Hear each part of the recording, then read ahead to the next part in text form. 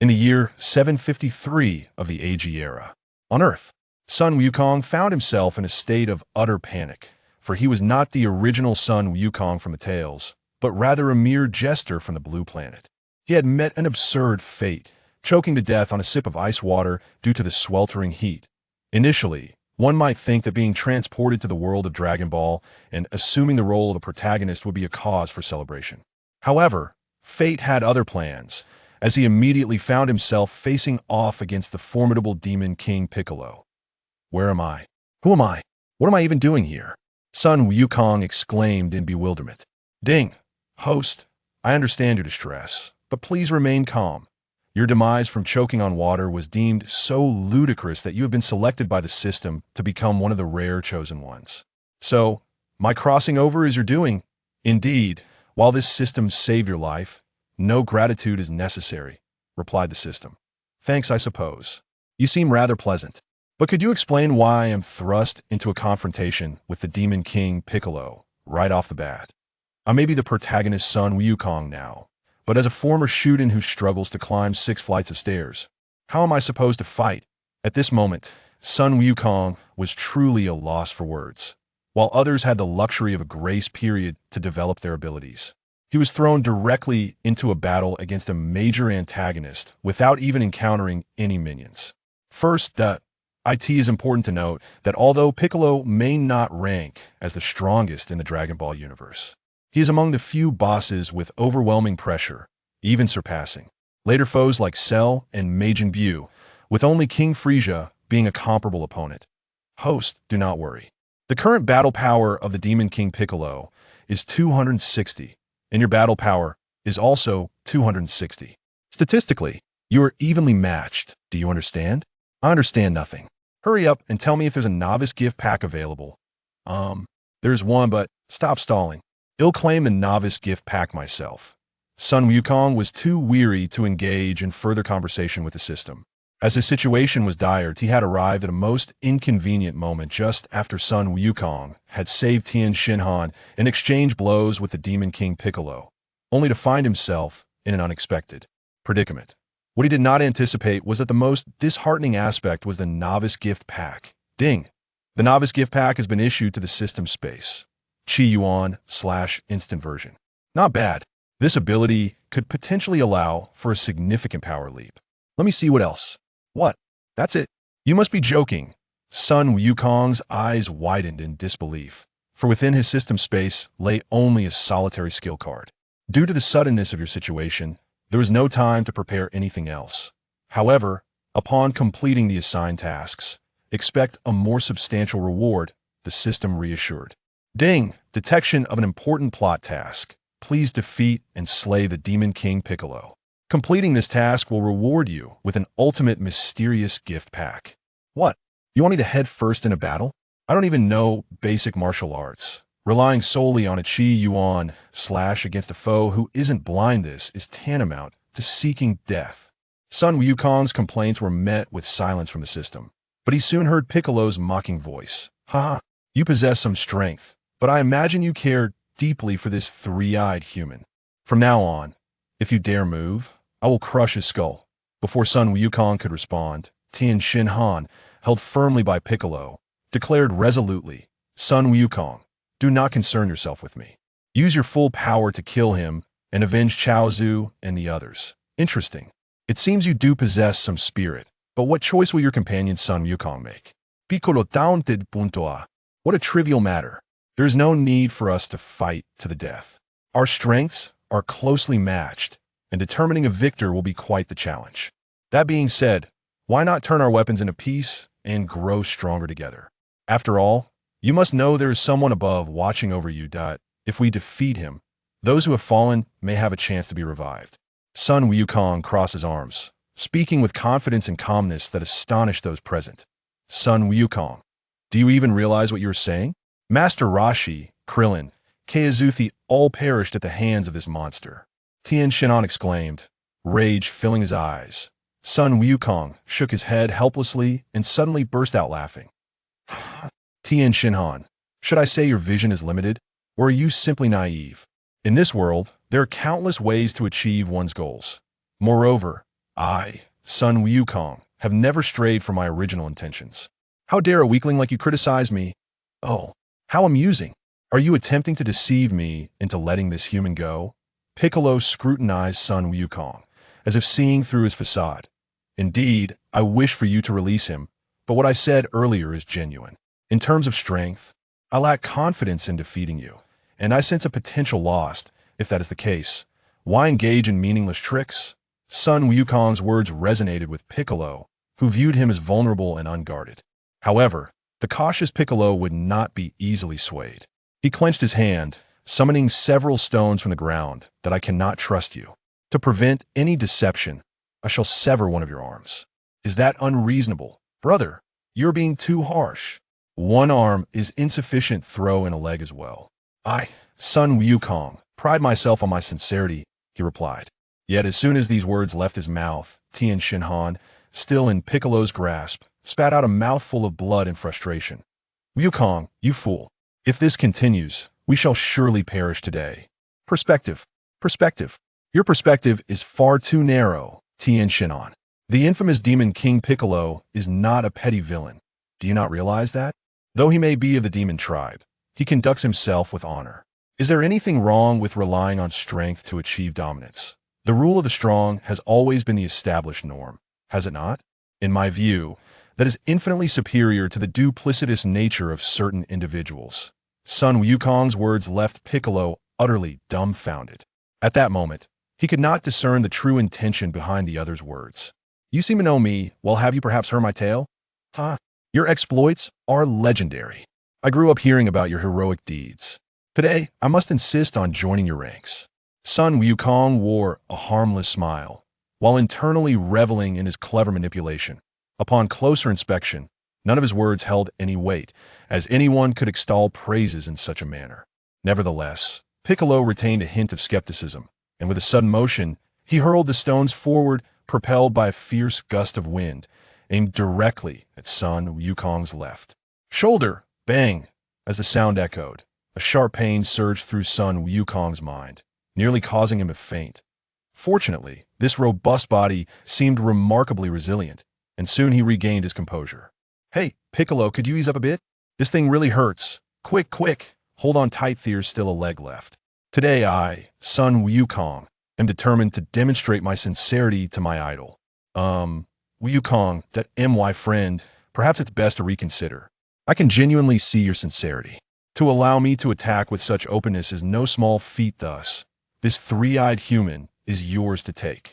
With that, the Demon King Piccolo casually tossed Tenshinhan before Son Wukong. Upon witnessing this, Son Wukong paid no heed to the other's fate, instead letting one arm hang limply as he strode directly towards Piccolo. This action elicited a flicker of caution in the Demon King. What are you implying, kid? Don't be so tense. Piccolo, look, we're in the same boat now. With my arm like this, you have to help me find a doctor. Otherwise, how will we handle that guy in the sky? As Son Wukong approached Piccolo, he maintained his unguarded demeanor. Yet the truth was his lack of combat experience left him utterly oblivious to the need for defense. This demeanor, however, quelled Piccolo's last shred of doubt.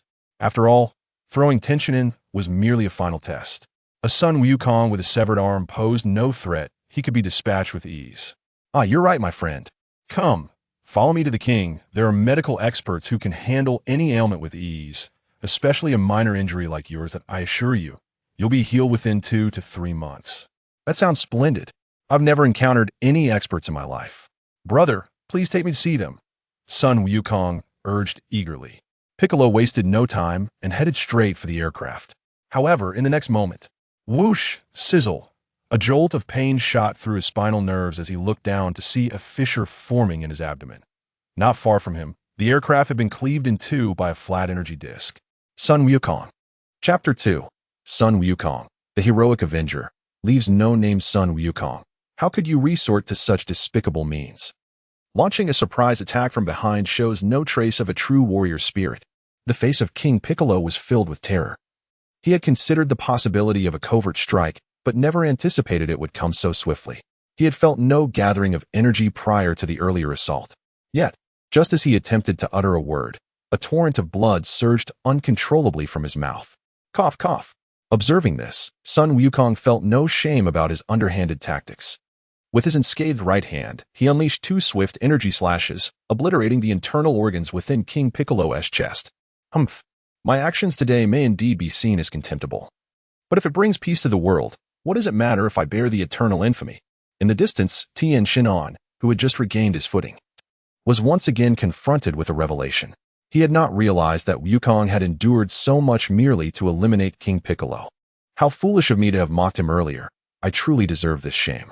However, before he could dwell further on his thoughts, a shadow suddenly flashed before him, and upon closer inspection, it was Son Wukong. Wukong, we can catch up later. King Piccolo's vitality is too formidable, even at this point. He still possesses the strength for self-detonation. We must leave swiftly, or we risk perishing alongside him. Upon finishing his words, Son Wukong exerted every ounce of strength to flee into the distance. Without hesitation, Tien Shinhan followed closely, moving with utmost caution. Boom! A cataclysmic explosion erupted, sending a mushroom cloud soaring into the sky. Son Wukong, witnessing the scene before him, wiped the cold sweat from his brow. They accuse me of lacking honor. Yet that scoundrel Piccolo is hardly any better. Just then, Wukong noticed something peculiar amidst the dust of the explosion. A strange, slime-covered ostrich egg. What is this? The second-generation Piccolo? It seems I must seize the opportunity to eliminate him once and for all. System, please remain calm. Host. The second-generation Piccolo is central to the storyline. If you defeat him now, you will forfeit the rewards. That is a valid point. But speaking of which, where are my task completion rewards? Ding. Defeating King Piccolo. Task complete. Rewards issued as follows. Perfect fusion of Son Wukong's original memories. Perfect fusion of all combat techniques. Skill. Kamehameha. Skill. Instant transmission. 10x Senza Beans, 1x100-point combat power enhancement card. Son Wukong gazed at the rewards, his brow twitching. His expression akin to one who had just tasted something foul. System, get out here. I seriously suspect this is nothing but a starter pack. System, there is no need for doubt. Cough, cough, no need for suspicion. This is indeed the reward for completing the task, as all explanations are at the system's discretion. Damn, you truly are a dog. Son Wukong silently seethed with rage, yet the system remained unresponsive, as if frozen. At that moment, a group of ragged reporters suddenly emerged from nowhere, their cameras and microphones thrusting toward his face. Dear viewers at home, the person before me is none other than the young hero who vanquished King Piccolo. One reporter exclaimed, turning to Son Wukong. Young hero, we witnessed your valiant deeds. On behalf of the entire world, I extend my sincere gratitude. Son Wukong regarded the reporter, who bowed deeply, and quickly raised his still-functioning right hand to assist him. You mustn't, sir. How can I accept such a grand gesture? King Piccolo was a scourge, and eliminating him is merely executing justice. I was simply fortunate enough to possess the strength. Such a noble spirit, young hero. Might I have your name, so I can write a piece celebrating your deeds for the nation? While King Piccolo was indeed a formidable foe, I paid the price of an arm for this victory.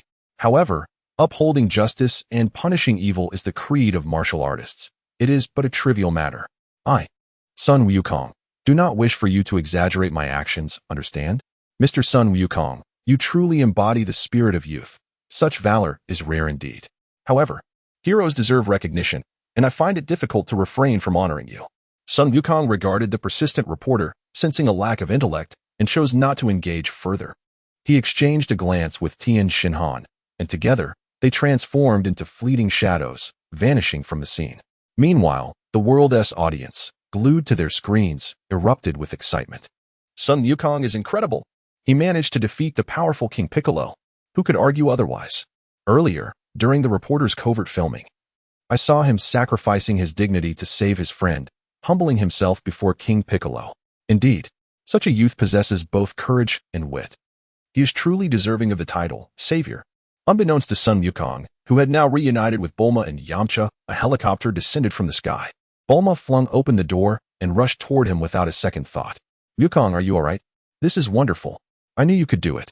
Son Wukong looked at the tearful figure of Bulma, puzzled, but quickly discerned her identity based on her hair color. Bulma, please be gentle. My arm is injured. And if you continue to hold me like this, won't Yamcha get jealous? Yamcha? Why would he be jealous? While he is indeed pursuing me, I have not agreed to anything. Bulma replied, winking at Son Wukong, who was left astounded. Yet, this statement struck a chord, and Wukong sensed that something was amiss. To avoid revealing his origins, he quickly accessed the memory fusion within the system. A flood of memory surged into his mind, yet the experience was devoid of pain. In a fleeting moment, he comprehended everything. It turned out that in this world, Bulma and Yamcha indeed shared mutual feelings, but their relationship had not progressed swiftly. They were not yet a couple. Ahem. Bulma, what I meant was, perhaps you could let go of me for now. I assure you, I am perfectly fine. Oh, right. Right. I got too carried away and didn't realize you were injured. Quickly, let us get on the helicopter. I'll take you to the best hospital in West City. You'll be back to normal in no time. No need for all that trouble. At that moment, Tien Shinhan interjected. I trained under Master Roshi, enduring harsh conditions that often left me injured. Trust me with Wukong. He will recover in less than a month. No need for all that trouble. As Tien Shinhan finished speaking, a stout warrior with a long sword approached from a distance. Son Wukong glanced at the crowd and explained. He is known as Mitsuya. Yachirobe, a friend I met previously who once saved my life.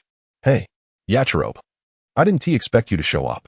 Hearing Son Wukong's peculiar name, Yachirobe paid it no mind.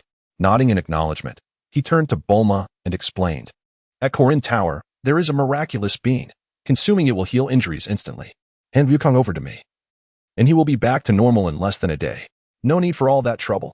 Bulma, Tien Shinhan, and Yamcha all wore expressions of exasperation. They merely wished to ascertain whether the repetition of that phrase held any significance.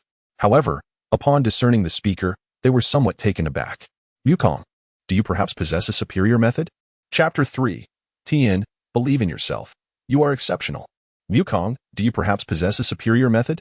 Son Wukong observed the speechless expressions of those present and, feigning nonchalance, reached into his garment, ostensibly to retrieve a magical bean from the system's space.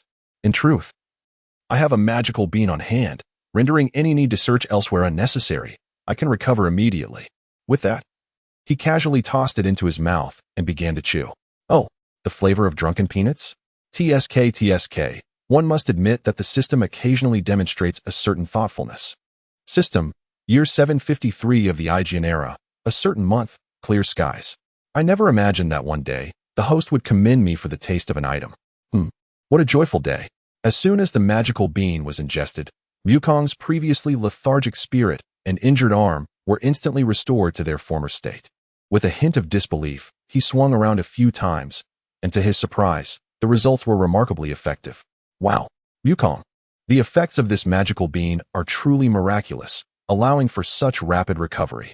Bulma wiped the corners of her eyes, still glistening with tears, and joyfully circled around Son Wukong. Nearby, Yamcha, Tien, and Oolong also approached out of curiosity to observe. You need not simply stand there. I possess only this one bean left. However, there are more at Korin Tower. If any of you require them, feel free to go and collect. Son Wukong, indeed, could not bear the way they gazed at him as if he were a mere monkey. One might think they were visiting a zoo. Nonetheless, the cheerful atmosphere among the group did not endure for long, as an unspoken sadness began to pervade the air. Wukong, as it stands. The eternal dragon has been slain by King Piccolo, and there is no hope left for Krillin and Master Roshi's resurrection. Yamcha discerned Wukong's confusion and stepped forward to elucidate. Oh, well, it's not entirely insurmountable. We simply need to locate the creator of the Dragon Balls within the Heavenly Temple and request him to revive the eternal dragon, thereby saving Krillin and the others. Is that truly possible? That would be splendid. Thankfully, we preserved their remains. Bulma's eyes sparkled, momentarily casting aside her previous gloom. However, upon hearing this, Tien fell deep into contemplation, realizing that Wukong's earlier words were indeed truthful. How foolish of me to have misunderstood him. Having come to this realization, he approached Wukong and bowed deeply. I apologize for my earlier remarks. Son Wukong regarded Tien's actions with a mix of bewilderment. However, being a seasoned expert in navigating social nuances, he dismissed the situation as trivial. His demeanor suddenly grew serious as he extended a hand to help Tien rise. It appears you have come to understand now. As I mentioned before, an individual's growth is not solely measured by strength, but also by their perspective. Tien, you are a martial arts genius. I believe you will inevitably become a legendary master known throughout the ages. Remember, at all times, never allow yourself to become complacent. Rest assured, Wukong, when we meet again, I shall challenge you once more. Upon hearing Wukong's words, Tien could not help but recall the determination Wukong had displayed when he willingly became King Piccolo's subordinate to save him. Such audacity was clearly beyond his current capabilities. Subsequently, Wukong instructed the others to head to Master Roshi's house to prepare the Dragon Balls and the bodies, while he and Yajirobe made their way to Korin Tower. During their journey, with no one else around to interrupt, Wukong seized the opportunity to utilize a series of skill and technique integrations from the system's space, ensuring to include the 100-point power-up card as well. Initially, everything proceeded smoothly without any fluctuations, reminiscent of previous memories. However, upon utilizing the 100-point power-up card, an uncontrollable surge of energy erupted around him. This sudden display startled the stout Yajirobe walking ahead. "Wukong, what are you doing? Making such a commotion? One would think you were planning a sneak attack. Come now, with your strength, I wouldn't need to resort to ambush tactics. That earlier situation was merely a consequence of my recent battle with King Piccolo, where I inadvertently lost control of my power." Wukong had no choice but to fabricate an excuse. Fortunate that Yajirobe was rather naive. Otherwise, he might have detected something amiss. Indeed, Yajirobe showed no suspicion and soon found the location where he had parked his craft. "Wukong, my vehicle is a bit cramped. Would you prefer to ride on the Nimbus?" "Why ride the Nimbus? My strength has significantly increased. I can soar to Korin Tower with ease." With that, Wukong exerted slight pressure through his legs and floated into the air. "Yajirobe, I am in a hurry to find the deity to revive the eternal dragon. I shall take my leave." With a whoosh, Son Wukong's figure vanished into the sky, leaving Yajirobe behind in a state of confusion. When did Wukong learn to fly? As the scene shifted, Bulma and the others had returned to Master Roshi's abode, arranging the petrified Dragon Balls on the ground, awaiting the implementation of Wukong's earlier plan. At that moment, Yamcha's voice abruptly disrupted the stillness. "Bulma, you must have feelings for Wukong, don't you?" Bulma, caught off guard, felt a wave of apprehension wash over her, and instinctively replied, "Absolutely not. My ideal partner is tall and handsome. How could it possibly be Wukong, that little shorty? While he is indeed powerful and offers a sense of security, he remains, in my eyes, that immature little brother." "Oh, is that so?" Yamcha casually remarked, as if asking without intent, because at this juncture, the answer was no longer significant. The unique expression on Bulma's face that only emerged when discussing Wukong was unmistakable. Launch, did you assist Tien in bandaging his wounds? It seems so endearing." Just then, Bulma noticed Tien exiting the door and curiously glanced at the blonde-haired Launch. The latter's cheeks flushed slightly, yet she retorted stubbornly, "What love? It's merely mutual assistance between friends, much like the bond you share with Wukong." "Ah, is that so? If that's the case, then it must be purely platonic friendship." Bulma, for reasons unknown, felt her heart race whenever Wukong was mentioned. She pondered internally. Could it be that she harbored different sentiments? At that moment, the Dragon Balls, previously resting on the ground, suddenly radiated a golden light. "Look, the Dragon Balls have truly restored Krillin and Master Roshi of Hope." Chapter 4, Little Blackie, Brother San? Within each heart lies a seed of dreams, requiring our relentless toil to nurture it. The world of Dragon Balls is no exception, for it is not the Dragon Balls that fulfill dreams, but rather courage. The one-stone Dragon Balls began to shimmer once more, leaving Bulma and the others in awe. "I cannot believe they truly returned to life. That Wukong is truly remarkable," Oolong exclaimed, his delight evident as he admired the scene before him. Bulma quickly gathered the glowing Dragon Balls together and, with a touch of sentiment, remarked, "Indeed, this little rascal, Wukong, can sometimes inspire a sense of reliability. Now that everything is in place, it is time to retrieve the remains of Master Roshi and the others." With this declaration, Bulma produced a small box containing several capsules and sequentially pressed them, tossing them onto the ground. Boom, accompanied by a cloud of smoke. Several uniquely designed frozen sleep pods materialized before the group. "Come forth, Shenron. Grant my wish." With the incantation, thunder rumbled and lightning flashed as dark clouds loomed overhead. Soon, the 7 Dragon Balls began to flicker, emanating a golden light. In the next moment, a colossal green dragon surged into the sky, circling once before hovering above the assembly. "Those who summoned me, state your wish." Upon hearing the words of Shenron, the individuals exchanged glances. Yamcha stepped forward.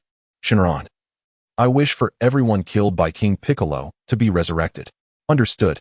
Your wish is granted." Shenron's eyes gleamed with a crimson light, and countless golden rays of light radiated outward. The frozen sleep pods were also enveloped by the same glowing energy. Moments later, the individuals within the pods began to stir. Bulma and the others hurried over to investigate. They witnessed a small bald figure, as if awakening from a deep slumber, sitting up in confusion and scanning the surroundings. Am I alive again? Krillin struggled to comprehend the unfolding events and looked around at the others. Before any explanations could be offered, Master Roshi and Kaiatsu awoke in succession. Equally bewildered like Krillin, Bulma and the others wasted no time in clarifying the entire situation to them. After listening, Krillin gazed towards the horizon, filled with unspoken sentiments. He had not anticipated that it was Goku who had defeated King Piccolo. It appeared that his power had reached a terrifying pinnacle. I must strive harder. I cannot fall too far behind. Goku has always been stronger than me since childhood, but I refuse to believe I cannot achieve what he has. Krillin's resolute declaration sparked a competitive spirit in Tien, who, being more mature, kept his thoughts to himself but secretly vowed to surpass Son Goku through sheer effort. Unbeknownst to them, their distance from Goku would only continue to widen, ultimately rendering them unable to even glimpse his back. The resurrection of those slain by King Piccolo brought joy to all, and in this harmonious atmosphere, the significant contributions of Son Goku were momentarily forgotten. Returning to an hour earlier, Goku had evaded Yajirobe and was utilizing his flying technique, propelling himself towards Korin Tower with all his might. However, due to his inexperience, he inadvertently input too much energy, causing his previously stable flight to break the sound barrier. This unexpected surge reduced what would have been a half-hour journey to a mere 10 minutes. Without fully experiencing the sensation of flying, he found himself nearing Korin Tower in the blink of an eye. He attempted to decelerate, for he had no desire to crash into the iconic structure. Korin, engaged in catching a large fish, was startled by the sudden surge of energy. Turning around, he beheld Goku, his eyes widening in disbelief. Goku, I can't believe how strong you've become after drinking the super divine water. It seems King Piccolo has been defeated. Indeed, King Piccolo is dead. However, during our battle, I wasn't as strong as I am now. This transformation likely occurred after defeating him, perhaps resulting from the growth I experienced in combat. As a light-hearted individual, Goku easily spun tails, asserting, whether you believe it or not is your concern, I merely speak my truth. Nonetheless, Korin appeared skeptical, reasoning that even if one were to experience a breakthrough, such a drastic change seemed implausible. After a moment's contemplation, he concluded that Goku must have partially absorbed the super divine water, and combat had accelerated the digestion process. Now that King Piccolo is dead, what are your plans, Goku? Well, there is indeed something important I must attend to. I have heard of the existence of a celestial deity, and the Dragon Balls were crafted by him. Yes, the Great Kai resides in the heavenly palace above Korin Tower. However, to ascend, you will need the assistance of your power pole, as it serves as the connection between Korin Tower and the heavenly palace. Oh, there's no need for that. I can fly up myself. With that, Goku tossed the power pole to Korin and, much to Korin's astonishment, leaped upward towards Korin Tower. Incredible. I never imagined Goku would grow to such heights. Goku departed from Korin Tower, soaring upwards through thick clouds, yet found nothing. How strange. At this altitude, I should be able to see something. Just as he pondered this, a ripple appeared nearby, revealing a semicircular floating landmass before him. Ah, it possesses an invisibility feature, but it makes sense. Without some form of protection, it would have been discovered by satellites long ago. With clarity, he proceeded towards the heavenly palace without hesitation. Moments later, he arrived at a flat, tiled surface, where a small black figure sat on a carpet, seemingly waiting for someone. Goku immediately surmised that this individual was not one of Kun's adversaries, but rather the ever-reliable Bu. System, assess Bu's combat power. Certainly, host. Ding. Bu. Identity, servant of the deity, combat power, 1030. What? Are you serious? 1030? This little charcoal head, resembling an Indian, possesses such strength? Goku was astounded by the displayed information, unable to fathom that the unassuming Mr. Bu held a combat power of 1030. Host, if you doubt the information, you may test it yourself. A friendly reminder, you may get knocked out. Ah, system, I seriously suspect you want to see me get beaten up. But do I strike you as such a foolish person? Goku internally scoffed at the system, then disregarded it, striding towards Mr. Bu. Hello there, Mr. Bu. May I inquire if the deity is present? I have matters to discuss with him. I am not Mr. Bu. My name is Bu. If you wish to see the great deity, you must pass a test first. Chapter 5. Reward. Awakening Grade Ape Transformation. A test? Goku recalled how, In the original story, he had also been met with a beating before the deity appeared. However, he clearly had no desire to endure such an experience this time. Just as he hesitated on what to do, the system chimed in with a notification. Ding. Triggered storyline task. Successfully complete debut 3 Brain Buster achievement in the Heavenly Palace. Reward. Awakening Great Ape Transformation, as well as control over whether to transform into a Great Ape under the illumination of the Bloods waves.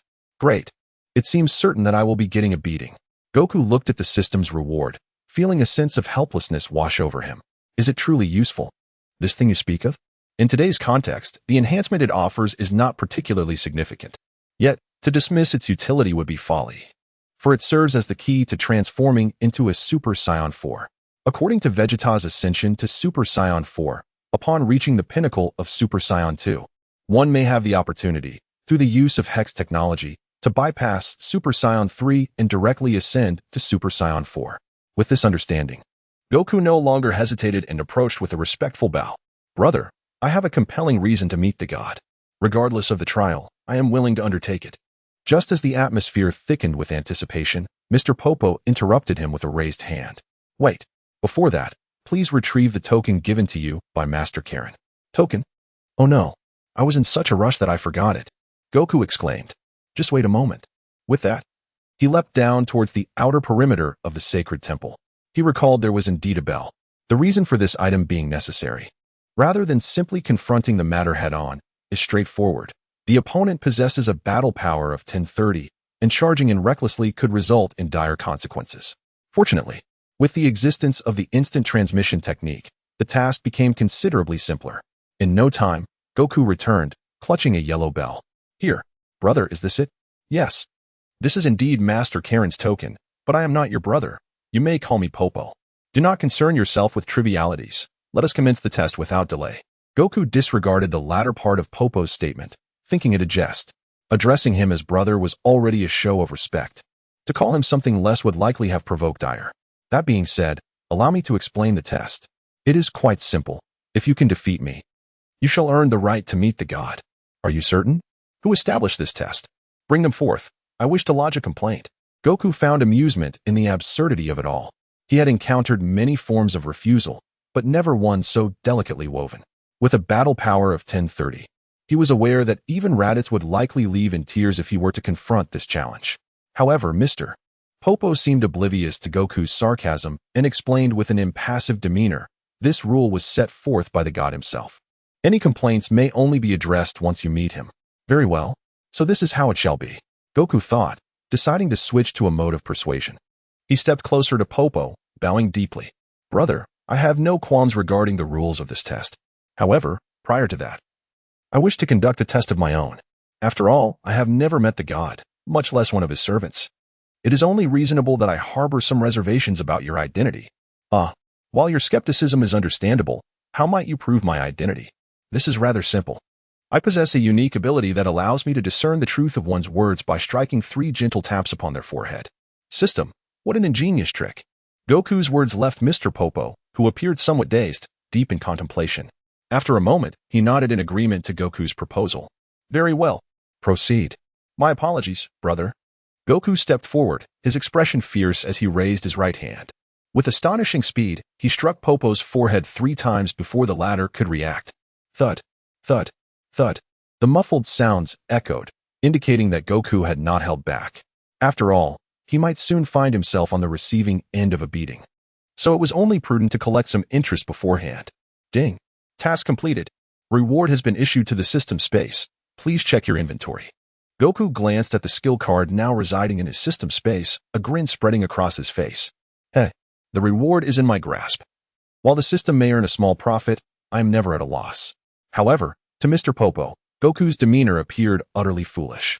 Well, you have tapped. Can we now commence the test? Goku, momentarily lost in thought, snapped back to reality, staring at the formidable battle power of 1030 before him. He hesitated to declare his readiness. Mr. Popo, you are indeed a servant of the god. I can see your strength. With my current capabilities, I am no match for you. Thus, from the very beginning, you never intended to allow me an audience with the god, did you? Not at all. Should you pass the test, you will certainly have the opportunity to meet the god. Unexpectedly, Mr. Popo's response nearly caused Goku to choke. Yet, as the saying goes, one cannot awaken a person who pretends to be asleep, nor can one rouse the proud from their pretense. Goku continued to disregard Mr. Popo's words. Hands clasped behind his back, strolling leisurely to the edge of the sacred temple. Gazing down at the swirling clouds below, he inhaled deeply. Life, much like the leaves upon a tree, is destined to fall from its branch from the moment of birth. Yet, despite this inevitability, they strive to shine with their own brilliance. The significance of a journey lies not in its destination, but in the beauty encountered along the way. As Goku spoke, he suddenly turned, his previously serene expression shifting to one of sorrow as he shouted at Popo, "Why? Why can such a simple wish not be realized? What wrongs have the innocent souls who were slain committed? You, lofty beings, merciful gods, have you ever opened your eyes to witness the hellish realm below? When King Piccolo wreaked havoc upon the world, you did not intervene. When he destroyed buildings, you remained passive. When he indiscriminately slaughtered the innocent, you chose silence. Now that I have finally defeated King Piccolo, is it truly too much to ask for an audience with the god?" Popo, who was already somewhat stoic and lacking in eloquence, was completely thrown off by Goku's outburst. Just as he was about to respond, a voice of age and wisdom echoed from behind them. "We have indeed been watching, but both Popo and I have our reasons for remaining hands-off. Thus, we acknowledge that we have erred in this matter." Chapter 6, The Surge of Power. Goku, who had prepared an impassioned speech of no less than 2,000 words, was abruptly interrupted by the voice behind him. He turned to see a figure resembling King Piccolo, though aged by the years. The god, having regained his youth through the Dragon Balls, appeared far older in comparison. Nevertheless, Goku understood the importance of maintaining the illusion. Upon seeing the god, his expression shifted from sorrow to rage. Without a moment's hesitation, he propelled himself off the ground, transforming into a projectile at an incomprehensible velocity aimed directly at the god. The god, having anticipated such an outburst, prepared to deflect Goku's assault with a casual gesture. Yet, a sudden surge of foreboding washed over him as he realized Goku's power was far greater than he had previously acknowledged. The punch, enveloped in a gale, was upon him in the blink of an eye. In that critical moment, a figure appeared before the god, raising a hand to block Goku's strike. As the celestial deity beheld the figure before him, he was not surprised to find it was Bobo. A sigh of relief escaped him. Yet he could not help but notice a flicker of astonishment in his eyes at Son Wukong's formidable strength. "Third brother, step aside quickly. This fellow is the demon King Piccolo. I have witnessed him take the lives of many innocents," Son Wukong shouted hoarsely, though inwardly he too felt a sense of relief. After all, he had overlooked his own impressive combat power of 360 points, while the celestial deity barely exceeded 300. "Oh, you are mistaken. He is not the demon King Piccolo. He is the esteemed celestial deity of this temple," Bobo explained with an expressionless face akin to that of charcoal.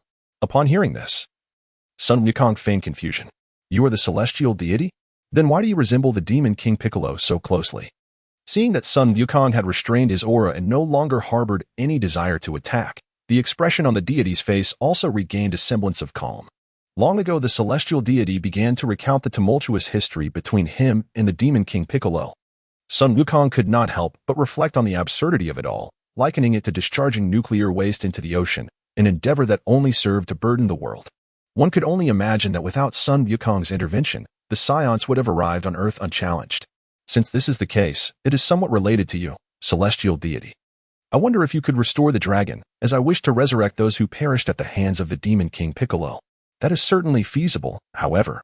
As a condition for this exchange, you must train here. Before his demise, the demon King Piccolo left behind a cursed egg. The infant within not only inherits all of Piccolo's talents, but is even more terrifying. Upon hearing this, Son Wukong was tempted to ask why they did not simply eliminate the threat while it was still weak. However, considering his narrative obligations, he refrained from interjecting. Just as he was about to voice his thoughts, a system task was triggered once more. Ding! You have activated a narrative task. Within 3 years, by the time of the 21st World Martial Arts Tournament, successfully elevate your combat power to over 1,000 points. Completion of the task will yield a reward of fully charged S cells within your body. Wait, does fully charged S cells mean what I think it means? Son Wukong eagerly inquired of the system. Yes, it means exactly what you understand it to mean. Once your S cells are fully charged, you will transform into Super Saiyan, making it exceedingly effortless. Theoretically, as long as your combat power reaches this threshold, You will encounter minimal obstacles and will not require rage as a catalyst. Remarkable. However, I have a slight issue. How do you presume I can achieve 1,000 points before the tournament in 3 years? Even the original Son Wukong, a martial arts fanatic, only reached 364 points after 3 years of training.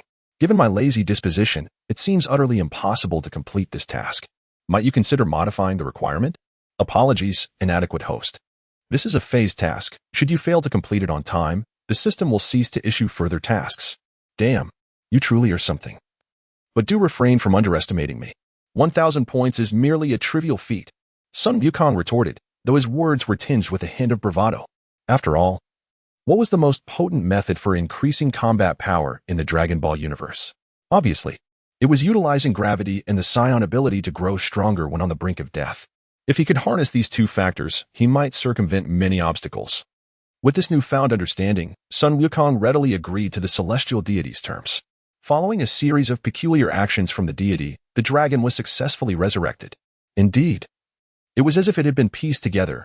Popo produced fragments of the dragon he had collected earlier and applied a potent adhesive, whether it was AB glue or 502.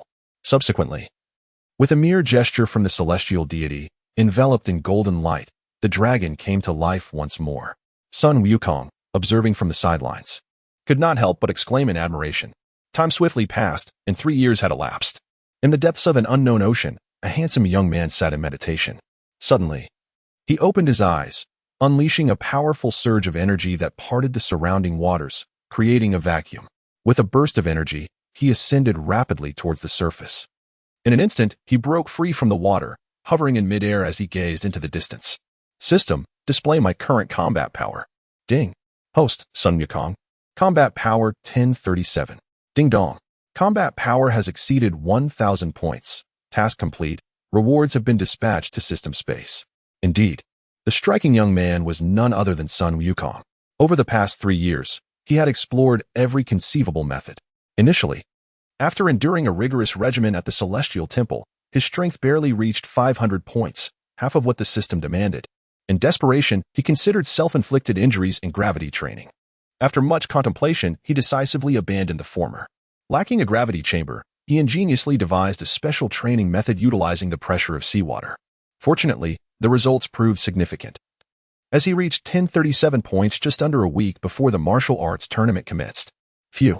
It is time to conclude my training and witness what this tournament entails. Chapter 7. The Martial Arts Tournament. Wukong meets Bulma. Vehicles traversed the roads in a congested manner, and the throngs of pedestrians were overwhelming. Their presence was due to the impending commencement of the World Martial Arts Tournament. Even the light rain falling from the sky could not deter the eager spectators. Beep. A taxi splashed through a puddle before finding an empty spot to pull over. From the vehicle emerged a short, elderly man dressed in a suit, accompanied by a beautiful woman with blue hair and a red dress. Ah, Lam-Z, it seems we have arrived first. I wonder if Krillin and the others will participate this year. The turtle hermit glanced at his watch, revealing a hint of impatience. Conversely, Lam-Z remained calm as she opened her umbrella, her gentle demeanor evident. There is no need to rush, Master Roshi. It could simply be traffic.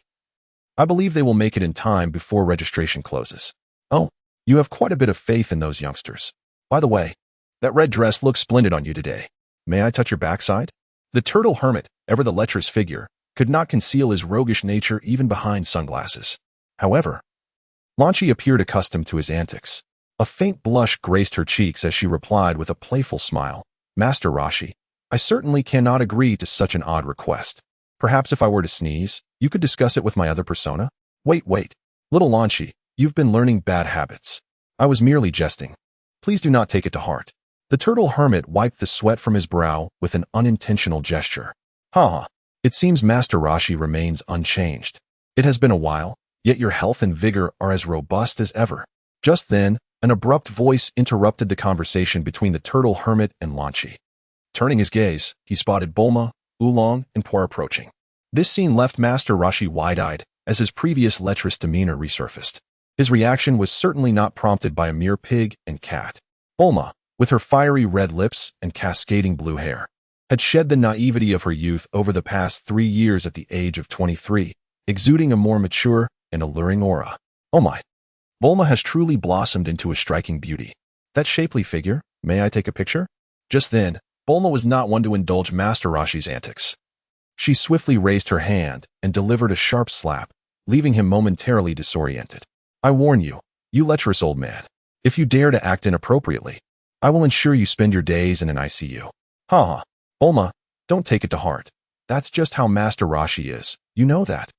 Blue-haired Launch intervened to lighten the mood, linking her arm with Bulma's. As the two women exchanged whispers and secrets, Master Roshi, Oolong, and Par stood by, dumbfounded. Before long, a little girl chasing a balloon dashed in front of them. Unfortunately, the balloon floated up into a tree just out of reach. Seeing this, Bulma attempted to help retrieve it but soon realized that even on tiptoe, she couldn't reach it. Turning to Master Roshi and the others, she was disheartened to discover they were equally short. Just as she pondered how to retrieve the balloon, a tall figure appeared before her, effortlessly plucking the balloon from the tree and crouching down to hand it to the little girl. Here you go, little one. But be careful not to let it go again, he said, gently ruffling her adorable hair. At that moment, Bulma finally recognized the boy who had helped.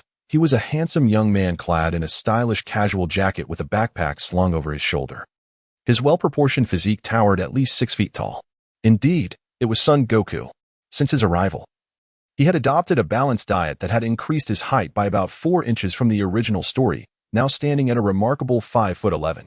Goku watched as the little girl joyfully skipped away before turning to Bulma. Bulma, it's been so long. And Master Roshi, it's great to see you back. How has everyone been? Bulma, taken aback by his familiarity, glanced around at the others, seeking clues about his identity. However, their equally puzzled expressions only deepened her confusion. Bulma, is this young man your friend? Launch inquired curiously, stepping forward. Although he's quite handsome, I don't think I know him, Bulma replied, turning her attention back to Goku. I'm sorry, but I don't have any recollection of you. May I ask who you are? Haha. Bulma, it's me, Goku. My appearance hasn't changed that much, has it? The word sparked a collective gasp from everyone present, with Bulma's astonishment particularly pronounced. What? You're Goku? They all exclaimed in disbelief. Haha. There's no need to be so surprised. I'm 19 now. It's only natural to grow taller. Well, Goku, this isn't just a little height increase. You've transformed completely. Indeed. And your style has changed dramatically. If you hadn't mentioned it, we would have never recognized you. As everyone chimed in, Bulma, driven by curiosity, stepped closer to inspect him, and then, in disbelief, she playfully slapped Goku's arm. It really is you, Goku. I can't believe how handsome you've become. Oh, that? I recently had to replace all my clothes due to training. So I just bought a new outfit from the nearest store. And what about your hair? I think the main reason we didn't recognize you is your new hairstyle. Oh, my hair got too long, so I just had a quick trim. Don't sweat the details. Goku spoke casually, but in truth, his entire look had been meticulously crafted. Initially reluctant, he had undertaken this transformation because the system had assigned him a task to impress the Dragon Ball crew, with a reward of a 200-point power boost card. It was worth noting that Goku had nearly drowned while striving to attain the last 100 points of power, only escaping thanks to a senzu bean he had kept in his mouth. The temptation was irresistible. After greeting Bulma, Goku approached Master Roshi and the others, engaging in warm conversation about his training over the years. Unbeknownst to him, Bulma watched him with starry-eyed admiration. Launch cleverly noticed this detail and gently poked Bulma's arm. What's the matter? Have you fallen for Goku? What? Fallen for him? Launch, what are you joking about? Sure, Goku has become a bit more handsome, but we're far too familiar with each other for that to happen. Besides, I've seen him grow up. Really? Is that so? I was merely speculating, Bulma. You don't need to explain yourself so much. Launch giggled, clearly amused by Bulma's flustered state, which was evident to everyone else. However, Bulma remained in denial or perhaps was yet to realize her feelings. You little rascal. Launch, you become quite mischievous. Just wait until I show you, Bulma declared, reaching to tickle Launch's side. At that moment, while they were playfully tussling, Goku suddenly stiffened, his gaze sharpening. Huh, those guys arrived right on time. Huh, what do you mean by right on time? Master Roshi, clearly puzzled, could not decipher Goku's words. But before he could ponder further, a series of swift sounds sliced through the air. Hello, everyone. It's been a while. How has everyone been? A gust of wind swept past, nearly lifting Master Roshi's hat into the sky. Thankfully, Goku caught it just in time, preventing any embarrassment. However, his eyes glinted with irritation as he faced the newcomer, a short, Noseless young man wearing a baseball cap, accompanied by 3 others. Krillin? Oh. Yamcha, Tien, and Kaiatsu are here too. Master Roshi's joy was palpable as he recognized his old students, and Bulma and the others quickly flocked to greet them, leaving Goku standing at the back, silent. He was still preoccupied with his task, after all. The Dragon Ball crew was vast, and if he accidentally overlooked Krillin and the others, it would spell disaster for him. After catching up on each other's experiences over the years, they all headed toward the registration area. Once they had signed in, Krillin finally noticed the tall, handsome boy standing behind them. He turned to Bulma and asked quietly, "Who is that guy? Is he your new boyfriend?" Upon hearing this, Bulma raised an eyebrow, immediately concocting a mischievous idea to tease her counterpart. "Oh, you mean this charming young man?" "Not quite yet, but who knows what the future holds." Clearly, her words captured the attention of everyone present, particularly Yamcha, who was taken aback. His astonishment did not stem from Bulma's affections for another, but rather from the realization that she had someone in her heart even years ago, during their battle against the Demon King Piccolo. To discover that this individual was not Son Goku left him somewhat bewildered. Nevertheless, Krillin, accustomed to Bulma's flirtatious nature, was unfazed. He approached Son Goku directly, extending his right hand. "Hello, I'm Krillin. You must be Bulma's friend, right?" "Yes. Hello, I'm Son Goku, and I indeed am Bulma's friend," he replied cheerfully. "Haha. I told you Bulma was unreliable. I almost fell for her trick." "Wait, what did you say your name was?" "Krillin. Long time no see." "It's me, Goku." Krillin's expression momentarily turned blank for 2 seconds, then filled with joy as he embraced Son Goku. "You rascal. We were all of similar height before. But after 3 years apart, you've secretly grown? Haven't you? Now it seems I'm the only one left feeling awkward." "Haha. That's a dull thing to say. I was always waiting for you, but you never grew." Meanwhile, my body just exploded in growth, shooting up to an impressive 185 meters. Upon hearing Goku's comment, not only did Krillin appear constipated, but Tien and the others also expressed their astonishment. "What? This person is Goku? I can't believe he has changed so much." Indeed, it seems that after years apart, everyone's strength has significantly increased. "Yes. We've indeed been training diligently over the years. During the martial arts tournament later, I must compete with you again. I have reached that level now." Tien's gaze was intense as he looked at Son Goku, his entire being radiating a fighting spirit. "That's great. I'm eager to witness your prowess," Goku remarked, though internally he remained unconcerned. After all, with his combat power soaring to an astounding 1037 points, he could easily handle several opponents at once. Ding. Task completed. A reward of 200 points of combat power enhancement card has been issued to the system space. "Hey, system, why not just give it to me next time? This task feels like a walk in the park." "System, understood, host. The next task will be of greater intensity." "Wow, I was just joking. But you're quite the schemer, system." After some casual chatter, the group headed towards the venue, awaiting the commencement of the match. The martial arts tournament was quite considerate, providing contestants with designated resting areas and accommodations. After some thought, Goku decided to share a room with Krillin, as he felt more comfortable with him. Having used the memory fusion card, those past lives felt as if he had personally experienced them. Moreover, he had always held a fondness for the little bald-headed friend, especially considering Krillin's formidable prowess was no mere boast. Once Goku and Krillin set down their belongings, they reclined on the bed and began conversing. "Goku, have you been training in the Heavenly Temple all these years?" "Not quite. I spent about 1.5 years there, but realized that it no longer offered me any growth, so I left to train elsewhere." "But how did you know I was at the Heavenly Temple?" "Oh, that's because later we all climbed Korin Tower and trained there for a while." It was mentioned casually by Master Korin. As Goku listened to Krillin, he couldn't help but recall the image of that large cat. Truthfully, he felt an impulse to pet it, but given its divine stature, such an action might be deemed disrespectful. Furthermore, the existence of the Senzu beans made it all the more essential to maintain a good relationship. He couldn't help but wonder how many remained after that chaotic encounter with the flesh-formed Yasuo. While lost in thought, Goku suddenly sensed a vaguely familiar aura, one that radiated a certain chaotic violence without reservation. It seemed that individual had arrived, but was their power level not a tad too low? "Goku, what individual has arrived? Do you have another acquaintance?" Krillin, puzzled by Goku's seemingly random statement, sought clarification. After assessing the newcomer's combat power, Goku shrugged it off, deciding to cease his observations. "Oh, it's just the son of Demon King Piccolo." "What? Who did you say?" The son of Demon King Piccolo? Goku, are you sure you're not mistaken? Krillin, questioning the reliability of his hearing, asked again with uncertainty. Goku's calm demeanor made him feel like he was joking. Calm down, Krillin. You heard correctly. It is indeed the son of Demon King Piccolo. But worry not, that guy is not much stronger than his father, and for me now, handling him is a piece of cake. Goku didn't even need the system to gauge combat strength. He could tell from the aura alone that it hovered around a mere 300 points.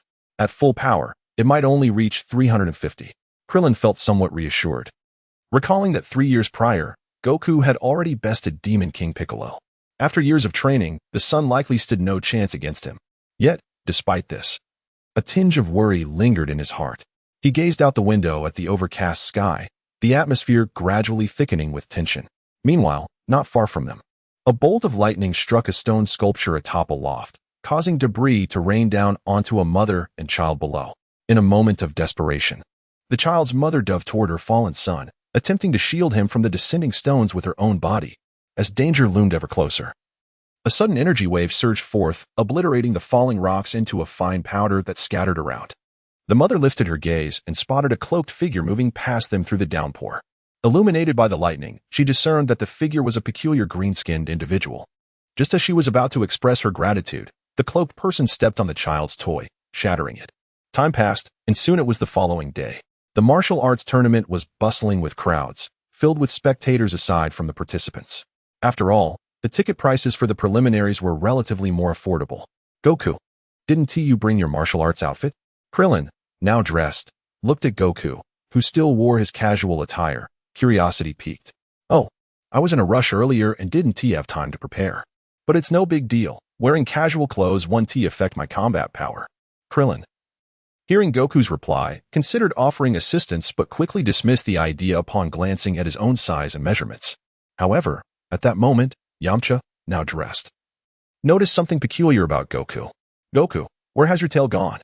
Oh, I've concealed it using a camouflage technique. Generally, it won't appear unless I unleash my full power. After all, I'm an adult now, and that thing's presence would inevitably cause unnecessary complications, Goku explained. Though in reality, he had received a hidden technique as a reward for a minor task years ago. Initially, he found it somewhat trivial. But during a recent purchase of new pants, he realized he needed to cut a hole in the back for his tail to fit. Subsequently, he decided to directly employ the hidden art rewarded by the system, rendering himself invisible. However, he spoke a truth. The fundamental principle of the concealment technique lies in the interference of mental power. In the heat of battle, one's presence would indeed become evident. As the group engaged in conversation, an abrupt sensation of being watched enveloped them. Turning around, they beheld a cloaked green-skinned figure entering. It was Tien Shinhan gazed at the newcomer, a wave of tense suffocation instantly stirring some rather unpleasant memories. Just then, Son Wukong approached and patted the individual on the shoulder, signaling him to remain calm. Don't be agitated. He is not Piccolo Daimao. Indeed, Tien Shinhan. Last night Wukong had already informed me. The individual appeared to be the son of Piccolo Daimao. After years of training, I am quite eager to see if I could match him in a contest. Krillin, having undergone a night of self-adjustment, evidently no longer bore the same fear he once did. Moreover, he sensed the profound aura emanating from Son Wukong, which swiftly quelled his earlier anxiety. After all, with his elder brother by his side, he could always rely on Wukong if things went awry. Following a brief period of shock, the group accepted this reality. As martial artists, having devoted years to rigorous training and witnessing significant growth in their abilities, they genuinely believed they could stand their ground against any opponent. In simple terms, they felt invincible. Son Wukong observed his companions. His earlier apprehension now replaced with a profound fighting spirit, though he couldn't help but shake his head in resignation. Ah, these old comrades. How can I assure them not to worry, yet they have become so overconfident? Just as he mentally berated them, he felt a tap on his shoulder. Turning to look, he saw a black-haired girl in a blue qipao quietly standing behind him, smiling. Hi, Wukong, long time no see. You are Chi-Chi. Son Wukong instantly recognized her. After all, at this moment, he could think of no one else but her. Krillin, seeing a beautiful girl suddenly appear, took the opportunity to assert his presence. Hey, Wukong, when did you get acquainted with such a stunning beauty? Why didn't you introduce us? Oh, she is. Before Son Wukong could finish his introduction, Chi-Chi interjected. extending a friendly greeting to Krillin. I am Wukong's fiancé. Nice to meet you. I am Chi-Chi. The revelation left Krillin and Tien Shinhan utterly astonished. They never expected that in the years since they last saw Wukong, he had become engaged. You've got to be kidding me, Wukong. Things have progressed so swiftly. If it weren't for the upcoming World Martial Arts Tournament, I'd have thought you were already a father, Krillin exclaimed, a mix of happiness and envy lacing his tone. Have you forgotten about us, your brothers? Wait, let me explain. I do know her.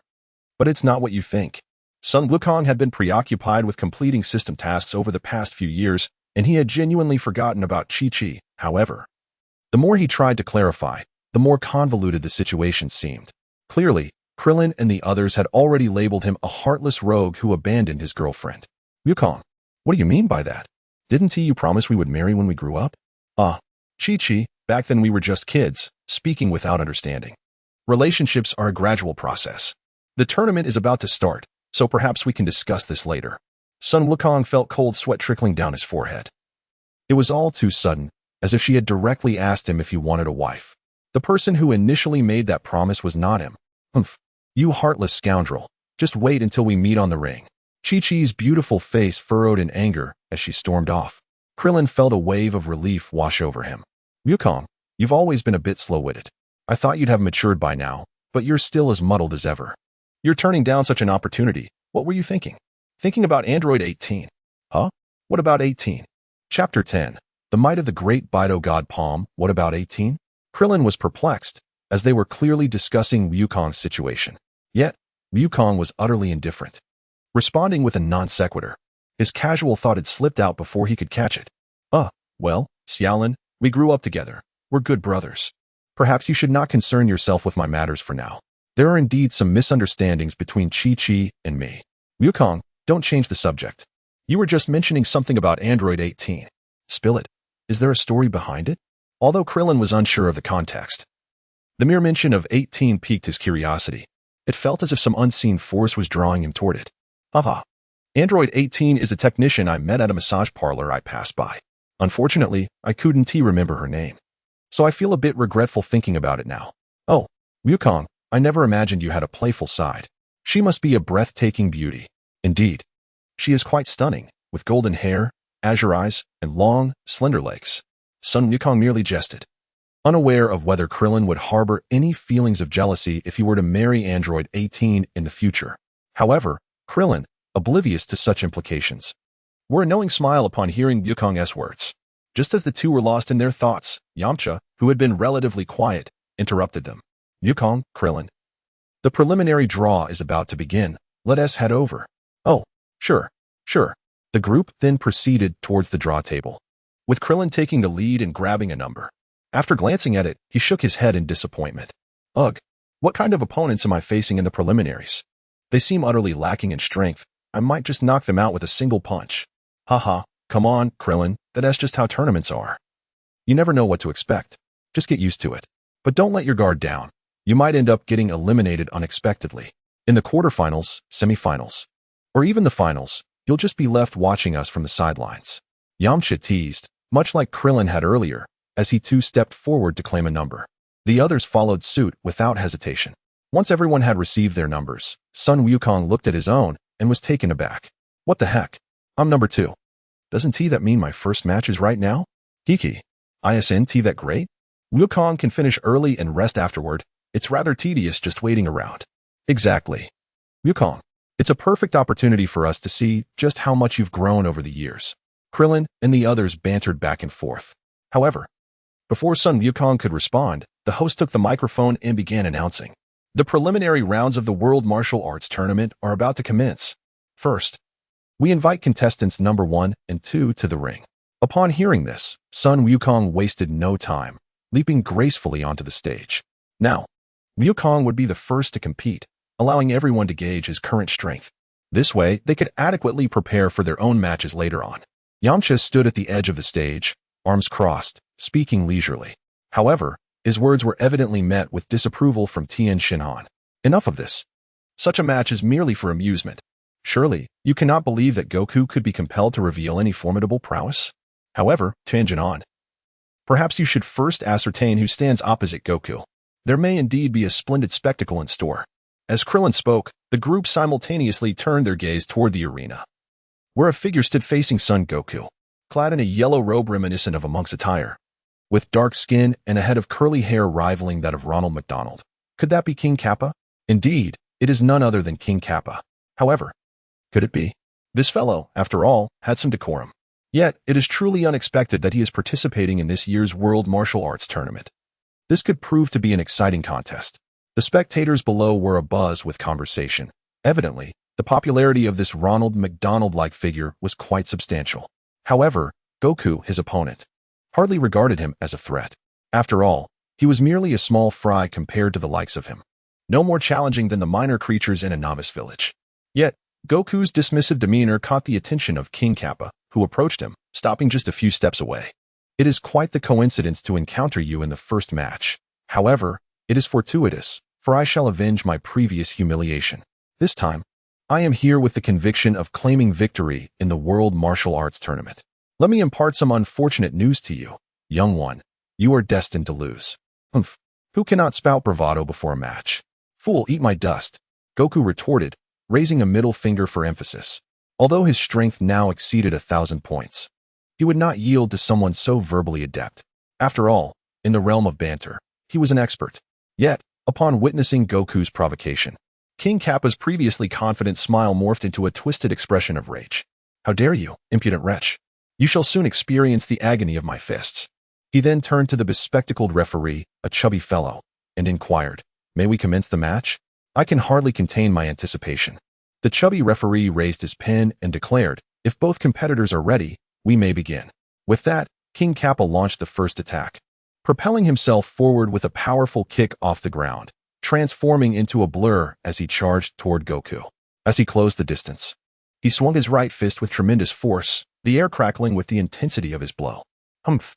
Arrogant fool, it seems my attack has left you speechless. Since my last defeat, I have trained relentlessly. Prepare to pay for your earlier insolence.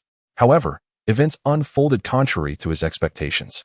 Before his fist could connect with Goku, he was met with an unexpected slap across the face. What? Did I just imagine that? It appeared as though the young man had evaded King Kappa's attack with an instantaneous sidestep. Surely, you must be mistaken. King Kappa failed to strike his opponent. The onlookers murmured, yet only a few truly grasped the situation, such as Krillin, who watched intently from the sidelines. Tianjin on. Did Goku just dodge to the side, slap him, and return to his position? It seems so, but the speed was too quick for me to discern clearly. Goku appears to possess an extraordinary level of strength. I doubt even my utmost efforts could achieve such swiftness. Yamcha, initially confident in his own training over the years, suddenly recognized the vast chasm between himself and Goku after witnessing that seemingly inconsequential slap. While the audience's chatter continued, the expression on King Kappa's face as he stood in the arena was nothing short of spectacular. Impossible. That punch of mine clearly connected. What sorcery did you employ? Oh, you mean this? Goku raised his palm, bemusedly glancing at King Kappa. This technique is derived from a martial arts manual I acquired years ago, called the Divine Slap of the Great. When activated, it renders the user intangible to all physical attacks while allowing for a precise strike to the opponent's face. Interested in learning? I could teach you. By the way, how have you been over these years? Want to learn? I can teach you. Goku's words, laced with a teasing expression, ignited a furious response from King Kappa, whose nostrils flared with indignation. He could not believe such a divine slap existed. It was clearly mockery aimed at him. How could such an attack possibly be real? If it were true, it would be akin to possessing supernatural abilities. Enough of your nonsense, brat. You merely dodged by chance before. Let's see how you evade this time. Having come to a realization, King Kappa attacked once more, this time being more cautious, shielding his face with one hand as he swung his fist. Yet, despite his precautions, a resounding slap echoed through the arena, just as before. You uncouth scoundrel. Do you not realize that slapping others is a sign of rudeness? Oh, my apologies. I tend to respond impolitely to those who display rudeness. So are you polite? Polite? You slap. King Kappa's frustrations boiled over, but before he could utter another word, the same side of his face was struck again. Though he was a martial artist, his resilience was not immune to the swelling pain of repeated blows. Referee, I wish to file a complaint. This is clearly an act unrelated to martial arts. This is the World Martial Arts Tournament. not a contest of supernatural abilities. King Kappa could no longer endure the bizarre antics of Goku, and in desperation, turned to the referee to seek a resolution, hoping to have Goku disqualified. However, the referee's response was disappointing, as he adjusted his glasses and replied nonchalantly, "Apologies, contestant. But there is no explicit rule prohibiting the use of supernatural abilities in this tournament. Moreover, being slapped does not fall under the category of supernatural powers. Impossible. This fellow clearly evaded my attack with some sort of magical intangibility. How can this not be classified as a supernatural ability? You see, sir. We reviewed the footage in slow motion, frame by frame. Contestant number 2 indeed evaded your attack before landing the slap." The referee pointed to the nearby camera, regarding King Kappa as if he were a fool. Yet, upon hearing this, King Kappa's mind was struck by a revelation. At this moment, he understood the disparity in their strengths. Goku's prowess was undeniably superior. The notion of the divine slap was merely a jest. Having realized this, he slowly raised his right hand. "I concede," he declared, turning to Goku. "I acknowledge that I am outmatched. However, you are not without fault. While your strength is exceptional, your martial ethics leave much to be desired. Mark my words, one day I shall return to reclaim the honor lost today." With that, King Kappa exited the arena amidst a chorus of astonished murmurs. Ding. Task completed. Spicy flavored Senza beans have been dispatched to the system space. Goku, hearing the notification, gleefully glanced into the system space, where 5 Senza beans lay quietly nestled. Indeed, he could have defeated King Kappa in a single move. This peculiar display was all for the sake of fulfilling a system task. As he ascended the stage, a sudden voice from the system commanded him to persuade his opponent to surrender while maintaining over 90 of their combat power. Initially, Son Wukong resisted the notion. But who could truly disregard the allure of spicy bean-flavored fairy beans? Moreover, the stock of fairy beans he possessed was dwindling, and any unforeseen circumstances could prove challenging to navigate. Thus, with no other choice, he devised the plan of slapping his opponent, and fortunately, King Kappa capitulated swiftly. Otherwise, Son Wukong might have found himself endlessly repeating the same motion on the arena today. "Wow, Wukong, you're simply incredible now. I couldn't even catch the speed of your earlier move," remarked Krillin, a close friend of Son Wukong, who couldn't help but express his admiration for the impressive display. Son Wukong waved his hand dismissively, tilting his head to gaze at the ceiling at a 45-degree angle. "Basic skills. No need to exaggerate. I merely rescued a wayward child, albeit one who might be a tad older than expected. Well, what have you been through these past 3 years? Beyond mere strength. I am astounded by your newfound flair for showiness. Truly, who said only women undergo transformations at 18? Son Wukong's cryptic remarks left Krillin bewildered, causing him to instinctively lean back in confusion. He simply couldn't fathom where the innocent Wukong of yesteryears had vanished. Enough of this idle chatter, Krillin. The other arenas are prepped, and our match should be commencing soon.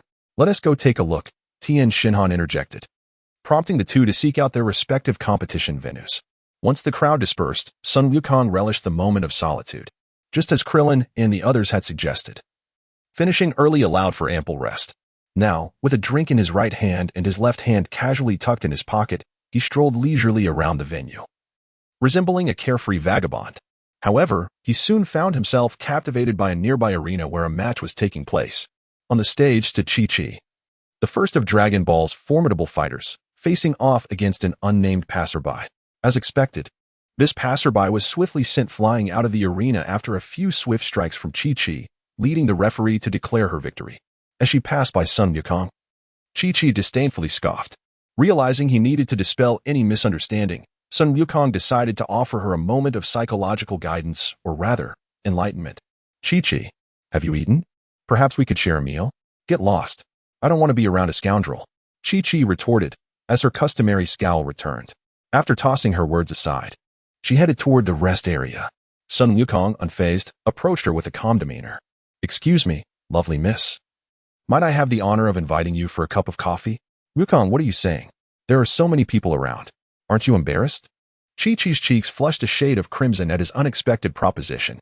Observing her reaction, Son Wukong couldn't help but chuckle inwardly. Indeed, just a young girl at heart. Though I may not be adept at wooing, countless short videos from my previous life have taught me well. He casually tossed his drink bottle into a nearby trash bin, adopting a demeanor that suggested he had weathered many storms. "In the years we've been apart, on sleepless nights, I have often reminisced about you. Those youthful days we shared, when we were blissfully unaware. Now, looking back, we have become mere acquaintances. How have you fared in these years? A sudden spark of realization flickered in Chi-Chi's eyes. As Son Wukong's delayed inquiry, paired with the melancholy etched on his face, diminished her lingering resentment. Well, these past years have been fine. I've been living with my father, practicing martial arts in my spare time, though I occasionally think of you. Her final words were so faint they could be mistaken for a whisper. Had it not been for Son Wukong's keen hearing. Then let us walk together. There's a delightful CAF nearby. Moments later, Son Wukong led Chi-Chi to a CAF by the river, shaded by a large umbrella. Once the server delivered their coffee and pastries, Son Wukong resumed the conversation. You left in such a hurry earlier. My words were not meant in the way you interpreted them. And what did you mean? Chi-Chi shot back, her irritation resurfacing. Son Wukong took a measured sip of his coffee while mentally strategizing how to deliver the right words to impress the naive girl before him. Chi-Chi, as I mentioned, I often think of you. Initially, I believed it to be love, but as I matured, I realized what we shared was merely friendship, akin to childhood companions. Humph, you are indeed a scoundrel. Do you even hear the nonsense you're spouting?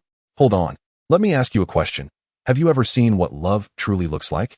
Son Wukong's profound inquiry brought Chi-Chi, who was on the verge of an emotional outburst, back to a state of calm. Love is about being with someone for a lifetime, growing old together, right? Yes, but also no. There is a sequence to it. Consider this. If the person you met back then had been someone else instead of me, would you still harbor the same feelings for him today? Son Wukong posed another unanswerable question, leaving Chi-Chi momentarily speechless. The answer matters not, for I have some insights to share, though they may not be entirely accurate. To me, love is the unwavering resolve to traverse mountains and seas for the one you cherish. It is a fleeting glance that surpasses countless encounters. A meeting that captivates time and softens the passage of years. Can you comprehend this, Chi-Chi? We have yet to experience anything together. Even if we forced a relationship. What then? Marriage is not the culmination of love. It is death that marks the end.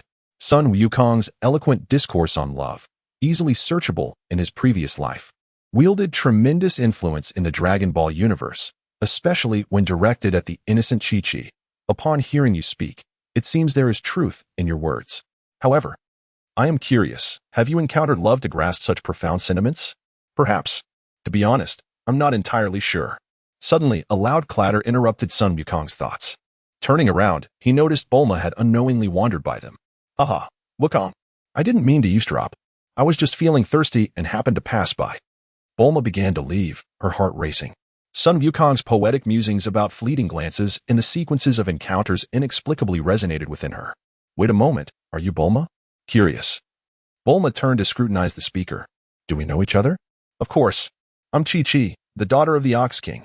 Wow, is that really you? You've grown so much. From a young beauty to a stunning young woman in just a few years. Bulma exclaimed, recognizing her, and joyfully circled around Chi-Chi before sitting beside her.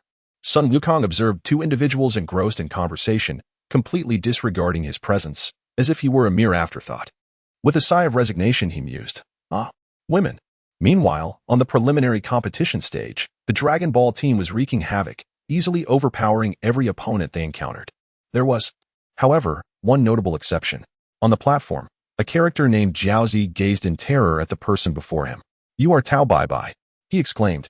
Ah, the little brat has sharp eyes. You can still recognize me. It seems this half-mechanical body of mine hasn't altered my appearance too drastically, Tao Bai Bai boasted, showcasing his metallic arm as if it were a trophy. Well, little one, considering our shared origins, I shall spare your life today. Now, be gone. With that, he lifted a finger and lightly pointed at Jiaozi. Instantly, a burst of yellow light emanated from his fingertip, striking Jiaozi with a resounding impact. Crash. Before Jiaozi could even comprehend what had transpired, he collapsed to the ground.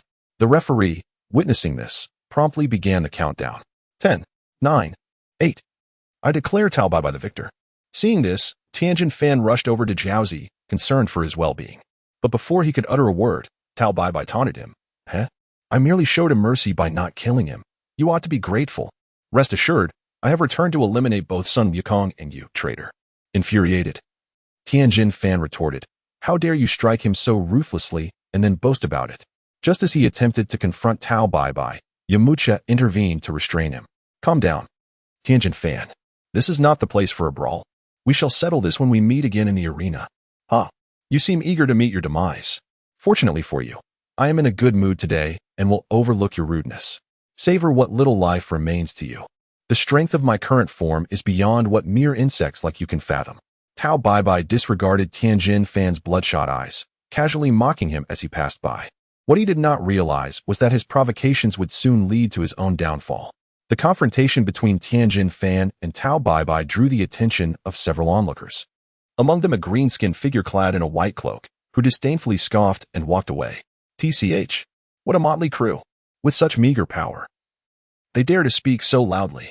A sudden wail of an ambulance siren startled Wukong, Bulma, and Chi-Chi, who were seated nearby sipping coffee. This martial arts tournament is truly intense. Who would have imagined that someone would end up in the hospital during the preliminaries? Bulma remarked nonchalantly, taking another sip. Is this martial arts tournament always this dangerous? Chi-Chi inquired, bewildered. Bulma, seeing her confusion, kindly explained, it's not always this severe, but it does happen occasionally. Especially when inexperienced fighters enter the fray without understanding their own limits. Speaking of which, Chi-Chi, you've done remarkably well to advance past the preliminaries so quickly. But that means you may face Wukong later on. Don't worry, Bulma. My strength is formidable as well. After all, who says women are inferior to men? At that point, it may be difficult to predict the outcome, Chi-Chi asserted, casting a glance at Wukong, who was idly seated across from them. Wukong had grown accustomed to the situation, having previously explained matters to Chi-Chi. Nonetheless, the sting of rejection lingered regardless of genuine feelings. Suddenly, Wukong sensed something amiss. Wait, why are Tianjin Fan and Yamcha among those who came out? Goodness, stop chatting. The one who was taken to the hospital is Jiaozi. What? Wukong, are you joking? While Jiaozi may not be as strong as you, I can't believe he was defeated so easily in the preliminaries. Bulma responded, clearly taken aback. Let us go check for ourselves. After all, Tianjin Fan and Yamcha are out too. Even if it's not Jiaozi, it's someone we know, Wukong declared. Bolting toward the ambulance, Bulma and Chi-Chi exchanged glances before hastily following him. Moments later, upon reaching Tianjin Fan and Krillin, Bulma confirmed her fears as she spotted Jiaozi lying on a stretcher. What happened? Jiaozi appears severely injured. Don't mention it. Jiaozi encountered an old nemesis, Tao Bai, whose augmented mechanical body far surpassed Jiaozi's strength. He was defeated in an instant. Fortunately, though Tao Bai fought viciously, Jiaozi's life is not in danger. Thank heavens. But what is Wukong doing up there? Is he trying to treat Jiaozi? Bulma noticed that Wukong had dashed ahead, now standing before the ambulance, examining Jiaozi's injuries. The medical personnel looked increasingly distressed and began to berate him. Sir, if you have no business here, please refrain from causing a disturbance. The patient's condition is critical, and any delay could result in irreversible consequences. Indeed, sir. If you continue to obstruct our efforts, I will have no choice but to call the authorities. As the medical staff grew increasingly exasperated, they began to physically push Wukong aside. Just as he was about to retaliate, he heard a notification from his system. Ding. Detection of the host obstructing medical personnel in their noble duty has triggered a temporary selection task as follows. Option 1. Assertively confront the medical staff, demonstrating your superiority to instill respect. Reward. Special trait, dominance, which intimidates opponents of lesser strength, inducing fear even in those stronger than you. Option 2. Show respect to the medical personnel and apologize for your impolite behavior. Reward. Special trait, gentlemanly, which garners admiration from weaker opponents and encourages deference from those stronger. Option 3. Display your prowess in front of the medical staff to astonish them, hastening Jiaozi's recovery. Reward. Special trait, reclusive master, which instills an aura of mystery in weaker opponents, evoking a sense of caution from those more powerful. What nonsense! Since when did the Dragon Ball world become concerned with charisma? These rewards are worthless compared to a simple power boost. Enough with the delays. I choose option 3. The first two do not align with my style. Though Wukong had a preference for the dominance attribute, as it would appear impressive in battle, after careful consideration, he ultimately selected the reclusive master attribute. For what is the demeanor of a true master, if not another form of allure? After contemplating these matters, Son Wukong decisively shoved the doctor aside and grasped his own garment. Step away, you charlatans, lacking in knowledge, yet daring to spout such nonsense. This unconscious individual is my friend. He merely suffers from a depletion of vital energy, compounded by his daily fatigue, which has led to his fainting. At this juncture, a modest intake of protein and water, coupled with stimulation to the philtrum and temples, will suffice for his recovery. Impossible. You are uttering sheer nonsense. This person evidently sustained severe injuries from an attack exceeding his limits, retorted the leading middle-aged physician clad in white, clearly unconvinced by Son Wukong's assertions. The facts before them seemed too absurd to accept. Beside them, Bulma observed the argument between Son Wukong and the medical staff, utterly perplexed and questioning their motives. Hey, someone should intervene and pull Wukong away. He seems a bit off his rocker. It's baffling. We've known him for so long. What does he know about medicine? Indeed, it felt as though Wukong had transformed into someone entirely different after years apart. Nevertheless, his erratic thought process remained unchanged. Even now, he managed to conjure up a spectacle. Krillin, Wukong's close companion, agreed wholeheartedly with Bulma's sentiments. Just as he was about to step forward to counsel Wukong, he noticed Wukong retrieving a bean from his pocket. Is that a senzu bean? Oh, how could I have forgotten? We gathered quite a few during our climb of Korin Tower. Darn it. It's all that Tao Bai Bai's fault for making me forget. Indeed, what Wukong held was the spicy-flavored senzu bean awarded by the system. Without hesitation, he popped the bean into the mouth of the unconscious dumpling and snatched a bottle of mineral water from a bystander. After this outrageous sequence of actions, nearly 2 or 3 breaths later, the previously unconscious dumpling opened his eyes, bewildered as he scanned his surroundings. Ignoring the crowd, his gaze quickly settled on the anxious Tianjin Fan nearby. Tianjin Fan, visibly overjoyed, rushed forward to embrace Dumpling, inspecting him closely. You seem to be recovering well. I must say, Korin's senzu beans are indeed miraculous. My apologies, Tianjin Fan, that Tao Bai Bai fellow is simply too formidable. I was no match for him, Dumpling replied, a hint of grievance on his face. Fear not. That fellow is my responsibility, should we encounter him in the upcoming matches. I will ensure he learns what true martial arts entails, far beyond the capabilities of his technological gadgets. The smoldering fury radiating from Tianjin Fan was evident to all. It was clear that Tao Bai Bai was in for a rough time. However, the medical personnel by the ambulance paid no heed to their exchange, instead regarding Son Wukong with expressions of disbelief. Sir, I beg your pardon for my earlier rudeness. May I inquire as to your identity? Oh, merely a traveling doctor with some peculiar skills, nothing of significance, Son Wukong replied dismissively, waving his sleeve. He had no time to entertain the doctors, as he was currently assessing the system rewards. Ding. Temporary mission completed. Rewards have been allocated to the system space. Enough chatter. Let us make use of it directly. He declared. As his words echoed, a gentle breeze inexplicably arose, causing the strands of hair on his forehead to sway slightly. Yet, to the medical personnel, the scene appeared quite different, compounded by the unique aura awarded by the system, Mystic Sage. At that moment, Son Wukong exuded an air of profundity and enigma. This gentleman must be jesting. I sincerely apologize for my prior impolite behavior, the leading doctor said, bowing slightly to Son Wukong. There is no need for such formality. I merely offered my humble assistance. Since matters are resolved, I shall take my leave, he stated, stepping away toward Bulma and the others. Hey, Wukong, after all these years, have you taken to playing tricks? Bulma exclaimed. TSK? Bulma, what are you saying? Clearly, a senzu bean suffices. Why waste money at a hospital? Moreover, I wouldn't exactly call it trickery. The senzu bean is indeed a divine remedy. Enough. You're always so stubborn. I want to argue with you. You've been bullheaded since childhood, and now that you're grown, you're still the same. Whoever marries you shall have a trial ahead, Bulma remarked, flipping her hair and turning her attention to Chi-Chi, who had embraced her arm. The two appeared to share a close bond. However, as Chi-Chi observed their playful banter, she suddenly caught on to something. Bulma, did Wukong mention something to me about a fleeting glimpse that surpasses countless beauties? Surely that is not referring to you. You both seem quite affectionate. What are you saying? Wukong would never fancy me. No boy would act so nonchalantly around someone he likes. Not necessarily. Before Chi-Chi could elaborate, Lan Chi unexpectedly joined them, teasingly interjecting her thoughts. Accompanying her were Master Rashi, Oolong, and Puar. Bulma, as the saying goes, the one in the thick of it is often blind to the truth. It appears you remain unaware. Your playful interactions with Wukong suggest that if you two do not marry, such antics may lead to complications, Oolong chimed in. All right, you rotund pig. Dare to mock me? Clearly, you were itching for a fight. Wait, I merely spoke the truth. Why not take your frustrations out on Lan Chi? For reasons unknown. Bulma's cheeks flushed with embarrassment as she lunged at Oolong, delivering a series of hefty blows, much to the amusement of Master Roshi and the others. Yet, amidst such joyful revelry, an unwelcome interruption was imminent.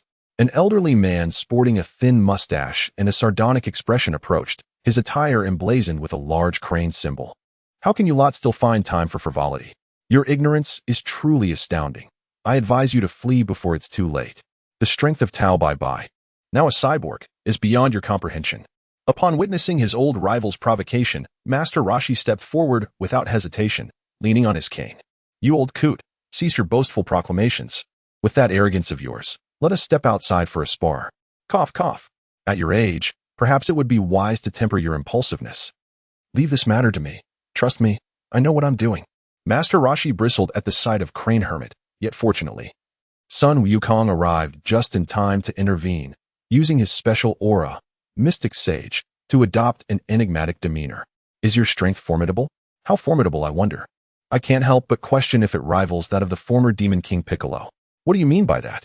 Crane Hermit regarded Son Wukong, noting the expert aura he emitted, leaving him unable to discern the true power of this individual before him. Nothing of consequence, to me. You all seem merely frogs at the bottom of a well. To concern myself with you pests would be to lower my own stature. With that, Son Wukong unleashed a fraction of his immense power, exuding a force that sent a gust of wind swirling, forcing those nearby to shield their eyes. Crane Hermit, taken aback, recognized that despite being unable to gauge Son Wukong's strength, the signs indicated that he was not to be trifled with. Do not act recklessly. This is not a battleground. Harming others indiscriminately is against the law. Before I change my mind, I'd suggest you leave promptly, old man. Isn't it much better to sip tea in the park and engage in some gentle exercise with the elderly? Why seek trouble? Are you looking for a death wish? How infuriating. You all should not be so arrogant. We shall see you on the field. After uttering a stern warning, Crane Hermit swiftly departed along the path he had come. There was no way he could withstand the barrage of taunts and threats from Son Wukong at his age. Wukong recalled the last encounter with Crane Hermit. The pressure had been quite formidable. However, for some reason, this meeting felt somewhat amusing. Krillin suggested, could it be that your own strength has increased, thus diminishing your fear? Son Wukong gazed at the little bald man before him, perplexed at how he had managed to win over Android 18 in the original tale. It must be said, the inhabitants of the Dragon Ball universe are rather simple-minded. With Crane Hermit no longer around to cast his peculiar remarks, Son Wukong and his companions finished their lunch and prepared for the afternoon event. However, as they entered, a familiar figure caught Wukong's eye. A rotund man clad in a yellow warrior's outfit, wearing a red mask resembling undergarments, strolled past. His distinctive gait set him apart from the crowd. Hey, meet Suit Yasuo. I didn't expect to see you here. The masked man paused momentarily, then pretended as if nothing had happened, continuing on his way. Oh, playing coy, are we? Yachirobe, Wukong exclaimed. Hey, I'm wearing a mask. How did you recognize me? Yachirobe retorted, promptly removing his mask. Son Wukong stared at him, his expression one of incredulity. How should I put it? Your undeniable charisma makes it difficult to overlook you. Want to know Chapter 15? Give me a kiss. Yachirobe found himself momentarily speechless at Wukong's sudden remark, clearly not sincere. Fine. I initially intended to participate in the tournament incognito, hoping to shock everyone by claiming the title of champion. Since I've been discovered, I won't hide it any longer. Yes, it was I who defeated my opponents this morning, leaving them in tears. Impressive. You truly are remarkable. Son Wukong observed that Yachirobe lived up to his reputation. Not only could he excel in crucial matches, but he also carried himself with an undeniable flair. The subsequent matches unfolded as scheduled, without any further incidents. The Dragon Ball team effortlessly dispatched a slew of opponents. Notably, due to Son Wukong's significantly enhanced strength compared to the original narrative, the Deity did not attend this tournament. The resulting butterfly effect was that Yachirobe, the so-called crucial match underdog, astonishingly advanced to the top 8. After a series of random draws, the matchups were announced: Tao Bai versus Tien Shin on Son Wukong versus his beloved Chi-Chi Krillin versus the formidable Babidi Yamcha versus Meet Suit Yasuo. Wow, Krillin, you hit the jackpot. You're up against the Demon King Piccolo. How do you feel about lasting 10 rounds? Son Wukong chuckled at the matchups. Without the presence of Dumpling, my luck has truly taken a turn for the worse. It seems I might fall in the top 8, Wukong, Krillin admitted, unable to mask his fear. Especially since Piccolo's green visage was quite intimidating. At that moment, Yamcha chimed in, patting Krillin on the shoulder. Don't worry, when I make it to the semifinals. I'll let you know how much the prize money is. Humph. Yamcha, with your level, it's uncertain who will even make it to the semifinals. The self-assured Yachirobe folded his arms, clearly unconvinced. Yet, it must be noted that Yachirobe's skills were indeed noteworthy. Having spent extended periods on Korin Tower, he had absorbed some teachings from Korin himself. Observing the peculiar tension among his friends, Son Wukong decided to intervene. All right, you verbose champions, before we proceed, let us check out Tien Shinhan's first match. He turned his gaze towards Tien. Go on, give him a swift blow to the head. If I were to face him, I'd have to dismantle him to see whether he bleeds or oozes oil. Rest assured, that fellow may possess some strength. But in my eyes, he has no match for me. Tien Shinhan confidently nodded at Son Wukong as he made his way to the arena. Meanwhile, Tao Bai gracefully floated onto the stage, exuding an air of superiority that suggested formidable prowess. Quite brave of you to confront me, knowing who your opponent is. I commend you. For your impressive display, I shall spare your life, but only half of it. Humph. Do you believe that transforming into this grotesque form has merely enhanced your verbal prowess? Who will ultimately outlive whom remains to be seen? The two squared off. Taking their stances, and with the referee's whistle, the battle commenced. At that moment, Crane Hermit used his supernatural abilities to incessantly distract Tien, causing him to frown as memories of Tao Bai's past intimidation flooded his mind. Recognizing the opportunity, Tao Bai wasted no time, dashing forward to launch an attack. A swift, powerful hand strike aimed at Tien's neck was unleashed. Suddenly, Tien, who had appeared vulnerable, vanished from sight. From behind, he struck Tao Bai's back with a single hand. Using the momentum, Tao Bai stumbled, nearly falling off the edge of the arena. However, thanks to his enhancements, he quickly regained his footing, leaping into the air and delivering a kick toward Tien. Yet, Tien once again evaded with remarkable speed, reappearing behind Tao Bai and delivering a swift kick. Caught in mid-air without leverage, Tao Bai fell to the ground in a disarrayed heap. The Dragon Ball team erupted in cheers from the sidelines, while Bulma, clad in a striking gown, found herself beside Son Wukong without notice. Wow, Wukong. Tien has become incredibly strong since we last met. It seems Tao Bai can't even graze him. Indeed, he possesses some strength, though perhaps not in abundance. TCH. When did you become so arrogant? I am merely speaking the truth. If I were to step in, I could scatter that pile of scrap with just my aura. Son Wukong shrugged nonchalantly, embodying an air of humility despite his impressive appearance, which caused Bulma's heart to race once more. Wukong. What did you mean by those words to Chi-Chi? Could it be that during our 3-year separation, you found someone else? Are you genuinely curious? Son Wukong was taken aback by Bulma's demeanor. He thought to himself, could it be that fortune and love has finally graced me? He glanced sideways at Yamcha, who was intently watching the match. Well, regardless, Yamcha will have to wear that cap of envy, even if Vegeta doesn't show up. What should I do? Wouldn't that mean I've snatched away from the esteemed Beilauer? Master, do you have any rewards for my audacity? Ding. This system is a serious one. The host's peculiar inclinations towards married women are of no concern to me, thus there are no rewards. Damn. What nonsense is this about married women? Bulma is still a young maiden. After all, first come, first served. Do you understand? As Son Wukong pondered, conversing with the system, Bulma's response slipped out. Her cheeks flushed like blooming peach blossoms as she whispered softly. I'm quite curious. Perhaps you could enlighten me, and I might even offer some counsel. Well, if I had to say, there is indeed such a person. However, it remains my little secret, and I cannot disclose it to you. If you truly wish to know, grant me a kiss. Wukong, how can you be like this? Forget it, I don't want to know anyway.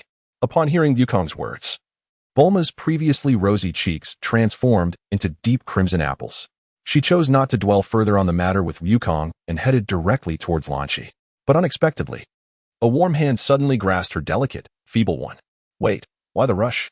You haven't even heard the answer yet. In Chapter 16, Tien Shinhan loses a hair, and love blossoms like a bouquet in spring, filled with vitality and exuding an enchanting fragrance, whether it be the echoes of past lives or the result of countless reincarnations. Bulma, usually so carefree, now found herself enveloped in an inexplicable shyness. Honestly, Wukong, you scoundrel, don't joke at such a time in public. Suddenly, Wukong interrupted her, deliberately lowering his voice an octave, infusing his speech with a bubbly tone that felt genuine rather than contrived. If decades from now we are still merely friends, would you feel regret? I don't know what you think, but I would feel somewhat unsatisfied. After all, the world is vast, and you were the only spark in my life. Since meeting you, my heart has housed a perfect being. Henceforth, everyone else seems lacking. Perhaps knowing the futility of it, and still pursuing it is my greatest sincerity. This lengthy declaration from Wukong left Bulma's pupils trembling. Memories of their encounters surged like a tide, replaying in her mind like a slideshow. Ultimately, her overwhelming emotions led her to relinquish her last vestige of rationality and reserve. One must admit, the actions of a bold girl are often the most unexpected. In the midst of the crowd surrounding the arena, Bulma suddenly embraced Wukong. At that moment, feeling her soft form, the audacious protagonist, Wukong, wore a subtle smile unseen by anyone else. Yes, to embrace the beautiful maiden is to live without worries. Could this be the joy of Vegeta and Yamcha? However, their actions went unnoticed by the onlookers, for the battle on the stage was far more captivating. Accompanied by gasps, Tien Shinhan had just twisted off the mechanical arm of Tao Bai Bai. To everyone's astonishment, a blade unexpectedly sprang forth from the severed arm. In a moment of inattention, Tien Shinhan was struck in the chest. The gory wound was a horrifying length of 3 to 4 decimeters. Pause. Noticing the sudden commotion, the golden-haired referee, donning sunglasses, stepped forward. Contestant Tao Bai Bai, you have violated the rules of the World Martial Arts Tournament. The use of weapons during the match is prohibited. Thus, I regret to inform you that you have been disqualified. I hereby declare that contestant Tien Shinhan is the victor and advances to the semifinals. Indeed, how outrageous to use weapons in a match. Such a person is utterly shameless. It ruins the viewing experience. Humph. I see this lad as merely a silver-plated FAAD. If weapons were allowed, I could just bring an AK. Wouldn't that mean I could win too? The crowd's jeers reached a fever pitch, inciting Tao Bai Bai's already boiling anger to explode. Shut up, you bunch of loudmouths. You enjoy talking big, huh? Just wait until I bring out 2 AKs. Rest assured, I'll make you all suffer slowly. At this proclamation, the once assertive critic recoiled in fear. Yet, after confronting the hecklers, Tao Bai Bai redirected her focus towards Tien Shinhan. I'll deal with you, traitor, before I handle those petty fish. Bah. I never expected you to have fallen so low, Tao Bai Bai. You no longer possess even the basic shame of a martial artist. Given this, do not blame me for disregarding our past camaraderie. As Tien Shinhan spoke, he tore away the remnants of his tattered clothing, revealing his robust chest. Tao Bai Bai, of course, would not allow him the chance to flaunt. Without hesitation, she lunged forward with a thrust of her sword. However, to her astonishment, Tien Shinhan executed a 100 empty-handed catch of the blade, and with a single hand, no less. What? How is that possible? Your strength. But before he could finish, Tien Shinhan tightened his grip on the blade. With a crisp sound, the composite steel sword in Tao Bai Bai's hand snapped in two. Such despicable tactics are unnecessary. If your strength is merely at this level, I advise you to concede. Out of respect for our past as comrades, I will overlook what you did to the dumplings. Tien Shinhan delivered an impassioned plea. However, to Tao Bai Bai, whose resolve was firmly set, it bore no significance. Hee, don't become too complacent. Next, you shall taste this. As she spoke, her remaining mechanical hand fell away, revealing a deep, dark cannon barrel. Activating the targeting system, immense energy began to coalesce at the mouth of the cannon, accompanied by ominous beeping sounds that sent the audience into a frenzy. Boom. In an instant, a blinding beam of energy, as thick as a human arm, shot towards Tien Shinhan. You shall pay for your earlier arrogance. Witness the enhanced version of my Kamehameha and see how you fare against it. With a scheming grin, Tao Bai Bai declared. Master Rashi, sensing the impending danger, looked alarmed and said, "This is bad. What if he hits the audience behind him?" Tao Bai Bai truly harbors malicious intent. Tien Shinhan is in grave peril. Teacher Wutian, what should we do? We must find a way to save Tien Shinhan. Lan Shi nervously fidgeted with her clothes, oblivious to the prying eyes around her. At that moment, Sun Wukong's familiar laughter echoed through the crowd. Do not fret, everyone. As the saying goes, the thunder is loud, but the rain is light. There's smoke without fire. In my opinion, such an attack poses no real threat to Tien Shinhan. I, Sun Wukong, will state this clearly. If he loses even a single hair, I will accept defeat. Sure enough, just as Wukong finished speaking, a roar resonated throughout the arena. Tien Shinhan stood his ground, unflinchingly inhaling deeply, without evading the impending strike. The seemingly formidable energy attack dissipated into thin air. Tao Bai Bai, upon witnessing this, was so frightened that his legs turned to jelly, and he instinctively began to retreat. However, Tien Shinhan would not afford him any opportunity. He charged forward with blinding speed, swiftly disassembling several of Tao Bai Bai's mechanical limbs. Just as he was about to twist off the mechanical skull, he reconsidered, finding the grotesque sight of the dismembered parts rather unappealing. Meanwhile, the Dragon Ball team let out a collective sigh of relief. Krillin, oblivious to the gravity of the situation, patted his bald head and remarked, "Goku, you really are something else. It just hit me. Where did Tien get his hair?" Amidst his jesting, he suddenly exclaimed, "Wait. What are you and Bulma doing holding hands in broad daylight? What's the deal? Are you two an item?" With each exclamation from Krillin, the rest of the Dragon Ball team turned their curious gazes towards Goku and Bulma, who were hand in hand. Bulma nestled against Goku's chest in a tender display of affection. "Krillin, there's no need to be so astonished. Bulma just seems a bit under the weather. She is feeling cold, probably due to a fever, so I'm just keeping her warm." Goku explained innocently. "Are you even listening to your own words? Keeping her warm? I'm too embarrassed to point it out, but when did you two start dating?" Krillin's words echoed the collective curiosity of the group, particularly Chi-Chi, who had long suspected Goku's affections lay with Bulma. "Goodness, Bulma, you were so adamant in your denial earlier. The irony of the situation is quite amusing now." Someone chimed in, "And I've been shipping this couple since childhood. It's about time," Launch added playfully, trying to mask her earlier concern for Tien Shinhan. Exchanging glances filled with understanding, Bulma shyly spoke up, "You all should stop speculating. It's not quite what you think." Goku chimed in, "Right? Bulma and I share a bond stronger than mere friendship. I mean, we're like siblings. So please, don't misunderstand."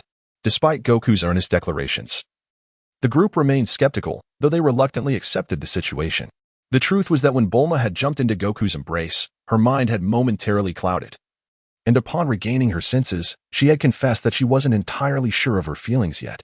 As the group was still engrossed in the peculiar relationship between Goku and Bulma, Tien Shinhan's battle reached its conclusion.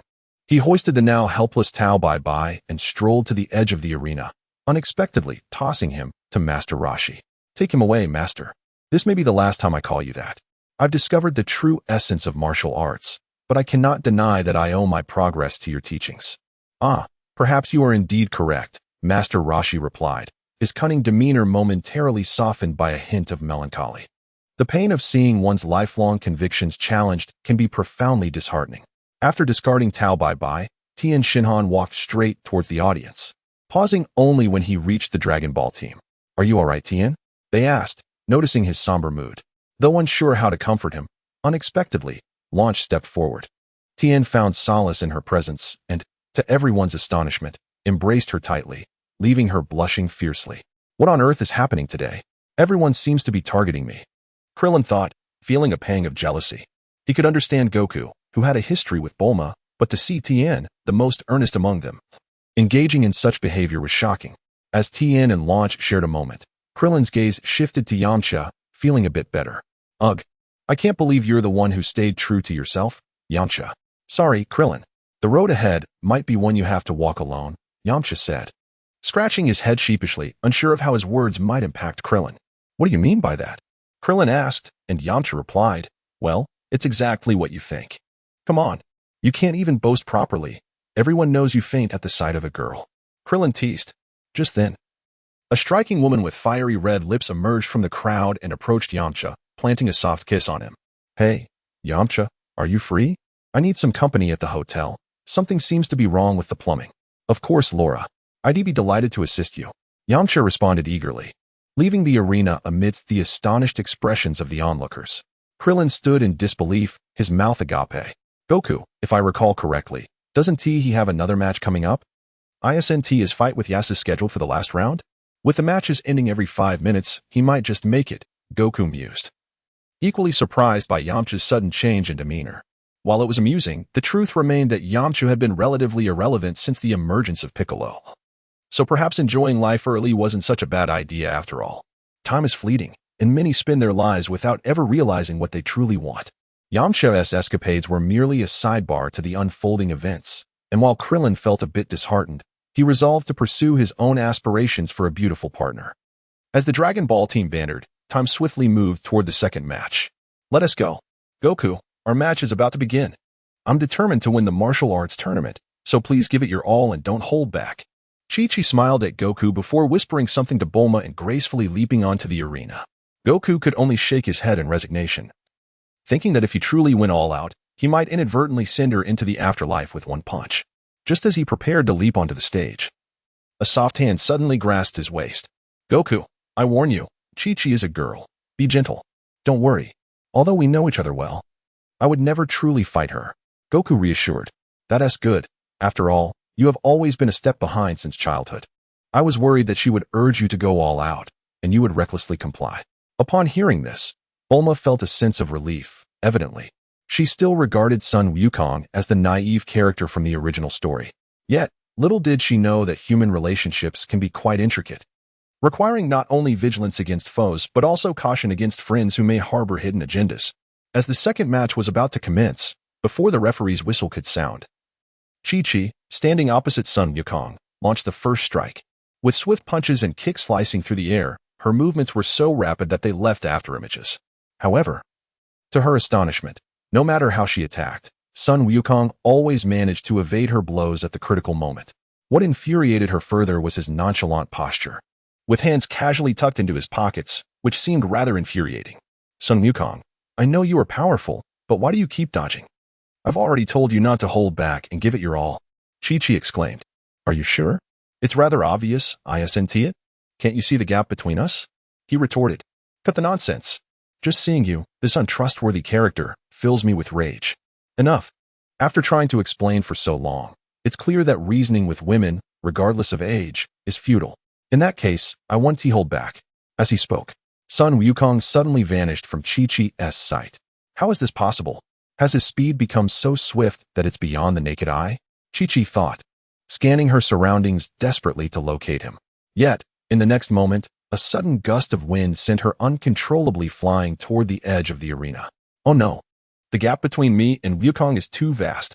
I have no chance to retaliate.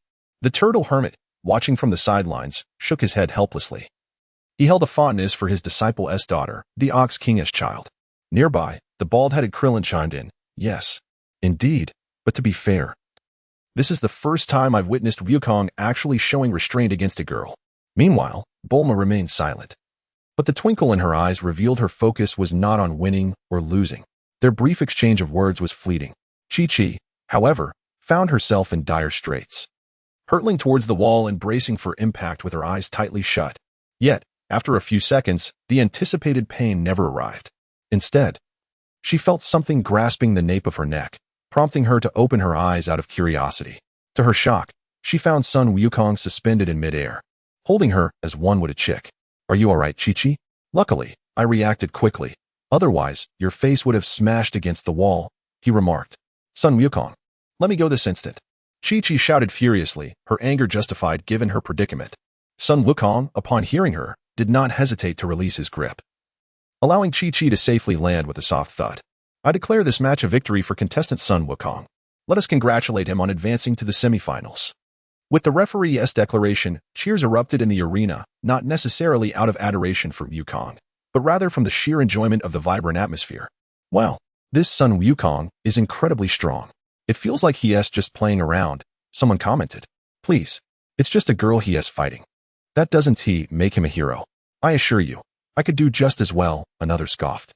Little do you know how fierce Chi-Chi is. During the preliminaries, numerous burly men who underestimated her ended up bruised and battered.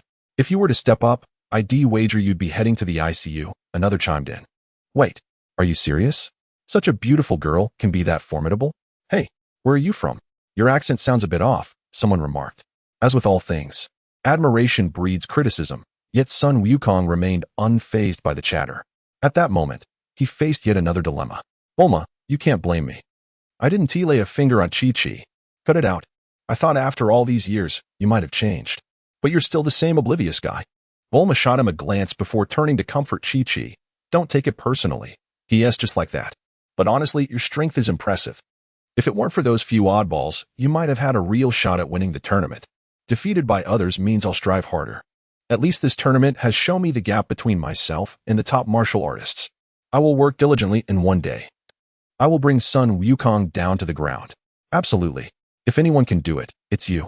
Listening to Bulma and Chi-Chi's conversation, Son Wukong nearly burst into laughter. What they termed a gap was indeed a chasm. Yet, he mused, bringing someone like Chi-Chi down might not be so easy given her striking appearance. Just as he was lost in thoughts of a grand battle scene, the system's voice suddenly chimed in his ear. Ding! Detected that your good friend Krillin is about to face a severe beating. As his loyal ally, you must provide assistance. A time-limited mission is now issued. Ensure Krillin ends his match with Piccolo while maintaining over 90 health, regardless of the outcome. The match must last no less than 10 minutes. Completion rewards a permanent double training speed. Wow. System, while I feel you're putting me in a bind. Isn't that reward a tad excessive? Previously, the rewards were rather underwhelming.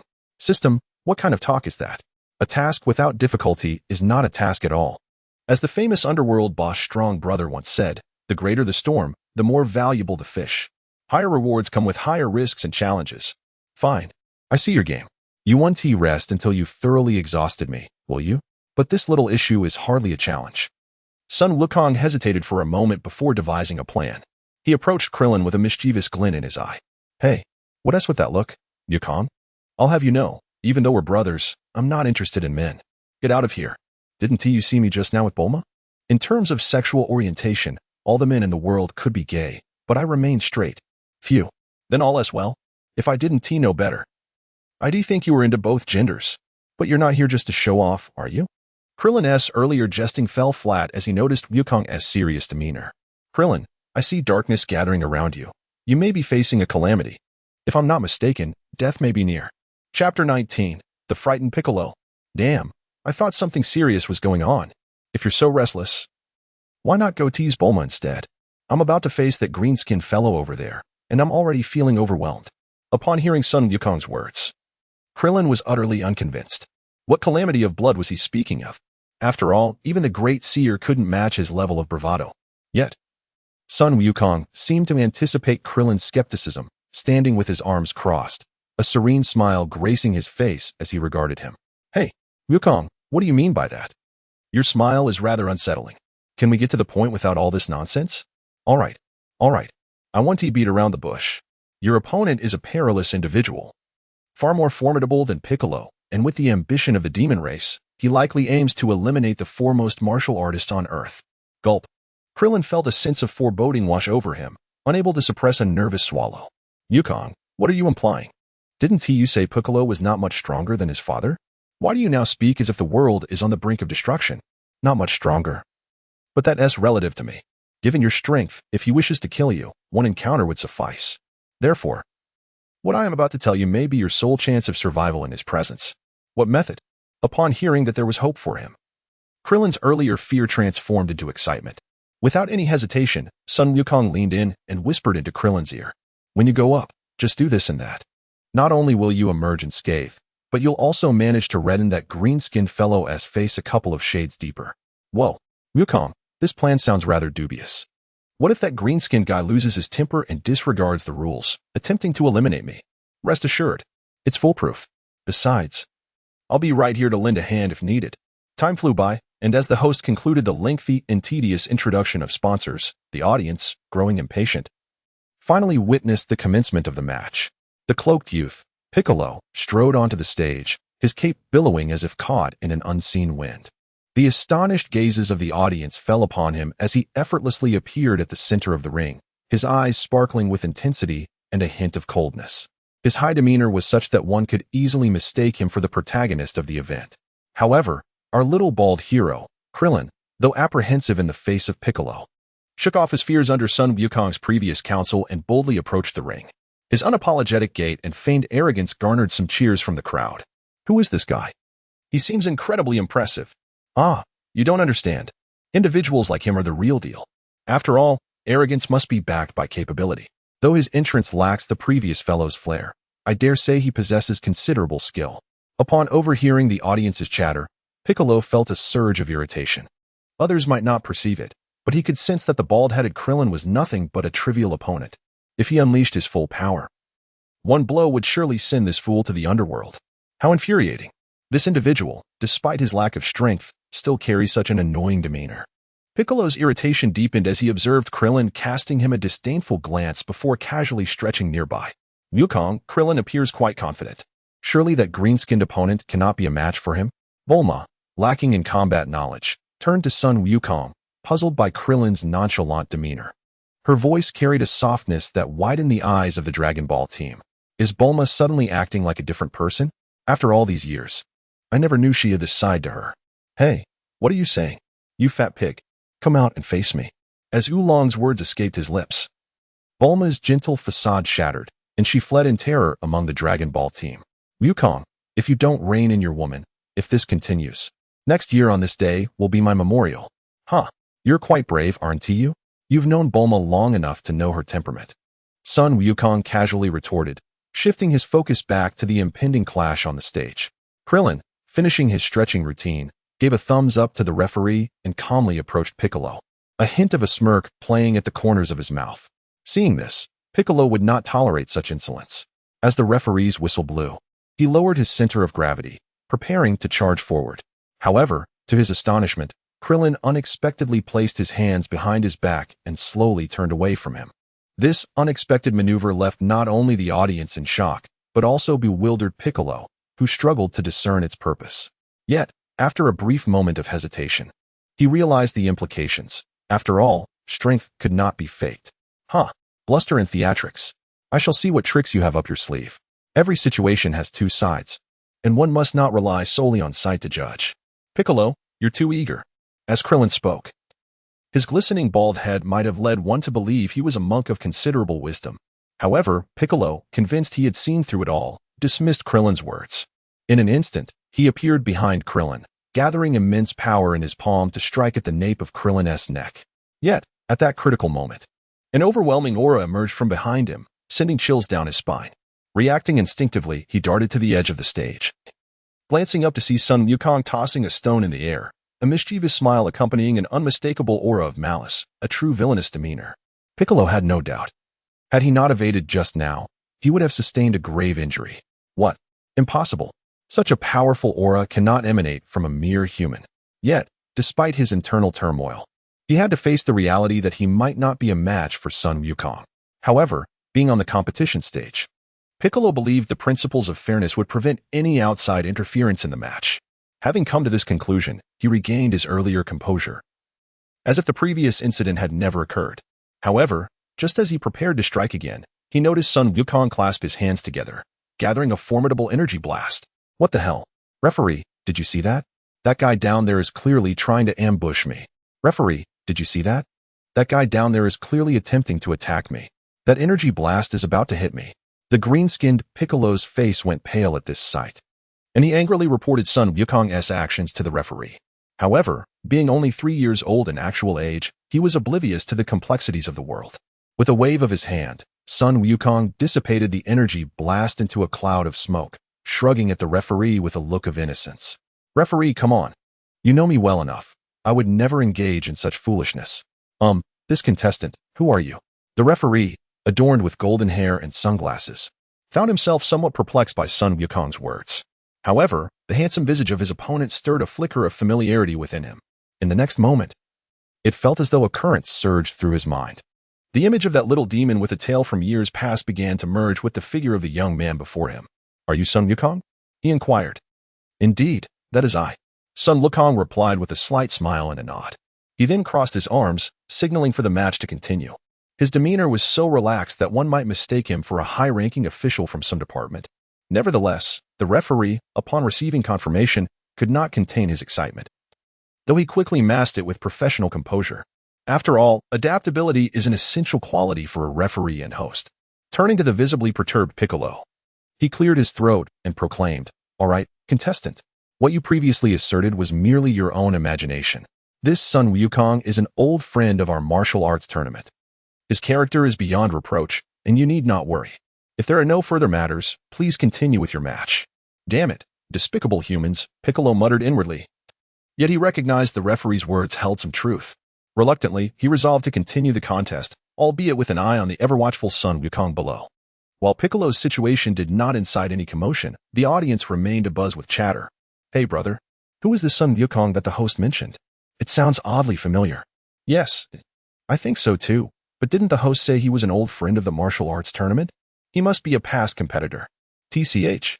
You two are truly ignorant, unaware of the significance behind the name. Oh, such bold talk. Clearly, you haven't been on the receiving end of a stranger's fists. Speak up. But if you fail to impress me, there will be consequences. Whoa, quite the bravado. Are you from out of town? A few years back, a terrifying terrorist known as Piccolo the Demon King emerged. The entire nation fell under his grip, with military forces utterly defeated. Ordinary citizens suffered greatly amidst the chaos. At that moment, a martial arts prodigy hero appeared, overcoming numerous challenges before ultimately vanquishing Piccolo the Demon King despite his grave injuries. Since then, that hero had faded from public view, leaving behind only a precious interview footage from a war correspondent. Ah, I thought you were talking about something significant. The young hero's son Wukong battling the Demon King Piccolo to save the world. That story has long circulated. Wait, what did the host just say that person's name was? Son Wukong. No way, could it really be him? Haha, you're overthinking it. It's probably just a coincidence. Amidst the banter of the onlookers, Bulma from the Dragon Ball team gazed at Wukong with eyes full of affection. Wukong, it seems your heroic deeds from years ago are still remembered. Oh, come on, Bulma.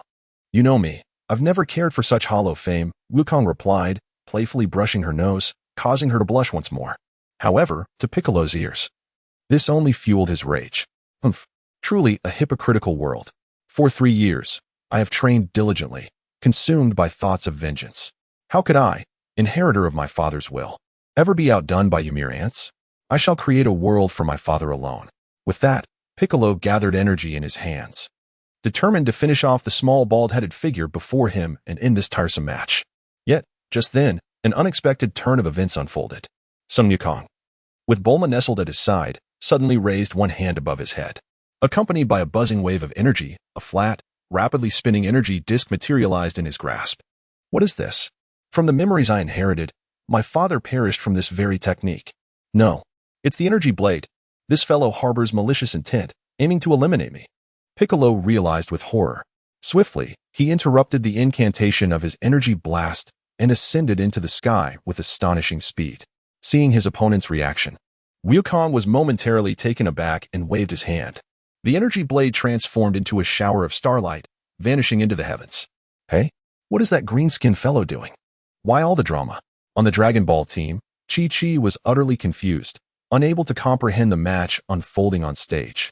It had been nearly 10 minutes, and the two had yet to engage in combat, having even called for a pause once. Meanwhile, Tien Shinhan, possessing considerable strength, observed with a glimmer of insight in his eyes. Is this what Wukong referred to as growth? Indeed. Even someone of Krillin's caliber can stand toe-to-toe with Piccolo under the right circumstances. It appears my enlightenment is still lacking. The wise Master Rashi, however, was not as oblivious as the others. He quickly discerned that his two disciples were engaged in a subtle interplay. He stroked his long beard and nodded in approval. It seems you have both matured, not just in strength, but in intellect as well. As the onlookers continued their speculations, Wukong was growing increasingly anxious. Damn it, system. Wasn't it supposed to be 10 minutes? How is it that the time has elapsed, yet the task remains incomplete? Be patient, host. The 10 minutes mentioned pertain to combat duration. The previous pause called by Piccolo means the system has not begun timing. Great. Just as usual, always scheming against me. While others traverse various exhilarating narratives, I am perpetually ensnared by my own system. Indeed, Son Wukong, I have once again outsmarted you. Returning to the matter at hand, Piccolo, now airborne, noticed that Wukong's energy blade had dissipated just like the previous energy orb. It dawned on him that his opponent was merely toying with him. Humph. I see now. Those antics outside the ring were mere distractions. As a hypocritical martial artist, your reputation is of utmost importance to you. With this realization, Piccolo's lips curled into a cold smirk as he adjusted his trajectory, slowly descending. True to the adage, one opportunity may be granted, but not a third. This time, he intended to see what Son Wukong would truly do. As Piccolo plummeted headfirst, seemingly defenseless in a free fall, the sound of wind rushing through filled the martial arts arena. What is that green guy up to? Is he really going to come crashing down? TCH. You clearly lack understanding. Have you never heard of a technique that descends from the heavens? Could it be? Amidst the audience's chatter, Krillin, the one directly involved, felt an overwhelming sense of anxiety. Oh no, if I don't do something soon, I might truly regret it today. But at this critical juncture, he thought to himself, perhaps conceding would suffice. Casting a glance at Son Wukong below, he found him still holding Bulma's hand, exchanging laughter and lighthearted banter. I knew it. Wukong is utterly unreliable while I'm up here in a panic. As the sound of wind grew ever closer, the menacing aura emanating from Piccolo bore down upon Krillin like a mountain. As he struggled to endure the torment within, preparing to concede defeat by leaping off the arena, he suddenly noticed Son Wukong, playfully bantering with Bulma, flashing him a peace sign. Well, technically, it was more of a two-finger gesture. At that moment, Krillin's memories surged back, recalling when Son Wukong had whispered to him, "Krillin, listen closely. When you're on the arena, don't panic. The more arrogant you appear, the more your opponent will fear you. When the match begins, ignore your opponent completely, keep your hands in your pockets, and turn your back to him." Seriously, Wukong? If you want me to lose, just say so directly. Why beat around the bush? Krillin thought, astonished. This was the first time he had heard of fighting in a martial arts tournament without retaliating and keeping his hands in his pockets while facing away from his opponent. Hold on, don't rush to counter. Let me finish. What you need to do is abandon all resistance and feign utter disregard for your opponent. At that point, if he dares to strike, I will intimidate him from below. However, this tactic can only be used about twice. By the third time, he will surely catch on. That's when you will need to implement the second strategy. After a series of peculiar intimidations, that green-skinned lad will inevitably become wary. But he will only be cautious of me outside the ring, while you will be entirely overlooked. Just wait for the opportune moment. Even the slightest disturbance will send him fleeing in terror. The previous scenes replayed rapidly in Krillin's mind, coupled with Son Wukong's current gesture, signaling that the critical moment had arrived, and he hesitated no longer. He positioned himself at the edge of the arena, hands clasped behind his back. With a slow turn, he directed his gaze towards the rapidly descending Piccolo, a mysterious smile curling at the corners of his mouth. He then murmured softly, "Heh, the son of Demon King Piccolo? After being cautious for so long, you've finally fallen for it." As he spoke, Krillin reached into his robe, as if retrieving something. Piccolo, sensing something amiss, felt a rush of anxiety. Though Krillin's words had been quiet, his unique ear structure allowed him to hear every syllable clearly. What was Krillin reaching for? Surely, with his strength, the only way to turn the tide would be the evil containment wave. Just as anticipated, in the next moment, the bald-headed Krillin produced a small universal capsule from his robe, tossing it to the ground. A cloud of white smoke erupted, revealing a rice cooker adorned with talismans. Piccolo's descent suddenly halted. Without hesitation, he executed a sharp turn and ascended into the air, maintaining a safe distance. What was happening? Why did that green-skinned lad halt his attack once more? Wait, what was that? The tough little bald guy seemed to be pulling out a weapon? Was it a rice cooker? Below, the previously rowdy youth were still debating fervently.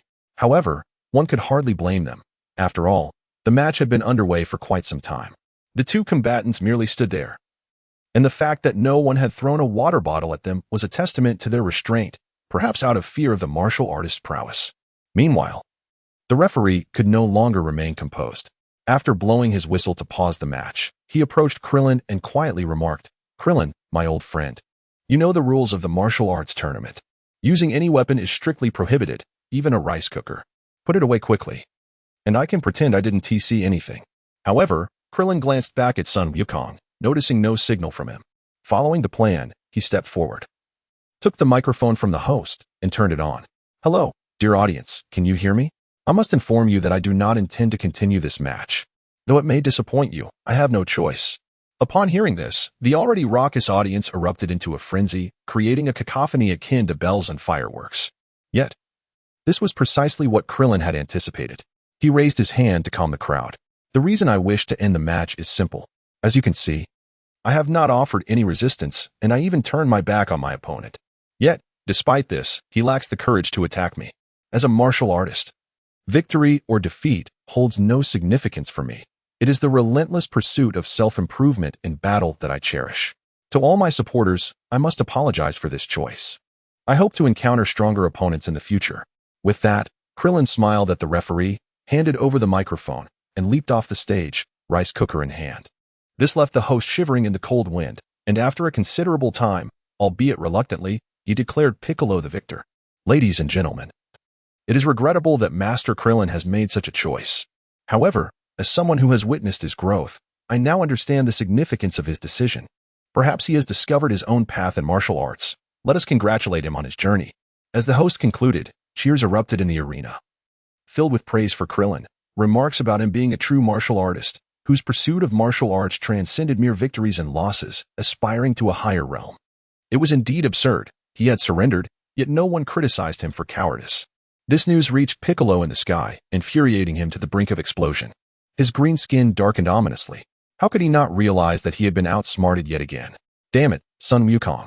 Is that all you can do after defeating my father? Such a person, regardless of their power, is merely a weakling. I will see what clever tricks you employ when it is your turn to fight for your life. Chapter 22. The absorbed Yamcha. With the conclusion of Krillin and Piccolo's match, the audience's fervor began to dissipate. After all, no matter how spectacular the performance, it could only garner fleeting applause. Not to mention, Krillin was indeed performing. Hey, Wukong, your idea was truly detrimental. Do you know how panicked I was up there? Calm down, Krillin. You're an adult now, so stop panicking. Just tell me, did the strategy work? Originally, you had fought with all your might, and the outcome was defeat. Yet now, not only were you unscathed, but you also received resounding cheers. Not to mention, given that green-skinned lad's expression, it was worth it. Now, who wouldn't call you Master Krillin? Son Wukong waved his hand dismissively, not taking it to heart. Yet, the truth was evident. In the short time since, several girls had approached him for photographs. With his striking figure, he had attracted attention. Krillin's expression turned foolish, his mouth nearly stretching to the back of his head. Watching from the sidelines, Master Roshi was incensed, lamenting that he had never received such treatment in his lifetime. Suddenly, Oolong, the pig, exclaimed in confusion. Has anyone noticed that the match is about to start? Yamcha hasn't returned yet, and neither has Yajirobe. Don't worry too much about it. Look over there. That guy with the underpants on his head is him. As for Yamcha, he should be on his way back, as I hardly believe he could endure for long. It seems highly probable that he has succumbed to weakness and is unable to continue. Son Wukong's remark drew hearty laughter from those present, and Bulma, standing beside him, couldn't help but roll her eyes. She then whispered in his ear, "You dare to look down on others? If all goes as expected, you should still be a novice yourself." Upon hearing this, Son Wukong, as a man, could not accept such an unfounded provocation. He retorted defiantly, "Indeed. I admit I am a novice, but my physical constitution differs. To put it simply, I possess greater prowess." Greater prowess? What do you mean? Bah, I mean, how can you be so shameless? We haven't even defined our relationship, and you speak so boldly. Although Bulma enjoyed playful banter and appeared carefree when truly teased, she blushed like any other girl, her ears turning a deep crimson, especially when confronted with such direct and sudden flirtation. Well, it doesn't matter. Even if our relationship is not defined, we are still good buddies. Such perks should definitely be shared with you first. You go away. Who said I wanted to share with you? Bah, I mean, I have absolutely no interest in such matters. At this moment, Bulma was not only bashful but also began to stammer. It seemed that under Son Wukong's unrefined words, the balance of power had begun to shift. However, their conversation was cut short as a weakened young man, staggering and leaning on one hand for support, slowly approached them. Was that Yamcha? In just a few minutes. He appeared to have aged considerably. Hey, Wukong, you were too conservative in your remarks. To me, he clearly seems like a pitiful creature drained by indulgence. Krillin casually commented, then looked up at a 45-degree angle with a frown, lamenting, I wonder when a seductive lady, preferably one with a 30-60 figure, will come along to pity me. This remark immediately amused the seasoned pervert, Oolong. Don't be ridiculous. There were plenty of female fans earlier. Perhaps if you put in some effort, there might be opportunities to get closer to them. Hiss. Oolong, you make a valid point. How did I not think of that? Krillin gasped, as if he had discovered a new continent, and promptly lost interest in Yamcha's waist injury. The conversation between the group went unheard by Yamcha, but his disheveled appearance was no act. Once brimming with confidence, he could never have anticipated that Laura was akin to a vacuum cleaner. It might sound absurd, but within this brief span of 20 minutes, his inexperience had led him to experience 2 encounters, the feelings of which could only be summarized in one phrase, a bittersweet agony. Apologies, everyone, I am late due to some matters. I hope I haven't missed the match. Well, given your current state, perhaps you should forego it? After all, it seems you have gained some other experiences. How can I do that? Losing without a fight is to admit inferiority. To surrender without combat is to lack sincerity. Yamcha's firm refusal dissuaded even Wukong, who had intended to offer more advice. Thus, with the referee's whistle signaling the start, The long-anticipated final match of the quarterfinals commenced as scheduled. Yamcha took a few deep breaths, straightened his back, and confidently ascended the stage. On the other side, Akirabai, wearing a mask made of undergarments, slowly opened his eyes. "You've arrived? I've been waiting here for quite some time. Now, let me see the extent of your abilities as a companion of Son Wukong." "Hiki, though I may not match Wukong's extraordinary prowess, there was a time when I regarded him as a rival. As for you, Mr. Akirabai, I have long admired your reputation. Having been curious about you since the time on Karen Tower, I am fortunate to meet you today and hope to exchange a few techniques." Upon stepping onto the stage, Yamcha transformed entirely, slightly bowing before lowering his center of gravity, taking an offensive stance. Akirabai, equally unwilling to be outdone, positioned his hands, the fabric of his robe fluttering. The palpable tension between them created an electrifying atmosphere, prompting gasps from the surrounding audience. However, without delay, Yamcha initiated the attack, his hands claw-like as he unleashed his famed technique. "Lord Akirabai, I would appreciate your critique on my Wukong fist." "What? Such a powerful aura. No wonder you stand alongside Son Wukong.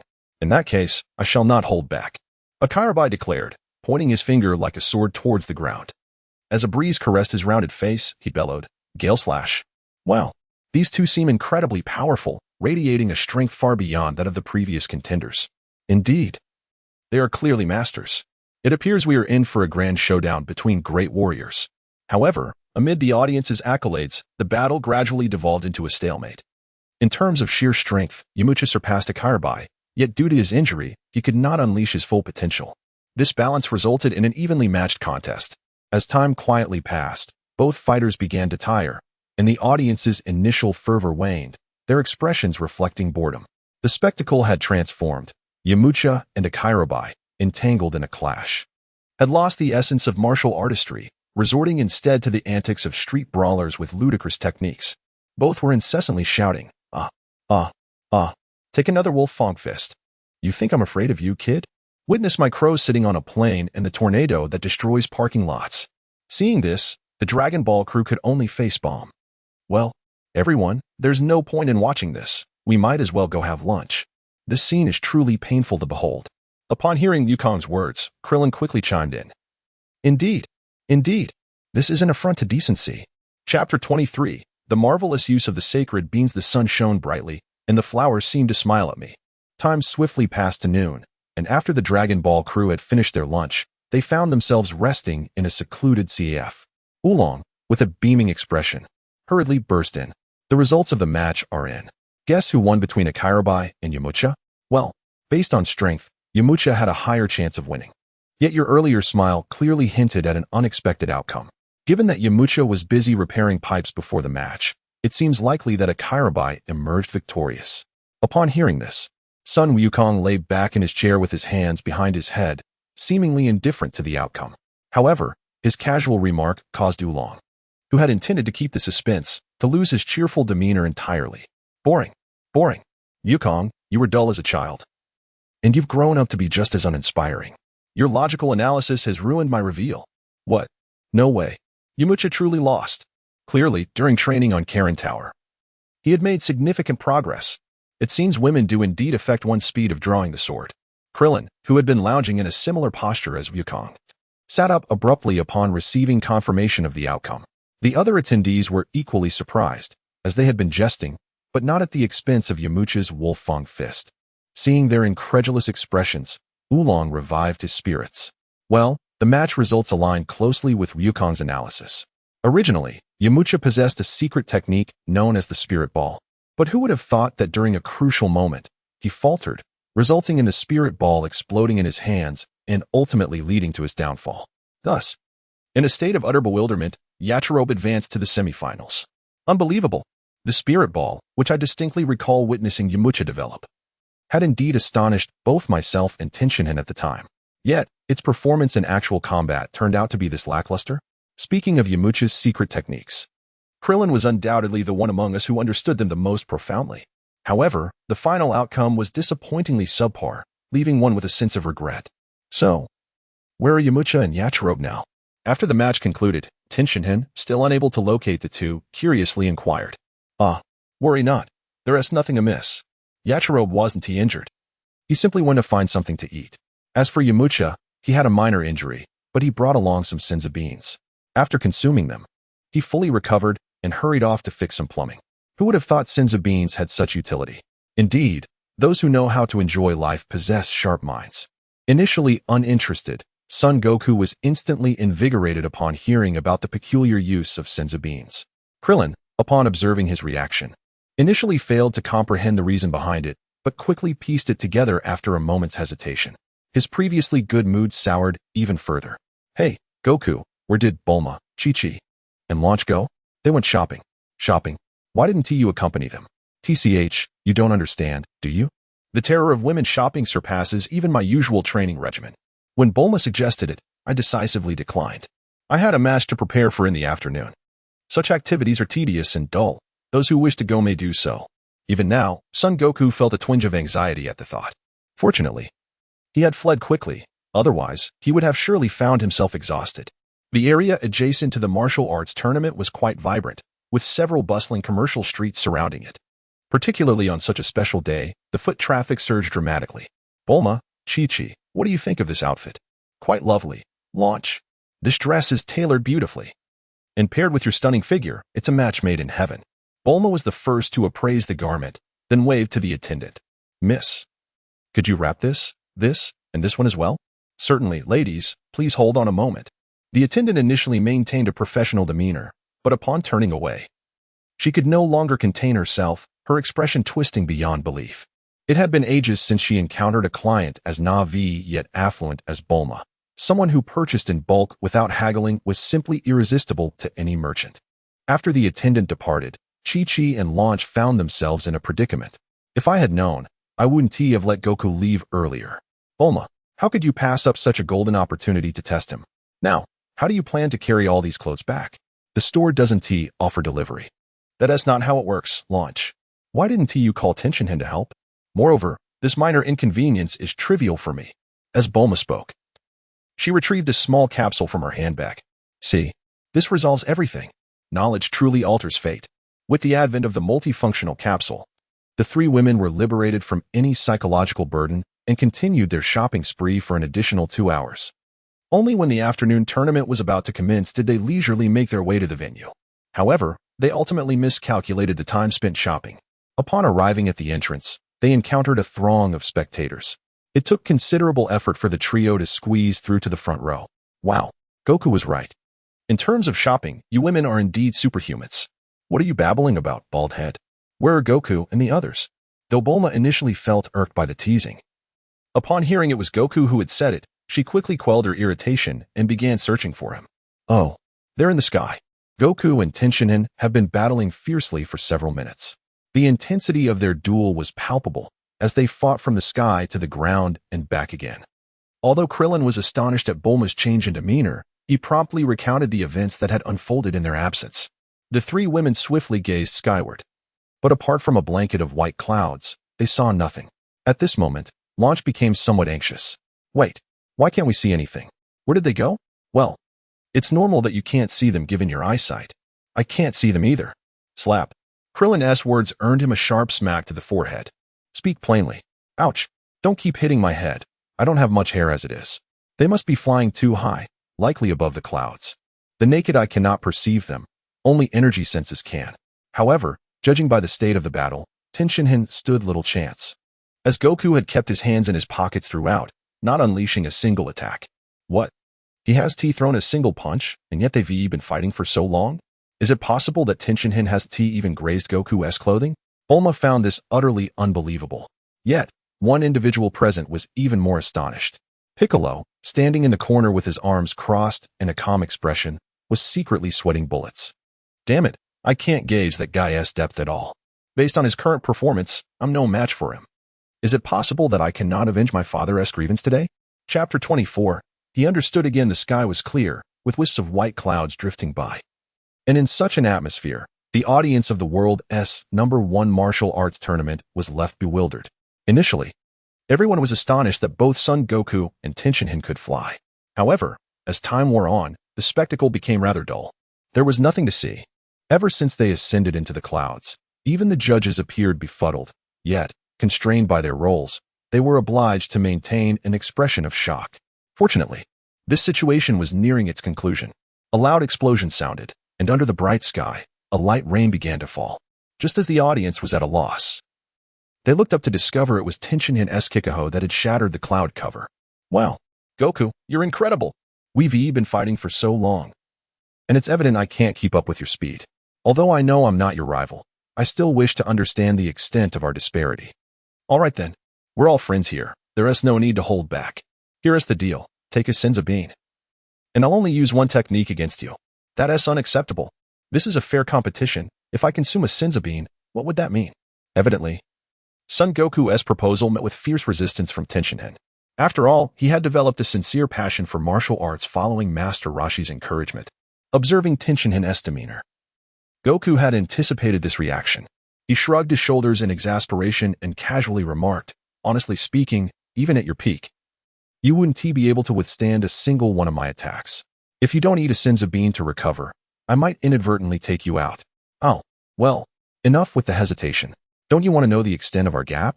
Do you lack the courage to face the truth? If that is the case, you might as well concede right now. Indeed, upon hearing Son Wukong's words, Tenshinhan hesitated for a moment before producing a magical bean and consuming it. In just a few breaths, his previously breathless state astonishingly returned to normal. Witnessing this, Son Wukong couldn't help but marvel once again at the extraordinary artifacts within the Dragon Ball universe. Now that you are prepared, I shall take action. Bring it on, Tenshinhan declared, adopting a defensive stance. However, Son Wukong interrupted him once more.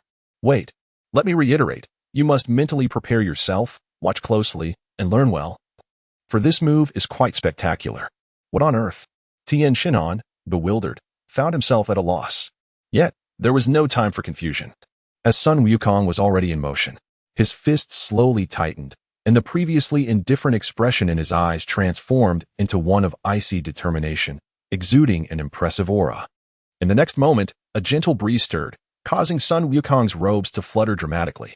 A formidable, terrifying blue energy quietly manifested around him.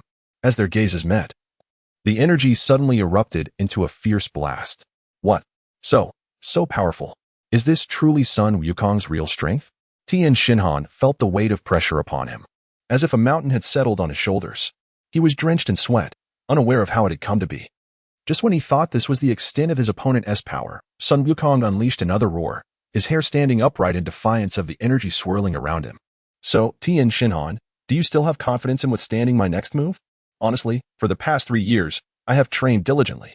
I thought I had caught up to you, but upon looking back, I realize I have been left far behind.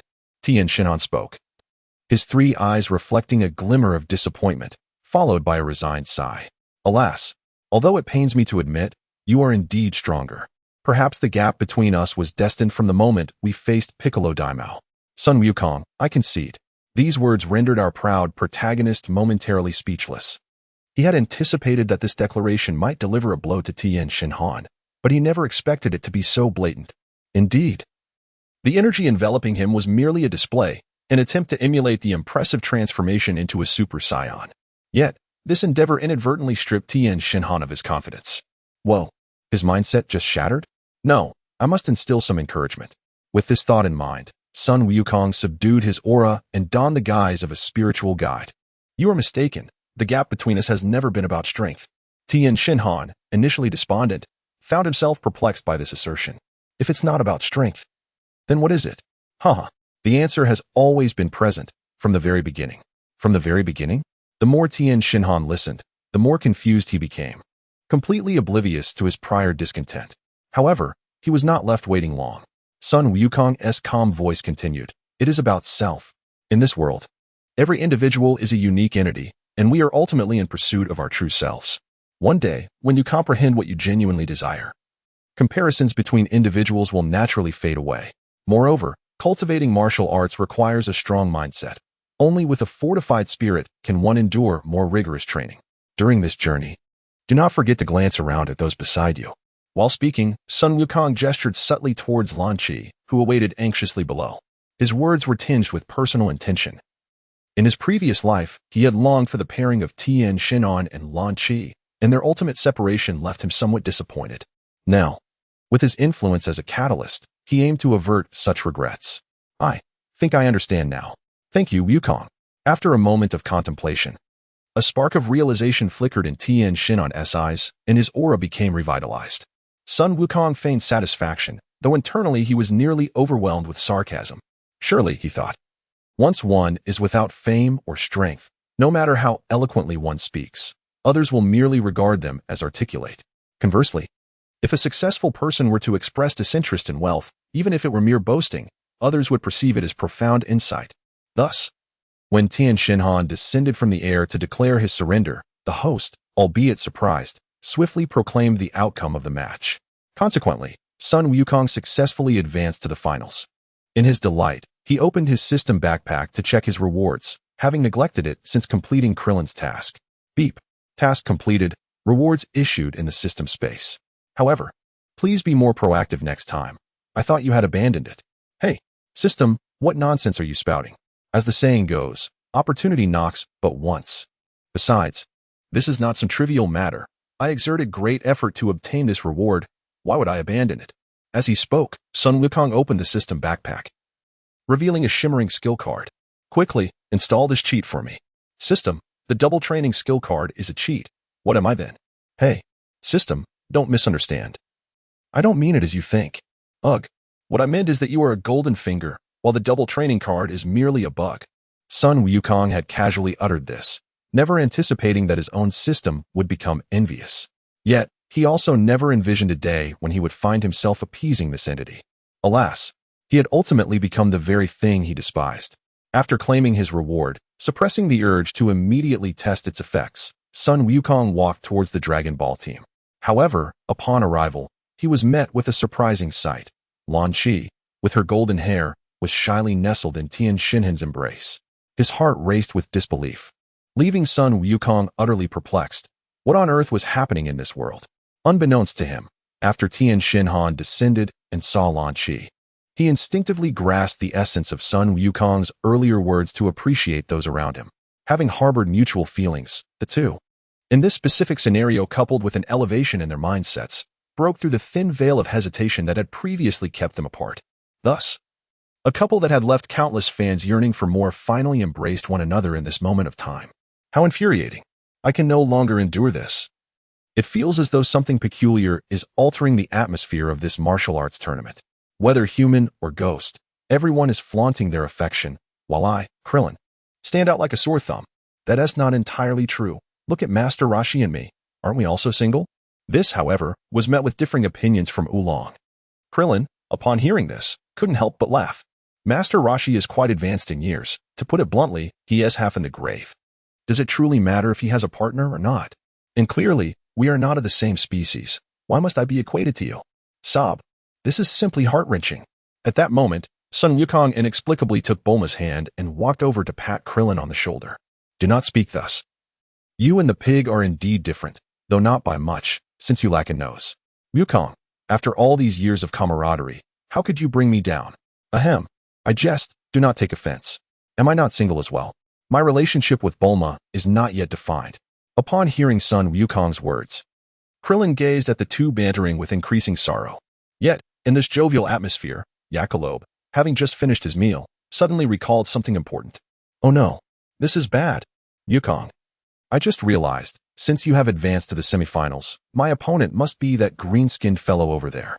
Wait, hasn't this dilemma always existed? Are you only just realizing it now? Sun Wukong was perplexed by the other's erratic thought process, wondering if he had chosen to forget in order not to spoil the dining experience. No. Wukong, please stop teasing me. Wasn't I merely exercising selective amnesia? If I had known, I would have willingly lost to Yamcha earlier. Speaking of which, I seriously suspect that this fellow has schemed against me. Sun Wukong, upon hearing this, intended to advise his friend to withdraw from the upcoming match, as the current state of Piccolo's mind was rather immature and potentially dangerous. However, it seems that at peculiar junctures, the system often sends little tasks. Ding. The system detects that the opponent in the finals is Piccolo and has issued a specified temporary task.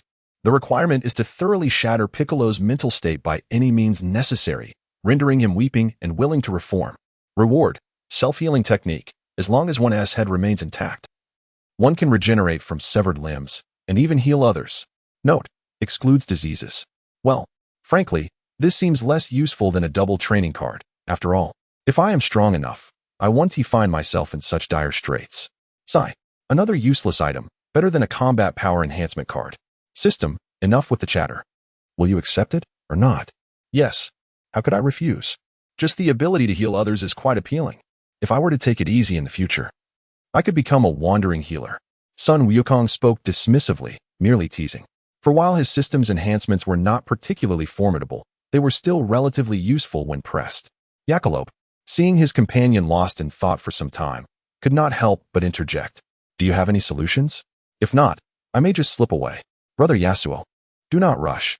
To win against him, there seems to be no way. However, achieving fame and fortune like Krillin is not out of reach. When it's your turn, simply do this and that, and it shall work. Initially intrigued, Jackalope soon realized this was merely setting himself up as a pawn for another.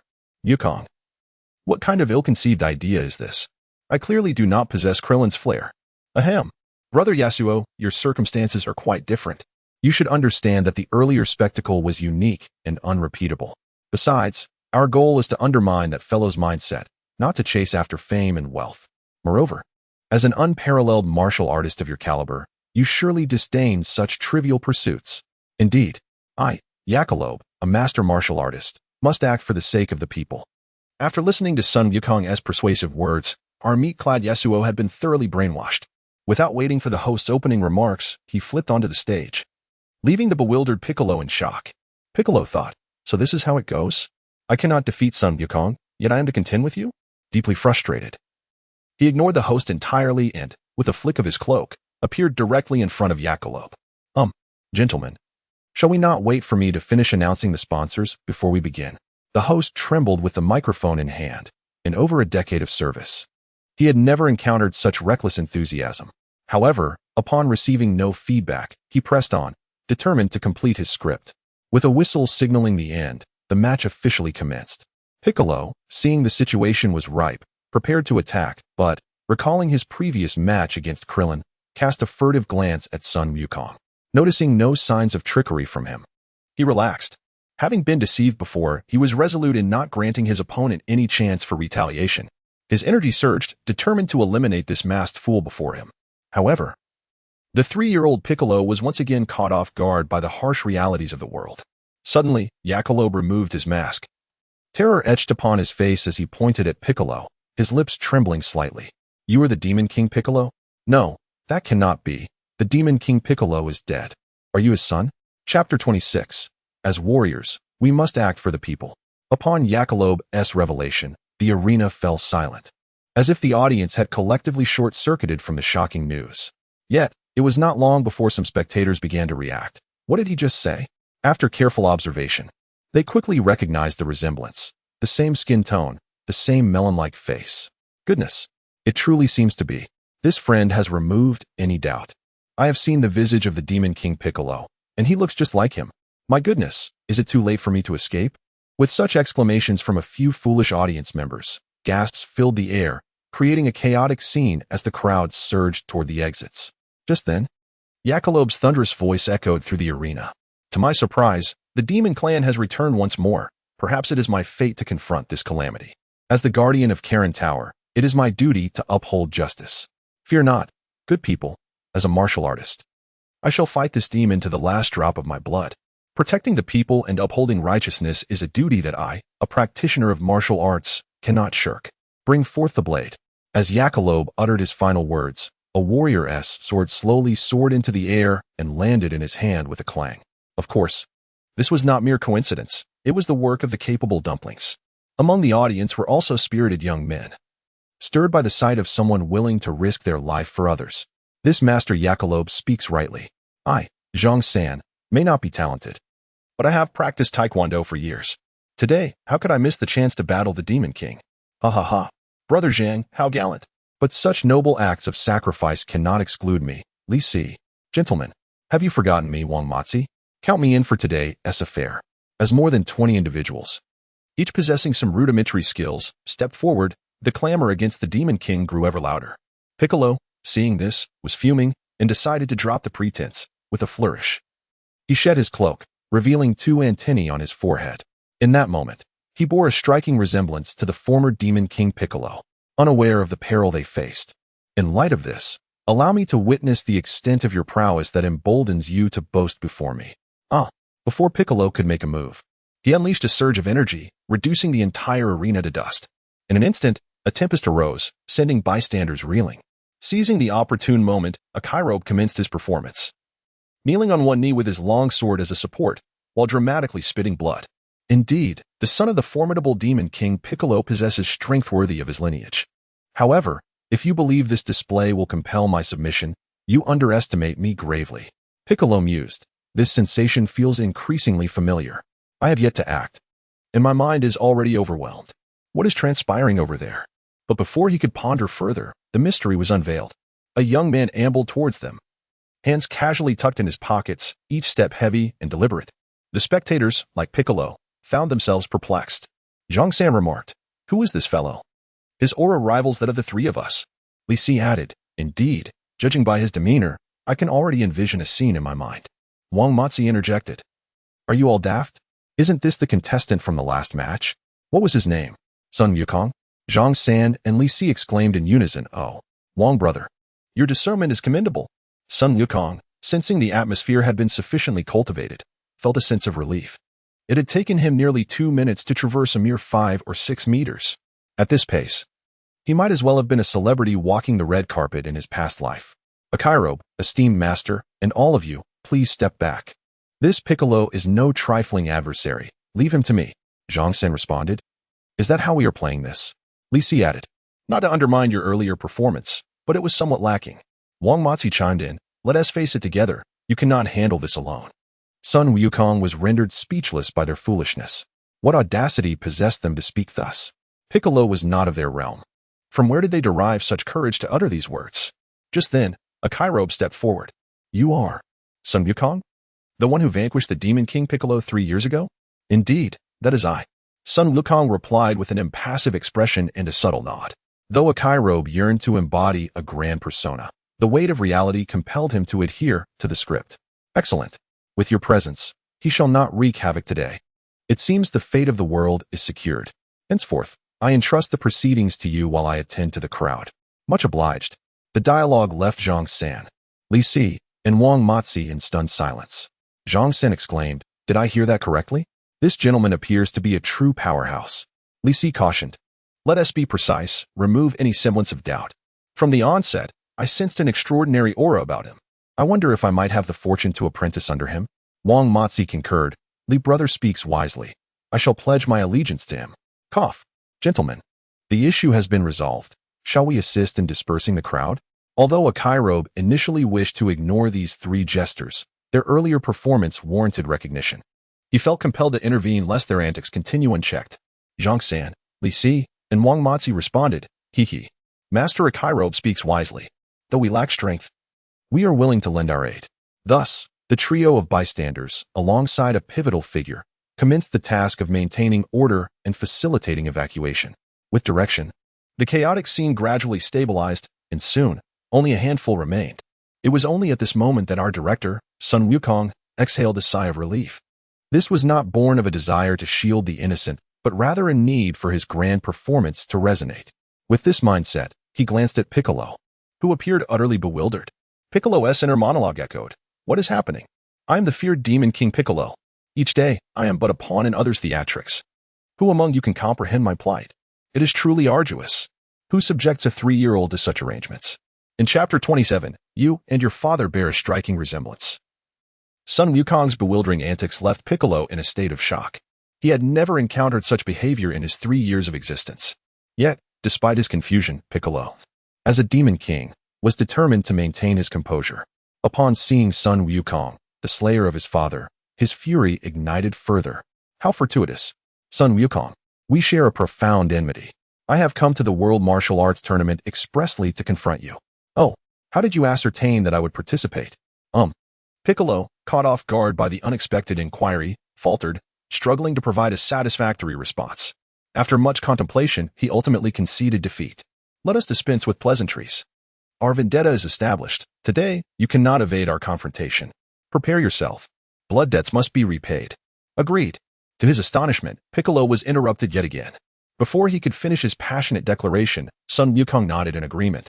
Truth be told, he had envisioned 1,000 excuses for refusal. Given the arduous journey that had led him here, from repeated confrontations with Krillin to the peculiar exchanges with Akairobe, he anticipated a convoluted path. However, as Son Wukong ascended the stage, he expected further complications, only to find the agreement was remarkably straightforward. This left Piccolo feeling a profound sense of dismay. Yet, after a brief moment of bewilderment, his combat instincts swiftly kicked in. Having observed Son Wukong's previous matches, Piccolo recognized that while his opponent had not unleashed his full potential, the signs indicated he was far from ordinary. The sheer intensity of Son Wukong's presence was beyond that of an average fighter, prompting Piccolo to refrain from underestimating him. He resolved to unleash his full might from the very beginning. With a sudden burst of energy, he cracked the ground beneath him.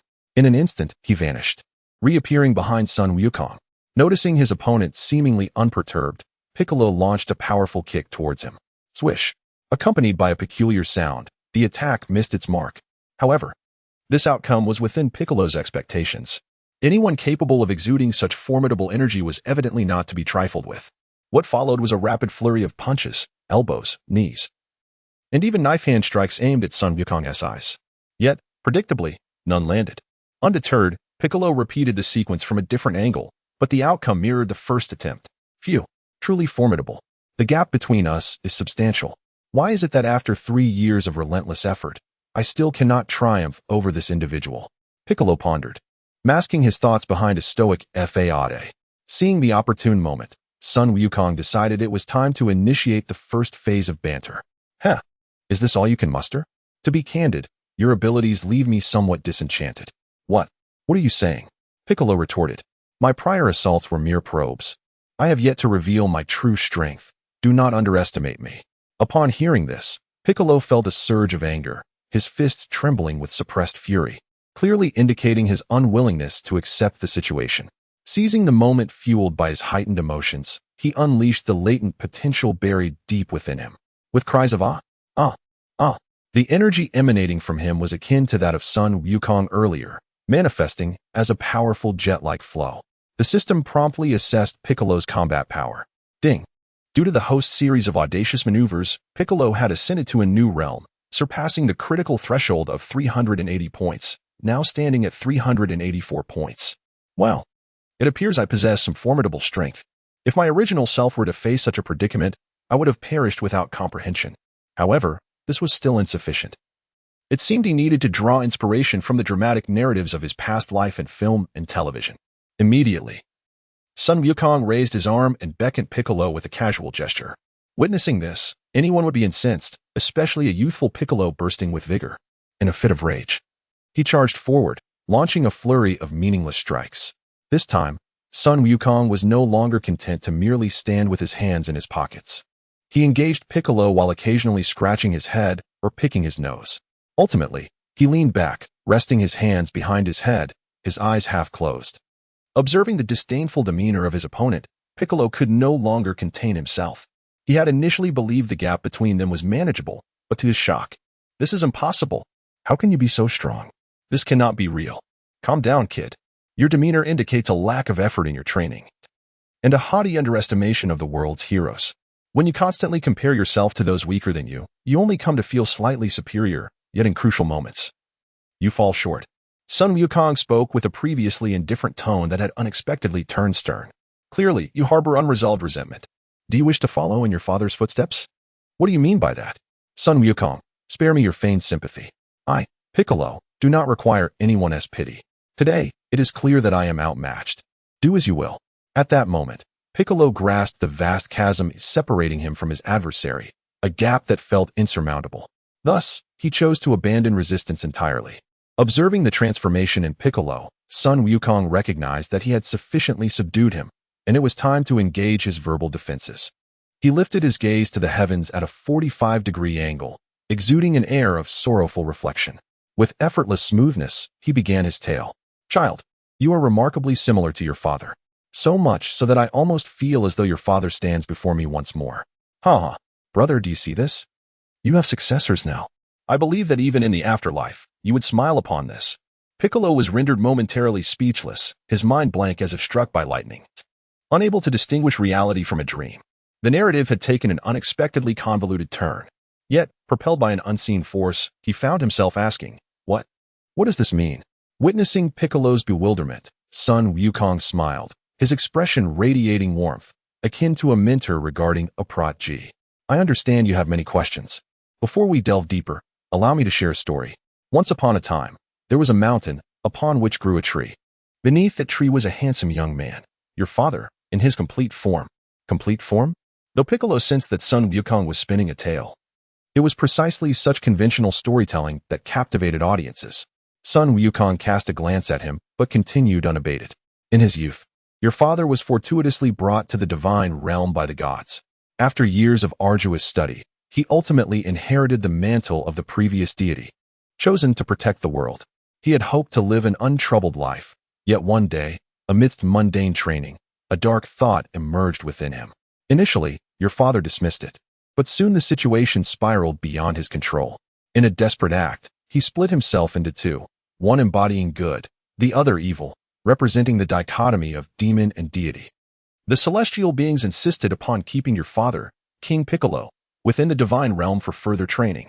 However, after much contemplation, he resolved to wander the mortal world in pursuit of enlightenment and to cleanse himself of malevolence. Cough, cough. Son Wukong paused, feeling parched, and pulled out a thermos to sip some goji berry tea. Ah, quite refreshing. Now, back to the tale. Your father underestimated the evil in the world. Ultimately, instead of purging his darkness, he strayed further from the path. The remainder of the story followed a predictable arc.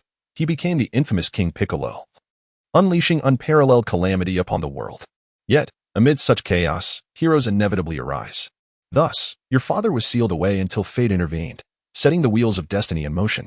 It is said that through combat, true camaraderie is forged. I found a kindred spirit in your father, my brother. In the end, we made a pact to vanquish the gods together. Yet, to my surprise, the suppressed good within him reached out to me, revealing the truth behind his plight. After a fierce internal struggle, I made the heart-wrenching decision to end my brother's life. However, before his demise, he imparted a final wish, to use his remaining vitality to create a being of goodness, hoping I would guide it when the time came. After sharing this tale, silence enveloped the space as the weight of the revelation settled in. It was only natural for anyone to struggle with such a narrative. However, unbeknownst to Son Wukong, the venue's live recording device continued to operate. Viewers of the world's greatest martial arts tournament were erupting with excitement. Well, can someone explain what this means? Calm down, everyone. You are not the only one confused by this. If this were adapted into a television series, it would surpass any contemporary romance. Indeed, who would have imagined that the cold-blooded, ruthless King Piccolo harbored such a backstory? It seems there are no absolute villains in this world, a sentiment that rings true. Meanwhile, the Dragon Ball team, now at a safe distance, was equally engrossed in the broadcast. Do you think what Wukong said is true? I have a feeling he is just pulling our leg. Bulma crossed her arms, her chest slightly more pronounced due to her posture. Yet, the group was too captivated by the astonishing revelations to notice. Master Rashi, is what Wukong said credible? Unfortunately, in such moments, they could only turn to their elder for guidance. As the saying goes, an elder at home is like a treasure. A portion of it is indeed true. As for the rest, I have no prior knowledge, so I cannot ascertain its authenticity. However, if evidence is required, only those who have encountered the gods could truly know the full story. Wow. So, it's possible that Wukong's account holds some truth. Thus, both the Dragon Ball team and the audience online accepted Son Wukong's fabricated tale as reality. Piccolo, on the other hand, was left in a fog, unable to process the gravity of Son Wukong's narrative, which bore an uncanny resemblance to truths embedded in his very essence. For instance, the Father and the Divine Being are but two facets of the same entity, split apart. Moreover, the notion of celestial halls and the emergence of demonic energies seems to bear similarities. Nevertheless, the shift in stance and identity ultimately leaves Piccolo momentarily unable to accept this reality. You, cease your nonsensical ramblings. These are merely your assertions. What evidence do you possess to substantiate your claims? Upon uttering these words, he received no response from the other party, as he continued to mentally reinforce his conviction. Dismissing it as a mere ruse, Son Wukong unexpectedly made a move, approaching Piccolo with an unhurried demeanor, devoid of any imposing aura, even hinting at a subtle sorrow in his gaze. "What do you intend to do, Son Wukong?" Piccolo's tone betrayed a hint of anxiety. Although he had recognized the disparity in their strengths, it did not exempt him from the fear of death. Yet, Son Wukong remained silent, merely fixing his gaze upon Piccolo as he stood before him. In the next moment, to everyone's astonishment, he embraced Piccolo. "Child, you must have endured great hardships over the years. Having no one to care for you since childhood, your grievances are needless to mention. But fret not, for henceforth that will no longer be the case. I shall be your kin." Thump, thump, thump. Piccolo's mind went blank, only the sound of his irregular heartbeat resonating within. Even as Son Wukong approached, his clenched fists inadvertently relaxed. He had anticipated an aggressive approach, yet the sudden embrace caught him off guard. In that instant, with the words "child, you must have endured great hardships over the years" spoken, a torrent of memories surged into his mind. He recalled being found by a peasant couple before he had even hatched, only to later frighten them with his unusual appearance. In his rage, he had set their home ablaze and retreated into the forest, leading a solitary existence. Each day was spent in the company of various snakes, insects, and rodents, surviving on wild fruits and dew from the mountains. Those days, even for a precocious Namekian, were utterly wretched. Until this moment, young Piccolo could no longer hold back. The tears he had restrained began to flow unbidden down his cheeks. "I'm sorry. You owe no one an apology. It is I, your uncle, who has erred. I should have sought you out 3 years ago, but the course of events often takes an unforeseen turn. Nevertheless, I am fortunate to have encountered you today. It is not too late." Son Wukong's heartfelt expression moved many viewers of the live broadcast to tears. Piccolo was no exception, instinctively widening his eyes in astonishment at Son Wukong. "Uncle. Oh, no need to call me uncle. It feels somewhat distant. Just call me your adoptive father." Piccolo felt something was amiss, yet could not articulate it. Chapter 29. Successfully Deceived. How does awkwardness arise between individuals? Quite simply, it results from the interaction of an extrovert and an introvert, coupled with a bewildering conversation. Piccolo found himself in such a predicament, confronted by this guilt-ridden individual who uttered such audacious words. Had the atmosphere been different, he might have delivered a punch to his head. Let's stick with uncle for now. I'm not quite accustomed to the title adoptive father. Oh, that's of no consequence. Call me whatever you wish. Henceforth, we shall refer to each other as we please. I shall call you Piccolo, and you may call me uncle." Son Wukong waved his hand dismissively, as this was merely a spur-of-the-moment decision. If he could not be a father, then being an uncle would suffice, at least granting him a semblance of seniority. Piccolo felt somewhat speechless, but the sincerity of the earlier embrace had indeed touched him, and he found Son Wukong's words to be credible. Thus, he chose not to dwell on the title any longer. "Wukong, uncle, I now comprehend the sequence of events. I sincerely apologize for the damage caused by my previous recklessness. However, I had been fixated solely on revenge, only to discover that there is no grudge to settle. Now, my heart feels hollow, leaving me uncertain of my path. Bodhi has no tree. The bright mirror is not a platform. Originally, there is nothing. Where can dust cling?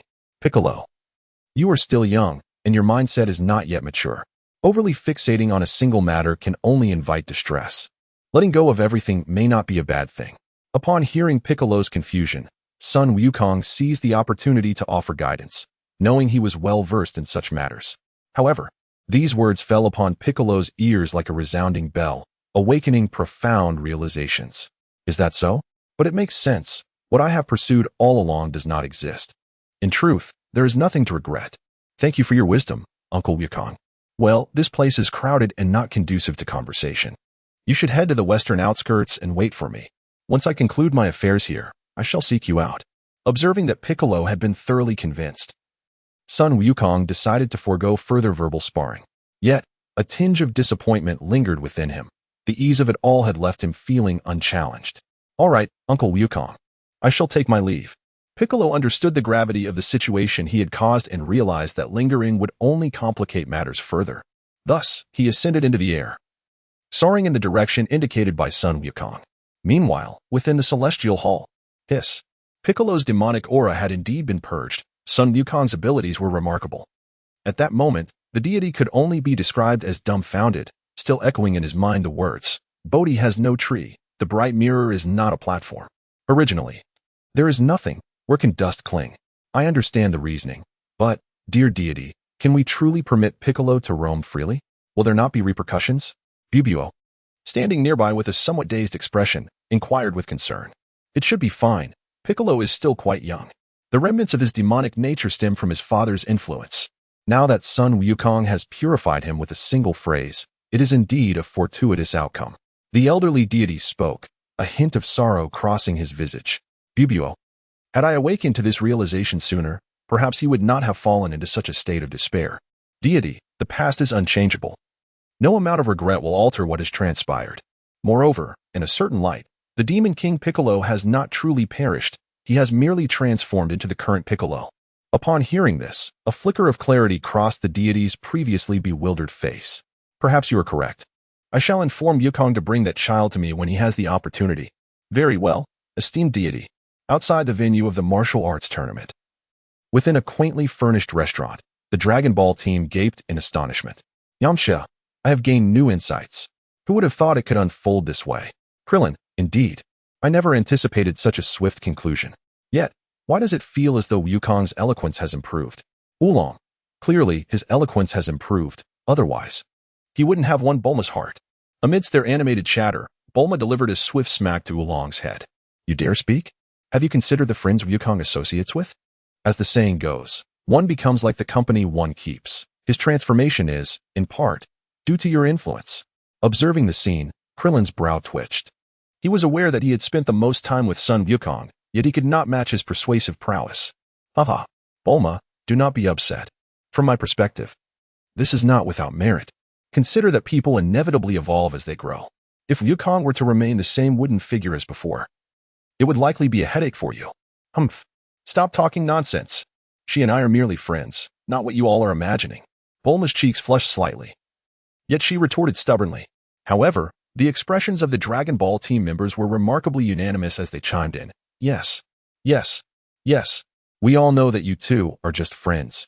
You have never had any romantic intentions. You all, is this endless? Why do you only talk about me and not look at Lan-Chi and Tianjin Fan? Those two are practically glued together. They might as well get married right here. Hearing this, Bulma redirected the focus onto herself. Tianjin Fan, who had been enjoying the banter, suddenly appeared somewhat embarrassed. However, the boisterous Lan-Chi seemed unfazed, casually wrapping her arms around Tianjin Fan and planting a kiss on his cheek. Haha, Lan-Chi and Tianjin Fan are openly together. We're not afraid of your judgment. Yes, we are indeed a couple, so what? Is this girl a bit too bold? Was the collective thought among the group. But no one dared to voice their concerns given Lan-Chi's explosive personality. Witnessing this, Bulma had no more words to say.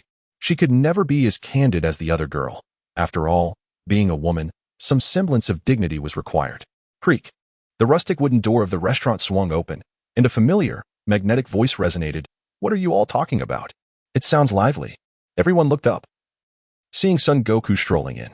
The mischievous Oolong, upon seeing the main character arrive, rubbed his somewhat swollen forehead, exclaiming in frustration, Goku, you finally made it. I merely mentioned your girl, and she came up and hit me. Look, it still hurts. What are you talking about, you fool? Before Oolong could finish, Bulma swiftly covered his mouth. Then, adopting a demure demeanor, she looked at Goku and said, Don't listen to him. We're just joking around. Well, this guy really does have a way with words. Goku said as he sat beside Bulma and called out to the owner, I'll have 20 bowls of tonkatsu ramen. Bang. The others all leaned back in unison, realizing Goku's appetite remained astonishingly vast. The meal passed with everyone enjoying themselves, and naturally, Bulma picked up the tab. Goku had no intention to save face. After all, his initial plan to intercept Bulma was purely motivated by the desire for a hearty meal. As they stepped outside, the Dragon Ball team faced the moment of parting. At that moment, the old master Rashi expressed a hint of reluctance. Now that the martial arts tournament has concluded, what are your plans? Krillin replied, Haha, I participated in the tournament, but didn't achieve a good ranking. It seems my strength still needs improvement. However, it has been a long time since we all gathered, and I really miss everyone, so I've decided to stay with Master Wutian for a while. Me too. Oolong chimed in. Me too. Poir added. I'll join later. The sewer repair isn't finished yet. Yamcha exclaimed. Hey. You can't use the sins of beans like that. The group retorted. Goku wasn't surprised. After such a long separation, it was natural for everyone to want to gather. The harmonious atmosphere felt comforting. As he turned his gaze to the remaining quiet members, Tianjin Fan spoke up first. I've decided to travel with Lan-Z. When we return next time, we will be getting married. Married? Wow, wow, wow. Accompanied by a chorus of astonished exclamations, Tianjin Fan received blessings from his friends. Krillin, surprisingly not feeling envious, patted Tianjin Fan on the back. Who would have thought it would be you, the most reserved, to be the first to find happiness? But don't forget to keep training, otherwise, who will you spar with in the future? Oh, by the way, Chi-Chi Yachirobe, what about you two? Goku suddenly remembered his original wife and instinctively asked, his inquiry regarding Yachirobe merely a means to ease the awkwardness. Upon hearing Goku's question, Chi-Chi smiled sweetly, playing with a strand of her hair. Honestly, I'm not sure. However, this journey has made me realize that life is not solely about martial arts. There are other things to explore. Therefore, I want to go to the big city to learn. Great. Chi-Chi, you can stay at my place. We can keep each other company. Bulma, for some reason, found herself favoring Chi-Chi as long as she had no intentions towards Goku. In her excitement, she stepped forward and linked arms with Chi-Chi. All right then. Let us part ways for now. Keep in touch via phone. I still have matters with Piccolo to sort out, so I need to head over. Goku recalled that someone was waiting for him on his side. He didn't linger on idle chatter, exchanged pleasantries, and then took to the sky, flying towards the western outskirts. Yachirobe thought, is something off? Didn't you just ask me what my plans are? Damn, I haven't even answered yet. Meanwhile, in a desolate area on the outskirts, near the martial arts tournament site, Piccolo was beginning to question his life choices. It had been nearly 3 hours, and there was still no sign of Goku. He suspected he had been played. But the sincerity in Goku's eyes during their last encounter and the heartfelt embrace felt genuine. Time ticked by, and after another half hour, a sound of breaking air finally resonated from the sky. Piccolo looked up. Who else could it be but Goku? Whoosh. Cough, cough. I need to be more careful next time I land. The PM2. 5 levels are too high. Piccolo, you're still here. After all this time. I thought you might have left. Sorry, you know how difficult it is to explain extraordinary situations to ordinary people. Thankfully, I've managed to settle it. Is that so? It seems I've caused you quite a bit of trouble, Uncle Goku. Piccolo, initially wanting to question Goku about his tardiness, found himself silenced upon realizing it was due to his own circumstances. Seeing Piccolo's demeanor, Goku relaxed. As for the excuse about explaining to ordinary people, it was merely a casual remark. After all, when someone is late, the best way to alleviate the awkwardness is to make others feel awkward instead. Piccolo. During your wait, did you think about what plans you might have for the future? What? Did you make me wait all this time to ponder my future path? That was close. I almost misunderstood Uncle Goku's good intentions. Upon hearing Goku's question, a spark of realization flashed through Piccolo's mind, and he felt a twinge of shame for his earlier misunderstanding. I haven't figured it out yet. Oh, is that so? In that case, why not hear my suggestions? Please, Uncle Goku, enlighten me. Seeing Piccolo's abrupt change in attitude, Goku was quite surprised. Not bad. At least he is much more humble now. Although I'm not sure why, perhaps being obedient and polite is ingrained in the nature of the Namekian race. Indeed. I must say, the more I observe this nephew of mine, the more I grow fond of him. After scrutinizing him closely, Son Wukong began to adopt a more pretentious demeanor. Piccolo, you possess a remarkable talent in martial arts, and I sincerely hope you pursue this path. However, life is a long journey, and I wish for you to one day comprehend what you truly desire. Savor the essence of life and take the time to witness the passage of time. Wukong. Uncle, what do you mean? Piccolo felt lost in the clouds, sensing that something significant had been conveyed, yet unable to grasp its essence. Son Wukong, shaking his head in resignation, gazed into the distance. If you don't understand now, that's fine. You will gradually come to realize it in time.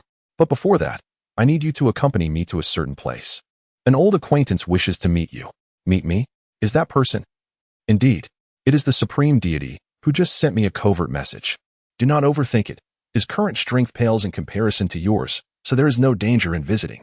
However, what Son Wukong did not mention was the presence of the formidable Popo, whose power was sufficient to easily defeat Piccolo. He was, however, curious about why the Supreme Deity sought Piccolo. That is fine, Uncle Wukong. I, too, wish to meet him. After receiving Piccolo's consent, The two soared towards the Supreme Deity's palace. After approximately half an hour, Son Wukong beheld the Supreme Deity's palace suspended in midair. To be fair, it was quite impressive, an aerial castle that was undeniably cool. Hey, third brother, enjoying the sunshine today? Isn't it odd for someone with your complexion not to consider applying some sunscreen? Popo thought to himself. Wukong continues to be as tactless as ever. Ah, Wukong. You've arrived. Just as the atmosphere grew awkward, the elderly Supreme Deity reappeared at the entrance of the palace. Well, if it isn't my old friend, the Supreme Deity. Look who I brought along. Son Wukong said as he stepped aside, revealing nothing behind him. My apologies. I was in a rush and flew too quickly. So I let Piccolo take his time flying. The Supreme Deity and Popo exchanged glances, speechless. Fortunately, they didn't have to wait long. As a rush of wind heralded Piccolo's arrival, who landed gracefully at the edge of the palace. Nephew, you're a bit slow. The Supreme Deity and the others have prepared the meal. If you don't hurry, the food will get cold. Son Wukong remarked, nudging Popo with his shoulder. Third brother. Wouldn't you agree? Popo, flustered, replied, what meal? I wasn't informed of this. And I'm not your third brother. That's inconsequential. What matters is that I miss your curry chicken. Honestly, if anyone else made curry chicken, I wouldn't consider it authentic without your unique touch. Son Wukong exclaimed, wrapping his arms around the bewildered Popo and whispering conspiratorially, come on, my friend, you truly lack perception. Can't you see this is a grand reunion? Why are you standing here as an outsider? Doesn't that feel awkward? Oh, you have a point. But aren't you also an outsider? You're here too. Please, can I be compared to you? Piccolo is my nephew, and the Supreme Deity and his father are my brothers. If we're counting, you're merely a bystander. Now, let us get that curry chicken started. Ultimately, under Son Wukong's persuasion, Popo reluctantly made his way to the kitchen, glancing back every few steps, feeling that something was amiss yet unable to pinpoint it. Meanwhile, Piccolo remained silent upon arriving at the Supreme Deity's palace, gazing intently at the old deity. A sight that sent shivers down Son Wukong's spine. Supreme Deity, you asked me to bring Piccolo here to see him. And surely it's not just for the sake of seeing him, right? The atmosphere is quite tense. Aren't you going to say something? Ahem. I merely wish to see the child of an old friend. It stirs a sense of nostalgia within me. Please, follow me. The Supreme Deity said, leaning on his ancient cane as he proceeded into the palace. Son Wukong approached Piccolo, who remained in a daze. What is the matter? Have you forgotten what I told you? In a sense, this old man is also your father. I'm sorry, Uncle Wukong. I just find it hard to accept. I bear no ill will, truly. Piccolo spoke, his gaze evasive, reminiscent of a rebellious youth grappling with his emotions. While Son Wukong couldn't fully grasp Piccolo's sentiments. It didn't hinder his playful nature. Your family dynamics are rather convoluted, aren't they? Cast aside your burdens. Life seldom unfolds as one wishes. No one sails through life without hurdles. Take me, for instance. I lost my parents at a young age, and even though I had a grandfather who raised me, he too left this world unexpectedly. So why not step inside? Perhaps things are not as dire as you perceive. Uncle Wukong, aren't you coming with me? Piccolo sensed an underlying meaning in Wukong's tone, causing a flicker of anxiety to resurface. I shall refrain from joining. After all, this is a family matter. I have pressing responsibilities in West City. Once you sort things out, let the Supreme Deity inform me of the outcome. That old fellow can communicate over great distances quite easily. You should learn that too. With that, Son Wukong took his leave, his fingers forming a cool farewell gesture as he leaped away from the temple. Well, I must say, the sensation of free falling from such heights without a parachute is exhilarating. Ding. Congratulations, host. Task completed. Rewards have been allocated to the system space for your retrieval. Oh, I almost forgot about that. Next time, do remind me sooner. After all, you are a system, and it would be nice to feel your presence.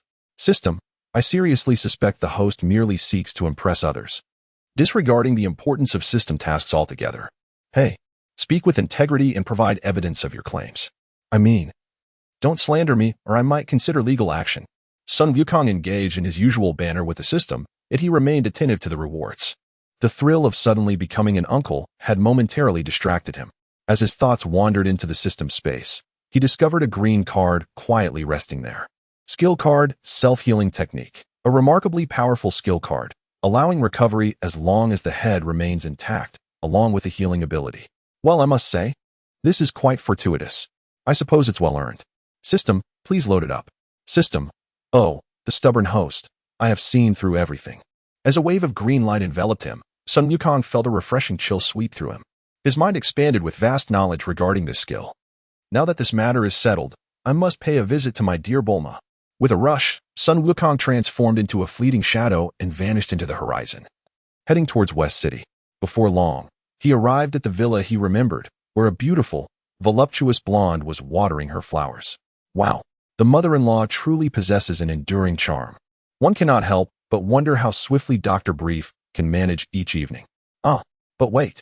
That old gentleman seems preoccupied solely with his inventions, as he is either immersed in research or en route to conduct it in the original narrative. Just as Son Wukong was lost in his thoughts, Mrs. Brief, watering her plants, noticed his arrival. Hello there, handsome. Who are you looking for?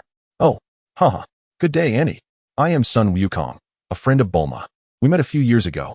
I wonder if she is home. What? You are Wukong? My goodness. After all these years, you've become quite the handsome fellow. Bulma has gone to the World Martial Arts Tournament and hasn't returned yet. But we could engage in other activities during this time. Perhaps a little date? Mrs. Brief's unexpected words left Son Wukong astounded, causing him, a warrior with a power level of 1237, to stumble back several steps. Haha, Auntie. Your humor remains as delightful as ever. I will be waiting in the living room for Bulma. She should be home shortly. Oh, I see. What a pity. Just then, the sound of a car braking echoed outside, followed by Bulma's unmistakable voice. Kiki, come in. Make yourself at home, and don't be shy. One couldn't help but wonder how much time had passed and how Wukong was faring with his tasks. It should be about time. After all, he can fly. That's much more convenient than our long drive. As Kiki and Bulma conversed, they spotted Son Wukong conversing with Mrs. Brief in the yard. Oh, Kiki, you were right. Wukong indeed arrived before us, Bulma declared, dashing forward to embrace Son Wukong. With a mock sternness, she added, You could have at least considered those of us who rely on transportation before flying off. You must teach me that flying technique when you have the chance. Of course. But before that, could you please come down for me? I'm not quite comfortable with this, he replied, feeling embarrassed in front of his mother-in-law. No, I refuse. I intend to cling to you all day. At this moment, Son Wukong felt utterly awkward. How could he be in such a situation before his mother-in-law? He pointed toward the astonished Mrs. Brief. Well, little Bulma, are you two in a relationship? I always thought you and Wukong made quite the pair. Bulma turned in shock to see her mother observing her with eager curiosity, prompting her to hastily leap off Son Wukong. Mom, you must allow me to explain. My relationship with Wukong is not what you think. Indeed, Auntie, Bulma and I are dating. However, this matter unfolded quite suddenly, and I hadn't the chance to inform you. To everyone's surprise, Son Wukong interrupted Bulma, solidifying their relationship in front of her mother. Kiki thought it was evident to all. She couldn't fathom why they were being so evasive. Mrs. Brief, however, was overjoyed, setting down her watering can and circling the two excitedly. Oh my, this is truly remarkable. After all this time, I thought Bulma would never find a boyfriend. Thank you. Wukong, please take good care of her. Rest assured, Auntie. Bulma is indeed a wonderful girl, though occasionally a bit oblivious. I believe we will get along splendidly. To be honest, Son Wukong harbored doubts about Bulma's obliviousness, suspecting it was inherited from her mother, given how amiable and approachable Mrs. Brief was. Naturally, the key aspect was her affability, as the Brief family was quite affluent, with the Capsule Corporation being the wealthiest in West City. There were countless vacant rooms in their villa. Kiki quickly chose a room to her liking, and after settling her in, Son Wukong was left bewildered, pondering where he would rest that evening. Well, it's getting late. I wonder where I will be sleeping tonight? Upon hearing this, Bulma shot him a disapproving glance and pinched her waist. How could you just assume? I haven't even agreed to be your girlfriend yet. Why did you declare that so boldly in front of my mother? Oh, that was merely a heads up. It's bound to happen sooner or later. It's less messy to address it outright than to go through repeated explanations later. He continued, You see, when someone doesn't receive the response they hope for, they will keep asking. If I had said we were just friends today, your mother would have relentlessly probed you, even employing various subtle hints. Surely, Miss Bulma, you wouldn't want such an awkward scenario to unfold. Bulma found his reasoning somewhat valid, though the tone felt a tad awkward. So, which room will I stay in? The decor seems quite similar. I might as well take the one next to Kiki. No way. Bulma rejected his suggestion almost instantly. After a moment of reflection, she clarified. What I mean is, Kiki is a girl. It would be inappropriate for you to stay next door. Besides, all men harbor ulterior motives. I shall place you next to me to keep an eye on you and prevent any misdeeds. Oh, is that so? That sounds quite agreeable, Son Wukong replied, a mischievous grin spreading across his face. His intention was to be closer to Bulma, after all, given that they would be working together daily. He hoped to enjoy life and perhaps persuade her to take a break from work.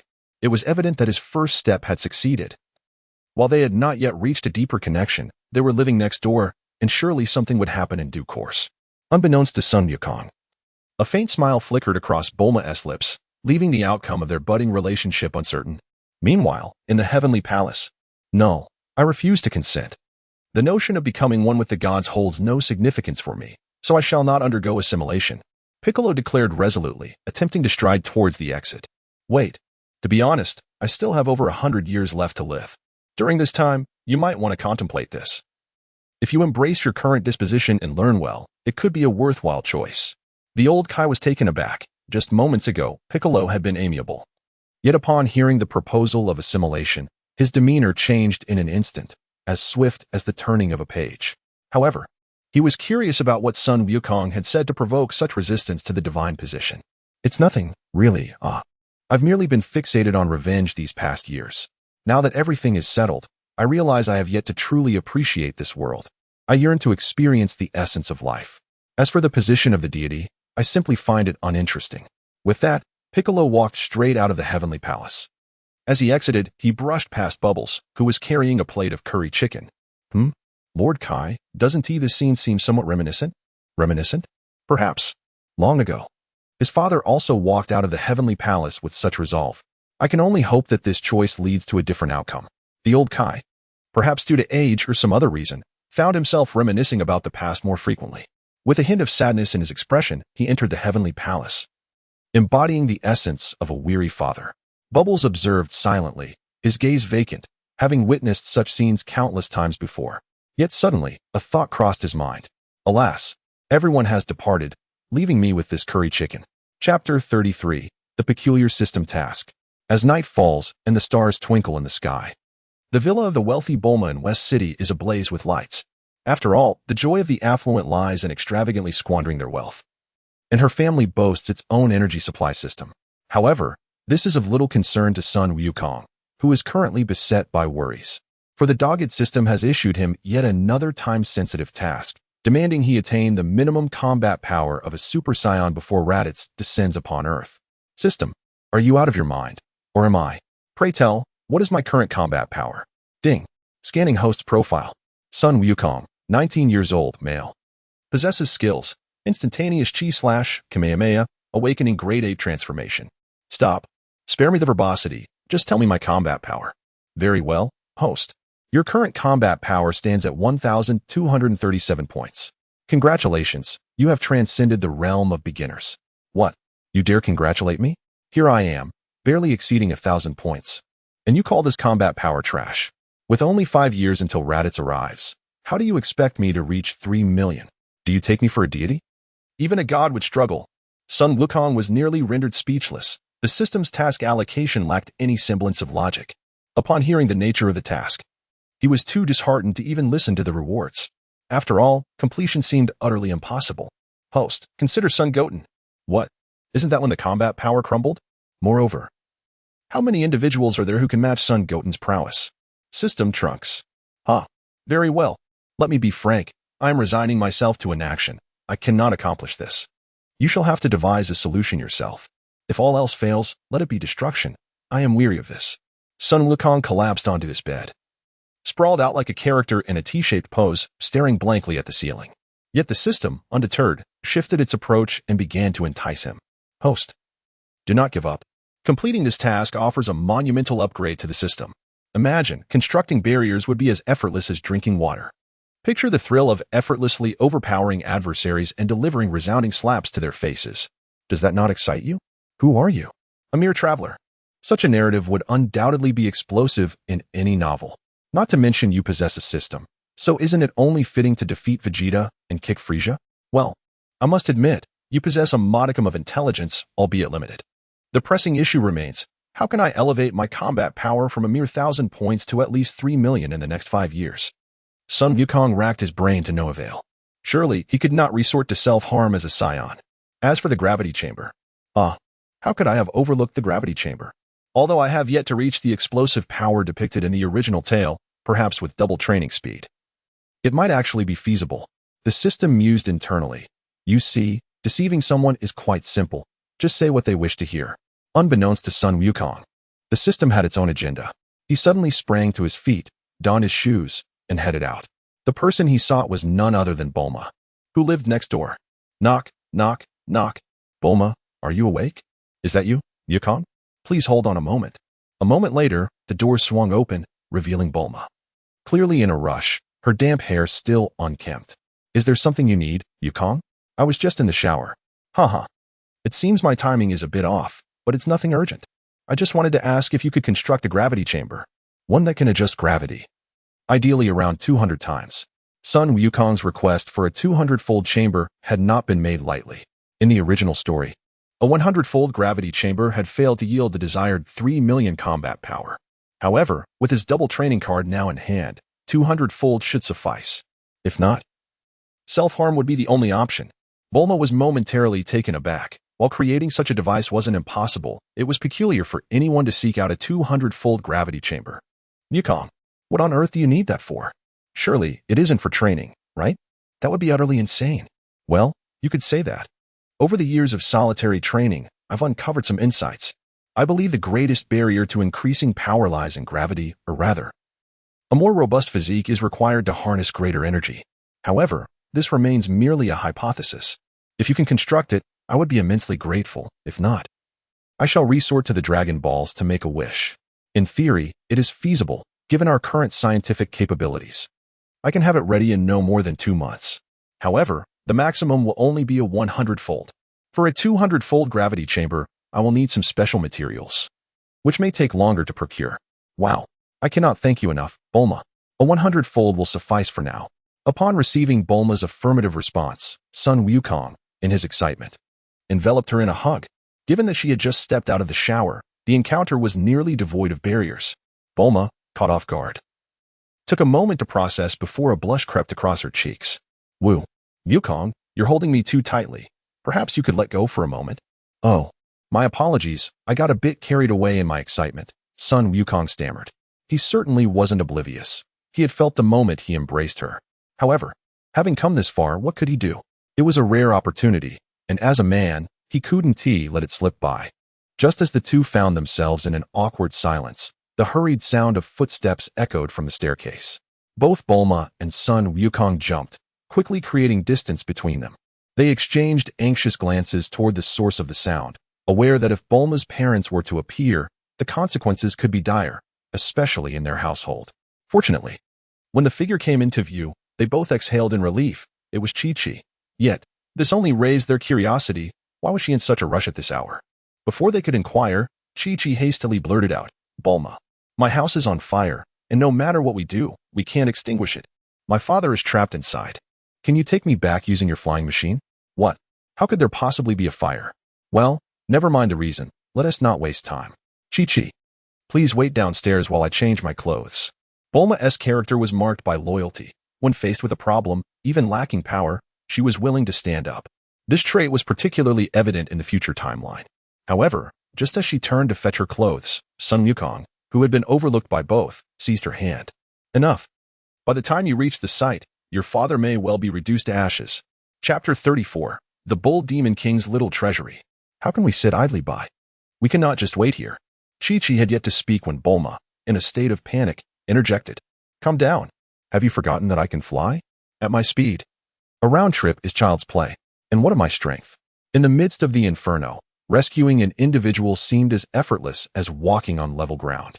Rest assured, with a mere mobile phone in hand, good news would soon arrive. Upon hearing Chi-Chi mention the fire at her home, Son Wukong vaguely recalled a similar plot from the conclusion of the first Dragon Ball series, triggered by a leak from a female version of the Supreme Old Lord Cauldron. Yet, he had no inclination to assist in mending the situation. Not even for his grandfather Gohan's beloved. Frankly, it was merely a reflection of the negligence displayed by divine beings like themselves. He would leave the matter to the celestial deities and focus solely on rescuing the Bull Demon King. After all, once the flames consumed the original property, nothing remained within. Indeed, if it were Wukong, the situation would pose no problem. However, he had heard that the fire was seemingly insatiable. Surely, there was no real danger, was there? With a tinge of urgency, Bulma's brow furrowed with concern. Observing this, Son Wukong gently tousled her damp hair, assuring her, "Do not worry.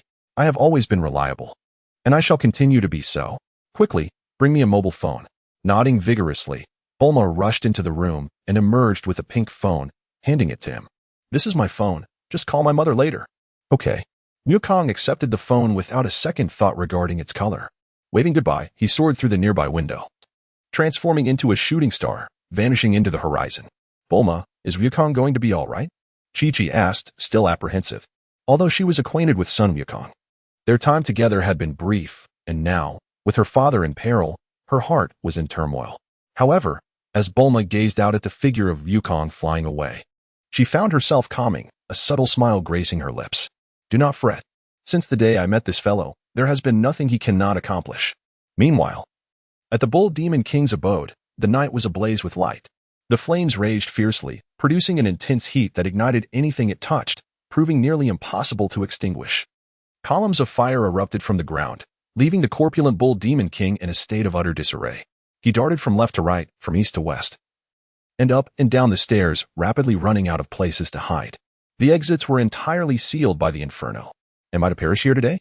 Truly, the heavens have forsaken me. Alas, I shall not even glimpse Chi-Chi's face one last time. Unlike his portrayal in the original tale, the absence of Chi-Chi and the encouragement from Wukong and others had swiftly eroded his will to survive. Finding a vent, he leaned against it, staring vacantly into the distance as despair enveloped him. Suddenly, amidst what he thought might be an illusion, a shooting star approached rapidly. Accompanying it was a resounding sonic boom, indicating that whatever it was had surpassed the speed of sound. They truly fear I might die unceremoniously. Here comes a shooting star, he scoffed. Fine. I shall just lie here and let fate take its course. Resignedly, the Bull Demon King slid down the wall, surrendering to his fate. However, in the next moment, the roaring wind ceased abruptly, replaced by a youthful voice ringing in his ears. "Oh, is that not Uncle Bull? Your home is ablaze. And you still have the leisure to stargaze at this hour. One must commend your generation's relaxed demeanor. I would have fled long ago." Startled, the Bull Demon King sprang to his feet, apprehensively eyeing the young man before him. "Who are you? Why are you here at such a time?" My mind is in a frenzy. It's me, Son Wukong. I am the grandson of Gohan, and by lineage, we are both disciples of Master Wu Tian. So I should address you as senior brother." Without hesitation, Son Wukong initiated the introduction. The Bull Demon King, taken aback, struggled to comprehend. The tall, handsome youth before him was the same boy who had once sported a tail. "Is it truly you, Wukong? Ha ha ha. What fortune. I never anticipated to see an old friend before my demise." "Hold on." Before he could finish his sentence, Wukong swiftly seized the opportunity, launching himself into the air and grasping the back of the Bull Demon King's collar, whisking him away to a nearby open space in mere moments. "Uncle Bull, are you all right?" Son Wukong asked, waving a hand before the dazed Bull Demon King. Thankfully, the gesture roused him from his stupor. "How did you accomplish that, Wukong?" "It's simply astonishing. You wish to know how I rescued you?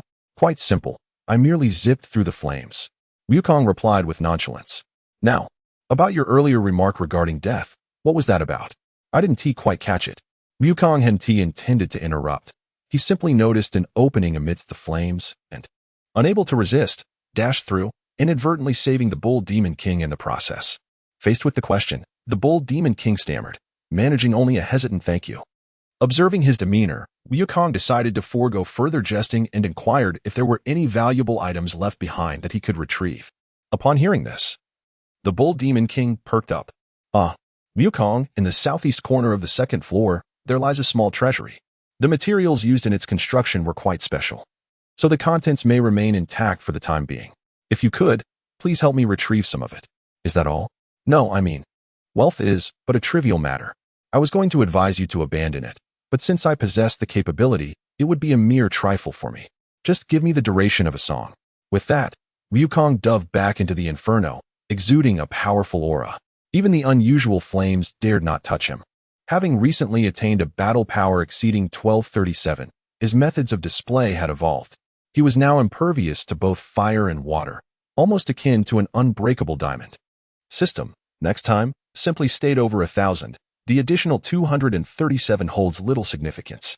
How dare you speak, considering the task rewards you provide, 100 or 200 points at a time. Wukong retorted internally, exasperated by the system's comments. It seemed that he had to rely on his own efforts for the majority of his power. Fortunately, whether by chance or innate sense of direction, he found himself inexplicably drawn to the Bull Demon King's treasury amidst the flames. The iron door had turned a fiery red, with small decorative elements melting into molten metal. Ah, this must be it. I must say, Uncle Bull, your treasury is impressive. One might think it holds untold wealth. Wukong extinguished the surrounding flames with a flick of his wrist and kicked the door open. A radiant golden light flooded through the crack, momentarily blinding him. Goodness, is this what you call a small treasury? Wukong stood in disbelief, for what lay before him was indeed a veritable treasure trove of gold and silver, jewels, red agates, emeralds, and exquisite glassware. It was enough to astonish a country boy like him. If these treasures survive the blaze, Chi-Chi truly is not short on riches. It seems she has not lived a life of dependency. With a thought, Son Wukong casually produced several universal capsules and tossed them onto the ground. Accompanied by a series of explosive sounds and billowing smoke, the mountains of gold, silver, and jewels were swiftly absorbed within. Truly, the ancients did not deceive me. Science is indeed the foremost productive force. Henceforth, my son must diligently pursue his studies. Otherwise, how shall I enjoy advanced technological services in my old age? Following this, Son Wukong picked up the scattered universal capsules and strolled leisurely towards the exit. However, this time, fortune did not favor him as it had upon his entrance. After several convoluted turns, he could not find the way out. In a moment of desperation, he clasped his hands together at his side and unleashed a powerful Kamehameha, creating a gaping hole. Ah, indeed, I should have taken a shortcut earlier instead of wandering through this labyrinth. Upon emerging from the flaming castle, the Bull Demon King noticed Son Wukong's empty hands and could not help but display a hint of disappointment. He quickly adjusted his mood, saying, "It's all right, Wukong. You did your best. It's only natural to lose something in such a blaze. Ah, Uncle Bull, if that's the case, then those mountains of gold and silver are mine. That red agate looks particularly exquisite," Son Wukong exclaimed, tossing a few universal capsules to him. The Bull Demon King recognized the small artifacts in his hands, and his expression shifted from disappointment to joy. He stepped forward and patted Son Wukong on the shoulder, saying, "Wukong, I approve of your relationship with Chi-Chi." Stunned, Son Wukong stood there, momentarily at a loss. "Wait a moment, Uncle Bull. There seems to be some misunderstanding here. I understand your words, but when put together, they are rather perplexing. Are you still playing the fool? Chi-Chi went out specifically to find you. How could I not know? Since childhood, all she has ever mentioned is marrying you when she grows up. At that time, I truly wished to chop you up, but seeing your current strength, you are indeed worthy of being my son-in-law." With this explanation, Son Wukong finally grasped the situation. He realized he had come to rescue his father-in-law, which was not entirely unfitting. However, matters must be approached gradually. One cannot achieve great things in haste. Uncle Bull, the situation is not as you perceive.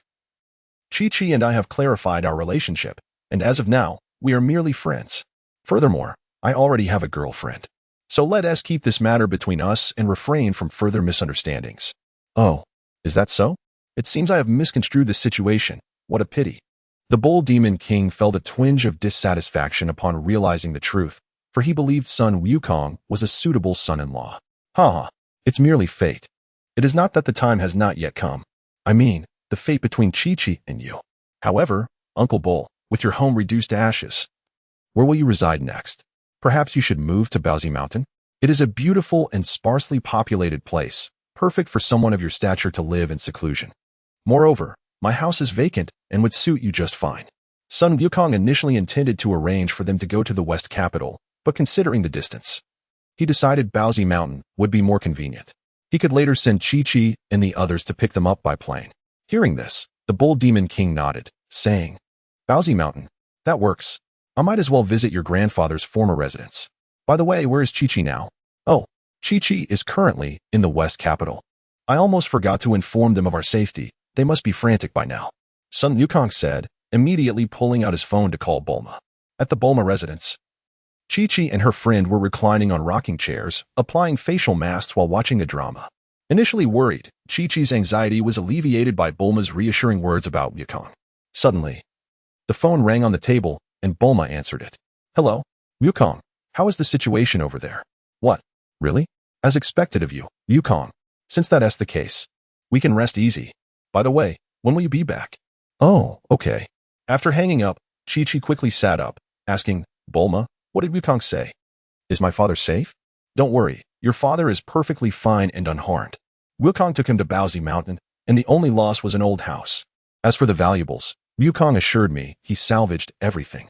Bulma quickly relayed what she had heard on the phone, and Chi-Chi's face lit up with joy, realizing her father was not only unharmed but had also gained unexpected treasures. That is wonderful. I was worried a great fire would consume all his treasures, causing him to fall into despair for quite a while. After all, he has guarded that little vault his entire life. Now that the issues are resolved, you can sleep soundly tonight. With this good news, Bulma felt relieved, and the two no longer worried. However, as night fell, Son Wukong still had not returned.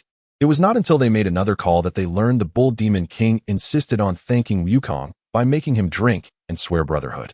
Thus, through this series of events, Wukong inexplicably gained a new elder brother, complicating the familial ties. As time swiftly passed, in the ensuing days, Son Wukong diligently trained to fulfill the absurd tasks assigned by the system. 5 years later, a meteor fell from the sky, landing before a certain ranch. A curious farmer, holding a legendary firearm, trembled before a man with waist-length hair. The man disdainfully scanned him with a device. Beep, beep, beep, combat power 5. Humph, pathetic earthling. What on earth is that cockroach fellow up to? This trash planet has remained unconquered for so long. Has he betrayed the Saiyans? Let me see where you are. Beep, beep, beep. After another scan, a reading of 550 combat power was transmitted from an unknown direction. Humph. This exceeds my expectations, but it is still insufficient. With such power, you are far too weak. With that, the man with long hair vanished towards the location indicated by the power scanner, leaving the trembling farmer behind, muttering, Granny. I saw a ghost in broad daylight. Chapter 36. The Adventures of Raditz. 1. By a picturesque riverbank, Piccolo was roasting a dinosaur with Yachirobe. The golden, crispy skin sprinkled with green onions revealed a professional touch. Yachirobe looked on, unable to suppress his saliva. Piccolo, I didn't realize you had such skills. I thought your years of training had been arduous. It's not quite like that. Uncle Wukong said that training and eating are two different matters that should not be conflated. There is no rule saying one cannot enjoy good food during tough training. Moreover, this technique was something I learned on the sly. I used to avoid meat, but after spending time with Uncle Wukong, you wouldn't believe how delicious this is. Through his training with Son Wukong, Piccolo had shed his aloof demeanor and transformed into a much more robust individual. Indeed, to aspire to be a purely good or evil person requires a lifelong commitment.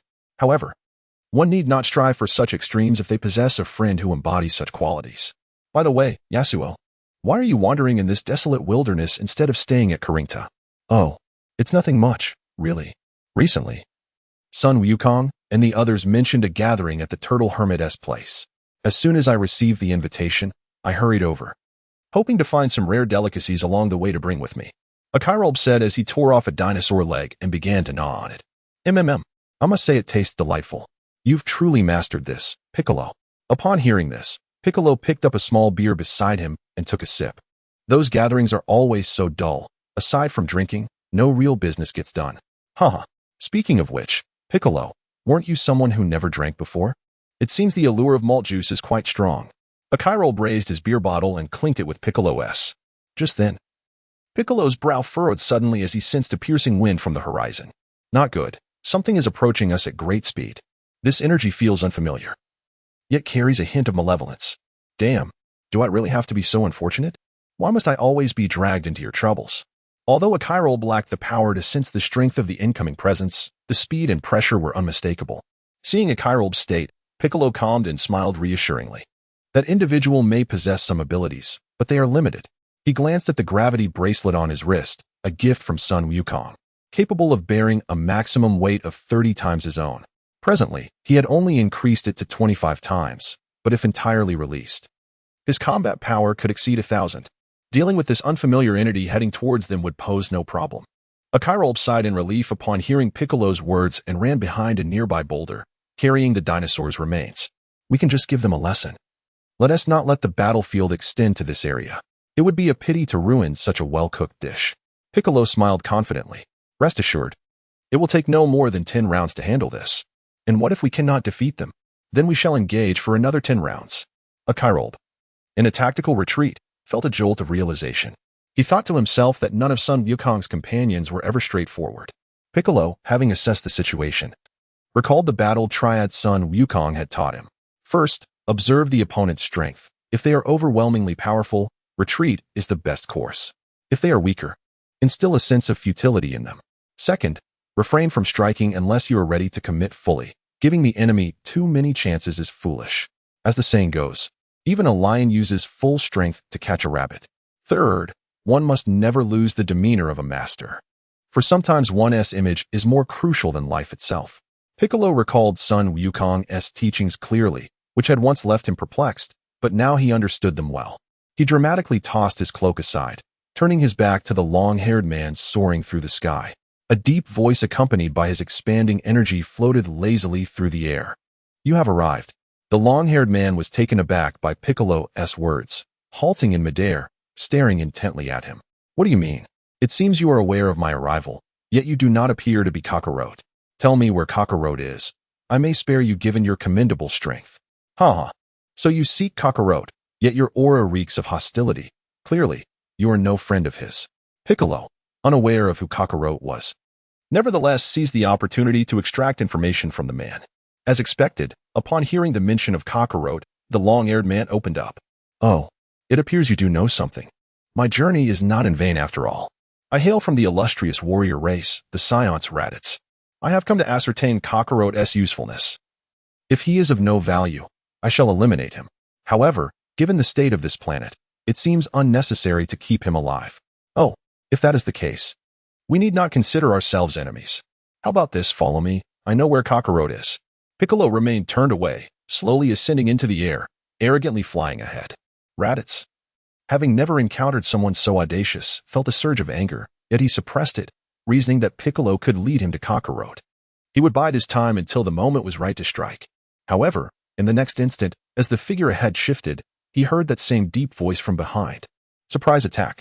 Taste my black tiger heart extraction. Boom. Raditz was blasted to the ground by an energy sphere, followed by a relentless barrage of punches and kicks. After a solid 10 minutes of being pummeled, Piccolo ceased his assault when he sensed Raditz had lost the ability to retaliate. Cough, cough, cough. Wasn't he that black tiger heart extraction? Why are you throwing energy blasts? Hee. You must be an outsider, right? Such a novice. That energy blast is called black tiger heart extraction. Piccolo spat disdainfully, initially reluctant to utter such a juvenile name in battle, but found it effective after numerous practical tests in specific situations. Raditz, utterly dumbfounded, contemplated the strength of Earthlings, concluding that Piccolo was merely a cunning trickster. No. You are not from Earth. You are a Namekian. How shocking. I am well aware of this. Piccolo had heard of the Namekians from Son Wukong years ago. Initially stunned, but eventually accepting it, as Wukong himself was not a native of Earth. Alas, this fool seeks Kakarot. He must be Wukong's uncle. In a moment of confusion, he pulled out his phone and dialed a number. Hello, Piccolo? We are on our way to the Turtle Hermit's place. Have you arrived yet? Oh, not yet. But Uncle Wukong, I've encountered a long-haired creature claiming to be a Saiyan. Yet he seems rather weak. Listening to Piccolo's phone call from the ground, Raditz could not help but spew blood once more. Humph! I, Raditz, a noble warrior. Never expected to be defeated by such a trivial foe. Chapter 37, Raditz's Adventure 2, after hanging up the phone. Piccolo pondered in the air for a while before deciding to consult a Chirobe. Their banter instilled a sense of dread in the wounded Raditz, lying in the deep pit. What were they discussing? Breaking arms, shattering legs. The most absurd suggestion was to beat him half to death but leave him with a sliver of life. Raditz thought. Should I listen in on their conversation? Fortunately, he did not have to wait long. The inevitable was about to unfold. Piccolo tossed his cloak aside and approached Raditz with a grim expression, his face turning a shade of green. You vile invader, you pose a grave threat. Thus, I must. Before he could finish, a glimmering green light emanated from Piccolo's fingertips. A signature technique pierced through Raditz's left thigh. "Ah, please, have mercy. I am not as dangerous as you imagine. Look, I was subdued with just one move." Raditz's face contorted in pain as he uttered those words through gritted teeth. He is still filled with regret, pondering if he had unleashed his full power earlier to eliminate his opponent, he wouldn't be in this predicament now. After all, he had a significant advantage with a power level of 1500 against a mere 500. Unfortunately, his words failed to resonate with Piccolo. The adversary's movements were swift, and he summoned 3 energy blasts, adhering to the traditional strategy of incapacitating limbs. Indeed, this maneuver left Raditz speechless, his eyes wide with disbelief, unable to comprehend the purpose behind such actions. Piccolo, however, had no intention of explaining. With a casual wave of his hand, he conjured ropes of a unique material, swiftly binding Raditz in a rather unconventional manner. "Piccolo, wait a moment. You're not planning to take this guy to find Goku, are you?" Yajirobe, munching on a golden, crispy piece of meat, appeared behind him. Piccolo cast a glance at him, not particularly concerned, and replied coolly, "This fellow is an alien, after all. There might be unknown forces backing him. Besides, my time learning from Uncle Goku has been brief. I may not extract much useful information from him. Indeed, I concur that in terms of tormenting others, Goku excels. Given this guy's slight physique, I hope he comes out unscathed." Yajirobe observed Raditz, now bound, shaking his head skeptically. Yet, this scene only served to provoke Raditz further. What did they mean by his small stature being unable to endure? A proud Saiyan, with a battle power exceeding 1500, was being belittled by a mere weakling. Nevertheless, he remained unperturbed, biding his time for an opportunity, not to showcase his might, but to reclaim what he had lost. If he could just regain a bit of energy and launch an artificial moon into the sky, with a tenfold increase in attack power, conquering this diminutive Earth would be child's play. Suddenly, Raditz couldn't contain his laughter, which bewildered both Piccolo and Yajirobe. "This guy is a fool," Yajirobe remarked. Even in this state, he laughs so arrogantly. Clearly, he has endured quite a bit of punishment. Piccolo nodded in agreement, but the more he listened, the more unsettling the laughter became. "This is intolerable. I must teach him a lesson," he declared. As Raditz was lost in his own thoughts, he received several more blows. "Why are you still hitting me when I'm bound like this? You're taking this too far," he protested. "Bullying? Not at all. Your earlier laughter was somewhat impolite, so I merely came to greet you." "Young man, don't be too reckless. It serves no purpose," Piccolo remarked, clapping his hands. He flicked his finger, sending one end of the rope binding Raditz into his grasp, and then began to toy with him as one would a kite. "Yajirobe, do you need a ride to Kame House?" Piccolo inquired. Yajirobe, witnessing Raditz flailing about, shivered and quickly refused. "No thanks. I've recently learned to fly. Although my energy isn't sufficient for long durations, I have some senza beans for replenishment. All right then, see you at Kame House." With that, Piccolo vanished into the sky, taking Raditz along with him. Meanwhile, Kame House was bustling with activity as all but Goku and Bulma had arrived. The Dragon Ball team was gathered around Launch, playfully interacting with the little girl in her arms. The child was a picture of innocence, with large eyes and golden hair cascading down in a braid. "Wow, what a surprise. You two went on a trip and returned with a child before even getting married," Krillin exclaimed, now sporting long hair styled in a trendy middle part. Dressed in a red jacket and jeans, resembling a parkour enthusiast. "It was merely a series of coincidences. We didn't expect things to unfold so swiftly. I'm just grateful for every day, as it has made my life truly fulfilling," Launch said gently, gazing at the little girl, her tone causing the Dragon Ball team to react with disbelief. It seemed her personality had improved, given her hair color had changed to yellow, suggesting a less severe case of her previous split personality. "Oh, thank goodness. I thought she might have 3 eyes like Tien. That would be quite an eyesore." This remark drew the attention of the group, and upon recognizing the speaker, they all sighed in relief. It was none other than the notorious troublemaker, Wukong. "Oh, it's nothing serious. He's just going to get beaten up. That's normal." Launch, now with maternal instincts, turned and placed the child into Tien's arms, then approached Oolong with a mischievous grin. Oolong, sensing danger, began to retreat in fear. "What's with the looks? I didn't say anything wrong." "Launch, have you lost your mind? After all this time, you're still as violent as ever." Krillin shook his head in disbelief at Oolong's obliviousness. He noticed a faint mark on the child's forehead, likely the sign of a third eye. "Wow, Tien, your genes are truly remarkable. If I have a daughter one day and she ends up with no nose, it would be disastrous." "Don't worry. Just have her wish for a nose from the Dragon Balls, Tien quipped. Wow, getting married really changes a person. I didn't expect you to have such wisdom. Just as they were teasing each other, a gust of wind signaled an arrival. The martial artist present turned to see the green-skinned Piccolo approaching. What is he doing here? Is he causing trouble? Krillin recalled his past encounters with Piccolo, still haunted by a lingering shadow. However, Tien seemed unfazed, glancing at Piccolo before returning to his own child. Relax, he poses no threat. He has likely been invited by Goku, but he does seem to have someone with him. Their energy feels somewhat sinister. Chapter 38. The Adventures of Raditz. 3. Upon hearing Tien, Krillin noticed the person Piccolo was dragging along, bound and seemingly injured. Without delay, Piccolo landed gracefully on Kame's house. After a moment's hesitation, Krillin decided to greet him. Hey, Piccolo, how have you been? It's been a while since we last met at the martial arts tournament. Indeed, it has been a while. 5 years, 7 days, 14 hours, and 37 minutes, to be precise. Wow, you don't have to be so precise. Do you harbor some grudge against me to remember such details? Krillin was taken aback, astonished by Piccolo's meticulousness.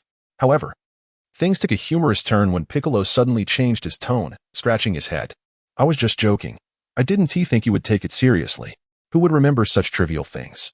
The previously tense atmosphere dissipated, laughter erupting among the group, especially from Yajirobe, who found it particularly amusing. It seems Piccolo has truly absorbed Goku's essence. Your words carry a hint of his charm. Yamcha, speaking casually, seized a nearby beer and handed it to the newly arrived Piccolo. By the way, brother Piccolo, who is this fellow you've tied up? He appears rather foolish. Doesn't he? Raditz thought to himself, foolish?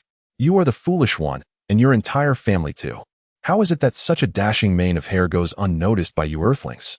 Piccolo glanced at Raditz, who resembled a lifeless dog in his grasp, and replied nonchalantly. It's nothing, just an alien. However, when Uncle Goku arrives, he may shed some light on the matter. Oh, so this fellow's target is Goku, Yamcha remarked, somewhat surprised. While the long-haired man before them possessed a certain strength, it hardly seemed extraordinary. After all, the overwhelming sense of pressure they felt a year ago upon encountering Goku was incomparable. It was then that everyone recognized their own abilities and abandoned the notion of pursuing Goku. Just then, Krillin noticed something unusual and questioned. Look, it seems this guy has a tail tied around his waist. Doesn't that look oddly familiar? Whoa, didn't Goku have one when he was young? Could it be that this guy is related to Goku? Aha, scared, are you? If all goes as expected. The Goku you speak of is indeed the Kakarot I am searching for, and I am Kakarot's brother. I advise you to release me quickly, and I might overlook what just transpired. Upon hearing Krillin's deduction, Raditz, lying on the ground, inexplicably resumed his bravado. The inherent confidence of a Saiyan straightened his once collapsed spine. Suddenly, a heavy blow fell from above. I told you, your laughter is quite irritating. You're not allowed to laugh like that again, as I've never laughed. Indeed, it was Piccolo who struck him, harboring a fondness for the sound yet disliking it when others laughed at him. Krillin and Yamcha stood in shock, momentarily stunned. Eventually, Krillin cautiously voiced, could it be that this guy really is related to Goku? Is it wise to keep him restrained here? After all, we ought to consider Goku's feelings. Rest assured, this fellow is here to cause trouble. I just spoke with Uncle Goku. He said to beat him up but not to kill him. Piccolo quickly reassured them, not fearing any misunderstanding from Krillin, but rather concerned that Raditz might find an odd sense of belonging. Oh, is that so? Then a few punches shouldn't matter, right? After all, he was quite arrogant just now, even trying to intimidate me. Krillin, evidently a mischievous spirit, was eager to strike now that he understood the lack of connection. As expected, Piccolo encouraged him, feel free. The sounds of clashing echoed as Krillin and the others did not hold back their blows, though they wielded non-lethal weapons, even resorting to pots and pans. The disdain directed at a supposed strong adversary left Raditz, who had been inexplicably beaten multiple times in a single day, contemplating his own demise. He felt as though the dignity he had built over 2 decades had vanished in a single day. Memories of running under the sunset resurfaced, a symbol of his lost youth, and a single tear of regret escaped the corner of Raditz's eye. At that moment, a familiar figure appeared beside them, inquiring in a well-known tone, hello, how has everyone been over the past 5 years? The seemingly soft-spoken words drew the attention of those outside the Turtle Hermit's house. They turned to see a stylishly dressed man standing there, cradling an adorable blue-haired boy, whose little tail swayed behind him. Goku, Krillin, the first to rush over. immediately noticed the child. Goku, this can't be your son, can it? Haha, what a surprise. Goku smiled sheepishly and turned to the little blue-haired boy, saying, You should greet him. This is your Uncle Krillin. If you wish to learn martial arts, he can teach you. He is quite skilled. The little boy's eyes lit up at the mention of a skilled master. Hello, Uncle Krillin. My name is Son Gohan. I look forward to your guidance. Haha, such a good boy. But don't believe your father's nonsense. He is the strongest martial artist on this planet. Yet, I would be delighted to mentor a young disciple. Krillin, fond of Gohan, patted his head and then turned to Goku, perplexed. By the way, isn't Son Gohan your grandfather's name? Oh, well, it's a way to honor him. Yes, exactly, a tribute. Goku casually deflected, naturally omitting the fact that he was too lazy to think of a name. Moreover, during that period, he was entirely focused on his mission to achieve Super Saiyan status, nearly missing Bulma's childbirth. Consequently, she was too upset to join them today. However, Krillin and the others seemed not to ponder deeper, considering Son Gohan was quite significant to Goku. Thus, naming his child after him appeared reasonable. Uncle Goku, it's been a while. Piccolo approached to greet him. Goku, seeing Piccolo, simply embraced him without a word. How have you been, my friend? Your training seems to have progressed well. Haha, it's been all right. Nowadays, I'm less eager for immediate results. I'm focusing on solidifying my foundation. When the time comes to break through, it will happen naturally. Indeed, it seems that the Supreme Kai underestimated you. I always knew you would forge your own unique path. By the way, I heard you captured an alien fool. Take me to see him. Goku had spoken for so long merely to meet his brother, Raditz. It was that he couldn't go directly. He simply needed a reason. 2 months prior, Goku's battle power had just surpassed 3 million. To reach this goal, he had exerted every ounce of his strength. With double training speed, gravity increased to 200 times, various combat training scenarios, and even psychological counseling. Ultimately, he resorted to self-harm methods. Yet, the results were remarkable. Prior to activating his Saiyan passive abilities, his power had reached over 900,000. Upon activation, it surged to 3 million after just 2 transformations. While this method was a roundabout way of tapping into potential, its effectiveness diminished over time. Nevertheless, such advantages remain explosive regardless of the era. Consequently, the system met its upgrade conditions, and after 2 months, the progress bar was finally full. The first task upon reboot was to alter Raditz's life trajectory. The reward for completing the task was barrier-free transformation. As the name suggests, once the battle power reached the minimum threshold for transformation, no sacrificial conditions were required. While he already had the reward for filled S-cells, it was only applicable to Super Saiyan 1. Remember how easy it was for Son Goten to transform into Super Saiyan 1? Yet, it was not merely about being Super Saiyan. The subsequent realms posed a certain degree of difficulty. However, now possessing the skill barrier-free transformation made it significantly simpler, enabling transformations to Super Saiyan 2, 3, and beyond. Truth be told, Goku felt a twinge of disappointment upon first witnessing this scenario. After all the time spent nurturing a bond with his close companion, Krillin, it was a bitter revelation for Goku to discover that he could transform into a Super Saiyan without requiring sacrifices from his ally. Anyone in his position would undoubtedly feel a sense of disappointment. The irreplaceable iconic moments are a deep-seated ache in the hearts of all those who traverse worlds. Returning to the matter at hand, Piccolo, upon hearing Goku's words, merely gestured toward Raditz, who was bound to a coconut tree. He's over there, he remarked. Though his demeanor remained hostile, punctuated occasionally by an inexplicable chuckle. Hey, sometimes, you shouldn't take things too seriously. Perhaps he's just recalling something joyful. Goku jestingly commented as he approached Raditz. As he drew near, he flicked his finger, and a glimmer of light sparkled at his fingertip, severing the ropes that bound Raditz into several pieces. The onlookers held no objections. Anything Piccolo could defeat could easily be restored with a handful of senzu beans. Everyone felt reassured by Goku's formidable combat prowess.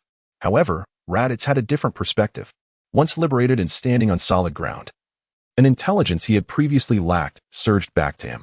Haha, Kakarot, you've done well. Though you have yet to conquer Earth, it seems there is a reason for it. These individuals are indeed cunning. You should provide me cover while I escape. Once I recover, I shall return to deal with them. The crowd was momentarily stunned by such a cunning strategy. How audacious to express such a plan openly, without considering the potential for failure. Fortunately, Raditz's foolishness was well known, and no one took offense. Even Yamcha stepped forward to console Goku, suggesting he not take Raditz's erratic behavior to heart. Goku, however, reassured them that this minor situation was manageable. He retrieved a senzu bean from his pocket, flicked it, and sent it into Raditz's mouth. Cough. Kakarot. What have you fed me? Are you in league with these individuals? Raditz exclaimed. Well, it's a treasure. You'll understand once you feel its effects, Goku replied, genuinely speechless. It seemed that altering Raditz's life path would require careful consideration, given his apparent lack of normalcy. After processing Goku's words, Raditz felt his own body and found nothing amiss, which left him even more perplexed. However, a surge of energy soon enveloped him, instantly healing his previous wounds. Is this some form of restorative elixir? The potency is astonishing. It appears to be unique to this planet. If so, I now have yet another reason to conquer it. As his thoughts raced, Raditz turned to Goku and activated his scouter. Beep, beep, beep. 600 power level. Oh, quite impressive. For someone raised on this pathetic planet, your strength is indeed surprising. Kakarot. I offer you a chance to join me. I will show you what true strength is. As a token of allegiance, you must eliminate everyone around you. Just then, a resounding slap echoed through the air. Raditz, in disbelief, covered his right cheek, having been struck by Goku. The frightening part was, he hadn't even perceived how Goku had done it. How is this possible? What did you just do? Another slap interrupted Raditz's words, and Goku, unfazed, casually shook his hand and asked calmly, Did you see it clearly this time? How dare you mock me? I take back what I said. You have no more chances. I have decided to eliminate you and everyone present. Goku vanished from sight and reappeared behind Raditz. Did you consider your own strength while making that statement? Excluding myself. Even that green-skinned fellow could easily defeat you. Is a power level of 1,500 what gives you confidence? Raditz stood frozen, a drop of cold sweat trickling down his forehead as he slowly turned to glimpse Goku's profile. Impossible. How can someone with only 600 power level possess such speed? Haha. It must be some form of trickery, Raditz declared, gathering an energy blast in his hand and launching it towards Goku, confident that at such close range, Goku would have no chance to evade. Yet, the young Raditz was destined to learn a harsh lesson once more. Goku glanced at the attack, and a powerful energy surged around him, instantly vaporizing Raditz's energy blast. Oh, foolish brother. You are utterly ignorant of power. Activate your scouter and observe my true strength. As Goku stepped closer, Raditz, inexplicably compelled, activated the scouter. Beep, beep, beep. 650. 800. 900. 1,500. 2,000. 15,000. With the power level reaching 15,000, the device could not withstand the surge of energy and exploded. You, how can you possess such a high power level? It must be some form of illusion. Your foolishness pales in comparison to your weakness. A person who lacks the courage to accept reality lives a tragic existence, Goku retorted, seizing Raditz and lifting him into the sky to avoid collateral damage. Especially with children nearby. Chapter 40, Super Saiyan Part 1. Raditz remained dazed in the sky, struggling to comprehend the overwhelming blow to his ego. He had believed his power level of 1,500 would grant him superiority, only to realize he was the fool in this scenario. But what was Goku's intention? To alter his life's trajectory and prevent him from self-destructive choices. Thus, it was necessary to demonstrate power appropriately. Do you wish to know my power level? Goku inquired, glancing at Raditz, who remained in shock. Sigh, I might have overdone it. I nearly rendered him brainless.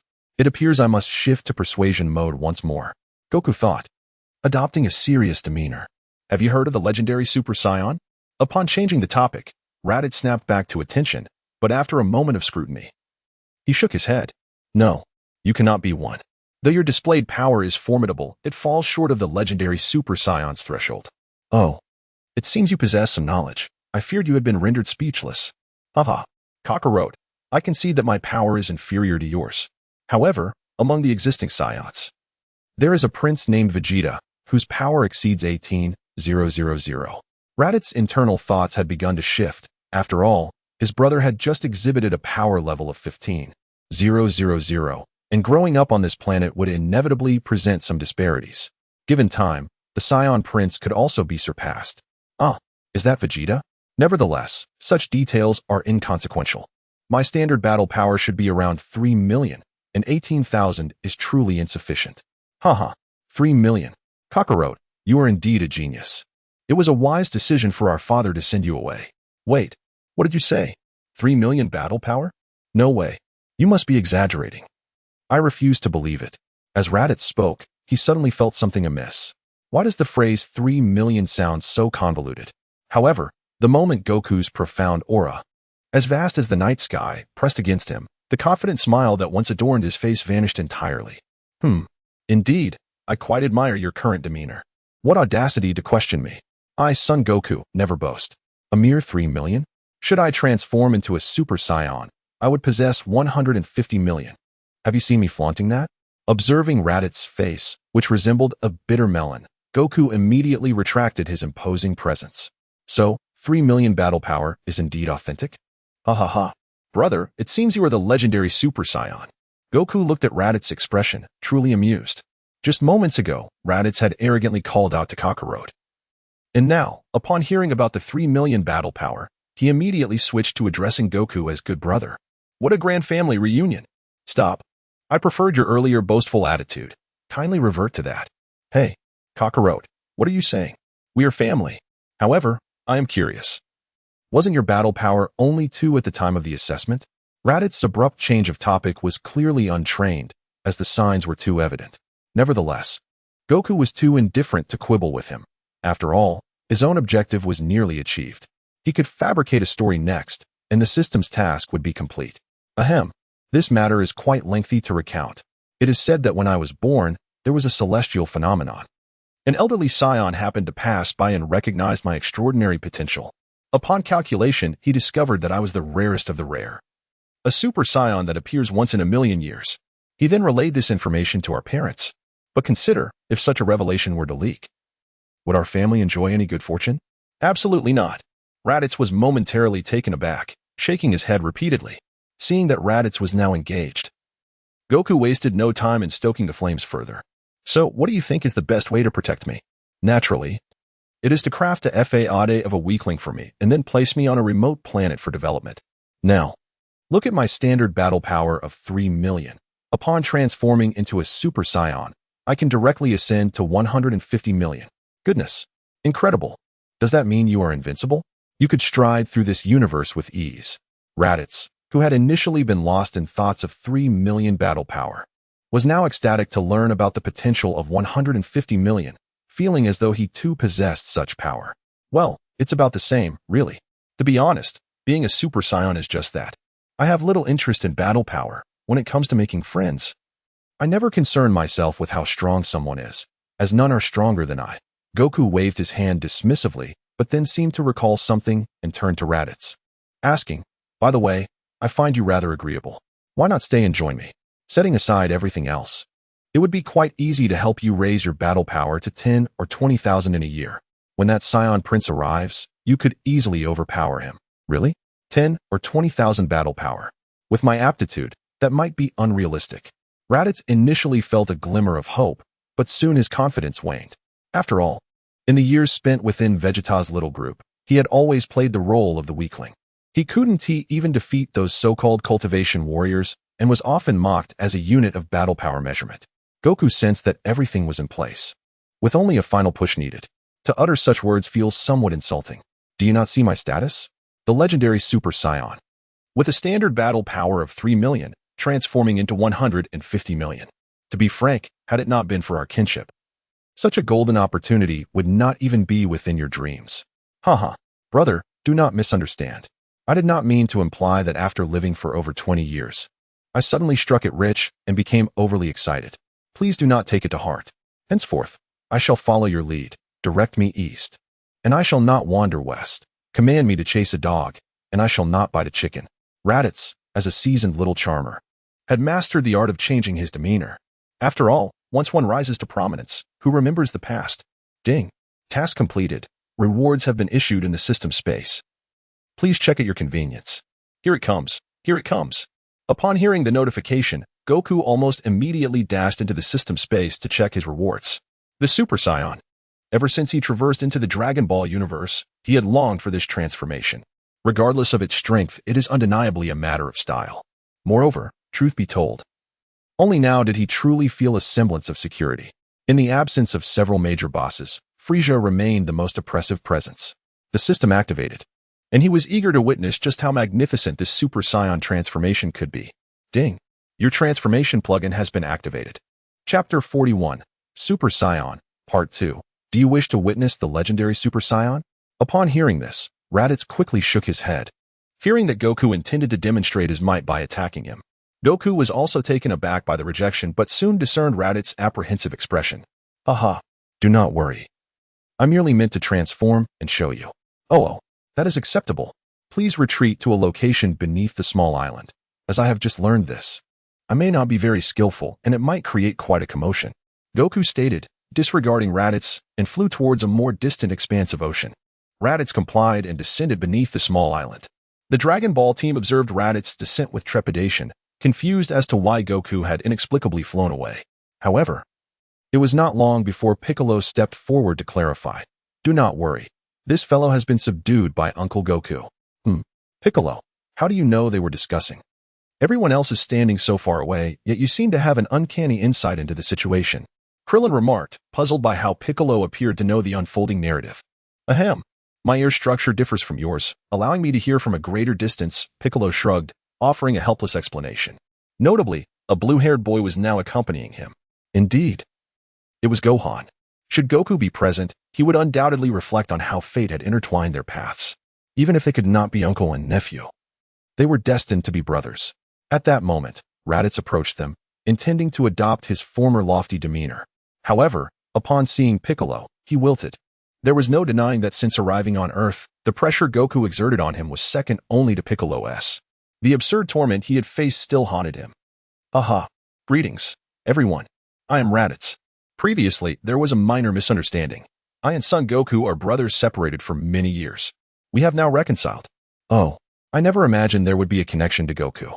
But why did he suddenly fly off towards the distant sea? Krillin questioned, hands in pockets, bewildered.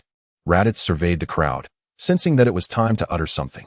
Oh, Kakarot. He mentioned he would transform, and the commotion might be considerable. Hence he flew to the distant sea. Transform. When did Goku learn such a thing? Krillin was bewildered. Yet he was not the only one in the assembly grappling with confusion. At that moment, dark clouds suddenly gathered in the sky, accompanied by continuous thunderclaps. Was that in the direction of Uncle Goku? Piccolo was the first to perceive the source of the anomaly in the distance. The next moment, a powerful whirlwind surged forth, radiating outward from the side of the disturbance. Boom, boom. The clouds roiled violently in the sky, while Son Wukong curiously observed his surroundings. He had merely entertained a thought, yet had not even begun to gather his energy. What is going on? ISNT transforming into a Super Saiyan, just a simple followed by a whoosh change? Ding. Given that the host is transforming into a Super Saiyan for the first time, how about a special transformation effect as a gift? ISNT it splendid? What the heck? Splendid, you say? Those who know might think I'm transforming into a Super Saiyan.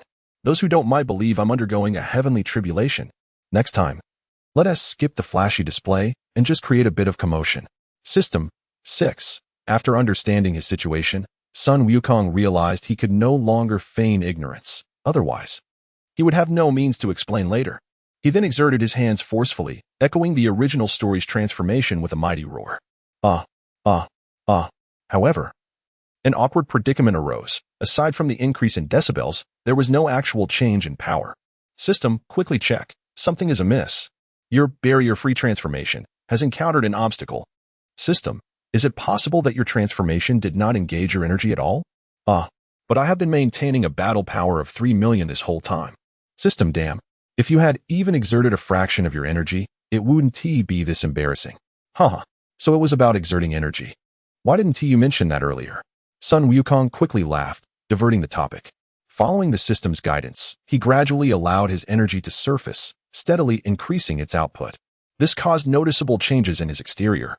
First, his robes began to flutter without wind, then the strands of hair that had hung over his forehead slowly defied gravity, rising upwards.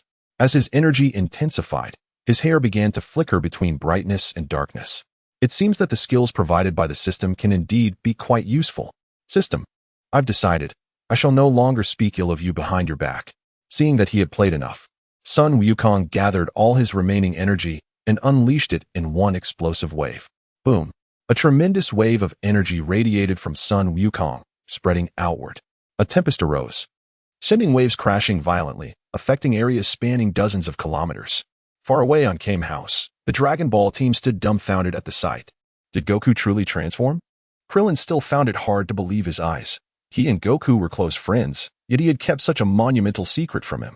It seemed it was not just a transformation. Had they all overlooked that unfathomably potent energy? Clearly, among the stunned crowd, there was still someone with insight. Tien, holding a child, was not deterred from piercing through the issue. However, to his surprise, after glancing at him, the others showed no interest in contemplating the matter. At that moment, Yamcha approached, patting his shoulder. Calm down, we witnessed Goku's power a year ago. He was already beyond reach then.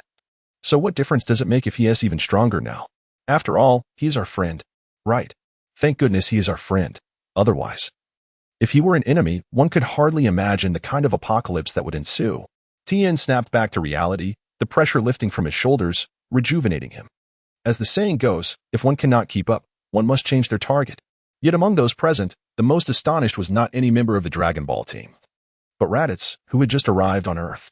He gazed at the floating figure of Son Wukong, golden aura radiating around him. Tears welled in his eyes. Not from pressure or despair, but witnessing the living embodiment of a legend that had circulated among his people. The legend of the Super Saiyan. Perhaps it had morphed into different versions over the centuries, but one thing remained certain, they were all symbols of immense power. Kakarot, you truly are remarkable. It seems the spirits of our parents can now rest in peace. Chapter 42. The amplification of the Super Saiyan is not merely in battle power. Raditz beheld Son Wukong, enveloped in a golden aura, his eyes brimming with emotion that could not be encapsulated in mere words. Although he had always proudly proclaimed himself a Saiyan warrior, the discrimination and insults endured while working under Frieza over the years were far from trivial. Terms like trash, worthless, wild monkey, and so forth were the monikers of Vegeta and his peers. Whenever he reminisced about the glory days of planet Vegeta, an inexplicable mist would fill his eyes. In that moment, he seemed to truly comprehend the steadfastness of his forebears. He held a small secret, knowing well how planet Vegeta met its demise. Before Bardock's death, he had sent a final communication to his wife, Jine, instructing Raditz not to return. He had briefly explained the reasons behind it. Yet for years, Raditz had buried this secret deep within, never revealing it even to Vegeta and the others. He understood that even if he spoke of it, what would it change? It would only burden more hearts with sorrow. But now, the situation was different. A legendary warrior stood vividly before him. How could this scene not evoke deep emotions? Father. Mother, perhaps Kakarot will truly avenge us by defeating Frieza, the architect of our suffering. And I believe the day is not far off. As he prayed in his heart, Raditz remained unaware that his eyes were brimming with tears. Krillin and the others were left puzzled, unable to comprehend why he suddenly began to weep. Piccolo, do you think Goku's brother might truly have some mental issues? I've lived this long, and it's the first time I've seen someone cry from special effects. Piccolo glanced at Krillin and shook his head. I'm not sure, perhaps. However, Goku's current state is undeniably extraordinary. I wonder how he trained. Could it be the realm attained after reaching enlightenment? Enlightenment? What? Piccolo. Goku can be a bit eccentric at times. Don't take his words too seriously. While it is true that an elevation in one's state of mind can aid martial arts cultivation, it is absolutely not as outrageous as he states. Krillin was stunned by the term enlightenment. He recognized each word, yet their combination eluded his comprehension. Unexpectedly, the next moment unfolded. Boom. Accompanied by a tremor in the air. Piccolo inexplicably broke through. The surge of power was so intense that it was clearly on an entirely different level compared to the energy he had previously displayed. What the heck? 6. There truly are people who can ascend during the day. At this moment, everyone noticed Piccolo's anomaly and gathered around. Tien discerned something was off with Piccolo, so he quickly asked Krillin, what is going on with Piccolo? Why did he suddenly erupt with such overwhelming energy? It seems he has become significantly stronger. Well, this situation is a bit complicated to explain. In summary, it's like he suddenly came to a realization and then became stronger. What? Certainly, this is not a jest. Are you even listening to what you are saying? In response to the bewilderment of those present, Krillin could only shrug his shoulders. After all, the emergence of such mystical phenomena in an action-packed series was indeed somewhat absurd. Well, he has indeed grown significantly stronger. His combat prowess had surged unexpectedly to approximately 1700. Moreover, it seemed that this was not his limit, as it continued to rise. Upon hearing this, everyone turned their gaze toward Raditz, who appeared equally astonished. as if he had never encountered such a situation before. I have been dealing with some formidable warriors for years. Although my assessments may not be precise, they are generally accurate. In truth, his estimation was somewhat understated. The peak power that Piccolo had previously achieved was actually over 1900. However, after acclimating, it gradually subsided. This state did not last long. After a few breaths, Piccolo's clenched fists slowly relaxed, and his fierce aura once again calmed. So becoming stronger was what I have been pursuing all along. Haha. Piccolo, are you alright? At that moment, a sudden voice interrupted Piccolo's raucous laughter. Looking around, he could not locate the source of the voice until he glanced down and noticed a blue-haired boy curiously observing him. Oh, it's Gohan. Don't worry, Piccolo is just fine. I was merely influenced by Uncle Goku and came to some realizations. As Piccolo spoke, he picked up the small Gohan. Oh, is that so? Since you are so strong, could you teach me martial arts? Gohan gazed up at Piccolo with eager eyes, awaiting his response. Fortunately, he did not have to wait long, as Piccolo smiled brightly while looking at the distant Goku, who was radiating special effects in the sky. Of course, if Uncle Goku does not mind. Wow, that's fantastic. I can finally soar through the skies like Dad. Gohan's adorable remark elicited hearty laughter from those present, but it also sparked a hint of confusion among them. In a moment of curiosity, Yulong could not resist asking, by the way, Gohan, considering how powerful your father is, why doesn't he teach you? Oh, it's because Dad told me that the world is not just about fighting, but also about interpersonal relationships. He advised me to study hard, so I can inherit the family business and ensure he doesn't run out of money in his later years. Boom. This revelation astounded everyone present. They had never anticipated such a reason. Meanwhile, Goku, who was far off, was blissfully ignorant of the unfolding conversation, having completed his power surge. Goku's previously hidden tail reappeared due to his full exertion. It is worth noting that, as a result of transforming into a Super Saiyan, his hair had turned nearly golden, and his tail was no exception. Consequently, Goku found himself struck by a peculiar thought. He glanced around and realized that he was far enough from Kame House that everyone could only see him as a tiny golden. Without hesitation, he pulled his pants forward.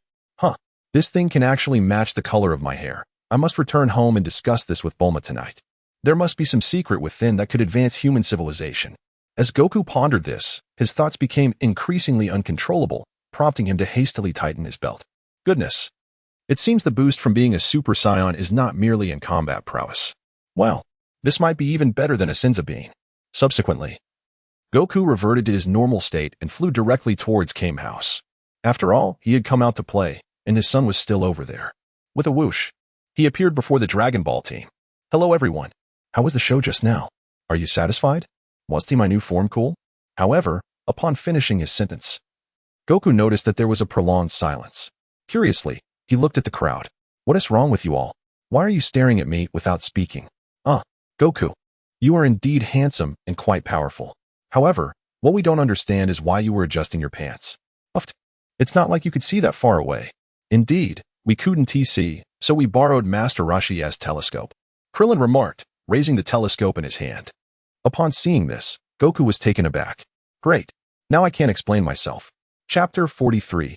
Gaining System Compensation, 1 million Combat Power Enhancement Card. It had been 5 years, and the Dragon Ball team still enjoyed each other as company, discounting a few awkward moments.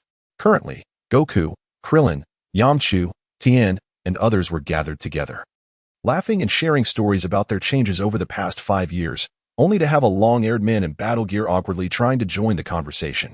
Raditz felt extremely out of place, unable to contribute, as the discussions revolved around trivial matters.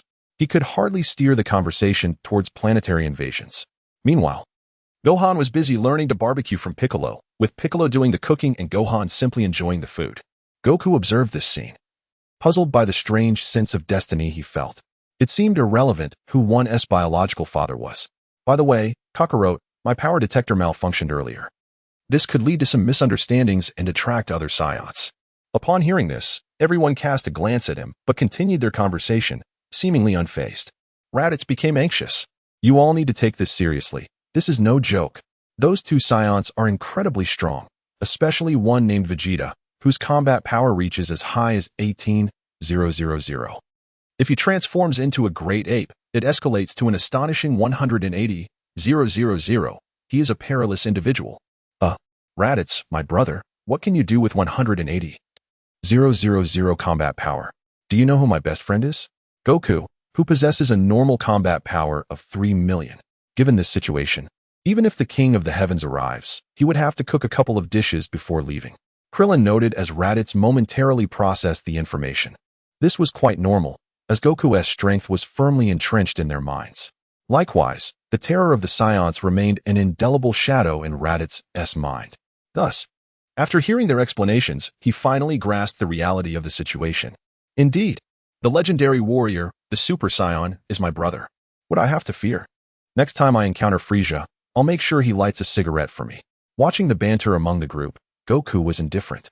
His relentless pursuit of strength was precisely for moments like this. After traversing into this world, enjoying life and indulging in some drinks was his ultimate aspiration. However, he seemed to overlook the presence of an unforeseen variable. At that moment, a familiar electronic synthesized voice echoed in his ear. Ding. Detected host. Your current life is exceedingly comfortable, thus a time-limited system task has been issued. The requirement is that when Vegeta and the others arrive, the host must refrain from intervening and ensure they depart in tears. Upon completion of the task, the reward will be a permanent increase of 1 million in combat power. What? System, please speak louder. System, you did not mishear. It is indeed 1 million. Wow. This is utterly remarkable.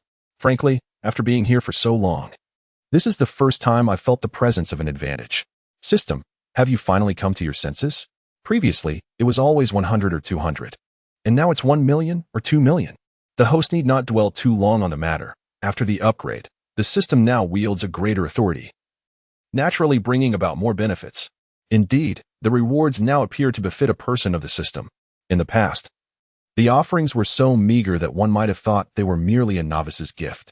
As Son Wukong pondered this, he suddenly felt a sense of disquiet. Reflecting on all the rewards he had received, it seemed they truly were items one might find in a beginner's package. System. The system interjected. There is no need for further discussion, host. The past has faded into oblivion. Why linger on it? Know only that your life is set to take flight from this moment onwards. Yet, something felt amiss, an undeniable sense of disquiet. System, do not evade the question. Just tell me, were all the items I received indeed from the novice gift package? With a sigh, the system replied, this is a long story. When you choked on water during your initial journey, there was a rush to complete your transition, and the system was not fully loaded. It wasn't until later that the necessary patches were applied after further upgrades. Damn it. I knew it. How could a novice's gift include something like Chi Yuan /? Fortunately, I have a strong constitution, otherwise, I would have perished upon arrival. So all this time, I have been relying on this novice package. While you deceived me into undertaking so many absurd tasks, Son Wukong was genuinely furious. Who wouldn't be after being misled for so long? Alright, enough of your complaints. Here's a compensation card for a 1 million power boost. Take it. Wait. System, you are being too formal. I was merely venting my frustrations. I wouldn't truly hold you accountable. After all, we have relied on each other for so many years. You should know my character by now. Son Wukong's rapid change of expression was something the system had grown accustomed to. However, his alternating smiles left the others present feeling quite perplexed. Hey, Wukong, what's wrong? You haven't overindulged, have you? Goodness.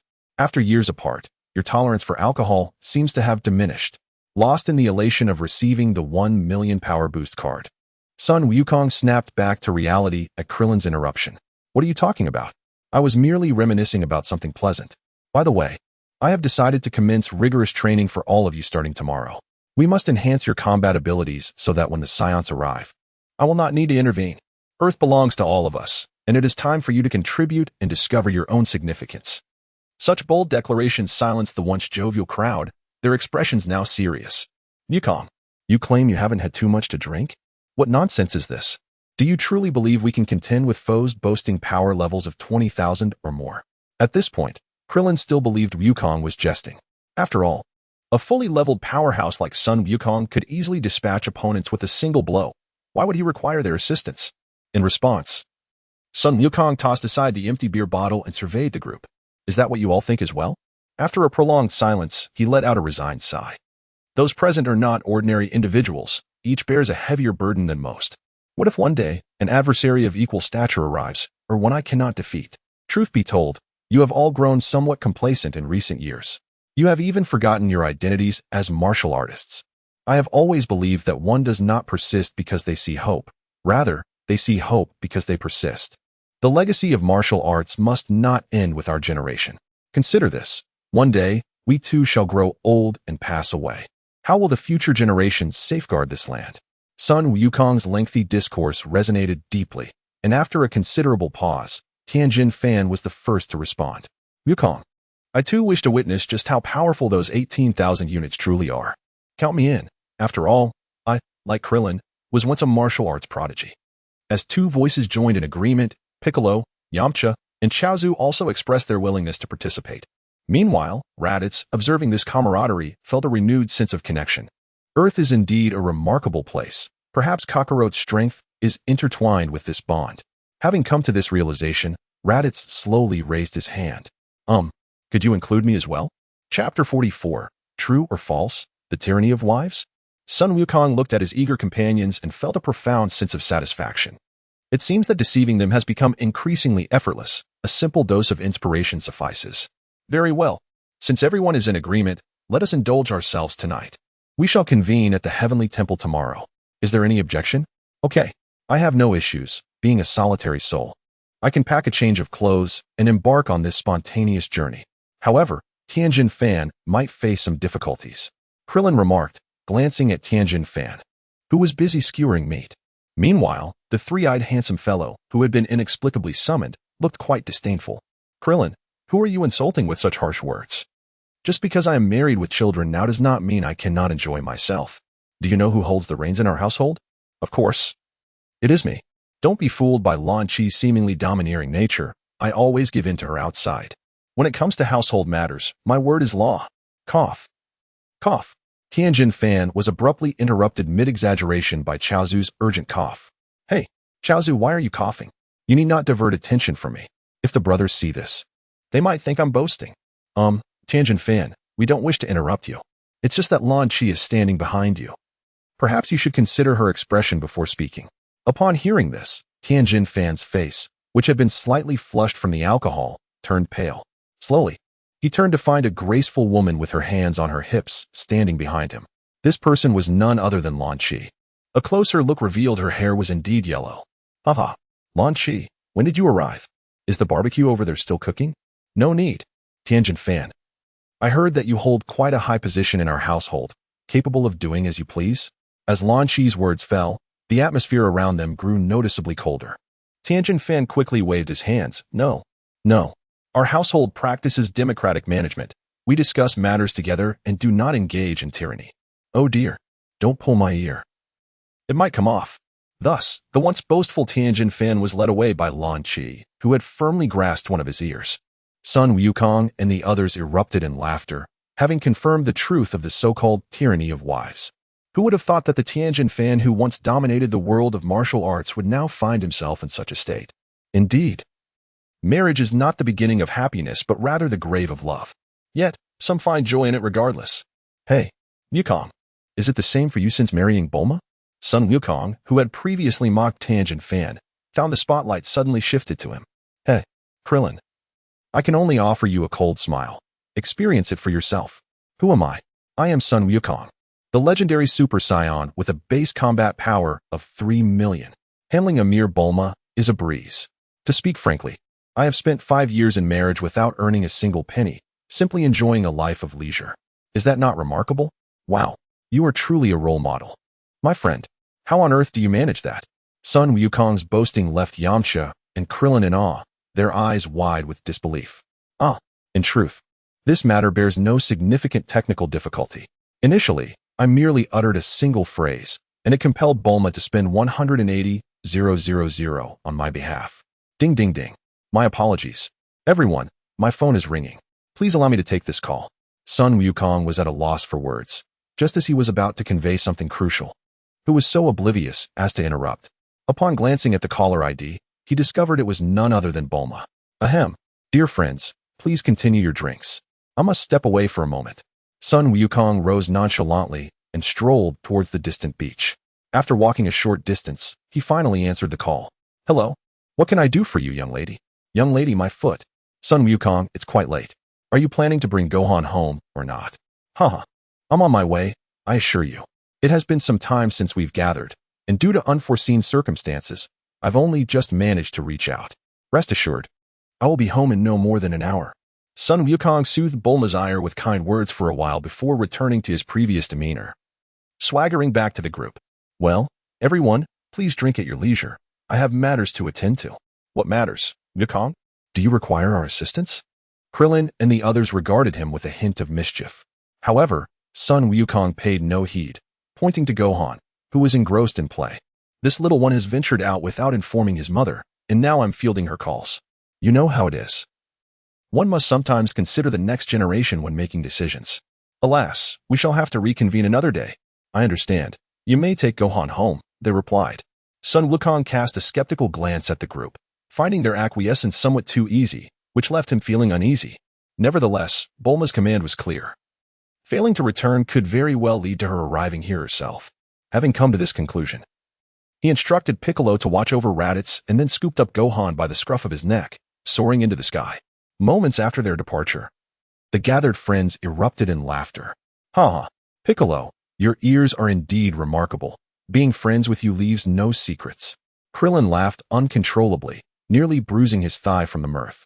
Piccolo, however, was utterly speechless. Who could have anticipated that the once mighty Son Wukong would actually fear his wife? The thought sent a shiver down his spine. Phew, thankfully, we Namekians need not seek out wives. Just then, a voice interrupted their joyous banter. My apologies, I encountered some trouble on the way. I hope I'm not late? The Dragon Ball team looked up to see a portly figure clad in samurai attire, carrying a large dinosaur, standing not far from them. Yachirobe?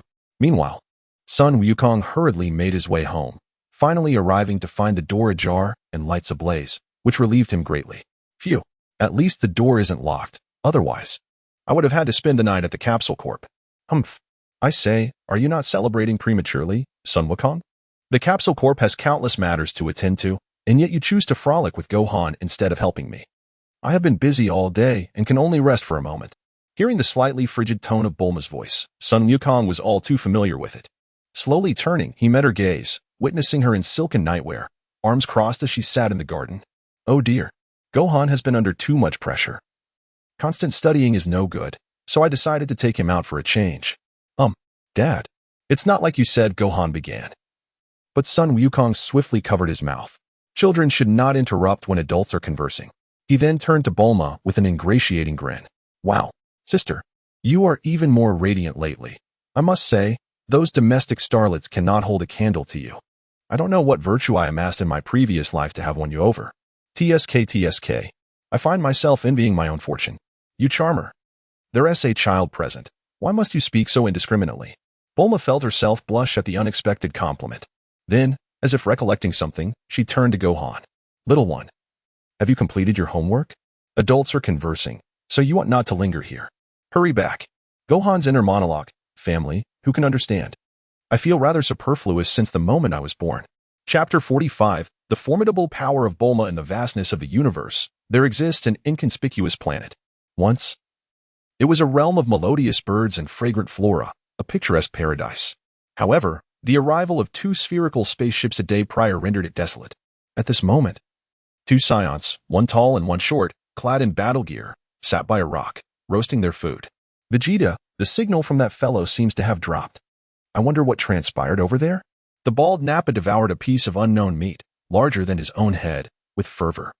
Vegeta cast a disinterested glance in his direction and replied, It matters not. He is merely a waste. If he perishes, so be it. However, it appears that there are some remarkable items on that planet known as Earth. Just before the communicator exploded, images revealed Raditz gravely injured, seemingly having consumed a mystical being which restored him in mere moments. If we could acquire the cultivation method for such a substance, it would undoubtedly be a vital strategic resource. Indeed. Perhaps Lord Frieza would reward us handsomely for such a discovery. Nappa, prompted by Vegeta's insight, quickly grasped its significance. Unbeknownst to him, Vegeta's teeth ground together at the mention of Frieza's name, yet he quickly composed himself, revealing no signs of disturbance. By the way, that Saiyan named Kakarot seems to possess considerable strength. Judging by the last recorded power level, it must be no less than 15,000, and likely even higher. Just then, Nappa appeared to recall something, setting down his meat and uncertainly stating, "But Vegeta, Humph, what of it? We shall offer him a chance to join us. And should he decline, we will dispose of him. Whether he is 15,000 or 15,001, I have no regard for it. Yet, as the prince of the Saiyans, it was customary to offer these lower-class Saiyans an opportunity.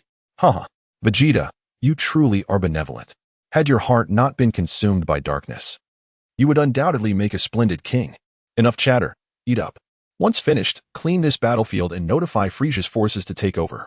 We shall set our course for Earth. For it will take at least a year to reach it, barring any unforeseen circumstances." "Oh, right. Understood."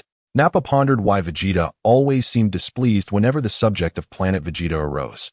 It had been so long since the events transpired. He could not fathom why his comrade had yet to move on. In West City, at Bulma's villa, Gohan ultimately had no choice but to obediently return to his room. The assignments given by his mother were, quite frankly, beyond the grasp of someone his age. What kind of 4-year-old delves into the complexities of the relationship between universal capsule space collapse and quantum entanglement? Had he not inherited Bulma's exceptional genes? One might reason that such devilish homework would be quite daunting even for graduate students. Why is Bulma so anxious to send Gohan back to his room?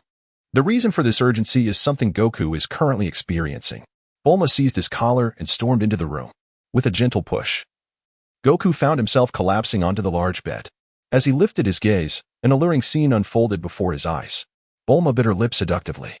Her gaze filled with a mesmerizing allure as she slowly began to undo her silk nightgown. The ensemble of a black lace dress paired with garter stockings was simply too much for Goku, causing an uncontrollable nosebleed. "Bulma, calm down. I just got back and haven't even showered yet." "Shower? We can wash up together later." The scene that followed is best left to the imagination.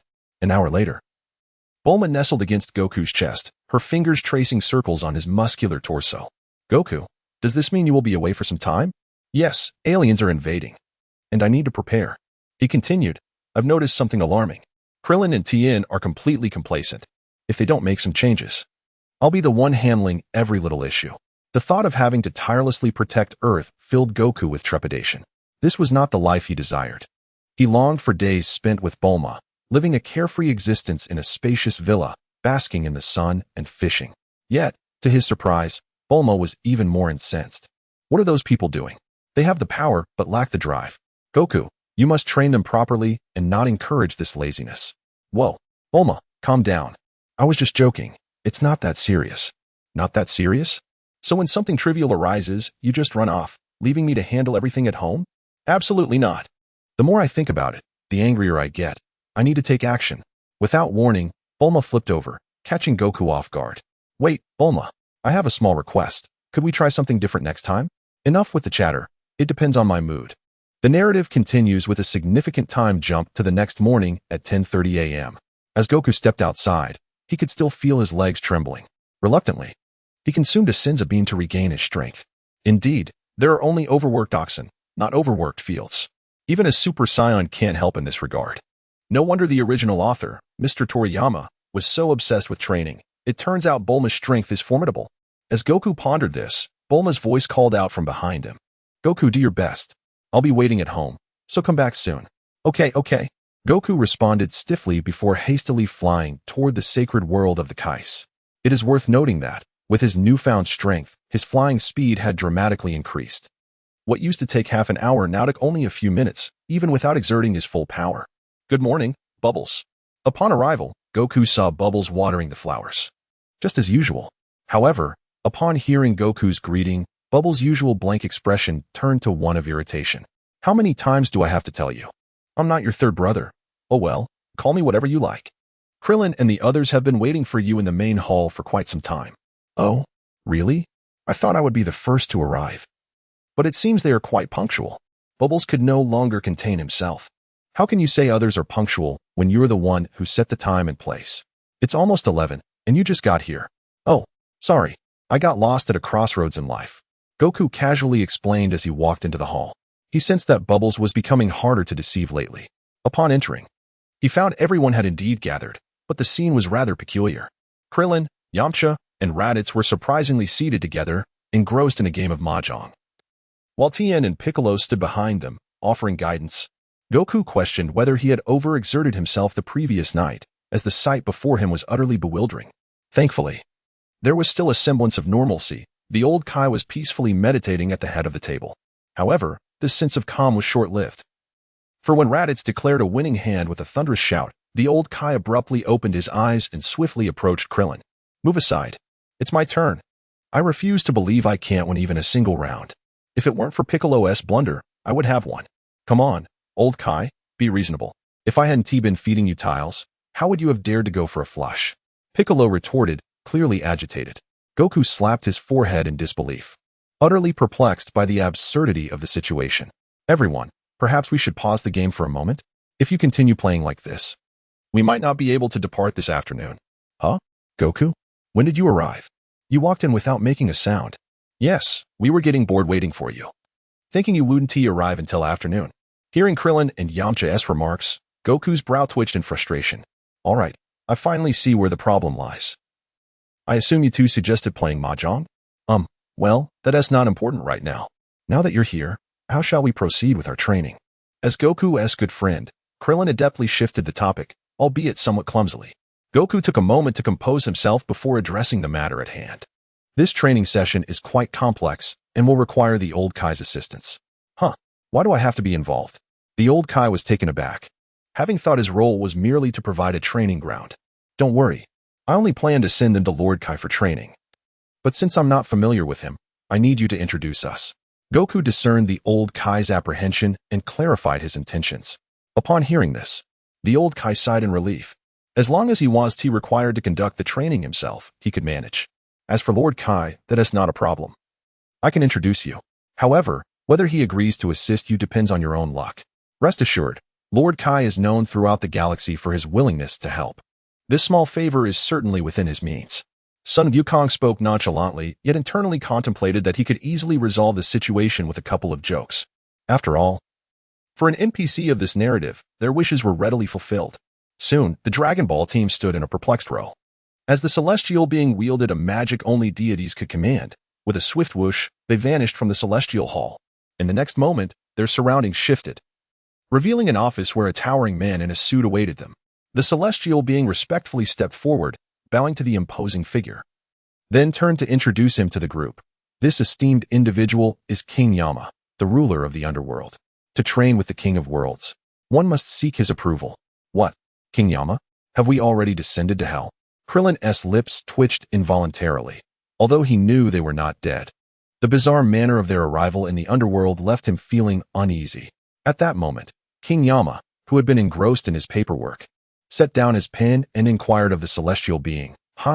You truly are an amusing bunch. Celestial being, your desire to seek the King of Worlds for training is related to dealing with the Saiyans, is it not?" "Indeed, esteemed King Yama. To avert widespread suffering, we must prepare in advance. As we have learned, those two Saiyans possess not only immense power, but also wicked hearts." Very well. I grant your request," King Yama replied, gesturing towards a little demon clad in formal attire with horns adorning his head. "Take these individuals to Snake Way." "Understood, esteemed King Yama." The little demon bowed respectfully and approached Son Wukong and the others. "Please follow me. The entrance to Snake Way is this way." Krillin exchanged glances with his companions before settling his gaze on Son Wukong, who remained indifferent, shrugging his shoulders and following the demon's lead. He understood that this journey posed no real danger, especially given his current strength. Before long, they arrived at the entrance of Snake Way, and the sight before them left them in awe. The winding path stretched infinitely, floating atop a sea of golden clouds. It truly resembles a snake path. "I wonder how long it is," Yamcha mused, though he didn't take the thought too seriously. After all, how long could any path truly be? Son Wukong recognized Yamcha's thoughts but chose not to address them. Some experiences could only be appreciated once endured.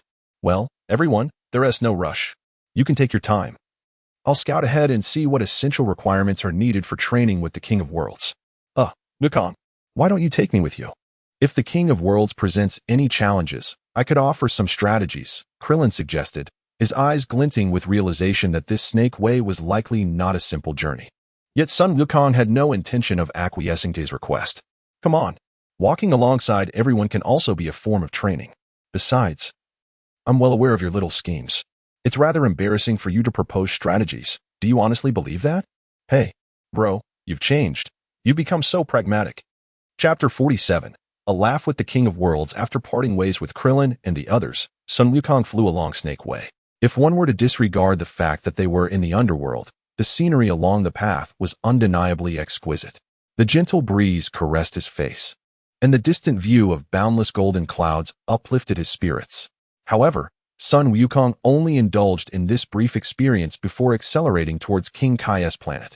Though it was his first time traversing Snake Way, he recalled a game from his previous life called Penguin Racing, which featured this very map. In a moment of whimsy, he began to perform a drifting maneuver. But what was Son Wukong's current strength? He was capable of transforming into a Super Saiyan. This brief Snake Way could hardly withstand his full-speed flight. After about an hour or two, he spotted a small dot in the distance. With focused eyes, he discerned that it was indeed a tiny planet. Looks like I've arrived at King Kai's planet. Confirming his destination, Son Wukong began to decelerate. At his current speed, a direct impact could lead to a rather embarrassing situation, leaving Krillin and the others to traverse Snake Way at a leisurely pace. With a thud, he landed gracefully on King Kai's planet, kicking up a slight cloud of dust. The tenfold gravity of this planet felt trivial to him, given that his regular training involved a baseline of 200 times gravity, not to mention the gravity wristbands that Bulma had developed for him, which he often used at 50 to 100 times gravity. Brushing off the dust from his landing, Son Wukong looked around and noted the planet's diminutive size, clearly perceiving the curvature of its surface. Suddenly, a peculiar sound caught his attention, leading him to focus on its source. To his amusement, he discovered a trembling gorilla under an apple tree, clearly startled by his arrival. What's this creature called again? Barbarous. He shrugged it off, deeming it unimportant, for he had no intention of capturing monkeys here. With that thought in mind, he proceeded towards a small wooden house. Upon approaching, he called out in a polite yet loud voice, "Is King Kai at home?" After a few breaths of silence, he received no response. Unperturbed, Son Wukong understood that such NPCs typically required the correct phrase to engage. In his past anime viewings, he had only focused on dialogues with the main characters, never considering how the minor characters interacted. With no other choice, he shouted again, "King Kai, are you home?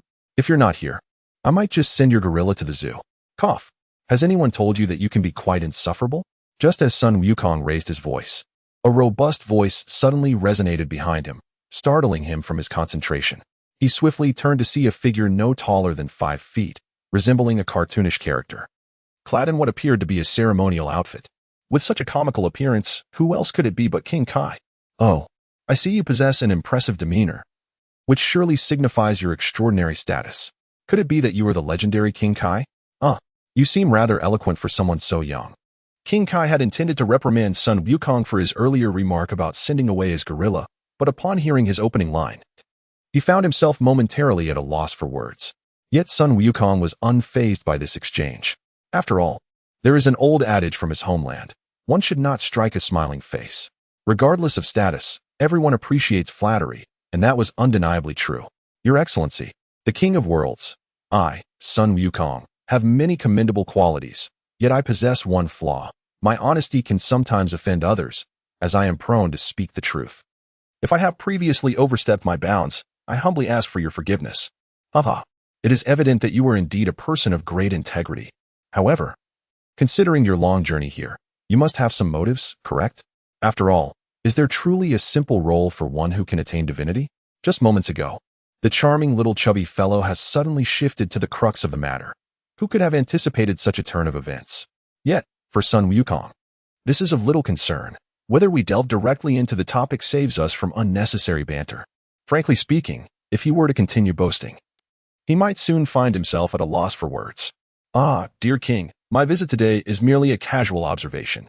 To speak candidly, I do not require your assistance at present. However, in the near future, I may have a group of friends wishing to visit, and I would appreciate your guidance.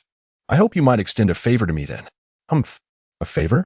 Do I, the illustrious King of Worlds, need to seek favor from others? Let alone you. Even if the great king himself were to arrive, I would not acquiesce. As the king continued his grandiloquent speech, Son Wukong could not ascertain whether to believe him. Nonetheless, he himself was convinced. Is that so? What a pity. I had come prepared with an extraordinary tale, having heard that you, dear king, have a penchant for humor. Alas, it appears I must forego sharing it, for a good joke requires an audience that appreciates it. Thus, I shall take my leave for now. And may we meet again by chance. With that, Son Wukong feigned an eagerness to take flight. This maneuver was merely an attempt to gauge the king's interest. He could hardly believe that the king would remain unmoved by such a display. Indeed, as he expected, a loud exclamation interrupted his ascent. "Hey, did you just mention a joke?" exclaimed the king. "Haha, I am positively dying of laughter. I refuse to believe there exists anyone who can tell a joke better than I." "Oh, dear king, you underestimate the heroes of this world. Coincidentally, I, Son Wukong, consider myself unmatched in the realm of humor, having not encountered a worthy opponent in quite some time. If that is the case, shall we engage in a friendly competition?" Noticing the bait was taken, Son Wukong was in no rush to reel it in, for no stakes had been established yet. To reveal his intentions too soon would be rather conspicuous. The king, having dedicated years to the study of humor, felt no trepidation at the thought of a competition. Without hesitation, he waved his hand dismissively. "A mere contest is rather dull. Why not wager something?" Son Wukong was taken aback by the king's unexpected challenge. "I never anticipated you would lay a trap for me. All that study of tactics seemed to have been in vain." However, it made sense. For in the universe of Dragon Ball, true wisdom often resided with the antagonists. Many protagonists, to put it plainly, typically exhibited a few quirks. Cough, cough. "You make a valid point, king. If we proceed with a wager, how about the loser performs an unconditional task for the winner?" "Haha, are you perhaps feeling insecure? One task is insufficient. I propose 10. The king, sensing Son Wukong's hesitance, swiftly decided to escalate the stakes. Son Wukong was momentarily stunned, his mind racing with disbelief. Had this king truly no grasp of his own capabilities? After all, he had once laughed to the point of tears at a joke about a flying blanket. What audacity it took to flaunt such bravado before him. "Very well, 10 it is. Today, I shall accompany you, noble king, even if I lose. It would be an honor to do something for you. However, I find myself somewhat constrained. Perhaps you could demonstrate first, dear king?" Son Wukong's suggestion was not made without thought. Although he had experienced an information explosion in this domain, allowing him to easily outshine this little chubby fellow. He knew the value of understanding his opponent before revealing his own cards. This is the most basic quality of a strategist. The king, hearing Son Wukong's words, was not taken aback. After some contemplation, he clasped his hands behind his back and began to turn leisurely in place. Once, a hunter ventured into the mountains to hunt.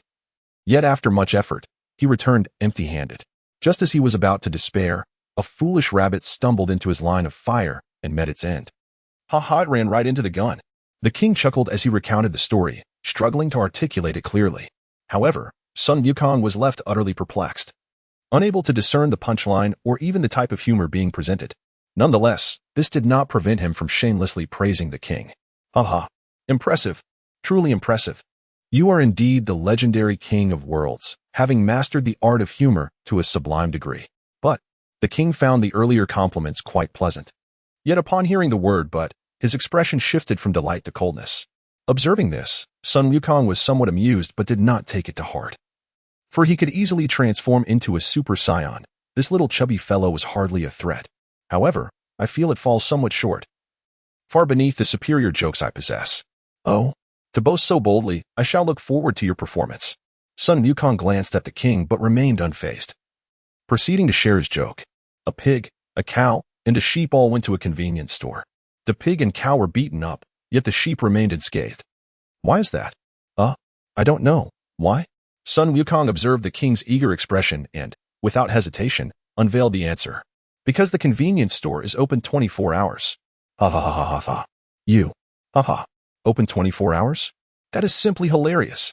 Upon hearing the punchline, the king doubled over with laughter, rolling on the grass for a good 10 minutes before finally regaining his composure. The tears glimmering at the corners of his eyes suggested he had faced some great injustice.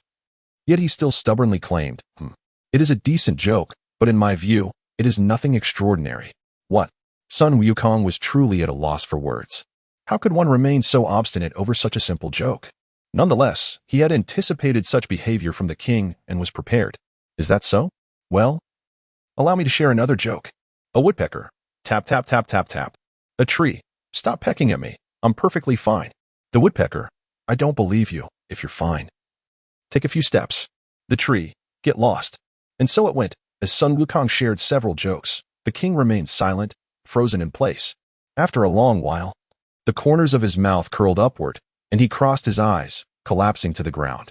Son Wukong, realizing something was amiss, quickly rushed over to check the king's pulse, only to discover that his heart had ceased to beat. What the? Did he just laugh himself to death? Upon realizing this, Son Wukong was taken aback, shocked by the turn of events. It is quite amusing. Despite frequently hearing others exclaiming in jest that they are dying of laughter, it merely serves as a colloquial expression. However, today has truly been a revelation. It appears one can indeed laugh themselves to death. Yet, for the astute Son Wukong, possessing a modicum of first aid knowledge, there is no cause for alarm. Even if the King of Worlds were to perish, it would merely mean he has acquired a halo above his head, which would not significantly impact himself. Rather, it would inadvertently grant him immortality. Nevertheless, this matter ultimately pertains to himself. He promptly flipped the individual over, located the heart, and commenced external chest compressions. Indeed, it was solely compressions, as artificial respiration was out of the question. If this method failed to revive him, it could only be interpreted as fate's decree. To his surprise, after merely a couple of compressions, the King of Worlds sprang upright with a remarkable agility that belied his corpulent form. Ha ha ha, Son Wukong, your humor is truly exceptional. I have lived for so long and have never encountered such a remarkable jest. Teach me your ways, and I will grant you any request, as long as it lies within my capabilities. You, who could perish from laughter, genuinely wish to learn my humor? I suggest you elevate your sense of humor first, lest you attract untimely calamities. Not to worry, I did not actually die from laughter. It was merely an abrupt influx of information that caused my mind to momentarily freeze. The King of Worlds hastily waved his hands, eager to clarify the cause of the earlier incident. However, upon hearing this, Son Wukong could only roll his eyes in resignation. Was it not still a form of dying from laughter? Indeed. The mental freeze seemed even more severe. What would it mean if he were to become a soul devoid of intellect? Ahem, Your Highness, it seems you have misunderstood. Those few jokes were merely the pinnacle of my life's work. I trust you are aware of the rarity of such humor. Had it not been for an unexpected burst of inspiration, I might have spent my entire life without creating anything of note. Thus, you have lost. And I request you fulfill the 10 promises we spoke of. Shall we consider this matter settled? 49 chapters of escape skills? 10 seems rather excessive. The King of Worlds hesitated, realizing he had only been engaging in playful banter and had not anticipated losing. Moreover, accustomed to his shameless demeanor, he had prepared contingencies. If the situation became dire, he could simply deny the agreement, as there were no concrete standards for evaluation in this matter. Who could have foreseen such a vast disparity, almost akin to an abyss?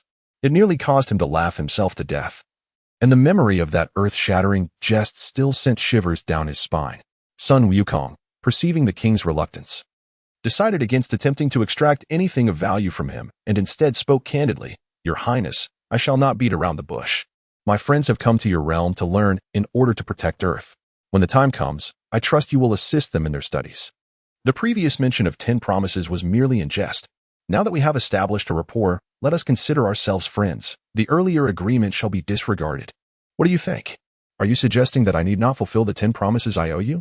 The King of Worlds remained somewhat skeptical, taken aback by Son Wukong's generosity.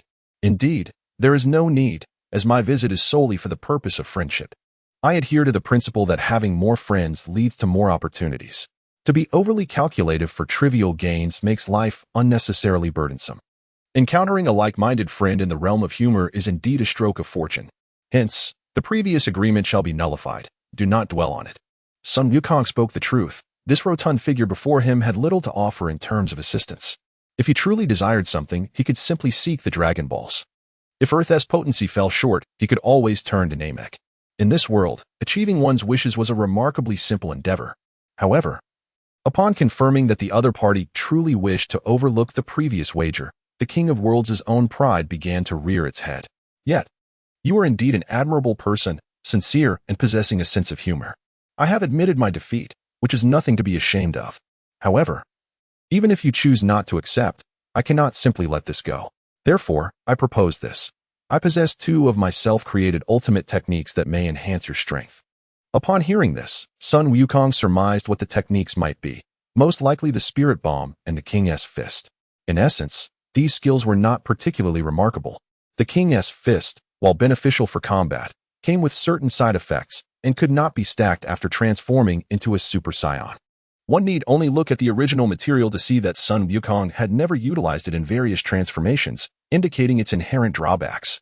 As for the Spirit Bomb, it was even more lackluster. Not only did it require a lengthy casting time, but it was also notoriously ineffective in delivering fatal blows.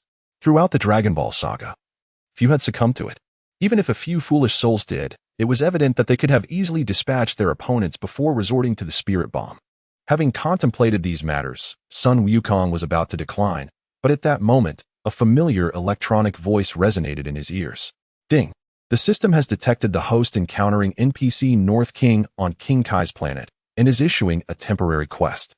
The objective is to humbly seek instruction on mastering the King's Fist and the Spirit Bomb. It is said that knowledge is never burdensome. Learning a bit more today may prove valuable in the future. One should not wait until the time comes to lament the lack of knowledge and inaction. Life is a boundless journey of learning. Persevere, young man. Wait a moment. What do you mean by young man? I acknowledge that I am married with children.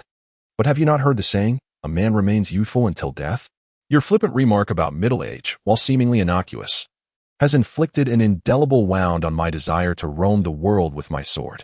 System, upon completing the quest, receive a battle power enhancement card worth 1 million. Along with the instant transmission, go wherever you desire version. Indeed, you raise a valid point. I am indeed in my 20s, approaching 30, and should exhibit greater maturity. Learning more skills is not a bad thing. Even if I do not utilize them myself, I can pass them down to my son. Clearly, the system had grown accustomed to Son Wukong's sudden shifts in demeanor. After issuing the quest details, it opted to remain silent. Son Wukong, for his part, bore no resentment, understanding that the system was merely fulfilling its role. Your Highness, I did not expect you to possess such a personable nature. However, I am not well acquainted with your ultimate techniques. Would you kindly elaborate? Haha. Speaking of my 2 ultimate techniques, I have much to boast about. Have you ever heard of? And thus, the King of Worlds began an extensive monologue filled with self-praise, spanning thousands of words. Although Son Wukong was reluctant to listen to the incessant chatter, he bore it with gritted teeth for the sake of the system's task. Without delving into the million-point combat enhancement card, let us consider the intriguingly named instant transmission. The mere thought of it is impressive. The ability to travel anywhere it will suggest that even in the face of formidable opponents, one could simply evade danger. After all, who can predict the emergence of creatures that transcend the timeline? For instance, should a future version of Cell unexpectedly materialize before me due to this minor butterfly effect, I might not even comprehend the manner of my demise. Therefore, for the sake of my life and fortune, acquiring this skill is imperative. Previous rewards seem trivial in comparison. This is a necessity for me, Son Goku, and not even the King of Heaven could change my mind. Thus, after approximately half an hour of the North Kai's incessant exposition, Son Goku finally saw a ray of hope. He couldn't help but reflect on the fact that in this day and age, one tends to be at the mercy of others. Impressive, North Kai. Truly, only you could devise such techniques. However, given our lengthy discourse, why not simply divulge the training methods? It would expedite the process considerably. Are you in such a hurry? The North Kai responded casually, but to Goku, it bore a different connotation. Ahem. North Kai, please speak plainly, without any unnecessary embellishments. One must be cautious, lest one attract unwanted attention. Besides, I am merely curious. Securing the training methods first is paramount. And whether I can master them can be addressed later. 50 chapters later, having completed my training on King Kai's planet. More than a month had passed since Son Goku's arrival. Although the techniques of the Kaioken and Spirit Bomb appeared inconsequential, mastering them took considerable time, even for someone of Goku's innate talent. However, his lack of focus contributed to this delay. Not everyone possesses the relentless determination typical of the main characters in stories. Nevertheless, with the system's reward of double training talent, even while honing these skills, he experienced significant enhancements. Currently, Goku stood before the North Kai, showcasing his training achievements. With fists clenched, he let out a resounding roar, unleashing a torrent of crimson energy. Suddenly, he stomped the ground, and in an astonishing display, his figure vanished from the North Kai's sight, leaving behind a cracked pattern on the ground as evidence of his prior presence. However, this was not the end. As the originator of the Spirit Bomb, the North Kai could distinctly sense the surrounding flora and fauna channeling energy towards the far side of the planet. This is impossible. Even I cannot gather the energy required for the Spirit Bomb in such a brief moment. especially in the midst of the Kaioken's frenzied state. Before he could comprehend the situation, a small, watermelon-sized energy sphere hurtled towards him at supersonic speed. "What are you doing, Goku? Don't throw it there. This is no laughing matter." Just as the North Kai panicked, an all-too-familiar silhouette appeared before him, hands clasped together, executing the legendary Kamehameha. To his astonishment, the seemingly formidable Kamehameha was effortlessly overwhelmed by the approaching energy sphere, which then charged directly towards the North Kai. "Hey, Goku. You better have a way to deal with this mess. Otherwise, if we get hit, we're toast." The North Kai was genuinely alarmed, desperately trying to control his trembling legs to steer away from the sphere's path. Yet, fate often defies one's wishes, even if he could barely maintain his composure. How could he tackle an energy projectile moving at near-invisible speeds? As the North Kai sweated nervously for his life, Goku confidently extended a hand, seemingly exerting no effort as he pinched the energy sphere. With a resounding explosion, brilliant fireworks erupted, transforming the once menacing energy blast into countless twinkling stars, embellishing the slightly dim sky. "North Kai, you are one of the most prominent figures in this universe. Please refrain from such loud outbursts in the future. If those ninjutsu practitioners next door see us, they might think we've never encountered anything before." "Calm? If I had your strength, I'd be calm too." Over their month of interaction, the North Kai realized that this seemingly frivolous individual wielded power that could instill fear in most beings across the universe. The only potential adversary might be the malevolent frozen demon clan. Yet, Goku remained unfazed. He felt everything was well within his grasp. Possessing immense power without flaunting it would render it meaningless. "All right, enough with the theatrics. Next time I visit, I'll bring you some delicious food. Honestly, your conditions here are quite lacking. As a notable figure in the galaxy, it's surprising you haven't risen above this." "Disparaging me? Watch what you say. I might sue you for defamation." "You have no idea. I typically only look down upon others. No one dares to look down upon me. Truth be told, those rustic fellows bow to me with deference. They wouldn't dare to question my authority. I am, after all, the North Kai, a figure of considerable respect among them." As the North Kai continued to boast, Goku decided it was time to move on. Having spent a month here, he found himself yearning for home. As a father now, maintaining this frivolous demeanor felt inappropriate.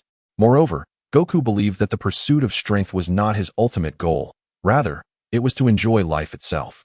Haha, North Kai, you're still as impressive as ever. I'll gladly listen to your glorious tales another time, but I genuinely have matters to attend to. I must return home. Farewell. Before the North Kai could react, Goku launched himself away. As he departed King Kai's planet, the gust of wind that followed left the North Kai in a state of bewilderment. Ding. Task completed. Rewards have been issued in the system space. Please check. Host. Hey. System, I've noticed that you seem rather lackadaisical when it comes to issuing rewards. To be honest, I could have mastered this a week ago, but you dragged it out until now. System, are you implying there isn't room for improvement? The initial task was to learn and master it proficiently. You know the spirit bomb requires a lengthy casting time. Without significant breakthroughs, if you encounter an opponent later, you might only be able to rely on basic attacks. While your points are valid, if my combat power consistently surpasses others, I could easily deal with any unwise challengers with a single blow, couldn't I? In other words, as long as I am sufficiently powerful, even basic attacks could yield critical hits. The system fell silent, realizing that its host seemed to have channeled all his talents into his verbal defenses. In the realm of Dragon Ball, one could only imagine the chaos that might ensue if one were to inadvertently find themselves in the world of Naruto. Perhaps even Kagaya would be deceived into becoming a concubine. Thus, the question arises, should the host still desire their rewards? While the playful nature of the Almighty is amusing, one ought not to jest with rewards. This fellow possesses many admirable traits, yet he is somewhat susceptible to provocation. Without hesitation, Son Wukong promptly accessed his system's inventory. Before him lay an astonishing card granting 1,000,000 combat power boost, alongside the illustrious golden legend. A gentle tap revealed a lengthy inscription on the golden card, detailing an array of skills. The instant transmission, go wherever you desire skill, as its name suggests, allows one to traverse to any location imaginable, even if its whereabouts are unknown, provided one knows its name, all while disregarding distance. Each use consumes a mere one of one's stamina and energy, making it an incredibly valuable technique for both domestic and travel purposes. Son Wukong scrutinized the card multiple times, ensuring he had not misread it. This ability was indeed remarkable. far superior to the instant transmission employed by the Raditz. With a blank mind, he whimsically envisioned a location, eager to test this newfound power. To his delight, he felt his energy and stamina diminish by one, and without fail, the lengthy instant transmission activated. Chapter 51. The Annoying Krillin. On Snake Way, Krillin and his companions had journeyed for quite some time, yet the end remained elusive. This prompted some skepticism regarding whether Son Wukong was merely toying with them. However, after deliberation, they collectively concluded that such a notion was unlikely. Moreover, enduring this lengthy trek served as a form of training in itself, just as their hunger became unbearable. And they gazed longingly at the senzu beans in their possession. The increasingly exasperated Yamcha could no longer contain himself. My friends, while I can endure the rigors of training, at the very least, we ought to be afforded a satisfying meal. It has been an entire month. I can scarcely recall the taste of rice. Just imagine. The delectable steamed lamb, braised bear paws, roasted duck, tender chicken, and the myriad of other delights before he could finish. The collective grumbling of their stomachs interrupted. Honestly, I'm not particularly keen on senzu beans either, but can Yamcha not exhibit a modicum of restraint?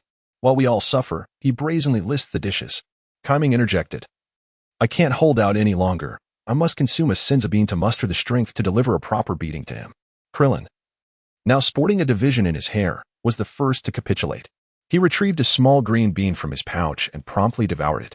It is worth noting that these senzu beans were sourced from Karen Tower, unlike the flavorful rewards bestowed upon Son Wukong.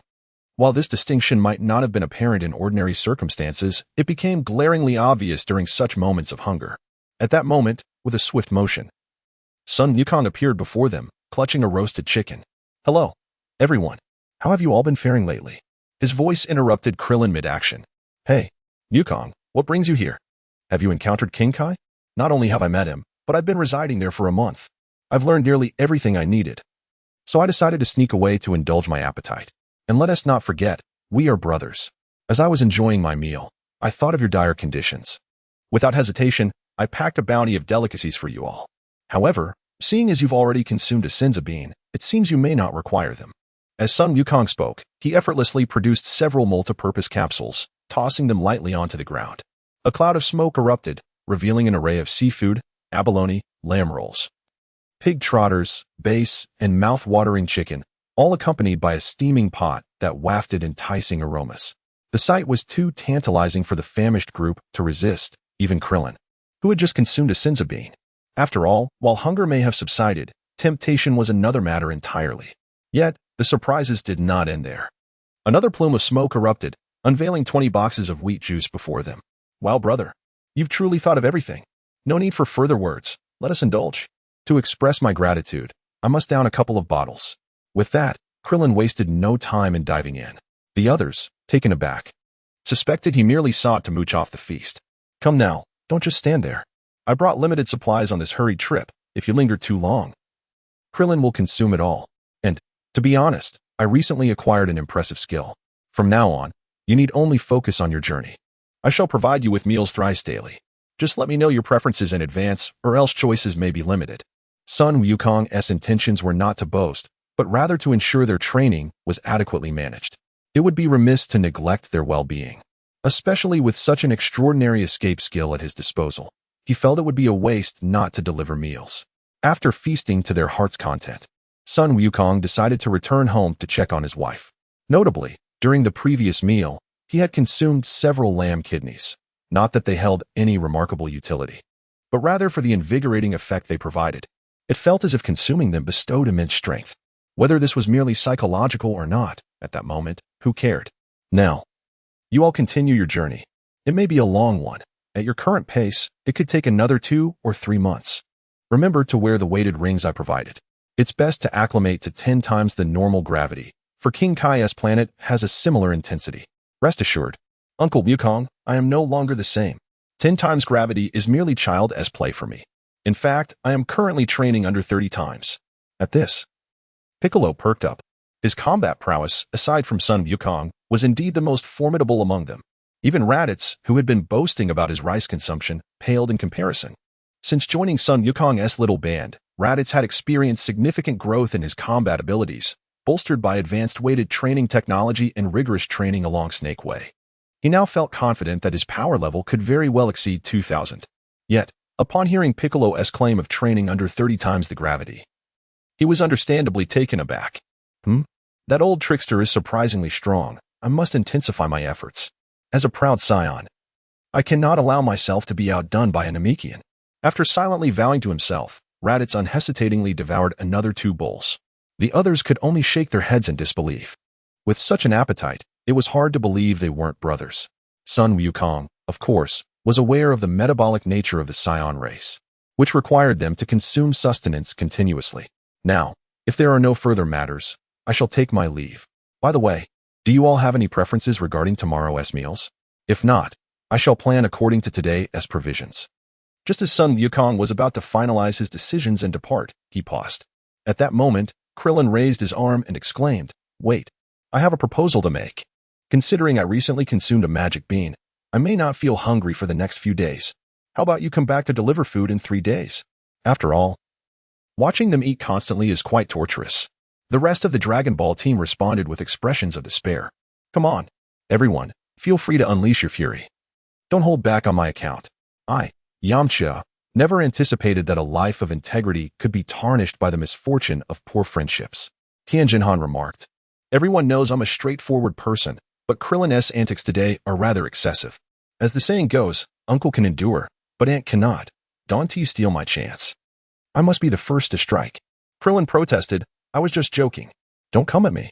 Chapter 52, Green? Having a group of like-minded friends in life is an exceedingly delightful affair. After all, traversing the long journey of life alone, regardless of wealth or power, is merely a different form of solitude. As Goku watched his companions frolicking, he couldn't help but feel a twinge of sentiment. Coming to this world has undeniably forged many bonds. Perhaps this is what constitutes the little fragments of happiness in life. Once the meal reached its conclusion, he bid farewell to his friends and activated his newly acquired teleportation skill. Imagining the lavish chambers of his mansion in West City, the next moment, he found himself sprawled on a plush, luxurious bed as one of his energy dissipated. Wow, this instantaneous movement is truly a divine skill. In retrospect, what seemed remarkable pales in comparison to the wonders of this world's advanced technology. Goku scratched his head and reclined comfortably. The high-end latex mattress enveloped him in an exquisite softness, instantly alleviating his fatigue. However, the sound of running water from the bathroom caught his attention. What could Bulma be doing taking a bath in the middle of the day? Women can be quite perplexing at times. Naturally, Goku assumed that the person bathing in his bathroom was his wife, Bulma. Yet, the next moment, a familiar voice echoed from the balcony. "Honey, hurry up. If you dawdle any longer, we might be late." Gasping in shock, Goku felt as if lightning had struck his brain. If Bulma was on the balcony, then who could possibly be bathing in their bedroom? His mind spiraled into confusion, akin to being lost in a vast meadow. What on earth? Have I been robbed? He flipped out of bed and swiftly trotted to the bathroom door, kicking it open without hesitation. As his gaze penetrated the steam-filled room, he was taken aback upon recognizing the small figure in the bathtub. "Ah, Gohan, you're old enough now. Why aren't you bathing in your own bathroom?" Gohan, startled by his father's sudden intrusion, quickly covered himself.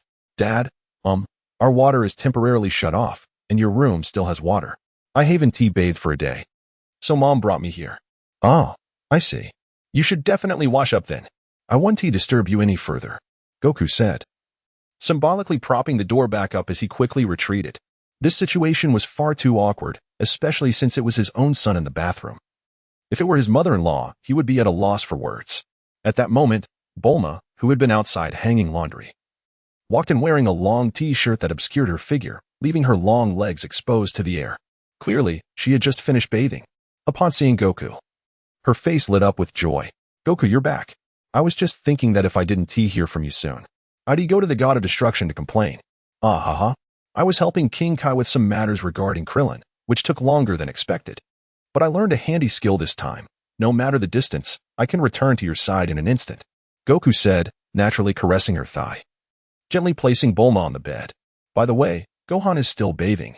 Please be mindful of your surroundings. Speaking of which, why is there suddenly no water in the house?" Goku inquired. Upon hearing this, Bulma recalled something. Despite her new role as a mother, her carefree nature remained unchanged. After quickly adjusting her clothing without any sense of embarrassment, she explained, "Don't mention it. My father has been obsessed with research. Just a couple of days ago, he accidentally blew up the main water pipe underground. Fortunately, after some urgent repairs by professionals, the damage wasn't too severe. However, the bad news is that it might take a day or two to completely fix the pipe." "Oh, so it was my father-in-law. That makes sense. It sounds like something he would do. But I'm curious, if the main water line is broken, why does our room still have water?" Goku questioned, perplexed. Bulma, with a mischievous grin, poked him in the side and proudly clarified, "That's all thanks to me. When we got married, I made sure our room's water supply was separate from the rest of the house. I even built a rainwater collection system. Otherwise, we'd all be living in a hotel right now." "Impressive. No wonder you're my wife, beauty and talent all in one extraordinary woman. I'm lucky to have you. Otherwise, I'd be at a loss," Goku said, planting a kiss on Bulma's luscious lips. She seemed to have been waiting for this moment, responding eagerly to his affection. Just as the atmosphere heated up, a sound interrupted them. Looking up, they noticed Gohan stealthily making his way out the door. Mom, Dad. If there's nothing else, I'll head back to my homework now." Yes, go ahead. At your age, study should take priority," Goku replied, his face flushed with embarrassment. He had just reminded Bulma to be discreet, yet here they were, caught in the moment. Bulma, being her candid self, paid no mind to the awkwardness. After receiving her mother's permission, Gohan dashed out of the room, not out of fear, but because he found the situation too embarrassing. He didn't quite understand why his parents often seemed so affectionate, but it left him with a feeling akin to consuming dog food since childhood. "I'll have to try that out at school. I wonder what it feels like to kiss a girl's lips? Why are adults so engrossed in such mundane matters?" It is this peculiar notion that has set the wheels of fate in motion once more. Due to the relatively comfortable circumstances of Bulma's family, she attended a prestigious school. By coincidence, Son Gohan's desk mate is named Videl. Returning to the narrative, the awkwardness left by Gohan's absence allowed the tenderness and allure in Bulma's eyes to shimmer with intensity. Without hesitation, she skillfully mounted her horse. Although Son Goku was somewhat prepared, he was still taken aback by her actions. "Since Gohan has just departed, shall we take a moment to gather ourselves before we begin?" she teased. "Humph. A month has passed, who knows what clandestine activities you've engaged in during this time. So let us cut to the chase. I've come to check your homework." With those words, Goku's initial desire to maintain composure vanished. "Damn it. I just devoured so many lamb kidneys, it was tea for nothing. Today, I shall show you my prowess." As they unleashed their energies, the luxurious sped nearly succumbed to their vigor. Fortunately, as a top-tier scientist, Bulma had ensured her room was soundproof to perfection. Even amid such brazen indulgence, their family members beneath the same roof remained blissfully unaware. Naturally, no one would be so bored as to pry into the daily lives of the young couple. Thus, Goku enjoyed a few days of leisurely living at home. Aside from occasionally acting as a delivery driver for the beleaguered Dragon Ball team racing along Snake Way, he mostly focused on relishing joy. However, this hedonistic lifestyle, no matter how carefree, inevitably falters under the weight of repetition, since acquiring the ability to traverse anywhere at will. Goku seized the opportunity to take Bulma on a global tour during her free time. They explored deserts, hills, jungles, mountains, valleys, and the Arctic Circle, leaving no stone unturned. Once a mere street urchin, Goku had now transformed into a worldly traveler. Each morning, he would spin the globe and choose a destination at random. Of course, during this period, Goku did not forget his dear son. After much pleading from Gohan, he ultimately agreed to teach him the ways of martial arts. However, it must be noted that Goku was not particularly adept in this area. His knowledge was primarily derived from system skill cards. Fortunately, in the realm of Dragon Ball, innate talent and diligence reigned supreme.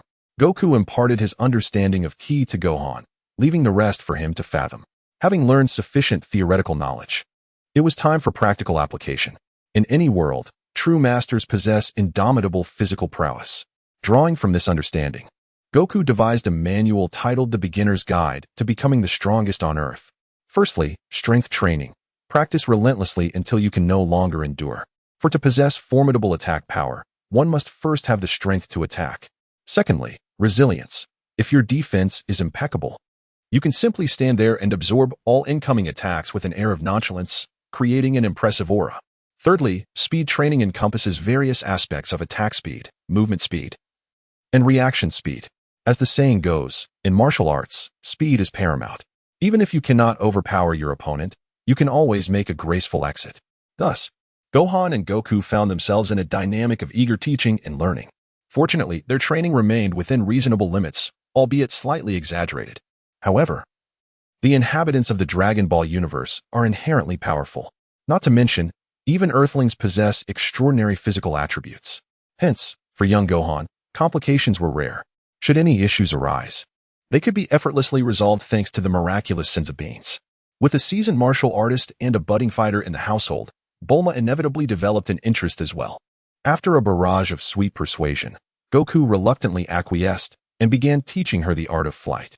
Surprisingly, although Bulma was physically weaker, her intellect proved to be a formidable asset, and she grasped the concepts with remarkable ease. In just about a week, two blue-haired figures could be seen soaring through the sky. While Gohan had sufficient ki to spare, Bulma struggled, easily tiring after a couple of rounds. Nevertheless, Goku was unconcerned. He did not expect Bulma to engage in combat.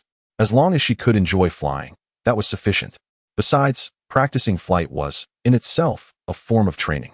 With continued effort, her body would eventually adapt to the necessary energy output. Ugh, I'm exhausted. Goku, I've seen you fly effortlessly. Why is it so much more strenuous for me than an entire day of yoga? Everything has its gradual process. Fear not. Soon enough you shall find it easier. However, a question lingered in Bulma's mind. You haven't been to the company much lately? My father is absorbed in his research. Who, then, is managing the operations? Goku had pondered this very issue, but initially dismissed it as inconsequential laziness. Yet, after 10 days or so, without inquiring about Capsule Corp, he wondered if significant problems might arise. Unfazed, Bulma sipped her juice and wiped the sweat from her brow. The sun must have risen in the west. Goku, you actually care about these matters. I thought you would be forever idle. Rest assured, even in my absence, there are those who oversee the company. I recently hired a CEO to help manage operations. Otherwise, if I keep this up, I'll be old and gray in no time. You can hire someone for such an important position as CEO? If you're truly overwhelmed, I could also attempt to learn management. Goku's words were sincere. Having been influenced by countless stories of powerful CEOs, he felt a tinge of aspiration. However, Bulma viewed this differently. Oh please, Goku. You may excel in combat and cleverness. But when it comes to corporate management, I remain skeptical of your abilities. And who said I hired an outsider? You might know the person. The bustling and luxurious West Capital, filled with the sounds of traffic, housed a high-end commercial hotel, currently hosting a press conference for a renowned domestic capsule company. Journalists from various media outlets filled the venue, while diligent security personnel stood guard. With the arrival of several elongated flying cars, cameras flashed incessantly. Wow, look, that stunning lady up front is the newly appointed CEO of the capsule company. Wait, isn't her appearance more suited for a spokesperson? What do you comprehend? This is what one calls a paragon of both talent and beauty. Must it be that all intelligent individuals must also be unattractive? Various murmurs filled the venue. While the beautiful CEO, seemingly unfazed, strode directly toward the conference hall. Clad in a tailored suit, a form-fitting skirt, black stockings, and high heels, complemented by her rimless glasses, she epitomized the fantasy of countless admirers. Amidst the gaze of infatuated male journalists, the stunning CEO took her seat at the head table, gently tucking a loose strand of hair behind her ear before grasping the microphone to deliver her opening remarks. Greetings. It brings me great joy to invite all of you here today to witness the launch of our new product. Thanks to the tireless efforts of our technical team, we have successfully designed a device for more convenient storage of items. I have named it the Space Ring. Indeed, it is a profound enhancement of the previous universal capsule. For further details, I shall defer to our engineers, who will elucidate any questions you may have. With a gesture from the beautiful CEO, the gaze of the journalist shifted toward a figure clearly indicative of a researcher. The nameplate before her read, CEO, Kiki. What? Bulma, are you telling me you convinced Kiki to work for you? Son Wukong was taken aback, unable to fathom the impact his little butterfly had on this world. Primarily, the housewife he remembered hardly seemed like someone capable of holding the title of CEO. Come on, Wukong, stop underestimating her. Kiki is actually quite capable. And I wouldn't say I tricked her into working for me. Remember when you moved out that mountain of gold and jewels from their castle? After that fire, the Bull Demon King completely changed his demeanor, relinquishing all those assets to Kiki for her management. Subsequently, Kiki approached me and converted all those items into currency. Investing in our company. So, in a strict sense, she is working for herself. Incredible! Wukong couldn't help but give a thumbs up, realizing that the one hindering Kiki's rise to greatness was himself. But upon reflection, it made sense. In the original tale, Wukong had shown little regard for family matters. Raising several gluttons to such stature, one would be hard-pressed to believe Kiki lacked capability. Furthermore, it was a family living entirely in the mountains, where foraging was no easy task. It was no wonder he later insisted Gohan pursue academia for better earnings. All right, I didn't mean to belittle Kiki. Just a bit surprised. Bulma, since today's practice is nearly complete, should we head back? I'm growing weary of wandering aimlessly. Indeed, once travel becomes less costly, it tends to lose its charm. It essentially boils down to moving from a place one has grown tired of to another where others have grown weary.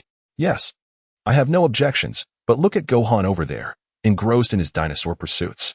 He seems unwilling to return anytime soon.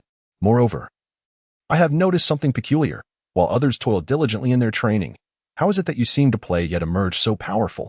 Bulma's brows furrowed in confusion as she stepped forward, wrapping her arms around Wukong's neck, whispering sweetly in his ear. Do you possess some secret to strengthening your physique? Do you have some training insights you've kept from me? Is it necessary to hide such things from your own wife? Ahem, I believe you have misunderstood. In martial arts, apart from personal effort, talent plays a significant role, specifically physical aptitude. Presently, I have ascended to a level unattainable by others. To achieve further breakthroughs, mere hard work is no longer sufficient. One must comprehend the essence of power to ascend to greater heights. Wukong spoke smoothly, without a hint of unease. Did he not wish to train? Indeed. Since experiencing the system's frequent boosts of 1 or 2 million in battle power, returning to the rigorous training of old seemed unrealistic, exhausting himself for months with grueling drills. Only to gain a mere few thousand points in battle power felt disheartening. To reach the minimum transformation standard of a Super Saiyan, he had to train relentlessly for 5 whole years. 5 years. Who could fathom the trials he endured during that time? Rising with the sun to train, only to return home at dusk, enduring Bulma's relentless challenges. And now, their child was already 4 years old. Meanwhile, let us not dwell on Wukong's carefree life for now. For Krillin and the others faced their own struggles. After laboring tirelessly, they finally reached the end of Snake Way. In their search, they discovered the existence of King Kai's planet. The ever-eager Yamcha, known for his impetuousness, was the first to take the plunge, only to find himself tumbling comically, despite Wukong's prior warnings about the gravity here. Naturally, such a mishap led to a chorus of laughter from his companions. Nice one, mate. Where did you learn that frog technique? It's quite the imitation. Krillin teased. I beg to differ. This must be Yamcha's latest masterpiece. A further exploration of his creative prowess and drawing inspiration from the animal kingdom, Tien remarked. Impressive. Teach me that sometime, Piccolo added. Abba. Chaozu chimed in, watching the others fawn over Yamcha's blunder, leaving the newly arrived Raditz utterly bewildered. I ask you all, is this not merely a fall? Why do you praise it so? Am I truly missing some profound insight? Raditz approached Yamcha, who lay sprawled on the ground, helping him up. This act of kindness finally broke the laughter of the onlookers, who erupted in uncontrollable amusement. Just then, as Yamcha was about to unleash his frustration, he noticed a short, stout figure among those mocking him. Hey, who are you to laugh at me? He demanded. The chubby figure, having laughed heartily for a while, finally regained composure. Remembering some peculiar phrases Wukong had taught him during his stay, he struck a pose, hands on his hips, and proclaimed with a self-satisfied grin, Ha! Utter my name and be astonished. I am the Eastern Mouse. As Krillin, Wukong's close friend, heard these words, he immediately recognized that this individual must be the target of their journey. Realizing this, he wasted no time in flattering the newcomer. Wow, what a commanding presence. With such an aura, you must undoubtedly be the illustrious King Kai of the North. Oh, you've heard tales of my exploits? King Kai replied, somewhat taken aback by the recognition, pondering when he had gained such fame. Nonetheless, upon hearing Krillin's affirmation, he felt compelled to engage, offering his hand to shake. What you speak of is mere flattery. Even if you hadn't heard my story, it wouldn't diminish my admiration for you. Your weathered visage tells 1,000 tales. Please, allow me to join your team. All right, no problem. I find you quite agreeable. From now on, focus solely on your training here. And I assure you that when the Saiyans arrive, you will already be a formidable fighter with a power level no less than 10,000. Although the King of the Worlds did not fully comprehend the strange words uttered by Krillin, it did not hinder his appreciation for him. Indeed, those who hail from the same place as Son Wukong speak with such charm.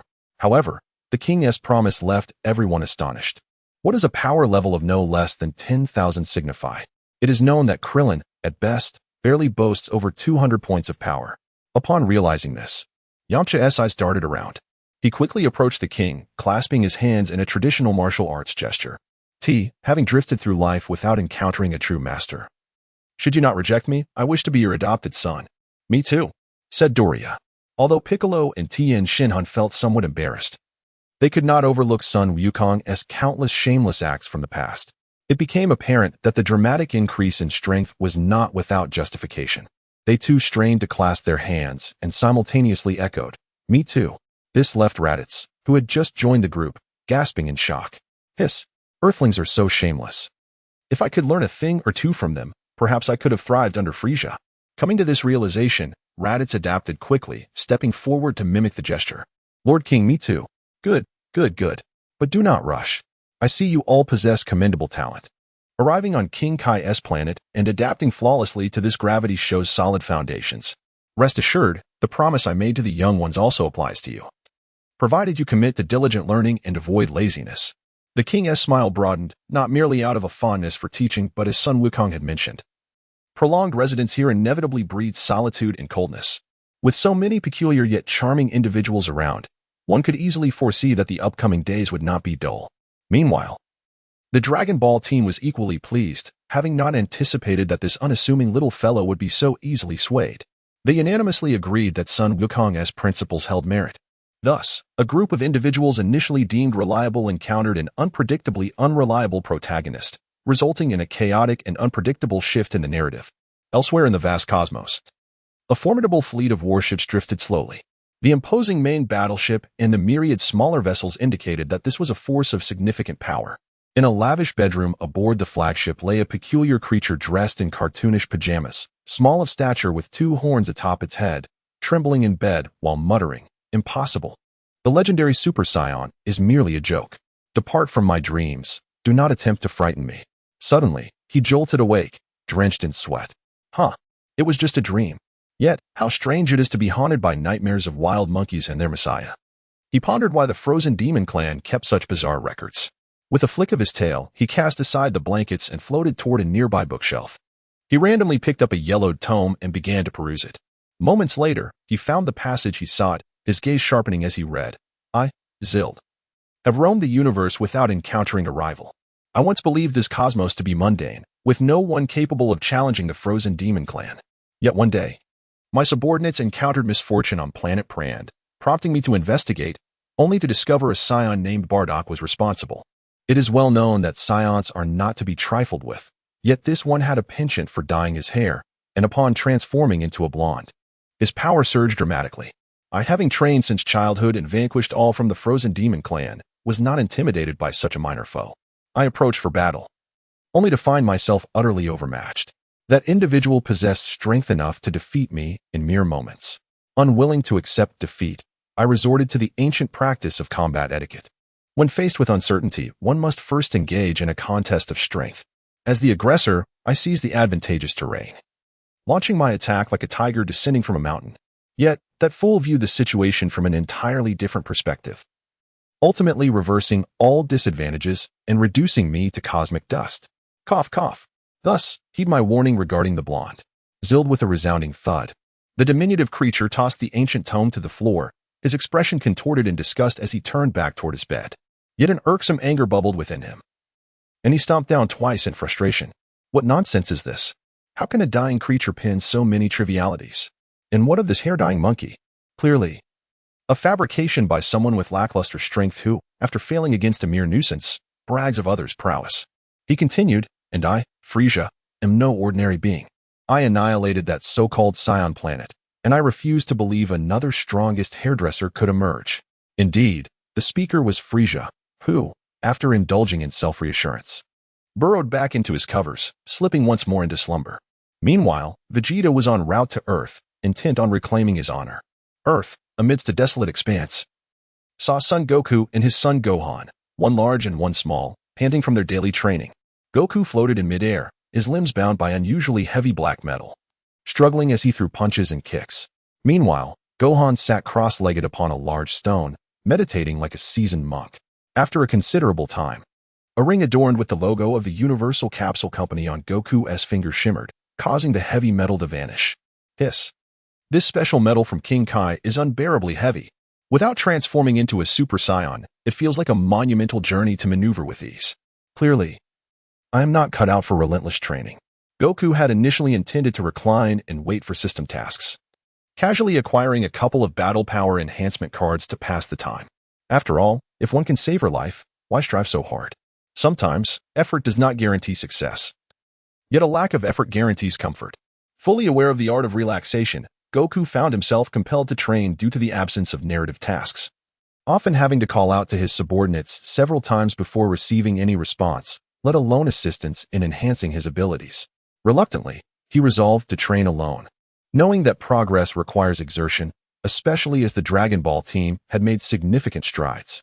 As their logistical support, Goku observed all of this keenly. Hey, Gohan, wake up. It's time to eat. Slurp. Dad, what are you talking about? Didn't we just have breakfast? As Son Wukong opened his bleary eyes with a start, he inadvertently drew back the drool that had trickled down to the corner of his mouth. Observing his son's disheveled state, he could only shake his head in resigned amusement. Indeed, as the saying goes, an unsteady foundation leads to a crooked structure, like father, like son. Although Wukong himself was prone to laziness, it did not hinder his ability to educate Son Gohan. Cough, cough. You little rascal, can't you pay attention? I went to great lengths to acquire the meditation technique from Piccolo, and here you are, dozing off while sitting in silence. Dad, you can't blame me. I was doing well at first, but this form of training is just too monotonous. Plus, with Mom assigning me a project last night, I was up late trying to finish it. Gohan felt genuinely wronged. He had nearly completed a lifetime's worth of studies before turning 5. He had earnestly discussed this matter with his mother, only to receive the dismissive response, "When I was your age, I had already accomplished so much. You truly need to strive harder." Nevertheless, despite his complaints, Gohan felt a twinge of delight. After all, having mastered what was taught in school, he now sought to relish the joys of childhood. Furthermore, after the incident of biting his classmate Bidali's lip, her formerly fierce demeanor had surprisingly softened, and he sensed a certain loyalty emanating from her. By the way, Dad, why am I training this mental strength? It seems to only serve to clear my mind without any other apparent benefits. That's a long story.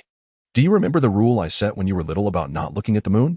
Wukong said, ruffling Gohan's hair as he sat beside him. Yes, I do. But what does that have to do with cultivating mental strength? Everything. You see, as Saiyans, we transform into mindless gorillas upon gazing at a full moon. And that transformation is tied to our tails. Wukong revealed his previously concealed tail. Gohan was unfazed, having seen it before and received explanations from his father. Dad, so you mean, if I strengthen my mental power enough, I can avoid being affected when I look at the moon? Exactly. With sufficient training, you can retain your rationality even in gorilla form. And if you become strong enough to control your cellular structure, you should be able to choose whether or not to transform. Moreover, if you ever reach the strength to become a Super Saiyan 4, you'll have full control over your transformations. Wukong's words held truth. Only in the GT timeline had he achieved such control over his transformations. This realization prompted him to encourage Gohan to overcome these challenges early, preparing him for the future. Got it, Dad. I'll work hard. No need to rush. You're still quite young. However, we should head back now. We've been out long enough. Otherwise, your mother will surely cause a ruckus. Upon hearing this, Gohan immediately recalled his mother's formidable temper and shivered, nodding vigorously. You're right, Dad. If we return late, I might find myself buried under a mountain of terrifying assignments. Wukong glanced at his son and resolved to have Bulma reconsider her parenting approach. After all, it would be unreasonable for Gohan to grow up to be a scientist instead of a scholar. With that thought, he scooped Gohan into his arms and vanished in an instant, reappearing in their grand villa. Wow, Dad, your instant transmission is so cool. When will you teach me? Oh, well, about that. Wukong stammered, caught off guard by Gohan's sudden inquiry.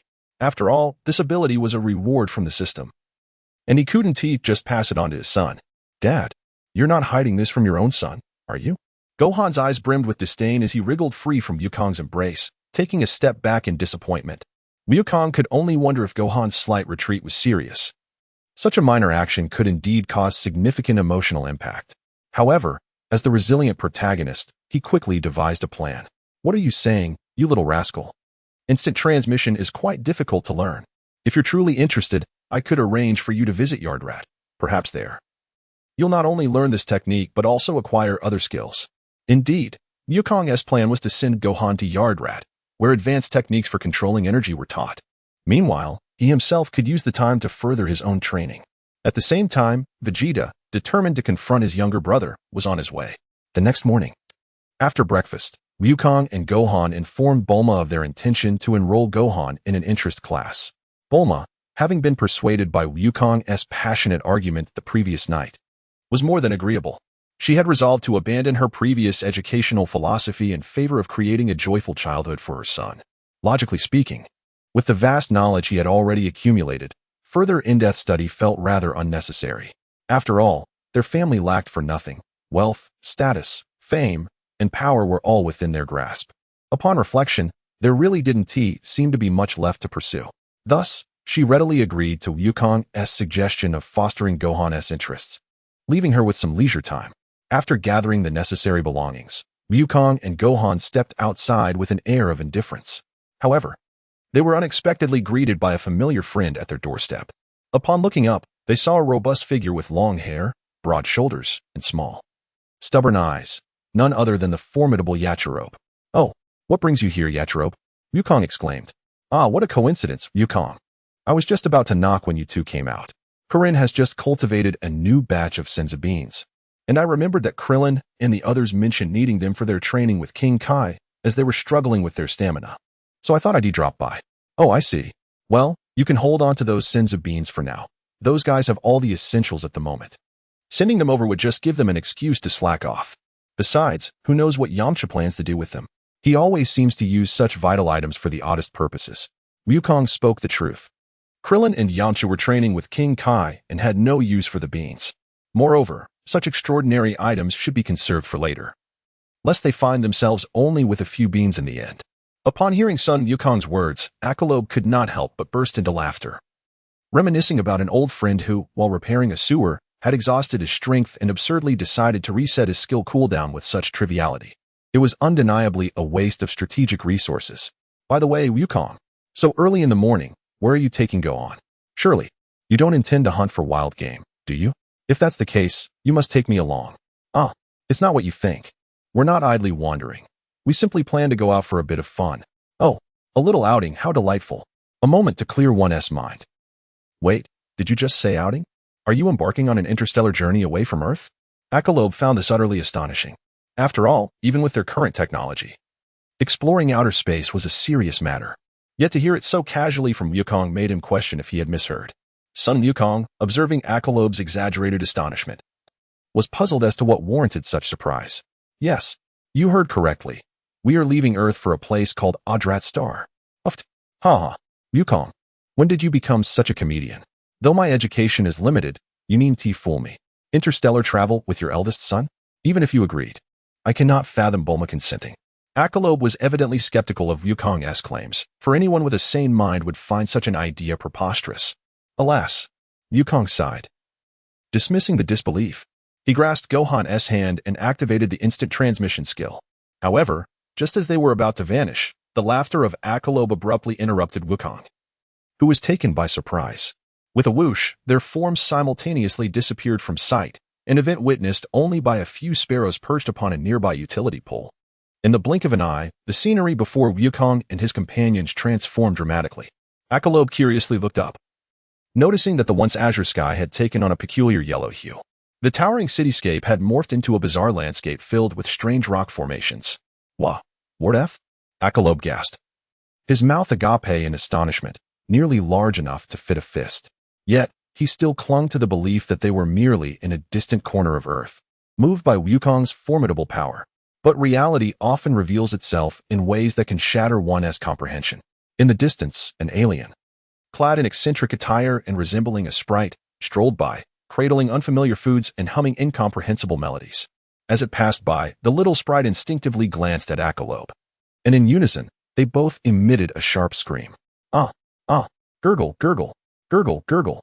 The alien sprite dropped its belongings, muttering curses as it dashed away.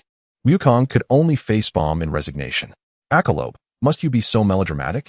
If the extraterrestrial beings see us, they might think we're mere country bumpkins. Now, finding someone to inquire about directions has become a challenge. Well, I thought you were jesting. But who would have known that a mere nudge could lead to such a whirlwind of events? Piccolo, overwhelmed with excitement, flailed about, struggling to articulate his thoughts. Wukong, stifling his laughter, tried to maintain composure but eventually succumbed to mirth. Ha ha, Piccolo, there's no need for explanations. I understand perfectly. Look at Gohan. Even a child is not as panicked as you are. As he pointed to Gohan, who was bouncing around with wide-eyed curiosity, he called out, "Hey, Gohan, come here. Wow. Dad, this planet seems quite different from Earth. Look over there. That lake is purple." Gohan exemplified the quintessential curiosity of a child as he hopped back to Wukong's side. All right, enough of the antics. Let us not forget our purpose here. We must quickly find a local to inquire where we can seek a master to learn from. Huh? Dad, haven't you been here before? Gohan's eyes brimmed with confusion, his mind swirling with questions. Ahem. The reason you cannot learn my instant transmission is that it is a gift. Fortunately, I have heard that there are others on this planet who possess similar abilities. Wukong felt a pang of embarrassment, wishing he had come here sooner. Yet, now that they were here, what could be done? While their situation remained intriguing. As they encountered new experiences, on the other side, Vegeta was nearly driven mad, feeling a pressing urgency. In desperation, he chose a random planet to land on, seeking to resolve his own predicament. Chapter 58, Piccolo, my experience as an alien on another planet. At this moment, Wukong, Gohan, and Piccolo wandered aimlessly, devoid of direction. There seemed to be a unique control method among the inhabitants of this planet. Despite their efforts, they sensed no traces of energy. However, this state of confusion did not last long. As they traversed a valley, several faint energy signatures suddenly emerged in their vicinity. Upon glancing up, they were met with a gathering of tall aliens, better referred to as locals, for in truth, Wukong and his companions were the true outsiders. These locals bore a striking resemblance to the foul-mouthed sprite they had encountered earlier. Among them, a notably robust individual, towering over 2 meters, stepped forward. Gurgle, gurgle, gurgle, gurgle. Wukong and his companions exchanged bewildered glances, utterly unable to comprehend the words of the locals. Wukong, what do we do? It seems we cannot communicate at all. If it comes to blows, do you feel confident? Fear not. They are merely a group of weaklings. I hardly regard them as a threat. Besides, who said we would inevitably fight? With that, Wukong strode forward toward the towering local. Upon reaching him, he extended his right hand. Gurgle, gurgle, gurgle, gurgle. The identical sounds bewildered the locals. However, the leader, recognizing the absence of hostility, politely extended his hand to shake with Wukong. In that moment of contact, a strange phenomenon occurred. Wukong felt a jolt of understanding surge through him, as if a current had passed, revealing the meaning behind the earlier gurgle, gurgle. Remarkable. This Raditz star indeed possesses wonders. As his thoughts churned, Wukong prepared to speak, but the leader, with clarity and precision, articulated words Wukong could comprehend. Greetings, friends from afar. Raditz star welcomes you. Well, your accent is reminiscent of that from Bread Mountain, isn't it? Wukong was astonished to discover that the leader possessed some grasp of foreign languages, making communication significantly easier. Though the leader was puzzled by the reference to Bread Mountain, it did not hinder his inquiry into the purpose of their visit. Greetings, esteemed guests who have journeyed from afar. I am Alida, the captain of the Guardian Corps on Raditz star. May I inquire as to the purpose of your visit? Ah, Captain Yali, it is an honor to meet you. Son Wukong said, offering a rather perfunctory bow, then gestured towards Son Gohan and a Kairobe in the distance. We have come merely to seek knowledge on your esteemed planet. I have long heard of the cleverness of the inhabitants of Raditz star and their mastery of various wondrous skills. Thus, we traversed great distances to learn, and of course, it would be remiss of us not to bring offerings in return. Son Wukong produced several universal capsules from his bag and tossed them to the ground. With a resounding bang, a cloud of smoke erupted, revealing a mountainous array of assorted local delicacies. The locals gazed in astonishment, while Raditz star was not impoverished. Its culinary culture paled in comparison to that of Earth. Yet their astonishment did not cease there, as a series of successive bangs ensued, multiplying the bounty before them. The members of the Raditz star Guardian Corps stood dumbfounded. They had seen opulence, but never to this extent. One might mistake Son Wukong for the foolish scion of a wealthy family. Captain Alita stepped forward, grasping Son Wukong's hands firmly. You are forever a friend to the people of Adratstar. He then turned to one of his subordinates, urging, Daji, rush back to the village and have them prepare a feast to honor our esteemed guests. Son Wukong noted the swift change in demeanor, which he found unsurprising. The treats he had presented were but trifles. It was well known that Beerus, the god of destruction, had not discovered any delectable offerings throughout the vast cosmos until he arrived on Earth, which completely altered his perspective. Hence, it was evident that Earth's cuisine held significant value in the universe, both in appearance and flavor. As for the matter of our studies on your planet, oh, worry not. I shall personally introduce you. However, as friends, I must inform you that acquiring the consent of our tribe's elder is necessary for any skill acquisition.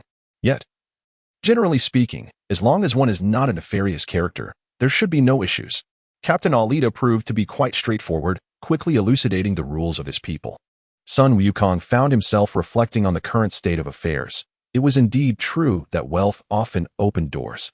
Hadn't the infamous Frisia tirelessly conquered planets throughout the cosmos for the sake of real estate? Thus, the true battleground lay not in combat, but in commerce. After securing Captain Alita's approval, Son Wukong informed Son Gohan and Akairob of the negotiations' outcome.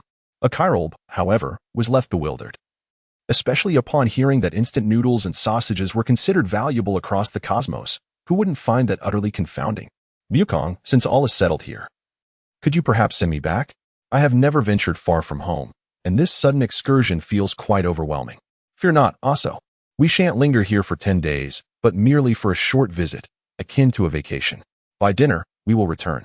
Son Wukong patted his shoulder, then embraced Gohan and headed toward Captain Alita for further discussion. As they walked away, Akairob hesitated before following. It wasn't that he was repulsed by the notion of being an alien in this place, but lacking Son Wukong's prowess left him feeling somewhat insecure. After navigating through a valley, a quaint village bustling with life came into view, its architecture starkly different from anything on Earth. Meanwhile, Vegeta, having been forced to land on a desolate planet, had just resolved his immediate needs and took the opportunity to critique the poor barbecue skills he had encountered. Vegeta, your cooking is atrocious. At the very least, ensure the meat is properly cooked next time. As Son Wukong and his companions entered the village, they were met with peculiar structures on either side, a stark contrast to Earth's architectural styles. Small, sprite-like beings crowded the streets, pointing and whispering at the newcomers. In response, Captain Alita stepped forward, addressing the villagers in a commanding tone, prompting the little Adratstar inhabitants to scatter back to their homes. My apologies, Mr. Sun. These are merely some mischievous children. They have never encountered individuals of your stature, hence their commotion. Haha, Captain Alita, there is no need for such formality. Children will be children. My own offspring is no different. Curiosity is the essence of youth, and it is through exploration that they transition from ignorance to understanding the vibrant tapestry of existence. Son Wukong, initially feeling discomfort by the attention, found solace in the realization that it was merely youthful exuberance. Just then, an elderly voice, resonant and robust, interrupted his thoughts. An old man, wrinkled and leaning on his staff, approached them. Upon seeing Son Wukong, he smiled warmly, expressing admiration for the young warrior's insights. Your previous reflections, young friend, reveal profound wisdom. Though it may appear to address the enlightenment of a child, it subtly reminds us adults to cultivate tolerance. Captain Alita quickly bowed in deference to the elder, his already imposing figure appearing even larger in the presence of the old man. Thank you for your guidance, elder. I shall remember your words. He then turned to Son Wukong and the others, introducing the venerable figure. Mr. Sun, this is the elder I mentioned before.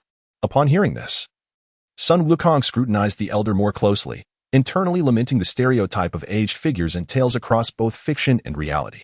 With a slight bow, he addressed the elder respectfully. It is indeed a privilege to meet you in person. At first glance, you radiate an aura of wisdom and grace, embodying the esteemed qualities of a revered elder. I am honored. As the saying goes, it is often the bearer of praise who receives it in return. Son Wukong understood that he must adhere to etiquette, for in the realm of flattery, none could rival the beings before him. Even with his modest efforts, should he unleash his full rhetorical prowess, he wondered how the elder might respond. Yet the elder seemed equally taken aback by Son Wukong's eloquence. Ha! You flatter me, young friend. I am but an old man nearing the end of my days. Pray tell, what brings you to our humble Adrat Star, and how might we assist you? The Grand Elder, Mr. Son, and his companions are here to engage in a friendly exchange of knowledge. Just as Son Wukong was about to speak, Alida, the captain of the guard team of Adrat Star, hurriedly explained to the Grand Elder. Upon hearing this, the Grand Elder cast a deep gaze at the towering figure before him. He recalled that individuals from other planets had visited them in the past to learn some unique skills. Yet he had never witnessed such eagerness from anyone as he did today. Just as he contemplated rejecting Son Wukong and his companions or imposing some challenging tests to evaluate them, members of Alida's guard team approached, carrying numerous bundles. Alida, what are these items you bring? Questioned the Grand Elder, bewildered by their abundance. These are local specialties brought by Mr. Son and his companions, came the reply. Oh, how could you treat our esteemed guests in such a manner? On their first visit, we have failed to properly host them, yet they present us with such valuable gifts. This simply cannot do. Please return them. The Grand Elder voiced his objections, though his eyes occasionally wandered toward the piles of food. Son Wukong, ever the cunning one, immediately discerned that the Grand Elder's words did not reflect his true feelings. He quickly grasped the Elder's hand, exclaiming, "Dear sir, what do you mean? We Earthlings value the importance of etiquette. From a young age, my elders taught me that one should never arrive empty-handed when visiting others. I have come all this way. Would you have me take these gifts back? Do you look down upon me? I did not realize your household upheld such traditions. As a guest from afar, I must reluctantly accept." The Grand Elder, taken aback, felt compelled to accept. "Goodness, Mr. Son. Just moments ago you referred to me as little friend, yet now you address me with such respect. Grand Elder, what do you say? I, son, enjoy making friends wherever I go. They say at home, one relies on family, but when away, one relies on friends. Since we are now friends, why must we concern ourselves with trivial material possessions? At my age, I never expected to encounter someone as open-minded as Mr. Son. However, since you regard us as friends, we shall not treat our faraway guests poorly. Please, let us walk and converse." Son Wukong nodded and walked alongside the Grand Elder. "To be candid, we have heard of the powerful skills found on Adrat Star. With a desire to learn, we have come to seek your guidance." Mr. Son, you may be mistaken. We Adrat Star inhabitants do not possess any formidable offensive skills. What we have are merely some peculiar tricks, such as healing spells, communication spells, prophecy spells, teleportation, and transformation techniques, all developed based on our physical traits. For ordinary individuals, learning these skills requires significant talent and a touch of fate. Thus, I cannot guarantee that you will be able to learn them. The Grand Elder, upon witnessing the mountains of sincerity before him, spoke honestly about the limitations. Son Wukong had anticipated this, knowing that if everyone could master these skills, the Adrat Star inhabitants would have long vanished from history. The adage, "a common man is innocent, yet possessing treasures can bring misfortune," was evidently applicable here. Before long, they arrived at a spacious courtyard. After exchanging pleasantries, Son Wukong and his companions entered together. Meanwhile, Vegeta and Nappa were still en route to Earth in their flying vehicle. "Since my youth, I have known I would be the foremost swordsman," Vegeta mused. After hearing the Grand Elder's explanations, Son Wukong remained unfazed. "Well, we come with a mindset to learn. If we can master these skills, that would be wonderful. If not, there is nothing we can do. You need not feel any burden, dear Elder. If all else fails, we shall simply enjoy our time here as tourists. Mr. Son possesses a commendable attitude. With such an outlook, I am certain your visit will yield fruitful results," the Grand Elder thought to himself, feeling relieved. Despite their seemingly modest abilities, he could sense the vast energy emanating from Son Wukong, as if it were an unfathomable ocean. Truthfully, if they all banded together, they likely wouldn't measure up to even a fraction of Son Wukong's power. Had they not grown accustomed to the trials of life, they might have been intimidated. However, hearing Son Wukong's intentions eased their vigilance. Son Wukong, ever perceptive, was well aware of their subtle wariness. As a shrewd observer, he could read the atmosphere with ease. "Mr. Son, may I inquire if there are any particular skills you wish to learn?" the Grand Elder asked. "Well, I am particularly intrigued by transformation techniques and your unique luck-based methods. What do you think, dear Elder?" As for the luck techniques, they should pose no challenge for you, Mr. Son, the Grand Elder replied, stroking his beard. The skills Son Wukong expressed interest in were indeed significant. While he already had a decent version of teleportation, the remaining skills like communication and prophecy were primarily auxiliary. What he truly lacked was mastery over energy application, which could enhance his combat efficiency. As for transformation, it was merely for amusement. On Gohan's side, he appeared somewhat bashful, and after much hesitation, finally voiced his selections: fusion techniques, healing spells, teleportation, and prophecy. He had essentially chosen all the skills with appealing names. The Grand Elder simply smiled, finding no inconvenience in this. Not to mention Gohan was still a child. They had encountered those with far greater ambition in the past. After a moment of consideration, the Grand Elder looked at the somewhat inconspicuous Akairobe. When the eager gazes of Son Wukong and others turned toward him, Akairobe, who had come merely to observe, was taken aback to find himself included. Haha, since that is the case, I shall not hold back. I am interested in. Akairobe boldly stated a list, feeling no embarrassment. After all, as the saying goes, those with thick skin enjoy a full meal. In such situations, humility was not the order of the day. After considering the requests of the group, the Grand Elder stroked his beard thoughtfully. Dear friends, as I mentioned earlier, learning these skills requires a certain talent. Not everyone can master them. I shall call upon some of my kin to assess your abilities. If it proves unfeasible, you may select other skills that appeal to you. Haha, we are at your service. After all, we are here seeking your expertise. Please proceed as you see fit, Grand Elder, Son Wukong affirmed, sensing the Elder's apprehension about their potential failure to learn the skills. Subsequently, the Grand Elder summoned several similar Yadalat star sprites to the seated Son Wukong and his companions. They appeared nearly indistinguishable, all clad in identical attire, making it impossible to tell one from another. After a series of tests, it was regrettable that Son Wukong lacked the innate talent for transformation. As a fallback, they could only focus on their unique luck techniques. Ultimately, this form of skill was the most straightforward combat enhancement. The other skills were merely superficial embellishments, and whether one learned them held little practical significance. Learning skills on Yadalat Star was notoriously difficult.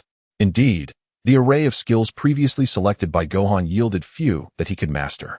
Not to mention, the much-desired instant transmission was beyond his capabilities, along with transformation, healing, and prophecy skills. However, there was a rather obscure technique, telekinesis, that suited him exceptionally well.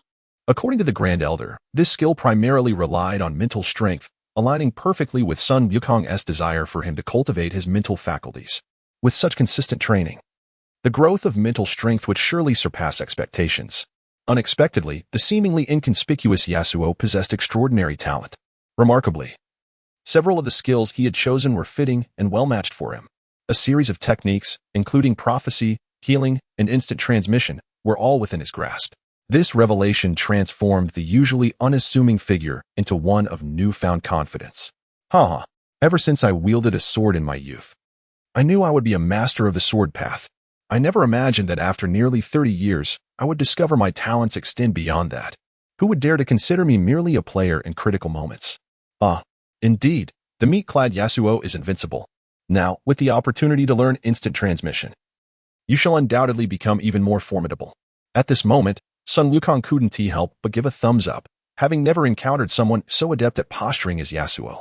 In the following days, the trio studied diligently during the day and returned to Earth in the afternoons, relishing food and drink, truly celebrating life in their own way.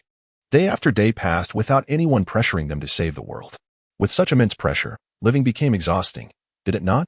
Yet, astonishingly, this carefree attitude allowed them to learn at an accelerated pace. The Grand Elder of Yadalat Star could only lament the exceptional talents of this group, as their speed surpassed even some of the youth within their own clan. However, due to Son Wukong procuring a significant amount of resources for them, there was no reluctance in sharing knowledge during their teaching sessions. Instead, they generously imparted their wisdom amidst the influx of material support. Meanwhile, cough, Vegeta was still en route in his spaceship. Vegeta exclaimed, "Damn it, I can't take it anymore. At this rate, I fear I won't arrive in time for the climax." To which Naba replied, "Take it slow. I have a feeling this place on Earth is rather ominous." Time flew by, and Son Wukong and his companions finally arrived at their graduation ceremony at the Yadalat Magic Academy. As the Grand Elder of the Academy, he was utilizing the resources acquired from Earth to host a modest celebration. "Come, Wukong, allow me to toast to you. Congratulations on mastering the skills you desired. Honestly, I never anticipated you all possessed such talent. Many travelers from across the universe have visited us, but none have learned so much in such a short time, truly unprecedented." As he spoke, the Grand Elder raised a green bottle labeled 82-year Sprite and drank it without hesitation. Son Wukong could only shake his head in disbelief. While he could hold his own in drinking contests, the peculiar physiology of the people of this planet made them particularly fond of carbonated beverages, and astonishingly, they could drink without pausing for breath. Haha, the Grand Elder is indeed generous. We are, without a doubt, rare geniuses. You possess a keen eye for talent. It is well known that Son Wukong is a humble and courteous individual, but this only holds true when one is not familiar with him. Once rapport is established, he reveals his true nature, often sarcastic and sharp-tongued. The Grand Elder nearly choked on Son Wukong's words, but, having grown accustomed to his speaking style, was not entirely surprised. Just as he attempted to engage in small talk, Son Wukong suddenly received a transmission from King Kai. Wukong, I have good news and bad news. Which would you like to hear first? Oh, it's you, King Kai? To be honest, I find it perplexing that you have any good news to share. Just tell me the bad news. Based on his past experiences, Son Wukong did not trust that anything positive would come from the king. As expected, the next words from King Kai nearly sent him into a fit of rage. Cough. You remain as blunt as ever. Oh well, it's futile to argue with you. The bad news is that the Saiyans are on their way. Huh? Son Wukong was momentarily confused. Wasn't it good news that Vegeta was coming? After all, he had been leisurely enjoying life on Earth for quite some time now. However, before he could inquire further, King Kai's next remark reached his ears. Haha. There is a small hiccup, but it's not a major issue. You need to fetch Krillin and the others quickly. The Saiyans should arrive in a day or two. Wait. My dear King Kai, what have you been doing? They are almost at our doorstep, and you are just now sending a signal? With your level of awareness. It's a miracle you haven't lost your mind. Son Wukong was not enraged, but rather dismayed by the incompetence of his companions. After all, his system task required him not to intervene when Vegeta and the others arrived. He had even consulted the system multiple times to ensure he wouldn't be prohibited from appearing. Fortunately, the system only restricted him from participating in battles. But that alone posed a substantial challenge, especially since his mind was not particularly sharp at the moment. With only a day or two left, he had to devise a plan. As his thoughts raced, he comprehended the urgency of the situation, and his focus shifted away from idle chatter with the Grand Elder. He stood up, opened his arms, and lifted Yachirobe and Gohan effortlessly.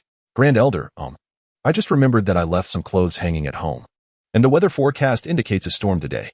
So, with mountains unchanged and waters flowing, we shall meet again in this world. Farewell.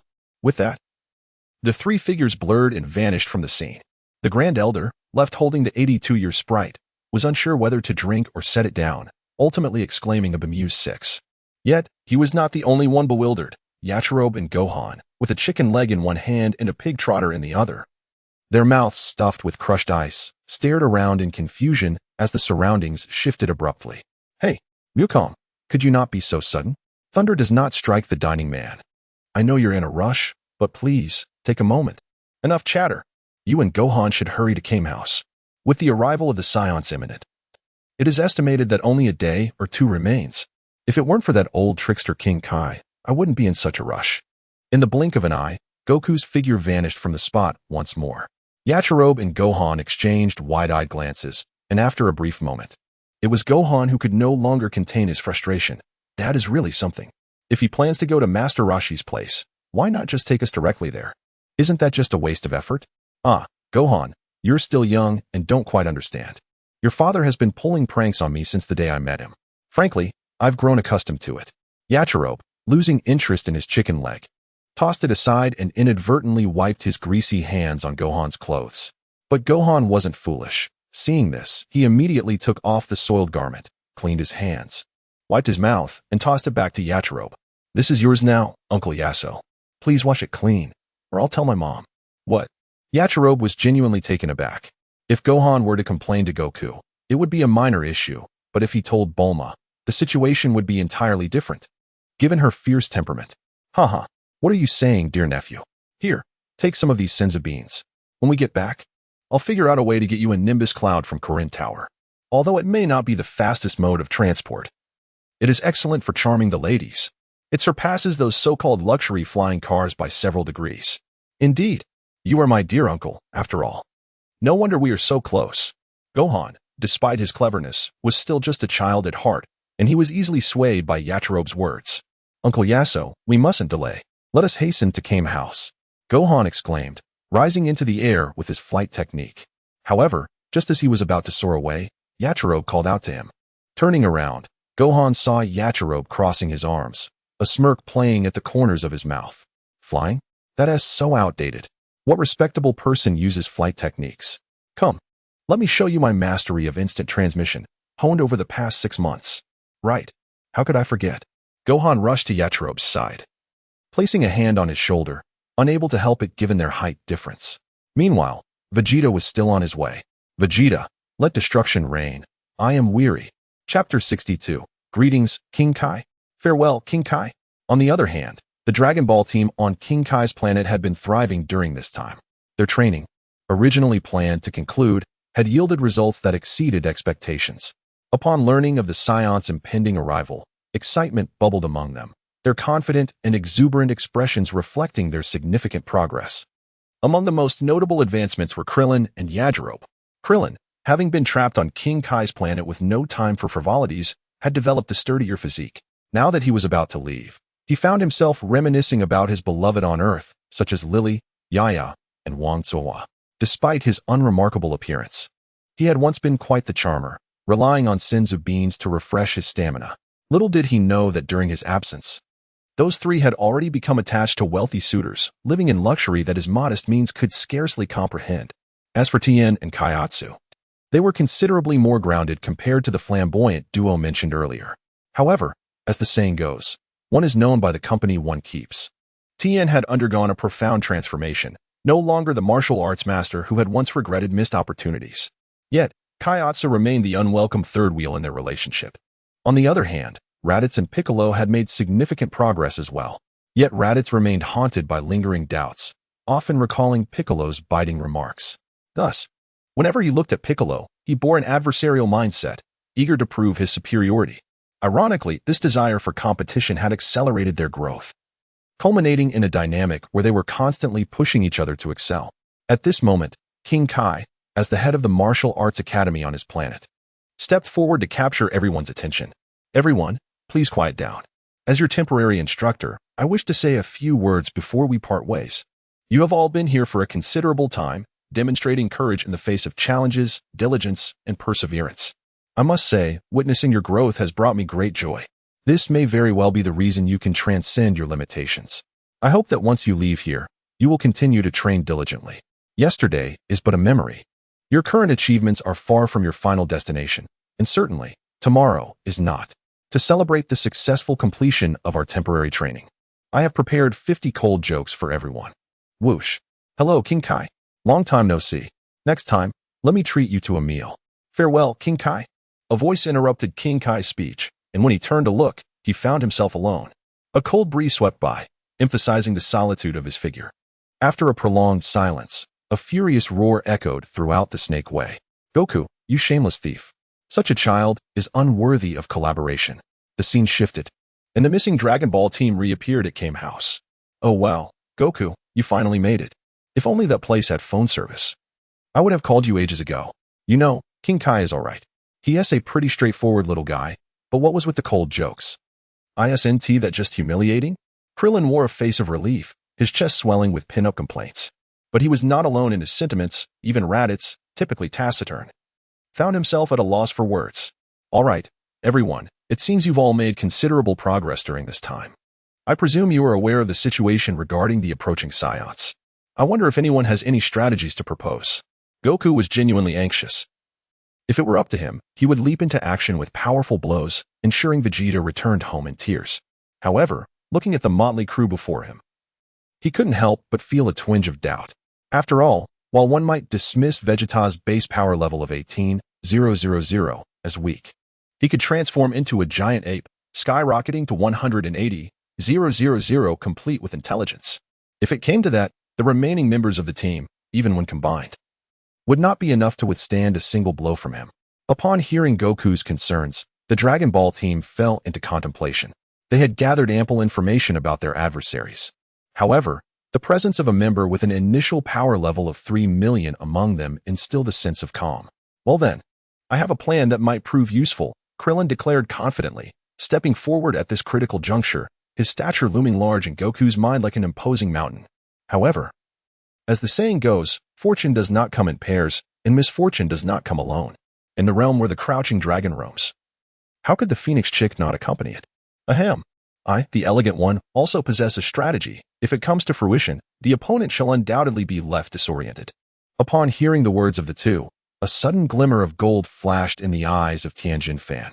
My dear brothers, do you not think our thoughts align? How about we inscribe our plans upon our palms? I say, my three companions, there are no outsiders present. It is perfectly fine to speak freely without concern for eavesdroppers. Son Wukong fell silent, regretting having led this group astray. The atmosphere, which was supposed to be solemn, was disrupted by this conspicuous interruption. It's quite simple, really. We merely need to eliminate the moon first, and then proceed with this and that. As Son Wukong listened, he regarded the group with newfound respect, realizing his teachings had not been in vain.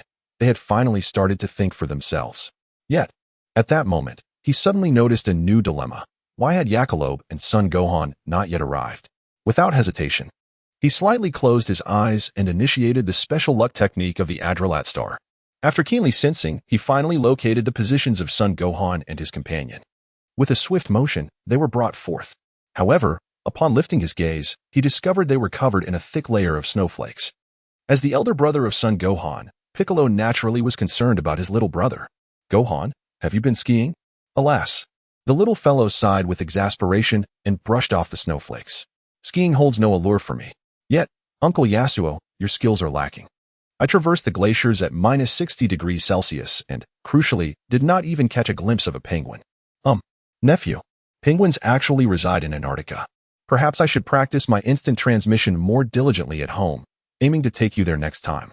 Jackalope's words elicited hearty laughter from those present. Setting aside the jovial atmosphere, in the vast universe, Vegeta was still en route. Vegeta. Yes. Chapter 63. Do beautiful women need assistance?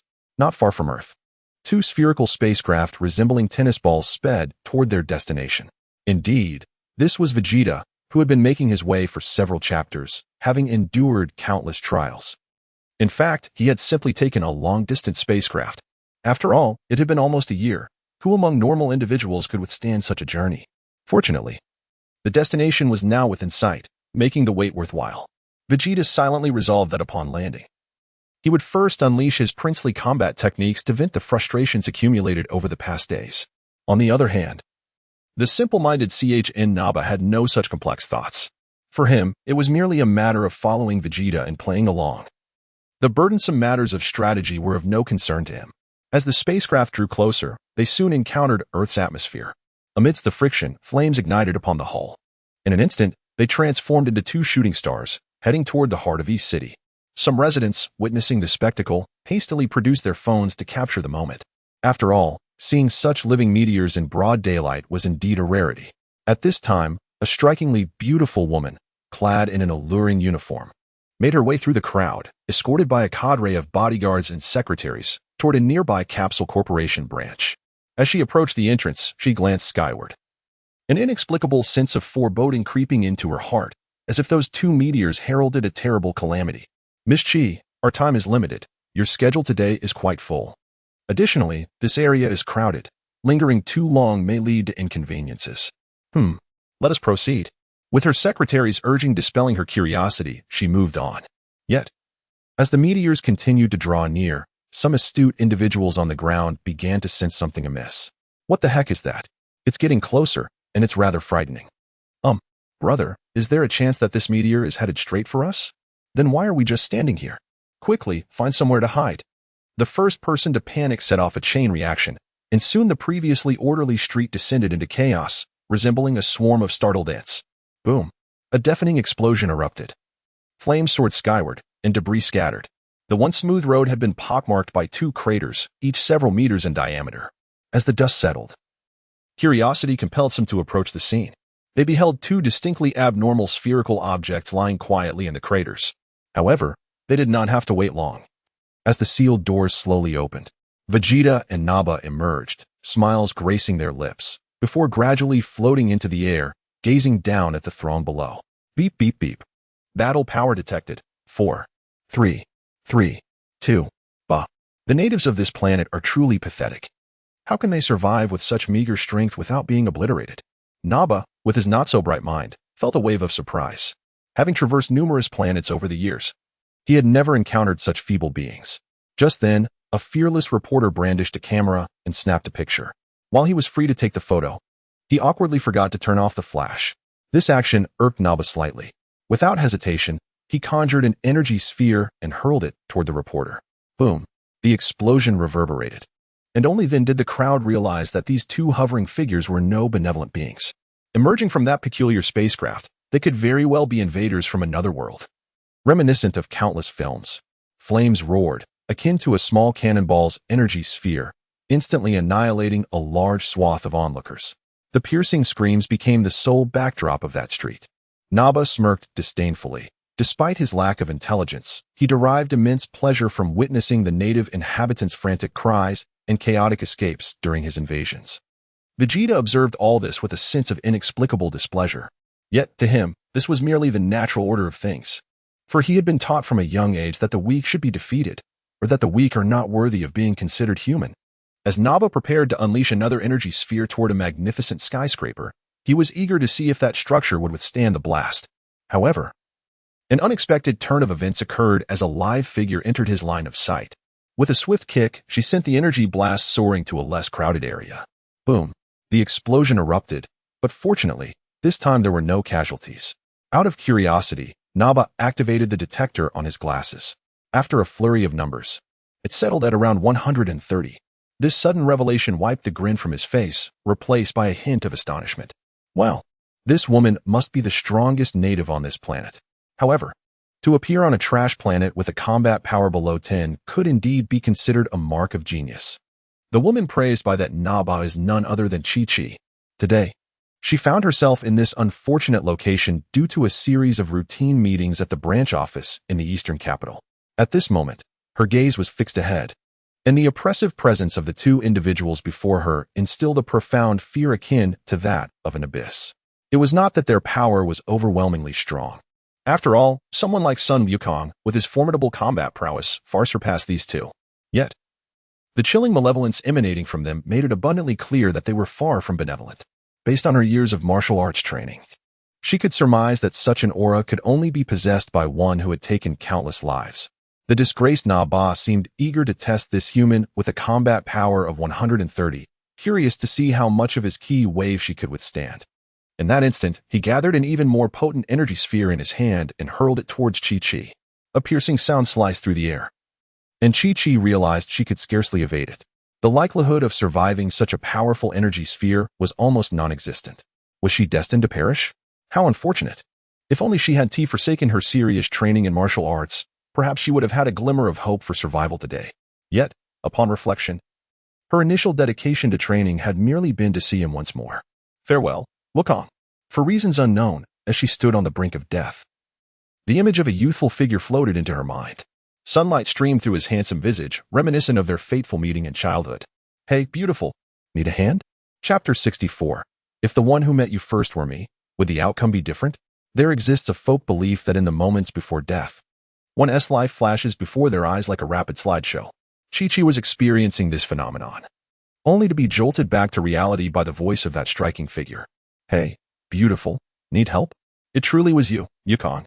Overwhelmed with joy, Chi-Chi instinctively moved to embrace him, but the approaching energy sphere sent a chill of dread down her spine. Be careful. The moment the words escaped her lips, Son Wukong, without so much as a glance back, reached out and grasped the incoming energy sphere. With a slight exertion of force, the imminent threat dissipated into a cascade of starlight. This place isn't safe. Let me escort you away, Son Wukong said, stepping forward to take hold of Chi-Chi's arm. It was then that he noticed her stiletto heel had broken during the earlier skirmish. Recalling scenes from past idol dramas, he bent down and executed a classic princess carry. In a flash, the scene before Chi-Chi transformed from the towering urban landscape to a serene island kissed by gentle breezes and radiant sunlight. Where's this? Is this Kame House? It's relatively safe here for the time being. You should stay while I deal with those two nuisances. Son Wukong set Chi-Chi down and flashed her a small smile, lightly gesturing a farewell with his fingers to his forehead. In the next instant, he vanished as mysteriously as he had appeared. Chi-Chi, witnessing this spectacle, felt her cheeks flush with a delayed warmth. Don't laugh. Don't laugh.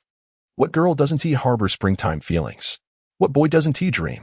After hearing Son Wukong's earlier words, Chi-Chi had spent a considerable time in self-doubt. However, the moment she learned that the one she cherished was marrying another, the uncertainty of her feelings confirmed just how misguided she had been. Wukong, you tricked me. That feeling we shared was undoubtedly love. But at that time, your heart already belonged to another. If the girl who ventured into Baozi Mountain during your youth had been me, would the outcome have been different? Chi-Chi stood frozen, her gaze fixated on the spot where Son Wukong had vanished, murmuring to herself. Yet, such questions would remain unanswered, even by time itself. On the other side, Son Wukong had returned to the eastern capital, but this time, he did not materialize at Chi-Chi's previous location. He concealed his presence, arms crossed, calmly standing behind Naba. Hey, Baldy, what are you looking around for with that enormous head of yours? Boom. The Saiyan race was known for their tenacity, and even the seemingly less formidable Naba proved this point. The moment he heard the taunt, his body instinctively reacted. His thick, pillar-like arm swung towards Son Wukong's face without hesitation.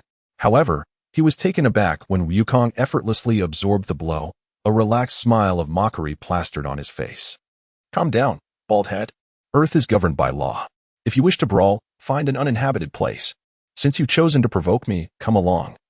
My friends are eagerly awaiting us. Son Wukong grasped Naba's fist and forcefully pulled him back, transforming his grip into a claw that tightly clutched Naba's throat. In the blink of an eye, they vanished into the skies above the eastern capital, leaving Vegeta, who had been posing with arms crossed, momentarily stunned. What? Is this? A skill that transcends space? Humph. Just a trivial technique. In the face of true power, it's insignificant.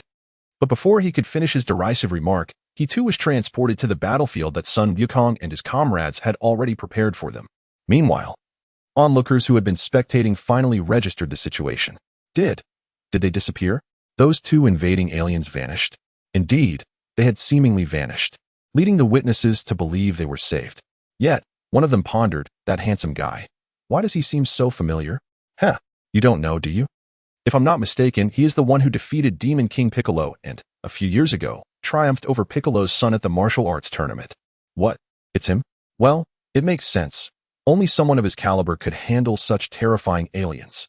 This revelation quickly spread across cities worldwide, with news reports, newspapers, and even family chat groups filled with vague photographs. Yet, Son Wukong remained blissfully unaware of it all, as fame held little significance for him. Unlike the original narrative where he relinquished credit to that fool Satan, he would never stoop to such a level. Returning to Naba and Vegeta. After being whisked away by Son Wukong, they found themselves in a desolate expanse of gravel. Indeed, a wasteland, the perfect natural battleground. Why, you ask? It allows certain shameless individuals to employ their prince-like combat techniques without fear of damaging flora. Damn it, you must be cockroach. I didn't expect to be toyed with upon arriving at this planet, but I'm quite curious about your true capabilities. Surely, you can't only wield those insignificant techniques. Vegeta sneered, having completely forgotten the earlier embarrassment of being dragged away. Naba, as Vegeta's loyal subordinate, was equally unwilling to be outdone. Hey, you've stirred up trouble, kid. Do you know who stands before you? The illustrious Saiyan Prince, Vegeta. Should hastily kneel and plead for mercy if he wishes to avoid a thorough thrashing. At this moment, Son Wukong's silence mirrored the multitude of dark lines hovering above his head. The two individuals before him, despite their lackluster abilities, exhibited a remarkable flair for posturing. However, to engage in such theatrics in his presence was indeed an act of folly. Ahem, that bald-headed fellow over there, with a visage that suggests he is somewhat presentable, turns out to be quite the imbecile. With such a towering frame, one would presume he has an insatiable appetite. I have encountered the oblivious before, but never one so utterly lacking in awareness. What gives you the audacity to speak to me in such a manner? Son Wukong unleashed a torrent of verbal onslaught, leaving the other at a complete loss. When it comes to combat, while strength may vary, he at least had the advantage of numbers. However, in the realm of banter, he truly lacked experience. Those who could best him in battle were typically mute, and those who could match his repartee were seldom formidable opponents. Even should an exception arise, he had his elder brother to rely upon. Today, however, he was enlightened to the fact that one could live so carefree without decorum. Hey, you've truly provoked my brother. I had initially intended to offer some words of encouragement, given our shared Saiyan heritage. Now, however, there is no room for negotiation. The 65th chapter speaks of you. Step forward for a duel. The large oaf was eager to confront his adversary, but just as his rage threatened to obliterate his reason, he realized that this young man possessed a combat power exceeding 150,000. Weighing his options, he disregarded the previous insults hurled at him and sidled up to Vegeta, attempting to borrow some of his intimidation. Upon witnessing the other's retreat, Son Wukong felt a twinge of apprehension. It was not the opponent's strength that concerned him, but rather the fear of losing control and swiftly dispatching the fool. What then would become of the task assigned by the system? Luckily, the voices of Krillin and the others echoed from the cliffside. Looking up, he saw a group engaged in a barbecue. Wukong, what on earth are you dawdling about? Your lamb kidneys are on the verge of being charred. Are you going to eat or not? If not, I shall take them. Hey. Put down that thing and let me have it. Son Wukong had initially intended to mock the lumbering buffoon before him, but upon realizing his precious man's power bank was nearly depleted, he disregarded the fool entirely and dove toward the group below. Upon his arrival, he snatched the skewer from Krillin's grasp and deftly sprinkled it with cumin and chili powder. I've brought you the meat. The rest is up to you. Feel free to enjoy however you please, but remember this, beat that bald head into a pulp. With that, Son Wukong began to indulge heartily, occasionally emitting sounds of delight. Yet, inexplicably, he felt a chill at the nape of his neck. Upon glancing up, he noticed Krillin and Tien with unfriendly glares directed at him.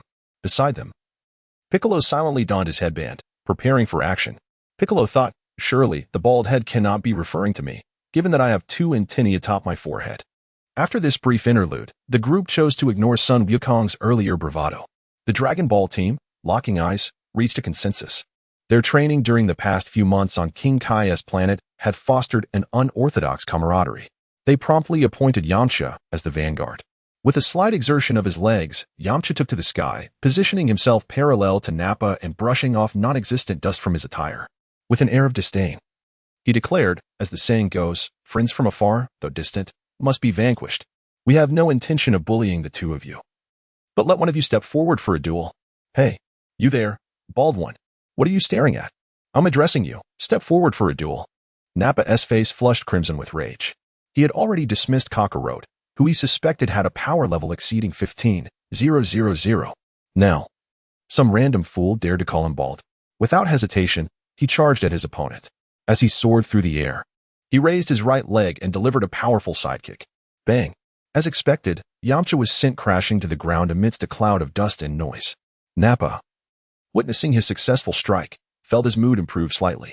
He had anticipated a formidable opponent, yet this one could not even react to such a basic attack. It appeared he was merely a loudmouth. Humph! Fool, do not underestimate him. That guy is unscathed. Turning to the source of the voice, Nappa saw Vegeta with arms crossed. His expression one of exasperation. Surely not. While I may not have used my full strength, he should be heavily injured from that blow. Even if he possesses some skill, he should not come away unscathed. Is your power level detector merely for show? Fool, check the opponent's information and think before you speak next time. Vegeta felt utterly drained. Every mission, he was burdened with such an imbecile, and he had lost face more times than he could count over the years. Upon hearing Vegeta's reminder, Nappa belatedly realized his oversight and began frantically pressing buttons on his scouter. Beep beep beep. Combat power detection, 999. What? This seemingly weakling possesses such a formidable power level? This cannot be right. Is the detector malfunctioning? Due to his preconceived notions. Nappa felt a swell of pride after landing a kick on Yamcha. Based on his past experiences, Yamcha was undoubtedly weak. Yet, the scouter revealed a staggering power level of 999, leaving Nappa in disbelief. At that moment, he noticed Kakarot, who had been the most vocal in his ridicule, lifting the barbecue grill and flying off to another mountain. Hey, Yamcha, be mindful. Your commotion is ruining our barbecue experience. With all this dust, who will clean the fresh ingredients if they become dirty? As soon as the words left his mouth, a cheerful voice rang out from the center of the dust cloud. Haha, I merely wished to test the opponent's capabilities. Unfortunately, I did not anticipate that a proud Saiyan warrior would be so feeble. Raditz quipped, I feel insulted. Son Wukong replied, shall we give him a good thrashing after our meal? Raditz concurred, agreed. Thus, unbeknownst to Yamcha, his provocative remarks had set the stage for a thorough beating to come. As the dust settled, Nappa gazed downward, spotting Yamcha standing tall, brushing dust from his attire. How do you mock me? Do you truly believe 999 points of combat power is impressive? Oh, So you think you can dominate me, do you? Yamcha's eyes narrowed, and a formidable aura suddenly enveloped him, whipping the air into a frenzy, showcasing the might befitting the protagonist of this chapter. Meanwhile, the combat power detector on Naba's glasses displayed rapidly fluctuating numbers. Beep. 1,000. 3,000. 6,500. 8,000. How is this possible? It actually reached a combat power value of 8,000. As he spoke, Naba's tongue trembled.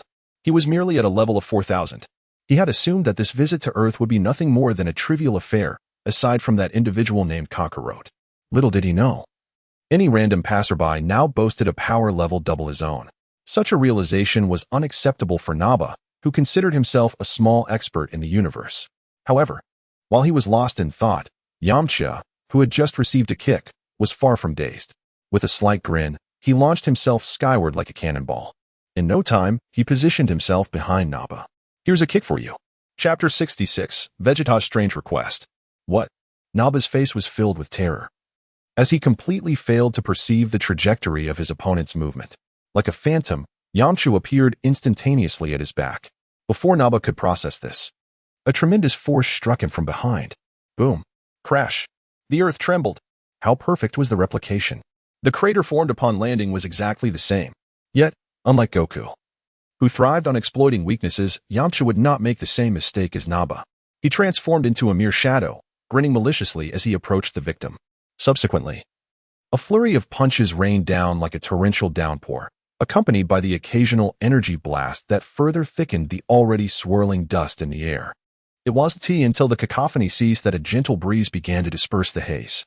When Vegeta gazed upon the scene, the brutal spectacle caused his brow to twitch involuntarily. Goku and the others could only shake their heads, exclaiming in horror at the bloodshed. At that moment, Yamcha stood within the deep pit, one foot planted firmly on Naba's chest, exuding an aura of dominance. Having enjoyed the pretense long enough, Yamcha decided it was time to add fuel to this pile of dung. He bent down and seized Naba by his collar, pulling him close until their lips were but a mere 10 centimeters apart. So what? You hit me, I hit you. Have you ever taken a life? Have you ever witnessed death? Do you think you're a skilled fighter? What good is that? To survive in this world, one must have influence and connections. Which faction do you belong to? I'm with Frieza. Naba, his armor shattered and his body marred with wounds, hastily revealed his affiliation upon hearing such a peculiar question. This revelation left Yamcha momentarily dumbfounded. Slap. A resounding slap landed on Naba's face. How can you be so dense? My question was about who you associate with. What does that mean? Slap. Naba, utterly bewildered, received yet another slap. His eyes filled with confusion as he gazed at Yamcha. Recognizing the absurdity of the bald man's ignorance, Yamcha resolved to discard any further subtleties. If you ever meet your demise, it will undoubtedly be due to your own foolishness. What I meant was, when you find yourself in this world, keep your eyes open and avoid provoking those who should not be provoked. Like me, a paragon of elegance and charm. Whoosh. Before Yamcha could finish his sentence, he sensed an impending danger behind him. Years of disciplined training allowed him to instinctively react, and he swiftly dodged to the side. Sure enough, the moment he moved, a sphere of terrifying energy struck the ground where he had just stood. Boom. The thunderous explosion echoed across the desolate landscape, giving rise to a spectacular mushroom cloud. After what felt like an eternity, as the dust began to settle, Yamcha observed that the battlefield had transformed into a colossal crater, several hundred meters in diameter. Its depths an ominous mystery. He surveyed the area, pinpointing the direction from which the energy blast had originated. Raising his gaze, he saw Vegeta, still poised with one arm extended forward. Is it you? Humph. You truly possess a dark heart, even targeting your own allies. But did you anticipate that I would still be alive? As Vegeta slowly lowered his arm, he tilted his head with an air of disdain, peering at Yamcha through his nostrils. If he dies, so be it. He was merely a fool. A worthless being lacks any value in existence. Yet your earlier display of combat prowess surprises me. You should not have evaded my attack. To rely solely on mechanical instruments is foolish. If I had no trump card, would I have revealed it earlier? Who taught you to speak to the esteemed Saiyan prince in such a manner? I am quite displeased at this moment. So your fate shall be grim. Vegeta's fist clenched tightly as he listened to Yamcha's derisive remarks. He was genuinely furious. Since arriving on this planet, he had found its inhabitants to be utterly lacking in decorum. Though he himself was not a paragon of politeness, he expected courtesy from those he encountered. Removing the combat power detector from his eyes, he deemed it useless at this point. Vegeta believed that the inhabitants of this planet possessed some hidden strength. Relying solely on such devices could lead to unforeseen disadvantages, as Naba had experienced. Gradually, he descended toward Yamcha, stopping within 10 meters of him. Show me your true strength, and see if it matches your boastful words. I hope you can amuse me. If so, I might grant you a swift death. Do you not understand the rules of substitution in a match? My bout is concluded, and it is time for someone else to take the stage. With your disregard for martial ethics, do you not fear ridicule from your peers? Yamcha raised a hand to halt Vegeta's impending assault. Then, a soul-searching question left Vegeta utterly perplexed. Do you wish to take a moment's rest? Very well. Bring your entire crew over. I have no objections. I was just concerned that I could not unleash my full power and enjoy myself. Is that a genuine offer? Yamcha momentarily found himself at a loss for words. Having never encountered such an outrageous request before. Initially seeking a one-on-one duel, he could overlook the opponent's audacity. However, the notion of facing multiple adversaries was beyond absurd. Without hesitation, he bellowed towards Goku and the others. Hey, brothers, this guy claims he wants to take us all on at once. What do you think? Krillin, Such a delightful opportunity? Count me in. TN. Indeed, it would be rude to decline such hospitality. Piccolo, when I was the ultimate boss, I never acted as recklessly as he does. This brother seems to have lost sight of the hierarchy. Yajirobe, count me in. Raditz, is this to be a tale of Vegeta's adventures? No way. I want to repay all the grievances I've endured over the years. From this day forth, I shall ensure that the heavens no longer obscure my vision, and the earth can no longer bury my heart. The vast firmament. Bang. Piccolo interjected. Enough with the lengthy dialogue. Observe how others do not indulge in such verbosity. This scene caught Vegeta's eye from a distance, prompting a quiet murmur within him. These fighters, seemingly eager and imbued with confidence, might not face any unforeseen mishaps, or so he hoped. Chapter 67. Krillin, you know me well. If I were to engage. Vegeta, as customary, feigned nonchalance, convinced that none among them possessed the strength to warrant his earnestness. However, as the group approached with bright smiles, an ominous feeling stirred within him. Something unfavorable seemed imminent. Yet, Vegeta's trepidation was not unfounded. After all, as the saying goes, 3 create a crowd, 5 form a group. The sight of Krillin and his companions standing in formation, stepping forward in unison, exuded a somewhat intimidating aura. Their exuberance, as if they had long awaited this moment, was palpable. The glimmering green in their eyes was something Vegeta swore he had never encountered before. Nonetheless, it was he who had invited them to engage together. At such a time, even if uncertainty lingered in his heart, he maintained a facade of composure. After all, who was he? The illustrious prince of the warrior race. The Saiyans, he could not afford to show fear. He had boasted grandly, and even if he were to be beaten into a pulp, he would endure it with pride. Perhaps you should approach one at a time. Whoosh. Before Vegeta could finish, an energy blast hurtled toward his forehead. Though taken aback, his combat experience allowed him to deftly evade it. However, fury soon followed. As he turned to hurl a retort, he was met with a sea of fists and stinky feet. Who could remain unfazed in such a chaotic scene? As the saying goes, 2 fists can hardly contend with 4 hands, and here there were 12. From a distance, Goku, Gohan, and Yajirobe cheered, marveling at the unexpected entertainment accompanying their barbecue feast. From their vantage point, they witnessed the Dragon Ball team encircling Vegeta tightly. The rhythmic sounds of combat echoed, surprisingly harmonious. As if that were not enough, sporadic energy blasts erupted in the sky. Had it been night, it would rival any campfire gathering in excitement. In ancient times, Xiangzhuang danced with a sword. And now we have Vegeta bravely enduring blows. This spectacle is truly remarkable, Goku exclaimed, raising a bottle of cola and guzzling it down, followed by a resounding belch that resonated throughout him. Meanwhile, Gohan, though puzzled by his father's words, felt an uplift in spirits upon seeing the boastful warrior being bested. Only Yajirobe remained indifferent to the unfolding drama. Not only could he not discern the speed of the skirmishes, but even if he could, what could he do? His meager strength was insufficient even to withstand a mere slap from them. Thus, he preferred to flaunt his own skills instead. Yet, all spectacles must eventually reach their conclusion. While Vegeta endured the blows, wisdom often falters even the most astute. Seizing a moment of vulnerability from the Dragon Ball team, He mustered all his strength and executed a series of evasive maneuvers to break free. Curse it. I've been deceived. Clearly, these individuals have concealed their true strength. Had this prince not held his own secrets, I might have met my demise today. Vegeta gasped. Though injured, the wounds were inconsequential and would not impede his fighting prowess. Rather, they sharpened his focus.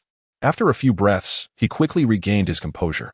By the time he reoriented himself, the anger in Vegeta's eyes was unmistakable. Like a roaring inferno ready to erupt. Glaring at the taunting faces of the Dragon Ball team, he found himself unable to swallow the resentment lodged within him. A mere assembly of ignorant ants, just frogs in a well. Did they truly believe they were the sole ones with hidden strengths? Today, they would witness the true prowess of Prince Vegeta. Aya. With a heart-wrenching roar, Vegeta's aura surged explosively. His presence escalated dramatically. A stark contrast to the earlier display of power. The disparities in martial prowess are such that even the slightest miscalculation can lead to monumental consequences. Sometimes, a difference of just a couple hundred power levels could tip the scales of victory, as his energy reached an astounding 18,000. The flicker of agitation within him finally subsided. At that moment, he could not help but marvel. Indeed, only strength could elucidate everything, refuse to acknowledge rubbish. No matter how amassed, it remains merely a heap of refuse. Vegeta's gaze fixed upon the Dragon Ball team, though he could not sense their energy. His exceptional combat experience allowed him to gauge the formidable aura each bore. In essence, none among them posed a threat, with clarity restored and the gulf between them evident. The proud Saiyan prince unleashed his disdain. He spat contemptuously to the side. "Ha! A bunch of insignificant fish. Your petty tricks are no match for true strength. Relying on numbers to ambush me while my guard is down. While I may not have dodged that last attack, do not mistake my restraint for weakness. I am no fool. Come, dare to lay another finger on me." The Dragon Ball team exchanged perplexed glances, their expressions revealing their bewilderment at Vegeta's outburst. Krillin remarked, "What did I just say? Don't strike the head. Look what you've done now." Piccolo added, "Brother, you know me. Had I struck, he wouldn't still be standing there cursing." Tien chimed in, "Krillin, you know my principles. A true man acts with integrity. Such underhanded tactics are beneath me." Yajirobe, too, contributed, "Well, aside from this guy who watches children's shows, I am the weakest here. If I had engaged, it would have been in a most disgraceful manner. Since none of you have struck, the remaining suspect can only be the truth." After listening to their exchanges, Krillin stroked his chin, suddenly struck by inspiration, his eyes widening. "Of course, the mastermind behind this is you, Raditz." "What?" Raditz was taken aback. He merely spoke slowly. How could he suddenly be accused of such a calamity? "We have been together this entire time. I have an impeccable alibi." Don't look at me. I couldn't possibly be the one responsible. Though I may have a minor grievance with that fellow, I would not resort to such extremes. Chapter 68. Raditz declared, "Behold how I wield the power of bonds." Just as the debate intensified, the previously inconspicuous Yajirobe stepped forward. "Abba, Lama, Wuxie Dixie." Raditz gazed at the diminutive figure before him. Despite having spent considerable time together on King Kai's planet, he still struggled to comprehend the other's words.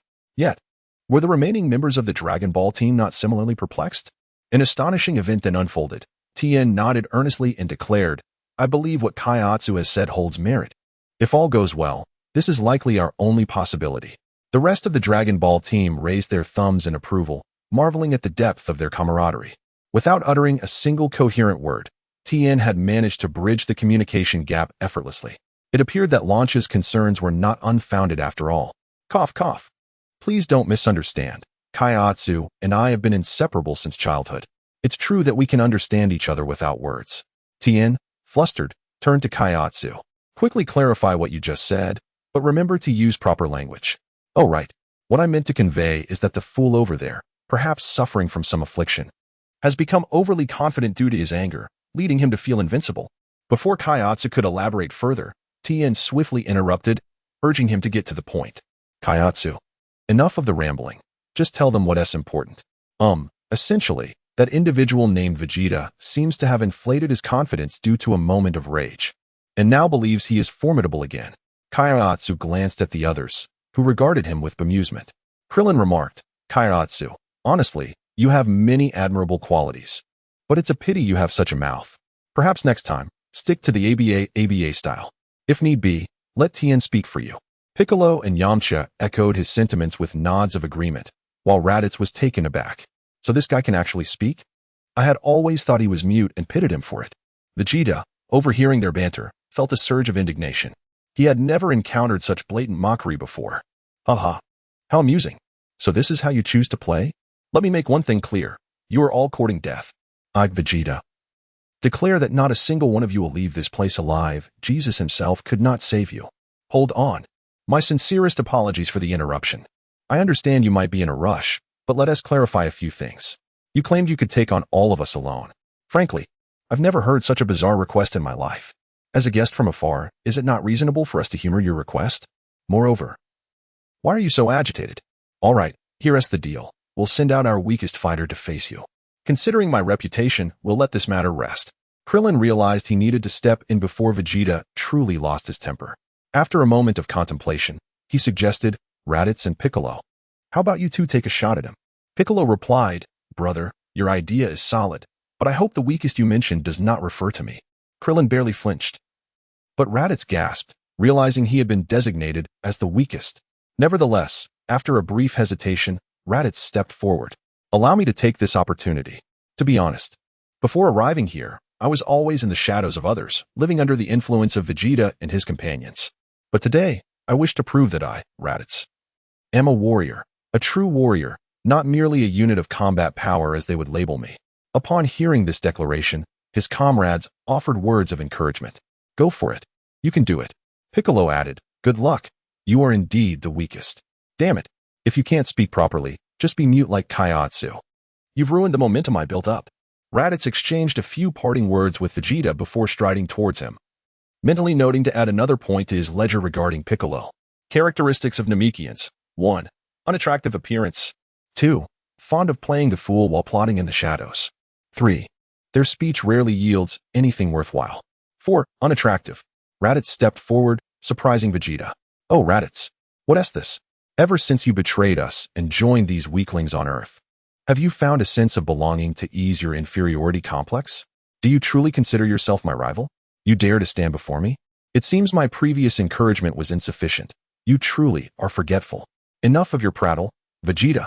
Today, I will show you how this so-called weak warrior will systematically crush you underfoot. Oh, by the way, you are correct. Since coming to Earth, I have indeed gained much confidence. The camaraderie here is refreshing and has allowed me to rediscover my true self. Today, you will witness the power of bonds. Raditz, fueled by a sense of defiance, unleashed all the pressure he had accumulated over the years in a single moment. His energy surged, akin to a carp striving to leap over the Dragon Gate. The overwhelming aura astonished Gohan, who watched from a distance. Dad, what exactly is this power of bonds? Why does it appear so dazzling? It's hard to say. In other contexts, it may have various interpretations. But for your uncle, it resembles a pre-transformation battle cry, something akin to flame dragon armor fusion. Goku chuckled, amused by his son's antics. Regardless of whether Raditz had truly acquired such strength in his brief time on Earth, the mere act of vocalizing it, no matter how embarrassing, did little to alter the reality of the situation. At that moment, he regretted agreeing to the plan discussed at Kame House. Whether Vegeta would weep remained uncertain, but his pride had undoubtedly taken a significant blow. Chapter 69, 30 years east of the river, 30 years west of the river. As previously noted, Raditz had invoked the power of bonds, causing his aura to rise at an astonishing rate. Even without a power scouter, Vegeta could discern that Raditz's combat strength had undoubtedly exceeded 10,000. Alarmingly, there were no signs of this momentum waning. Impossible. Could it truly be this bond that has rendered him so formidable? Fortunately, once Raditz's power reached approximately 12,000, his energy finally plateaued, granting Vegeta a moment of relief as he teetered on the edge of existential doubt. Is this all he can muster? Humph. It seems that all this talk of bonds is nothing but nonsense. Meanwhile, Raditz, having completed his transformation, exuded an air of calm and lethal resolve. Vegeta. 30 years east of the river, 30 years west of the river. Do not underestimate the youth. In the past, you and that barbarian had bullied me, taking advantage of my inferior strength. Today, I shall seek justice for myself. I wonder, do you feel any regret upon seeing me now? Bullying? I believe you have misjudged the situation, Raditz.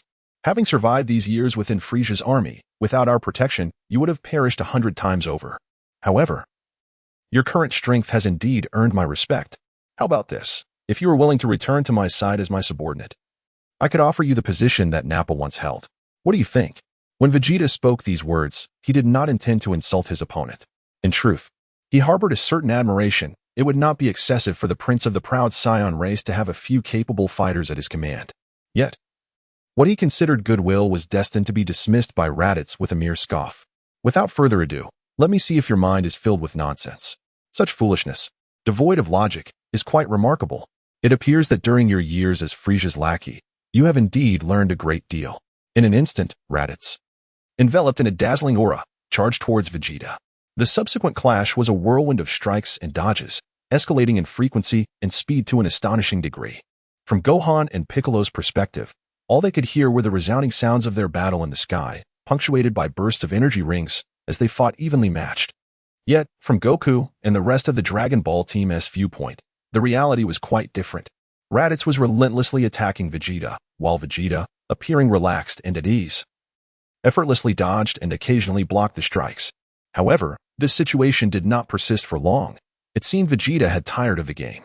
Seizing an opening in Raditz's offense, he delivered a powerful punch to his abdomen. The force was so immense that ripples of energy radiated from the point of impact. Raditz, struck, plummeted like a falling star, crashing down onto a small hill, which was obliterated by his impact. Only after a brief moment did the delayed explosion sound forth. Dad, I hope Uncle isn't in any trouble? Gohan, with the innocence of youth, immediately worried for his allies upon witnessing their struggle. There is nothing to fret about. Your uncle is just fine. Now drink your milk. Goku reassured him. Besides, with Krillin and the others there, if anything were to happen, it would be Vegeta who would be in trouble. Oh, but Dad, isn't it a bit unfair for everyone to rush in against that villain? Upon hearing this, Goku paused his skewer turning, contemplating for a moment before responding to Gohan. Unfair? How much is it worth? Gohan, remember this. There is no such thing as fairness in this world, or rather, there is no absolute fairness. You seem to think that attacking that guy together is dishonorable. I must tell you, history is often written by the victors. Moreover, dealing with such a ruthless villain, if we can employ a few tactics to make him surrender, wouldn't that prevent unnecessary losses? As he spoke, Goku affectionately ruffled Gohan's hair with his greasy hand. You are a kind-hearted child, and I hope you remain so. But your kindness should not be wasted on evil. That will only make you appear indecisive and insincere. Don't worry, Dad, I understand. Young Gohan nodded, grasping the essence of Goku's words, even if he did not fully comprehend them. Ultimately, he understood that as long as they could win, maintaining appearances was of little consequence. Returning to the battle, Vegeta stood poised with a single fist extended, gazing intently at the center of the smoke below. He would not be like that foolish Nappa. Assuming his opponent was gravely injured without certainty, given Raditz's previous combat capabilities, while his heavy punch might cause some trouble, it surely would not incapacitate him. Indeed, just as Vegeta contemplated this, a voice surged upward, slicing through the air. You've surprised me. I thought a mere hit would leave you utterly defeated. It seems this journey on Earth has taught you quite a bit, Raditz. How about you take another blow from my royal technique? Spare me your foolishness. That move of yours is nothing but a disgrace, utterly useless, and only ever damaging the flowers and grass. Raditz soared upwards, halting near Vegeta, effectively interrupting any thought of a counterattack. However, Vegeta found Raditz's words to be quite irksome. Humph, it seems you no longer wish to fight. Stopping my attack. Are you conceding? Oh, no. My previous strike was merely an assessment of our difference in strength. What I truly intend to unleash is just beginning. Vegeta, watch closely and learn well, for the following technique will be quite spectacular. With that, Raditz's eyes darkened with intensity, his brow furrowing deeply. He ceased his earlier boisterousness and instead, with utmost calm, began channeling his energy, fervently stimulating his cells. The ensuing crimson aura transformed the previously clear effects surrounding him. Kaioken ×2. As the words escaped his lips, Raditz unleashed a surge of power, his combat strength skyrocketing to approximately 24,000. This transformation left Vegeta astounded, his earlier confidence evaporating. Impossible. How can a waste like you possess such strength? You must be using some sort of deceptive power from this planet. Vegeta stubbornly believed that Raditz's newfound aura was nothing more than a fade. He could not fathom that a fighter with a power level of merely 1500 could surpass him in such a short span. Yet, reality spoke volumes. and Raditz had no intention of explaining himself. After all, a self-centered fool would only grasp the harshness of reality when faced with defeat. Moreover, activating the Kaioken came at a cost to Raditz's body. In this state, he was uncertain how long he could endure the strain. Previously, he had boasted extensively to set the atmosphere. If the tables turned and he found himself overwhelmed, it would be nothing short of humiliating. Thus, Raditz propelled himself forward, enveloped in his crimson energy, rushing towards Vegeta with blinding speed. Without uttering a word, he delivered a fierce knee strike. Vegeta, reeling from the blow, doubled over, clutching his abdomen, eyes bulging in pain, questioning his very existence. But this was merely the beginning. Raditz's assault would not relent. As if in a flash, he unleashed a flawless combination of strikes. Straight punches, swinging punches, uppercuts, side kicks, knee strikes, left front kicks, eye jabs, and even nostril digging. Any ordinary person subjected to this barrage would surely either perish or sustain grave injuries. Fortunately, Vegeta is a superior warrior. His defensive capabilities, while not perfect, are certainly commendable. Despite enduring a series of devastating blows, he still possesses the capacity to retaliate.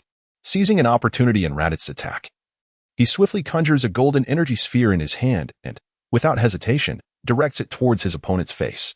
Aware that critical hits can only be achieved by striking the head, Vegeta would never be foolish enough to target a non-lethal area.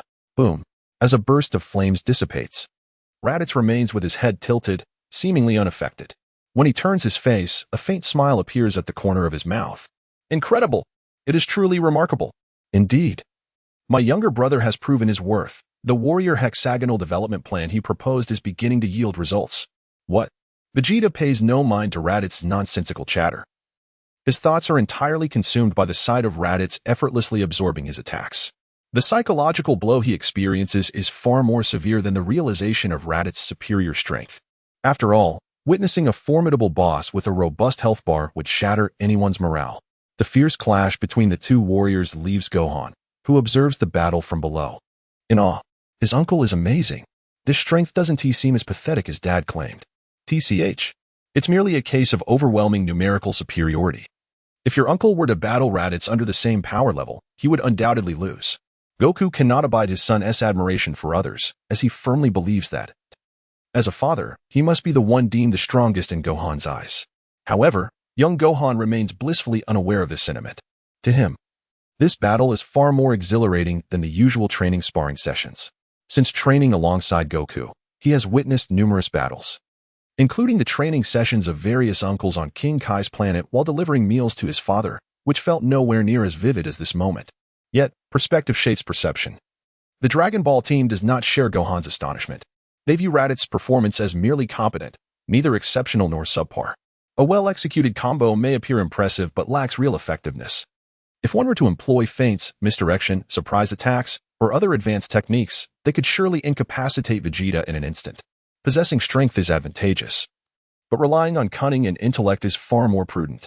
The onlookers understand Raditz's feelings. A long-maligned individual, now endowed with power, yearns to prove himself. Yamcha, despite his lackluster abilities, finds the battle between these two overly hasty, inciting his impatience. This big brother has been fighting for so long, merely wasting time. I recall he can activate the Kaioken at double strength. He can, but that is likely his limit. In such a state, the physical toll is immense, and the after effects can be quite unbearable. Piccolo, as Raditz's nemesis, possesses a fair understanding of his basic abilities. Indeed, Raditz has trained to the point of activating the Kaioken at double strength, though his natural talent pales in comparison to Goku's. Even excluding the benefits of the double training card, he remains significantly inferior. After all, there are limitations in the original story. King Kai once praised Goku's extraordinary talent. Despite being born a low-class warrior with a mere 2 power level, he is, without a doubt, a genius in skill comprehension. Conversely, Vegeta finds himself on the receiving end of a relentless beating. His armor is cracked, and his face and eyes are bruised, with blood seeping from his mouth and nose, presenting a disheveled appearance. As Raditz concludes his combo with a final energy blast, Vegeta is sent crashing into the ground, the explosion reverberating as smoke envelopes the scene. The onlookers see Vegeta lying in a deep pit like a defeated dog. Krillin, no way. This guy's resilience is even less than Yamcha's. I say he should step in. Yamcha, hey, that is not true. I didn't say anything. The opponent has a battle power of 18,000. You must be out of your mind. Tien. What Krillin means is that if you were to face Raditz, you would end up just as defeated, thus equating your battle power to Vegeta's. In other words, you're evenly matched. Chapter 71. I feel like I've been living in his shadow. Wow, you two are harsh. After spending so much time together, how can you say such cold-hearted things? Yamcha is genuinely furious, inwardly lamenting his poor choice in friends. Just then, Piccolo, who had been bantering with him, suddenly furrows his brow. Something is amiss. Vegeta's energy is still flowing. Clearly, he is not as defeated as he appears, pretending to be lifeless. However, I suspect he is not hiding anything good. Wait, it seems he truly isn't. Perhaps I should warn Raditz to avoid being caught off guard. Krillin's concern is well-intentioned. After all, if they were to be countered one day, it would be quite embarrassing. However, Piccolo dismissively shakes his head. No need. If he cannot see through such a simple trick, then all the ambushes he has faced recently would have been for naught. Indeed, Raditz has endured considerable hardship during his training on King Kai's planet. Whenever the Dragon Ball team sparred with him, it was essentially a relentless barrage of challenges. Just as this thought crosses his mind, Raditz senses something amiss in the battlefield. TCH, is this all you are capable of, Vegeta? Such Navi tactics may reveal your foolishness. As those words leave his lips, Vegeta, lying on the ground, hears Raditz's taunts. Undeterred, he rolls over and hurls a prepared energy sphere into the sky. Whoosh. Raditz, unimpressed, merely scoffs, sidestepping the trajectory of the sphere with minimal effort. However, beneath the surface, an unexpected revelation unfolds. Is that an artificial moon? Yet, even as he comprehends this, it is too late. A crimson glow envelopes Raditz's eyes, accompanied by a powerful heartbeat. In an instant, his body undergoes a transformation. His physique expands at a visible rate, and black fur rapidly covers his exposed skin. Roar, roar, roar. With the primal cries of a beast, Raditz successfully morphs into a colossal ape, rivaling the size of a small mountain. As his body changes, the last remnants of his rationality dissipate, leaving only an insatiable desire for destruction. As he plummeted from the sky and landed on his feet, his arms rhythmically struck his chest. From his mouth, a torrent of verbal assault coalesced, the power of his combat prowess exceeding a staggering 100,000. However, at that moment, a similarly sized gorilla swiftly appeared behind him. Indeed, your previously doubled combat strength is not your true power. If I am not mistaken, it must be some form of secret technique to enhance your abilities. But therein lies the dilemma. In this state, you are far beneath my level. Furthermore, as a Saiyan royal, I maintain my intellect. Roaring, Raditz seemed to have sensed the presence of his opponent, redirecting his impending verbal attack towards Vegeta. Yet, the latter would not grant him the opportunity to strike. A massive hand was swiftly pressed against his mouth. The explosion that followed resonated with a notably muffled sound compared to the previous blasts. Raditz's mouth ballooned comically, resembling an inflated balloon. Fortunately, his transformation had bolstered his defensive capabilities. Otherwise, this self-inflicted blow would have been disastrous. Seeing his opponent falter brought a wave of delight to Vegeta, who had endured considerable punishment moments prior. After all, who would feel at ease after being mercilessly beaten? He hadn't uninstalled the game, and his mental fortitude remained intact. Now you comprehend the significance of being a Saiyan prince. You lowly beings, with your meager lineage, think you can swagger about with a mere trick or two. Jump. Why the hesitation now? Just because the tiger refrains from roaring, do you consider me a mere kitten? Vegeta had rambled on so much that he was winded himself. His ego had inflated considerably, as he felt there was not a single worthy opponent present. Even the seemingly formidable Kakarot, rumored to possess a power level exceeding 15,000, did not intimidate him. Yet, this brash demeanor elicited laughter from the Dragon Ball team. Clearin, the elder of the group, was the first to lose patience. I say, everyone, can you tolerate his arrogance any longer? Well, to be honest, this situation was anticipated in our plan, so it comes as no surprise. Is it time for you to take action? Tien, despite being somewhat misled, remained the most composed among them. He promptly suggested the rear attack plan that had been agreed upon. Clearin had been eagerly awaiting this moment. Otherwise, he would not have spent so long preparing. Hey, watch closely as I demonstrate something impressive. This technique is one I pilfered from Goku, further refined. As he spoke, he raised a hand above his head, a brilliant glow emanating from it. In mere moments, he conjured a rapidly spinning, flat disk of energy. Hey, you foolish dog, look over here. With a fierce shout, Clearin hurled the energy disc.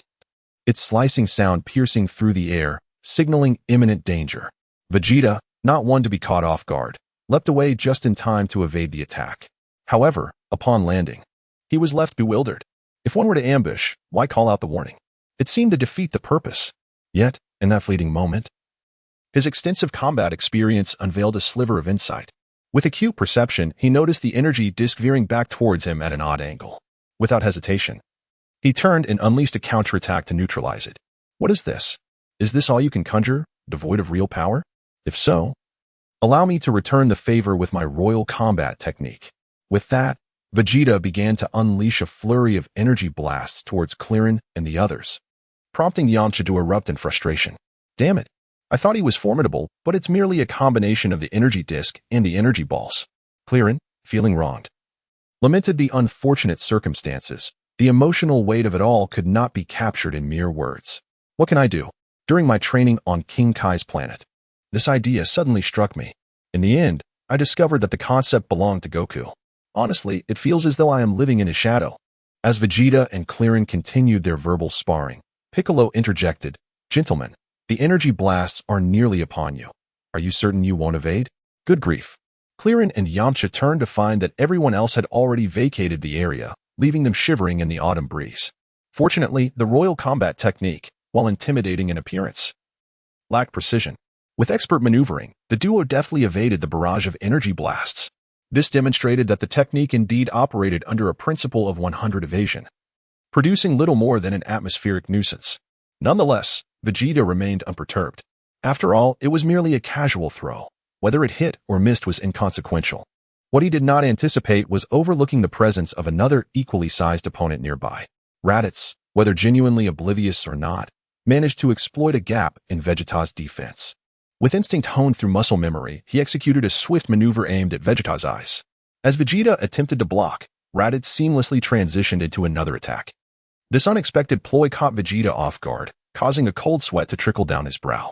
Although he had little interest in romance at that moment, he certainly did not wish to become the object of ridicule. In a critical moment, he clamped his legs together, firmly pinning Raditz's claws mere inches from his vulnerable region.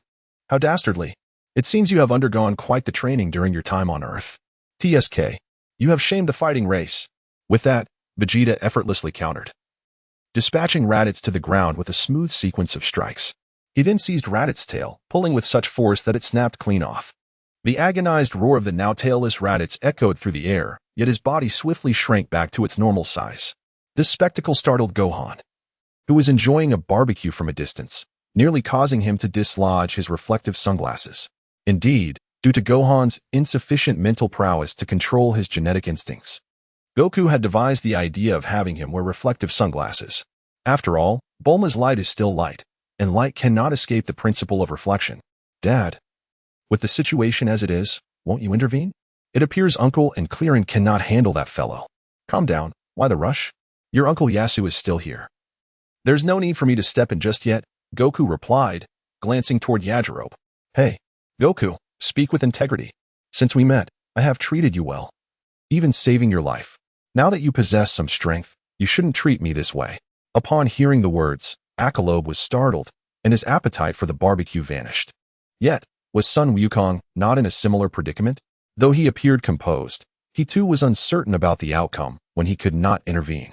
It is true that the overall strength of the Dragon Ball team had been elevated, but to Vegeta, with his combat power of 180,000, it still seemed insufficient. If his presence hindered the recreation of the iconic scene of defeating the enemy general, the long-awaited system task would truly go to waste. However, Mr. Akalobe, do you not recall during our strategy discussion at Kame House when you confidently proclaimed that we could act recklessly while you would handle it? I was merely boasting. Surely you did not take that to heart. With my strength, I would merely be offering myself as a target. Do not fret, it is not so dire. Did you not just learn instant transmission? I happen to have a set of combo techniques that might prove useful, even if it comes to worst. You could always retreat to the Arctic. Son Wukong's words piqued Akalobe's curiosity. What kind of combo could possibly bridge such a substantial gap in combat power? Wukong, is that combo truly so formidable? Trust me, listen closely. Meanwhile, Gohan, listening to their exchange, found himself bewildered. His father was undeniably powerful, capable of defeating foes with ease, so why resort to strategy?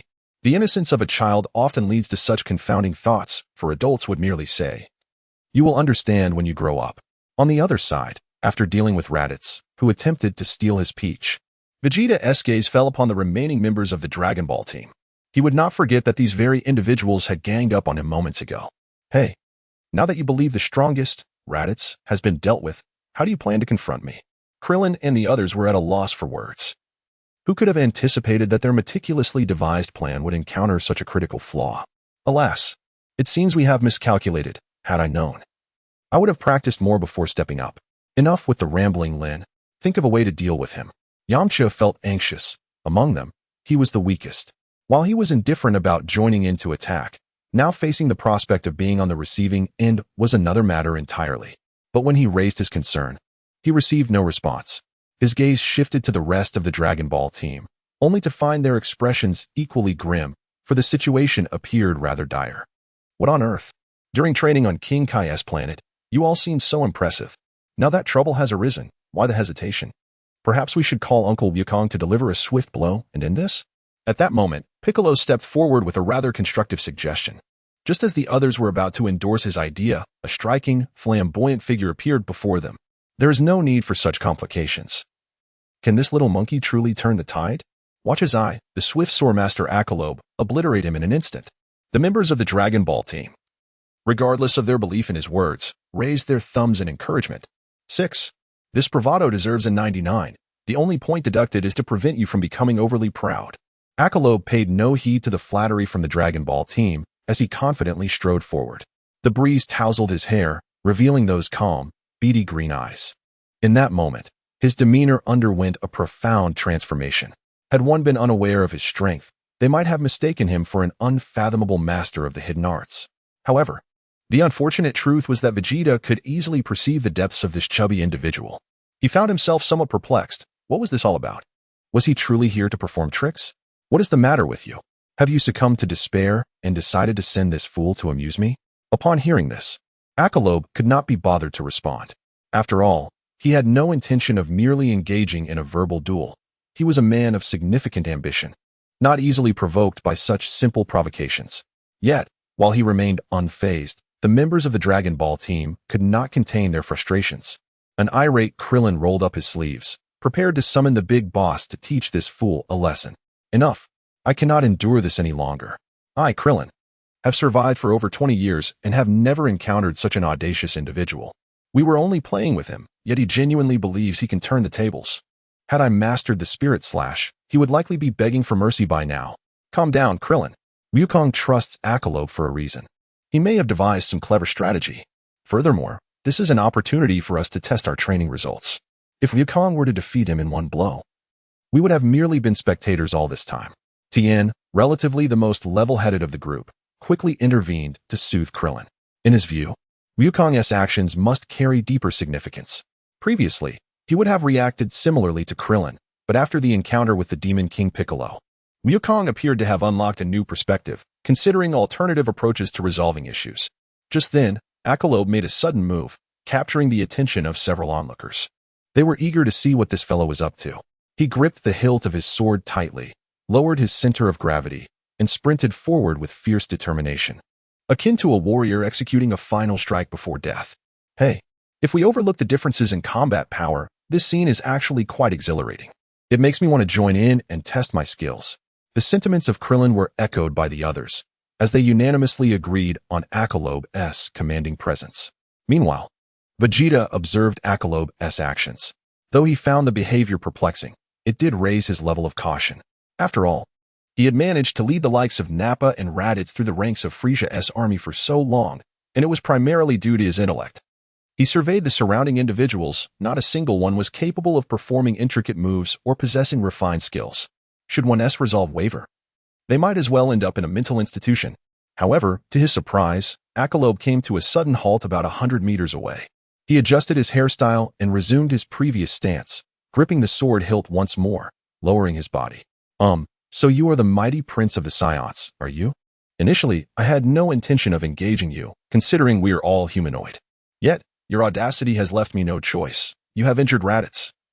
who is my beloved friend and brother. I demand retribution. Vegeta? Enough, with the level of education of your extraterrestrial civilization. I doubt you understood what I previously said, Yajirobe remarked, gesturing towards the left side of the sky. Due to the suddenness of this directive tone, Vegeta instinctively followed his gaze. However, at that very moment, Yajirobe launched a surprise attack. Clang! The long blade was unsheathed, its cold gleam reflecting ominously on Yajirobe's face. He spun around once, gathering enough energy before hurling the long blade forward. Vegeta's heart sank as he realized he had been deceived. Damn it, I miscalculated. Earthlings are indeed a despicable lot. I never expected such an inconspicuous piece of trash would dare to fool me. Yet, as he turned to observe the trajectory of the flying blade, he found himself momentarily bewildered, regardless of whether the blade could strike him. He could easily evade it 100 times. As expected, the next moment, under the influence of gravity, the blade plunged directly into the ground beside Vegeta's feet. Smack! Yamcha slapped his forehead in disbelief. Absurd. This is utterly outrageous. That was even worse than the previous spirit slash from Old Lin, which at least came close to succeeding. Exactly. Finally. Someone understands. My previous spirit slash was merely a product of inexperience. Its potential was quite substantial, at least more reliable than tossing a kitchen knife. Krillin felt grateful towards Yajirobe. Had he not lowered the bar, he would have faced severe criticism from everyone. Indeed, when someone perceives you as incompetent, the emergence of someone even less capable shifts the focus away from you. However, amidst the crowd, Piccolo discerned a hint of something amiss. Wait, his target doesn't seem to be Vegeta's tail. As he spoke, Yajirobe swiftly moved again, turning directly towards the fallen Raditz. Upon reaching him, he hoisted Raditz up and, without hesitation, dashed towards the Dragon Ball team. Oh, I fear I can't clear my name now. Yajirobe, you are putting me in an unjust position. First, a feint to the left, then another to the right. Upon witnessing this scene, Vegeta finally realized he had been played for a fool, his teeth grinding in anger. Enjoying your little tricks, are you? Let us see if you can run faster than my energy blast. He thrust his hand forward, a golden glow emanating from his palm. Boom. A beam of energy, as thick as a barrel, surged forth, heading straight for Yajirobe's path, just as it seemed destined to strike. Krillin and the others could no longer remain passive. Exchanging glances, they all dashed forward simultaneously. First, get Raditz to safety. We'll block this attack for you. All right. You hold on for a moment. I'll take him to soak in some hot springs and return swiftly. Yajirobe wasted no time, recognizing the urgency of the situation. With Raditz on his back, he turned sharply and accelerated, his short legs moving so fast they almost left an afterimage. In mere moments, he had distanced himself from the battlefield. Looking back, he saw Krillin and the others standing ready, prepared to absorb the incoming energy blasts. In the next instant, some clasped their hands before their chests, others raised a hand above their heads, while some pressed fingers to their foreheads. In short, it was a display of diverse techniques, each demonstrating their unique abilities. Spirit Bomb, Energy Wave, Kamehameha, Light Grenade. As the various attacks surged towards Vegeta's energy wave, instead of exploding upon contact, they locked in a stalemate. Seeing his energy wave had no effect, Krillin quickly joined forces, unleashing a Kamehameha. Vegeta regarded the resistance of these individuals with no surprise. If they were willing to sacrifice their comrades to save themselves, he might have granted them a modicum of respect. After all, he had often witnessed such touching moments during his conquest of planets, where individuals risked their lives for their loved ones. Yet, under absolute power, such sacrifices ultimately changed nothing. Not bad, you managed to withstand one of my casual strikes. But what if I were to apply a bit more force? With that, Vegeta thrust his arm forward with renewed vigor. The already thick beam of energy expanded further, pushing against the Dragon Ball team with unstoppable force. Seeing this, Krillin began to falter. Sweat trickled down his furrowed brow. Crap, this is completely out of our league. We can't hold this. Guys, I suggest we call for outside assistance. Yes, he must know about my 300,000 power level buddies. Krillin's suggestion received immediate support from Yamcha, primarily due to the overwhelming pressure. If there was any chance of resistance, this was a battle he must face himself. Suddenly, a familiar voice rang out from behind them. You guys are quite commendable, to save me. You're braving this level of attack. I'm genuinely touched. I must show you something impressive today. Double. Kaioken. As the words left his mouth, Piccolo sensed a surge of powerful energy emanating from behind him. Without needing to look back, he knew who it was. This melodramatic voice could belong to no one other than Raditz. Indeed, the next moment, a youth with waist-length hair wreathed in red energy appeared beside them. Without hesitation, he clasped his hands before him, unleashing a significantly stronger energy wave towards the standoff. The double Kaioken? What a farce. If you had acted decisively earlier, we wouldn't still be stuck in this predicament. Cut the chatter, Namekian. Instead of mocking me, you should activate your Kaioken. If we can't withstand this, we might all meet our end. Raditz, unfazed by Piccolo's taunts, had long grown accustomed to their banter. The time spent together on King Kai's planet had erased any lingering grudges. Yet, given the current situation, he felt compelled to engage in some playful jabs. I simply didn't want to crush your spirits. I learned the Kaioken while you were still chasing after bubbles. As he spoke, a smirk crept across Piccolo's face, and an explosive surge of power enveloped him. Triple Kaioken. Boom. An energy far surpassing Raditz's earlier surge radiated outward. As Krillin and the others turned to look, they beheld Piccolo engulfed in crimson energy, his white cape billowing dramatically. Wow. 6. Piccolo. I didn't realize you could reach 3 times the Kaioken. It's infuriating how you've surpassed me despite my extensive training. After being deemed talentless by Lord Kai, he had no choice but to spend his days idling with Yamcha. Krillin observed all this with a twinge of envy. At the same time, he resolved to return and attempt cultivation once more. If he could not master such divine techniques, he might not even qualify to stand beside them in the future. As Raditz and Piccolo unleashed the Kaioken, the energy waves that had been directed toward the Dragon Ball team slowly reversed course. This scene caught Vegeta off guard. The Kaioken? Wasn't that the secret technique used by that useless Raditz to enhance his power? Surely, it won't last long. Nevertheless, even combined, you are still insignificant in my eyes. Boom. Vegeta took the situation more seriously now, initially launching an energy wave with one hand, but soon gathered a glowing orb with his other hand as well. When both hands came together, the previously uncertain energy wave surged forward with newfound speed. Let us see what you use to block 80 of my power. Oh no. This is really going to be a disaster. Goku, if you don't hurry, there might not even be a chance to collect the remains. Krillin, witnessing the dire situation, was on the verge of panic. Helpless, he shouted for help from the sidelines. However, far away, Son Goku, upon hearing this, had no intention of assisting. After leisurely sipping his drink, he said, "Don't worry, just have fun. I assure you, you won't die today. This is a rare opportunity to enhance your combat experience. Such encounters with formidable foes are not to be missed." Is he serious? Must it be taken to such extremes? Although he knew he wouldn't die, was there really no chance of turning the tide in this dire moment? Krillin was not the only one with such doubts. The others shared similar thoughts. Just then, the returning Akira Lobe stepped forward once more. Was it really necessary to call Goku for such trivial matters? Rest assured, I will take action. Chapter 75. Akira Lobe takes action. Instant transmission displays its might. It was understandable for Akira Lobe to act comically earlier, but now, in such a life-and-death situation, to emerge recklessly was truly audacious. Well, whatever, I'm tired. Krillin wanted to say more, but in this high-pressure environment, he lacked the mood to advise. So he resigned himself to the situation. However, unexpectedly, Akira Lobe suddenly brought his index and middle fingers together and pressed them to his forehead. Despite the impending massive energy wave, his mind was as calm as still water. In a flash, he vanished from his spot, only to reappear at the location of the knife he had previously embedded in the ground. Swiftly, he drew it, maneuvering beneath Vegeta's legs, and with a leap, the blade was unleashed. With a swift motion, the cold light flashed, and Vegeta's tail was severed cleanly. By the time Vegeta realized what had happened, it was already too late. Having been locked in a standoff with Krillin and the others for so long, he had completely forgotten about that wretched blade. Meanwhile, Son Goku, who was anxiously watching from afar, was overjoyed, nearly bruising his thigh from excitement. Here it comes. The Flying Thunder God Slash is finally here. Truly a remarkable moment. Without your presence today, I would have had to shed tears over taking down Vegeta myself. Son Gohan, while not comprehending why his father was so elated, was nonetheless astonished by the incredible events unfolding before him. Unexpectedly, Uncle Yasuo managed to stumble upon success and unleash the instant transmission skill. Just moments ago, I thought he was going to teleport to Antarctica to catch a penguin. Although luck played a part, one must admit that luck is a form of strength.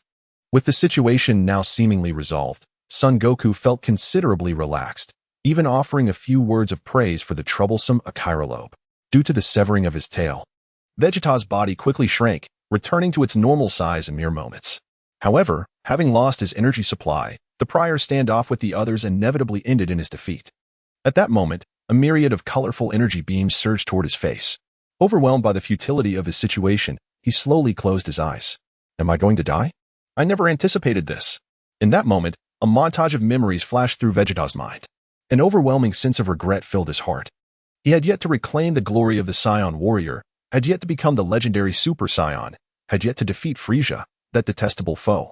Had yet to haha. But perhaps it's for the best. Truthfully, these years have been rather aimless. I never expected that I would ultimately succumb to those so-called bonds. It seems, indeed, that a group of misfits can create miracles. Just as Vegeta closed his eyes, waiting for death, a familiar figure appeared before him. What? Are you truly giving up? All this time, you've been so arrogant, and now you exhibit a sense of helplessness? Upon hearing this, Vegeta opened his eyes to see Son Goku standing before him, back turned, unfazed by the impending powerful energy wave as he extended a hand to block it. Kakarot. How could it be you? Vegeta was utterly astonished. He could not fathom why Goku would choose to save him in such circumstances. Was it merely to mock him? Yet, even so, how could Goku contend with an energy wave that even he, with a power level of 180,000, had to treat with caution? But before he could ponder further, the energy wave, combined from the efforts of the Dragon Ball team, surged towards Son Goku. Boom. The thunderous explosion echoed through the sky. Flames soaring and winds howling. In an instant, this area was torn apart, becoming a vacuum zone. After a long while, everything returned to calm. Vegeta looked up to find that the rugged terrain had transformed into a vast plain. The ground beneath them had formed a massive crater, and there stood Kakarot before him. Completely unscathed, not even a wrinkle on his clothing. How was this possible? Witnessing this scene was like a thunderbolt striking his heart. That previous powerful energy wave, even in his 180,000 power state, could not have been brushed off so lightly. If Goku could withstand it so effortlessly, did that not imply his strength was far beyond 180,000? What's wrong, brother? Why such an expression? Feeling defeated? A true man, born of this world, must know how to rise and fall. Let me guess. Are you wondering why I saved you and how I possess such immense power? Vegeta hesitated, for he realized that his inner turmoil had been completely understood by Goku. Seeing Vegeta's reaction, Goku decided to drop the pretense. Let me address your first question. To be honest, as a fellow Saiyan, seeing you in this pitiful state is somewhat disappointing. You claim to be a prince of the Saiyans, yet you remain narrow-minded. With strength so minuscule, all while parading around with bravado. Today, my mood is merely good, yet if you were to arrive tomorrow, I would surely knock your head askew. Thus, is my sole reason for letting you be simply due to my fleeting happiness? Vegeta murmured to himself, feeling as if all of his once proud dignity had been utterly shattered and trampled beneath the feet of his opponent. While it is true that he had previously groveled before Frieza, that was merely a facade, deep within. He had always believed that one day he would surpass that wretch and emerge victorious. However, it was only today that he realized how vast the world is, and that he was merely an insignificant ant in the eyes of others. After a prolonged silence, when he finally raised his head to inquire further, he discovered that Son Goku had already departed. This left him with an unsettling feeling that something was amiss. Hey, you haven't yet told me why you are so powerful. With a sudden clap on his shoulder, Vegeta was abruptly interrupted. Turning to see Raditz towering over him, he was met with a disdainful glance. Stop your incessant chatter. I advise you to refrain from prying into the affairs of the world. Be wary of my brother. If he returns in a foul mood, he may well punish you again. Just as Raditz finished speaking, Vegeta felt another clap on his other shoulder. Turning once more, he found a small, bald figure in a martial arts uniform floating above him, regarding him with an equally disdainful expression. You already know the answer, don't you? Goku became so powerful due to the strength of bonds. A person is exceedingly lonely in this world. Only with companions can one's heart grow strong. And only those with a strong heart are worthy of becoming true warriors. The strength of bonds?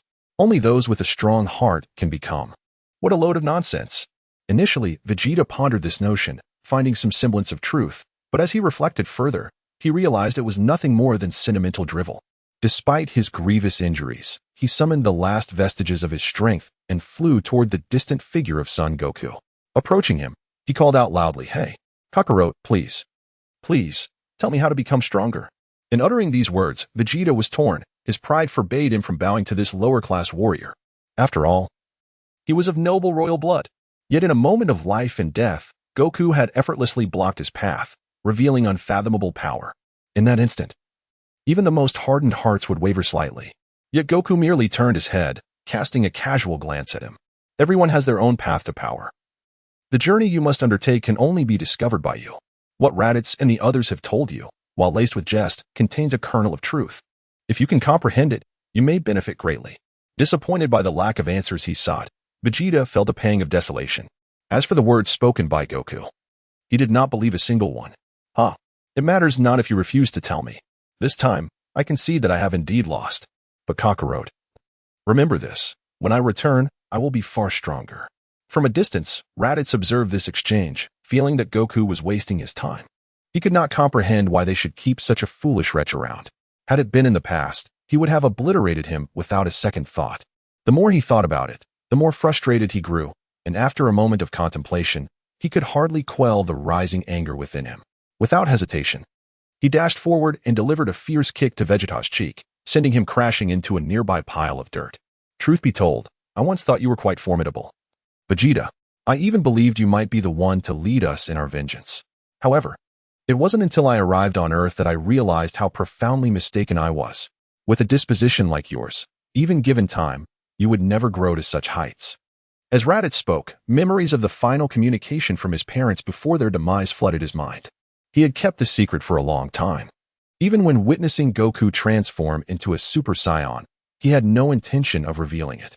Yet now, seeing Vegeta's shameless attitude, complaining about not receiving gratitude after being saved while shifting his ire onto others for not providing him the means to grow stronger, was infuriating.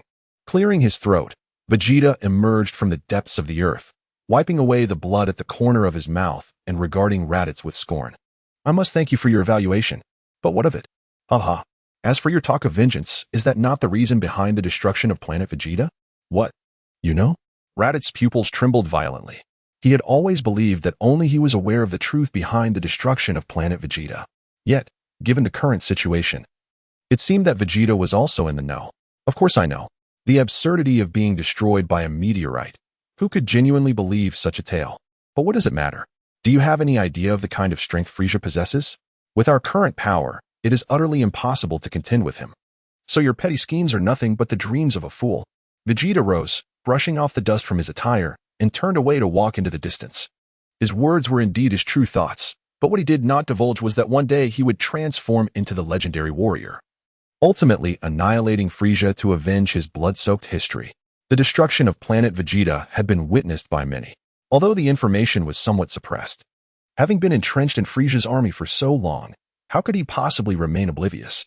On one casual occasion, he overheard two soldiers discussing the matter. Though they fell silent upon seeing him, his curiosity had been piqued. Through subtle inquiries, he was able to uncover the truth of that fateful day. Goku, however, did not concern himself with such trivial matters. He was certain that when the time came for Frieza's storyline to unfold, he would eradicate him without fail. Just then, he heard the familiar voice of the system ringing in his ears. Ding. Host, you seem quite leisurely. Where are you headed? Whoa, you scared me. System. I thought you had malfunctioned. Cough. Well, there's a sports event back home, and I've been cheering for the athletes of Dragon Country. Stop changing the subject. I wanted to remind you that the system task was for you to make Vegeta cry. You're just going home directly. Do you not want your reward? Damn. If you hadn't mentioned it, I would have forgotten. A whole year has passed, and I genuinely didn't remember. Prompted by the reminder, Goku hastily turned and called out to the retreating Vegeta. Hey, you there Vegeta. Hearing his name called, Vegeta halted his steps and turned to face Goku. What is it? Do you have more advice to impart? Nothing much. Merely that I found your earlier cowardly remarks rather disagreeable. What? Vegeta regretted stopping, sensing that Goku likely had nothing good to say, yet he had not anticipated further humiliation. Goku, however, had no choice. Truthfully, he had little interest in toying with a fool. But to make a mature-minded antagonist like Vegeta weep was a challenge he could not fathom beyond shattering his mindset. Did you not think Frieza was unbeatable? In that moment, I truly must demonstrate my resolve to you. While you, Vegeta, hesitate to act, I shall take the bold steps you fear to tread. As you previously lamented, forever timid, cowering from the wolf in front and the tiger behind, it seems you shall remain a pitiful soul merely surviving in this world. I concede you possess some strength, yet you remain oblivious to the true essence of Frieza. Before Vegeta could finish his thought, a golden aura began to envelop Goku. Instantly, an overwhelming pressure surged forth, saturating the air around them. Boom. No one supports my ambitions. I shall ascend the snowy peaks alone, lacking the courage to confront an adversary. You have discarded the spirit of the warrior race, the Saiyans. With each word Goku spoke, he advanced a step forward, his strength magnifying with every movement. After a few moments, he clenched his fists tightly. A whirlwind spiraled around him, lifting the strands of his dark hair, which instantly stood upright, transformed into a golden hue, while a fierce glimmer danced within his resolute green eyes. This is impossible. You were merely a lowly warrior at birth. How could you be the legendary Super Saiyan? Chapter 77. To be born with destiny. What is the purpose of emptiness? Have you ever experienced a moment so shocking that it made you question your existence? A revelation that nullified all your past efforts. Vegeta found himself in such a predicament, unable to believe the scene unfolding before his eyes. A warrior, radiating an aura as profound as an abyss and as scorching as the sun, stood before him. Golden hair defied gravity, and piercing green eyes exuded an aura of invincibility. This is impossible. You are merely a lowly warrior at birth. How could you be the legendary Super Saiyan? Despite uttering the words impossible, at the moment Goku transformed, an astonishing aura erupted within Vegeta's heart, whispering the words, Super Saiyan. Just then, Raditz approached, patting him on the shoulder. What do you think? Isn't my brother impressive? I tell you, in this state, his battle power easily exceeds 1 or 2 billion. Crushing Frieza would be childish play. However, Vegeta was far too preoccupied to care about Raditz's boastful demeanor. He stood there, his gaze vacant, repeatedly muttering, impossible, impossible. This situation felt even more hopeless than when he faced the combined energies of the Dragon Ball team. Who was he? The prince of the Saiyan race, born with the title of the mightiest warrior in history, surpassing even his father, King Vegeta, in his youth. Yet, what had become of him? Such pride he held, and even upon learning the truth about the destruction of planet Vegeta, he had never felt this devastated. For deep within, he had always believed that given enough time to grow, he would one day become that legendary warrior. Yet now, that very warrior had indeed appeared, only it was not him. As memories flooded back, Vegeta recalled the destruction of planet Vegeta when he was 5, fleeing alongside Raditz and Nappa, struggling to survive in Frieza's army. They lived like pets, at the mercy of that little tyrant in a baby carriage. Even those engaged in trivial pursuits could look down upon him. Yet only now did he realize that the so-called endurance was nothing but a cruel joke. Throughout these years of wasted time, others had already reached heights he could only dream of. At this moment, tears welled up in Vegeta's eyes. He felt both the exhilaration of witnessing the legendary warrior and the pain of not being that warrior himself, coupled with the release of years of relentless perseverance. Under the weight of such emotions, a single tear, merely a small pearl yet unmoored from sorrow, slipped from the corner of his eye. Seeing this, Goku felt a huge weight lift from his heart. Finally, he's crying. If he hadn't reacted, I would have had to go back and fetch some onions. System. I designed such an elevated and sophisticated mission. It turns out you have bugs to exploit. Oh heavens. Why must one be born with destiny, only to face emptiness? Hey, don't be like that. I haven't even used that technique yet. Besides, when have you ever designed a mission without flaws? Honestly, you're the worst system I've ever dealt with. System. The Yangtze River flows eastward, washing away heroes. Why do you keep adding so much drama? Is the immersion really that strong? Goku had long grown accustomed to his system's eccentricities. After all, if he couldn't withstand such trivialities, who knew what calamity awaited him next? Ignoring these inconsequential matters, he dispelled his Super Saiyan form, casually passing by Raditz and Krillin, who were still watching the spectacle. What are you frozen for?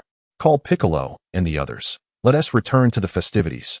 This splendid outdoor barbecue has been sullied by your antics, creating a cloud of PM2.5. Next time, be more considerate of the environment. It's everyone's responsibility. Why didn't you just go up and slap him down? You have the power. Why act like a slouch? What a noble pretense. Claiming to seek worthy opponents to hone our skills. Krillin was in a foul mood. First, there was the one-on-one battle, then the group fight, culminating in a dramatic showdown against a boss wave. Yet, in the end, Goku transformed, and the Prince of the Apes was left weeping as if mourning a lost mother. He bore the brunt of the damage and delivered the strikes, only for a teammate to swoop in and steal the kill. Who could endure such indignation? However, despite his frustration, The prospect of a gathering rekindled Krillin's spirits. After such an exhaustive battle, he was quite hungry. Soon, the Dragon Ball team convened, utilizing Goku's instant transmission to vanish from the desolate wasteland. Alone, Vegeta remained, engulfed in his sorrow. Perhaps it was the absence of others that allowed him to weep so freely, his heart-wrenching cries echoing as if his brother's downfall had just occurred. After what felt like an eternity, he finally composed himself, retrieving a small remote from his pocket and pressing a button. Kakarot. I shall prove to you that I possess the courage befitting the Prince of Saiyans. Indeed, Vegeta resolved to return to Frieza's army. He intended to undertake an action he had never contemplated before, assassinating Frieza. Having witnessed the legendary Super Saiyan, he would reluctantly entrust the blood-soaked vengeance of his kin to his rival. This time, Vegeta would fulfill the duty expected of his title, seeking justice for his fallen people. Meanwhile, in East City, the landing sites of 2 spaceships were swarmed with police and officials. Various so-called scientists were pointing and discussing the advanced extraterrestrial technology before them. Due to the overwhelming presence of media and onlookers, it was decided to transport the ships back to the department for further examination. However, as one spherical ship was loaded onto a truck, it suddenly levitated before the assembled crowd, swiftly breaking the sound barrier as it soared into the sky. Seeing this, a noticeably youthful boy wearing glasses nudged his elderly companion, saying, Teacher, it seems the object we were supposed to study just flew away. Humph. Do you need to remind me? My eyesight is still sharp, and I can see clearly. It is evident that the other party has utilized the remote control for the summoning spaceship. The immediate priority is to activate the signal jamming device to prevent another spacecraft from departing. The old man, while speaking, cast a glance at his foolish student, his anger palpable as he furiously puffed out his cheeks. However, to his astonishment, when he turned back to look again, the remaining spherical spacecraft had vanished without a trace. Before he could erupt in fury, his student, with a mocking tone, added, "Oh no. The other one is gone too." Bang. "Oh really? Let me show you what oh really means. Tomorrow, you'd better head to the Agricultural Institute and tend to the pigs." Chapter 78. Matters concerning Boss Fu and his employees. The bizarre incident occurring in East City had nothing to do with Vegeta. It was the doing of Son Goku. To understand his motivations, one must revisit the circumstances surrounding their return to Kame House. The Dragon Ball team, hand in hand, was teleported by Son Goku's instant transmission. In the blink of an eye, they arrived at the sandy shores of Kame Island. To Son Goku's surprise, Bulma was also present. Under the exuberant explanations of Krillin and Yamcha, a rather unrealistic speech was exchanged between the two. Initially, Bulma showed little interest in the details of the battle. But upon hearing about the 2 spacecraft, her enchanting eyes sparkled with desire. After a bit of coercion and persuasion, Son Goku reluctantly agreed to venture down this path. Coincidentally, upon arriving at the scene in East City, all eyes were drawn to the spherical aircraft soaring into the sky. Such a rare opportunity. How could he let it slip away? Off he went. With a swift motion, Son Goku accomplished the audacious feat of stealing the spacecraft in plain sight. By the time he reappeared, he had already made his way to the beach outside Kame House. Seeing the coveted spacecraft, Bulma rushed over and planted a kiss on Goku's cheek, exclaiming, "Well done." With this, if we thoroughly research the engine's mechanisms, humanity's civilization can take a monumental leap forward. Moreover, our Capsule Corporation will solidify its position as the world's foremost commercial titan. Bulma, everything sounds great. But could you perhaps refrain from dragging me into your scientific endeavors? You know my lack of interest in research. Every time I step into the lab, I can't help but feel drowsy. As Goku mentioned, such situations had occurred more than once. Thus, his reluctance in acquiring the spacecraft was understandable. At that moment, Raditz approached, holding a bottle of beer with curiosity. "Hey, little brother, isn't it a good thing to have the opportunity for scientific research? Our Saiyan race has long been criticized by other cosmic forces as brainless barbarians. Now that you've met such an intelligent scientist in Bulma, shouldn't you work on rectifying that shortcoming? Indeed, I also believe engaging in scientific research is a truly noble pursuit. Goku, you should be grateful." Krillin, never one to miss out on the fun, chimed in, eager to stoke the flames of amusement. Goku regarded the 2 mischievous companions, and an idea struck him. "You're right. Under your encouragement, I've decided to dedicate some time at home to serious research. However, since I tend to crave a drink or 2 with friends, I propose we share this wonderful opportunity.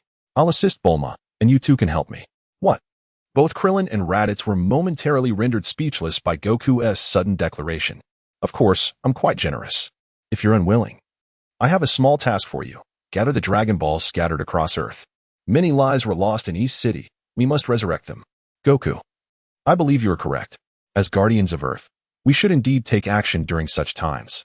Rest assured, saving lives is a duty I, Krillin, will not shy away from. Upon hearing a new direction, Krillin immediately agreed without hesitation. Raditz nodded in agreement, but then asked, "Excuse me, what exactly are the Dragon Balls?"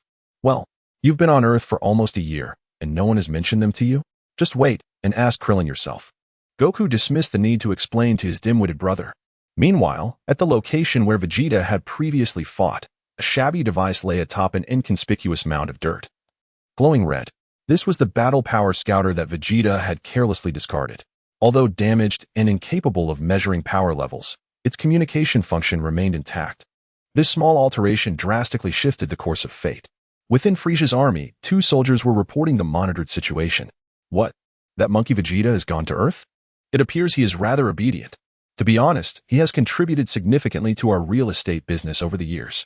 Here's what we'll do. Sabo, when he returns, let us gift him the latest battle suit along with a supplementary scouter. After all, he has been working hard. I, as his boss, should show some appreciation. After a lengthy pause, Frieza grew impatient awaiting Sabo's response. Turning to look, he found Sabo engrossed in adjusting his green hair and new earrings while holding a small mirror. Sabo. Ah, yes. Lord Frieza, what can I do for you? Sabo stammered, hurriedly concealing his beauty tools and giving a deep bow beside Frieza. Never mind, continue with your grooming. Frieza sighed, feeling the weight of leadership. Managing a team often proved more challenging than others perceived. Just then, the reporting soldier hesitated, seemingly reluctant to continue. After a moment's pause, he spoke timidly, "My lord. It seems Vegeta has gone to Earth to confront his fellow Saiyans." "Oh, so, there are still rogue Saiyans out there. However, those who have been exiled seem to possess rather low combat power. It would be a stretch for Vegeta to stir up trouble with his power level. Could he be planning to ally with a group of miscreants for some petty scheme? Humph. Indeed, Saiyans are nothing but unruly wild monkeys." Frieza narrowed his eyes in irritation. Tossing aside the checkers before him, the soldier wiped the sweat from his brow, feeling the tension in the air. "But that is not all, my lord. Vegeta not only went to Earth to cause trouble, but he also brought along a gang of his old friends and gave them a good beating. Due to the damage to his scouter, we only received fragmented voices, but it seemed they mentioned something about a Super Saiyan." "What? A Super Saiyan? Are you certain you did not mishear?" "Yes, my lord. I assure you." Before the soldier could finish, a death ray pierced through his skull. Beneath Frieza's insidious smile, the corners of his mouth twitched slightly. "What annoys me most in this life is when others pose questions to me. You ought to be more cautious in your next life." Chapter 79, with a base battle power of 5 million. Frieza's ruthless methods have long been a norm for his loyal subordinates. Moreover, the demise of an inconsequential character hardly warrants any concern. However, the displeased expression on his face was evident to anyone who glanced at him. As the saying goes, serving a tyrant is akin to courting danger. When the master is in a foul mood, even the effeminate Zarbin musters the courage to inquire, "My lord, shall I investigate the Saiyans on Earth?" Frieza's face darkened as he glanced at his subordinate, who, to be fair, possessed a keen sense of awareness. Yet, his penchant for cosmetics was somewhat difficult to accept. "Very well, take a few men with you, and, just in case, summon that fool Dodoria as well. Ensure you bring back the head of our adversary for me to see." "Understood, my lord.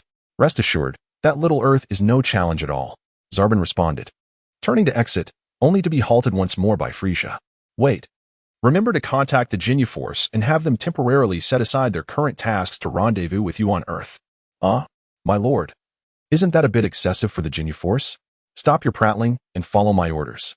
Frieza dismissed him with a wave of his hand, turning his back, no longer wishing to engage in conversation. Zarbin, though perplexed, understood that the orders were given and compliance was mandatory. What he did not know was that after his departure, Frieza clutched a hastily sketched image, fixating on the peculiar character depicted, unable to find tranquility. "A Super Saiyan? I sincerely hope you truly exist." With that thought, he crumpled the paper into a ball, summoning a surge of energy that reduced it to dust in an instant. There was a secret Frieza had not revealed to anyone. The reason he placed such importance on Earth was that he had been dreaming of that golden-haired warrior with increasing frequency as of late. Yet, as always, he was unable to discern the warrior's features. Nevertheless, the overwhelming sensation of a destined rival often startled him awake in the middle of the night. At Came House on Earth. Ding. Defeat Vegeta without the host's interference and ensure he returns in tears. The interim task has been completed. The reward has been allocated to the system space. Please retrieve it at your convenience. Don't be so formal, system. Just utilize it for me. I trust your capabilities. System. Oh, is that so? You can't even be bothered to access the system space yourself now. I am a great system, not your servant. Goku. The hardest to bring. Understand? Cough cough. What are you saying, old buddy? Do we not share a bond that once defied death? It seems a bit unreasonable for you not to assist with this trivial matter. System you. Sigh? Fine. Isn't this the fate of systems? The 1000 battle power enhancement card has been used. Farewell. As the words fell, Goku felt a surge of searing energy coursing through his body. Within moments, he could distinctly sense a significant increase in his strength. Well, training is impossible now. I'll just take it easy and complete some system tasks to bolster my power. Oh, system, could you please display my stats? I wish to admire my splendid data once more. System, no. As I just said farewell. Please refrain from seeking me out until our next encounter. Goku? He felt utterly bewildered. When did his system become so petulant? Is there a public system available? I urgently need one, and I'm quite serious. System, the Bureau of Universal Systems is taking note. Your inaction is reportable. Ding. Host, Goku, male, age, 24, base battle power, 5000, skills, instantaneous energy blade, awakened great ape transformation, seamless transformation. Indeed, I prefer to see my battle power directly. Next time, please omit the unnecessary details. Upon discovering his current battle power of 5 million, Goku joyfully bid farewell to the system and headed straight towards the exuberant Dragon Ball team outside.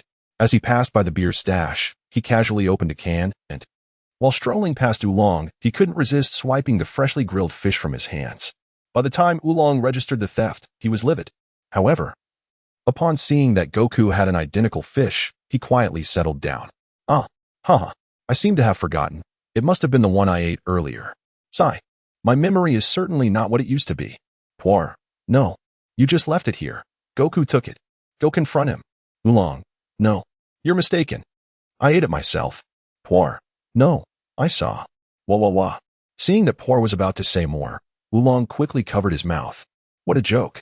A single fish versus a beating, he could clearly discern which was of greater significance. This small incident went unnoticed as everyone was captivated by another matter. Krillin and Raditz returned from their search for the Dragon Balls. Goku, hurry, we've gathered all the Dragon Balls. Let us see how well my friends have performed. It's only been a little over 2 hours since we started. That was quite swift. Had I gone, half an hour would have sufficed. Goku couldn't fathom why they were boasting about such a trivial achievement. Everyone's strength had improved. Unlike the past when locating a Dragon Ball required traversing mountains and seas, riding bikes, and rowing boats. With the Dragon Radar in hand. As long as there was a direction, was it truly a problem? And if he were to go find them himself? Wouldn't it be resolved with just a few instant transmissions? Goku accepted the small bag Krillin handed over, revealing 7 neatly arranged Dragon Balls within. The reason for the 7 was simple. He had no inclination to hoard the 4-star ball. At that moment, his brother Raditz leaned in closer. With just these few glass spheres, will they not seem a tad hasty when granting wishes? That's true. You have never encountered them before. So your skepticism is quite understandable. Why don't you make this wish? Raditz had been waiting for this very moment. As soon as Goku suggested it, he eagerly stepped forward.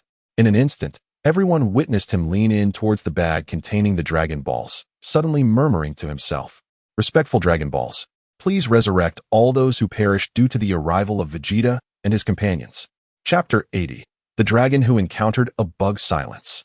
The atmosphere was thick with stillness as everyone stifled their laughter. They could never have anticipated Raditz's rustic approach, leaning in to make a wish. Brother, that's not how you use the Dragon Balls. You must place them on the ground in a circle, then recite the correct incantation to summon the dragon. Wishes are only effective when directed at the being known as the dragon. Never mind, allow me to handle it. This matter is hardly remarkable. A single glance is enough to commit it to memory. After Son Wukong elucidated the situation, he took the Dragon Ball from Raditz's hand and walked to the beach outside, where he gathered them together. The 7 Dragon Balls, shrouded in mystery, emitted a dazzling golden light as they came into proximity. This spectacle left Raditz, who had only recently arrived on Earth and had little exposure to such wonders, utterly astonished. "Come forth, Shenron." With the correct incantation uttered, the previously clear sky was abruptly enveloped in darkness. A tempest arose, causing the few coconut trees nearby to sway violently, following a series of flashes of lightning. Shenron made a grand entrance. "The one who summoned me, speak your wish. Whatever it may be, I shall grant it." "Really? I find that hard to believe." "Ahem. It's you, Wukong. It's been a while. We are all familiar faces here. Just state your request, and I shall fulfill it without hesitation." At this moment, Shenron felt a tinge of embarrassment. Had it been a century ago, the summoner would have prostrated themselves upon seeing his magnificent form. However, ever since Son Wukong's emergence, the task had become increasingly burdensome.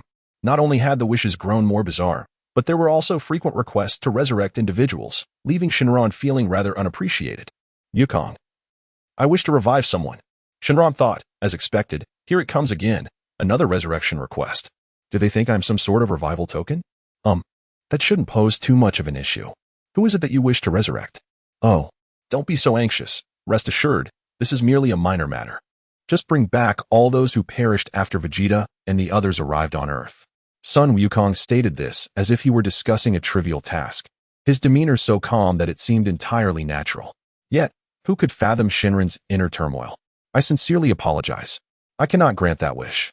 Some of those individuals no longer possess physical forms. I can only resurrect those who remain intact." What about Bardock? With a single energy sphere, how many bodies could possibly be left unharmed? Although this response was somewhat expected, it still irked Son Wukong. After all, Shenron had previously resurrected individuals even after the Earth's destruction. How could those who perished have retained their physical forms? Wukong, please allow me to explain. Why not restore their bodies first and preserve them?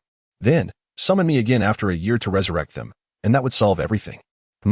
You are quite the genius. Son Wukong had not anticipated such a clever suggestion in these times.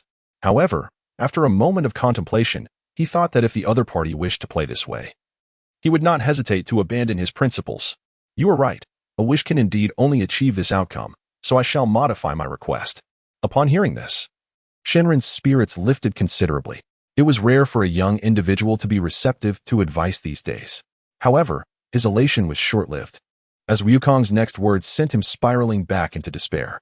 Shenron, I would like to request 3 more wishes." Shenron thought to himself, "Goodness, is he trying to exploit my system? Young dragon, you are still inexperienced. You will grow accustomed to it." Wukong, you know that such a wish violates the rules. Even if you voice it, I cannot fulfill it. Curse it. As a dragon, you cannot accomplish this or that. What use are you? Tomorrow, I shall report to the heavenly gods and have you removed." How absurd. I found your previous wish quite reasonable. Actually, I might be able to give it a try. Shenron, startled by Wukong's threat, quickly changed his tune. He spoke hastily, and before Wukong could respond, his eyes flashed with a crimson light. Yet it seemed he encountered a dilemma, as he flickered twice more before finally exhaling in relief. "Your wish has been granted. Until next time, farewell." "All right. Let us leave it at that for now. I will contact you if needed." Son Wukong waved his hand dismissively, viewing Shenron merely as a tool to be utilized and then set aside. Hearing this, Shenron felt as if a great weight had been lifted from his shoulders. He ascended into the air, swaying as the 7 Dragon Balls transformed into straight lines, scattering across the globe. Meanwhile, Raditz, who had been observing the entire spectacle, remained in a state of astonishment for an extended period. "Wukong, you are truly remarkable. This wish-granting dragon seems like a pet of yours." What does that even mean? Do you know who created the Dragon Balls? Was it not the heavenly gods?" Upon hearing this, Wukong raised an eyebrow, for he sensed that Raditz possessed a degree of intellect. "I apologize. He dislikes conversing with intelligent beings. Thus, it is no wonder he continues to be deceived." "Congratulations. You are correct. The Dragon Balls were indeed created by the heavenly gods. As for Shenron, the reason he appears so subservient is that I am sworn brothers with the heavenly gods. In this day and age, what is most crucial for survival? Of course, it is connections. Do you think I wander around like you all, engaging in endless battles? I do not. although Raditz did not fully grasp the meaning behind these words. He felt that what Wukong said had a semblance of truth. However, upon witnessing Raditz's expression, Wukong could not help but sigh in relief. Indeed, it seemed he had overthought. As a character originally destined to perish, how could he possibly possess such a treasured asset as intellect? Because I do not engage in incessant fighting like you all, I am able to forge friendships. My life philosophy is to win people over with virtue. Not to mention, the deity managing Earth is my good brother. And the god overseeing the northern galaxy is also my close companion. Even the minister of the underworld is someone I can connect with.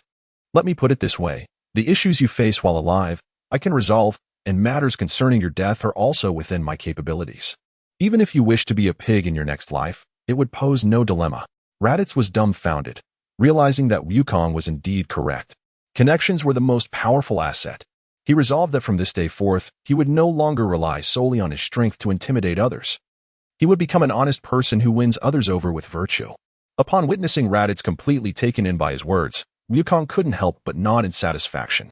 Just then, he sensed a familiar aura manifesting within his perception. This energy is...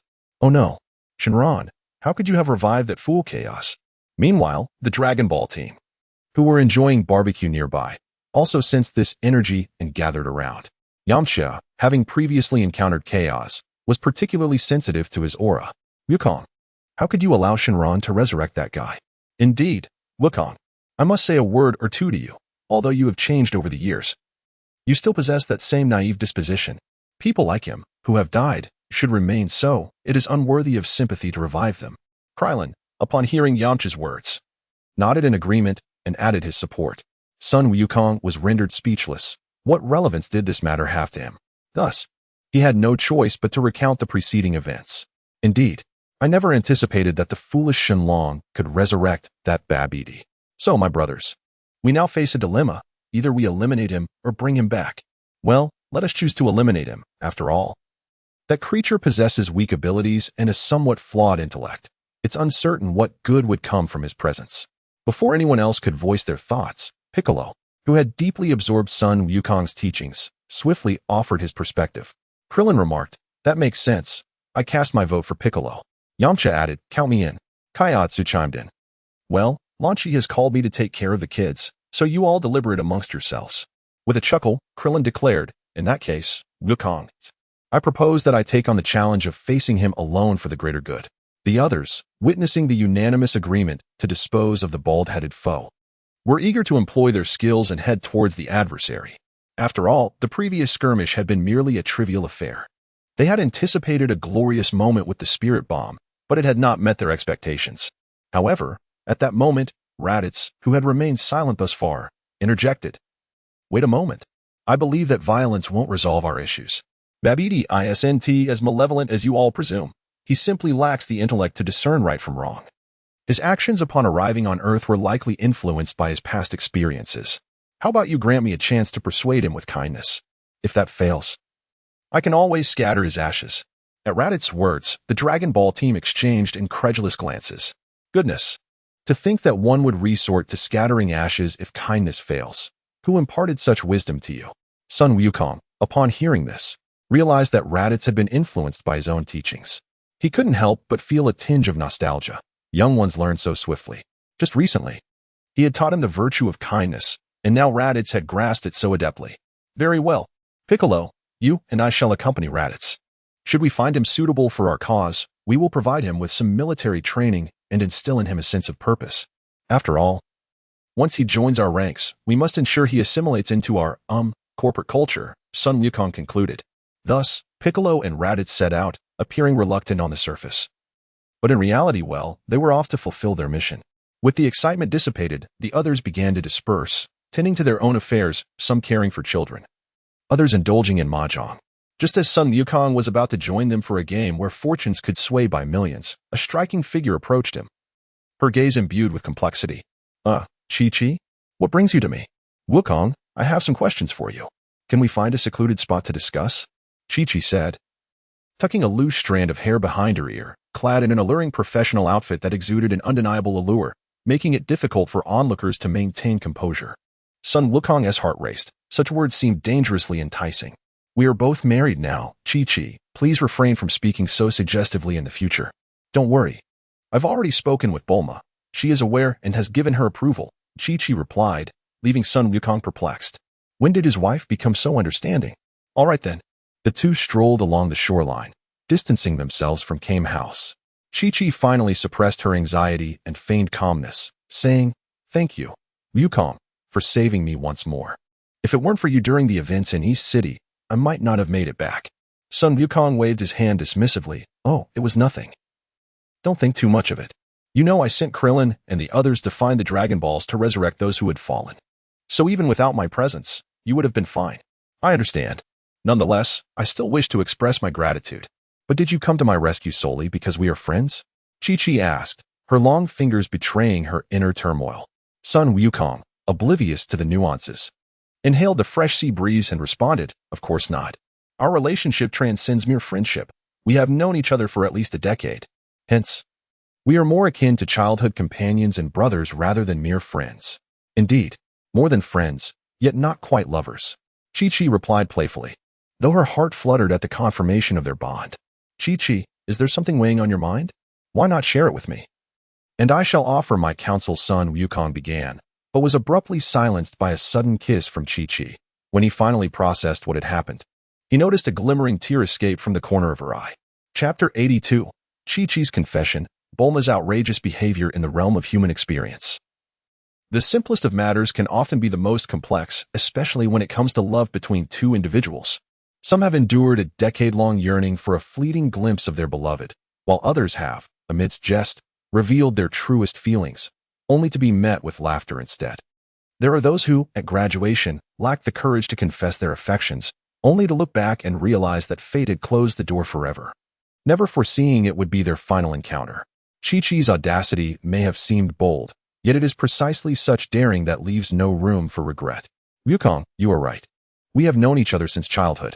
Had I not been so naive to fall for your tricks, I would not have waited in vain for so many years.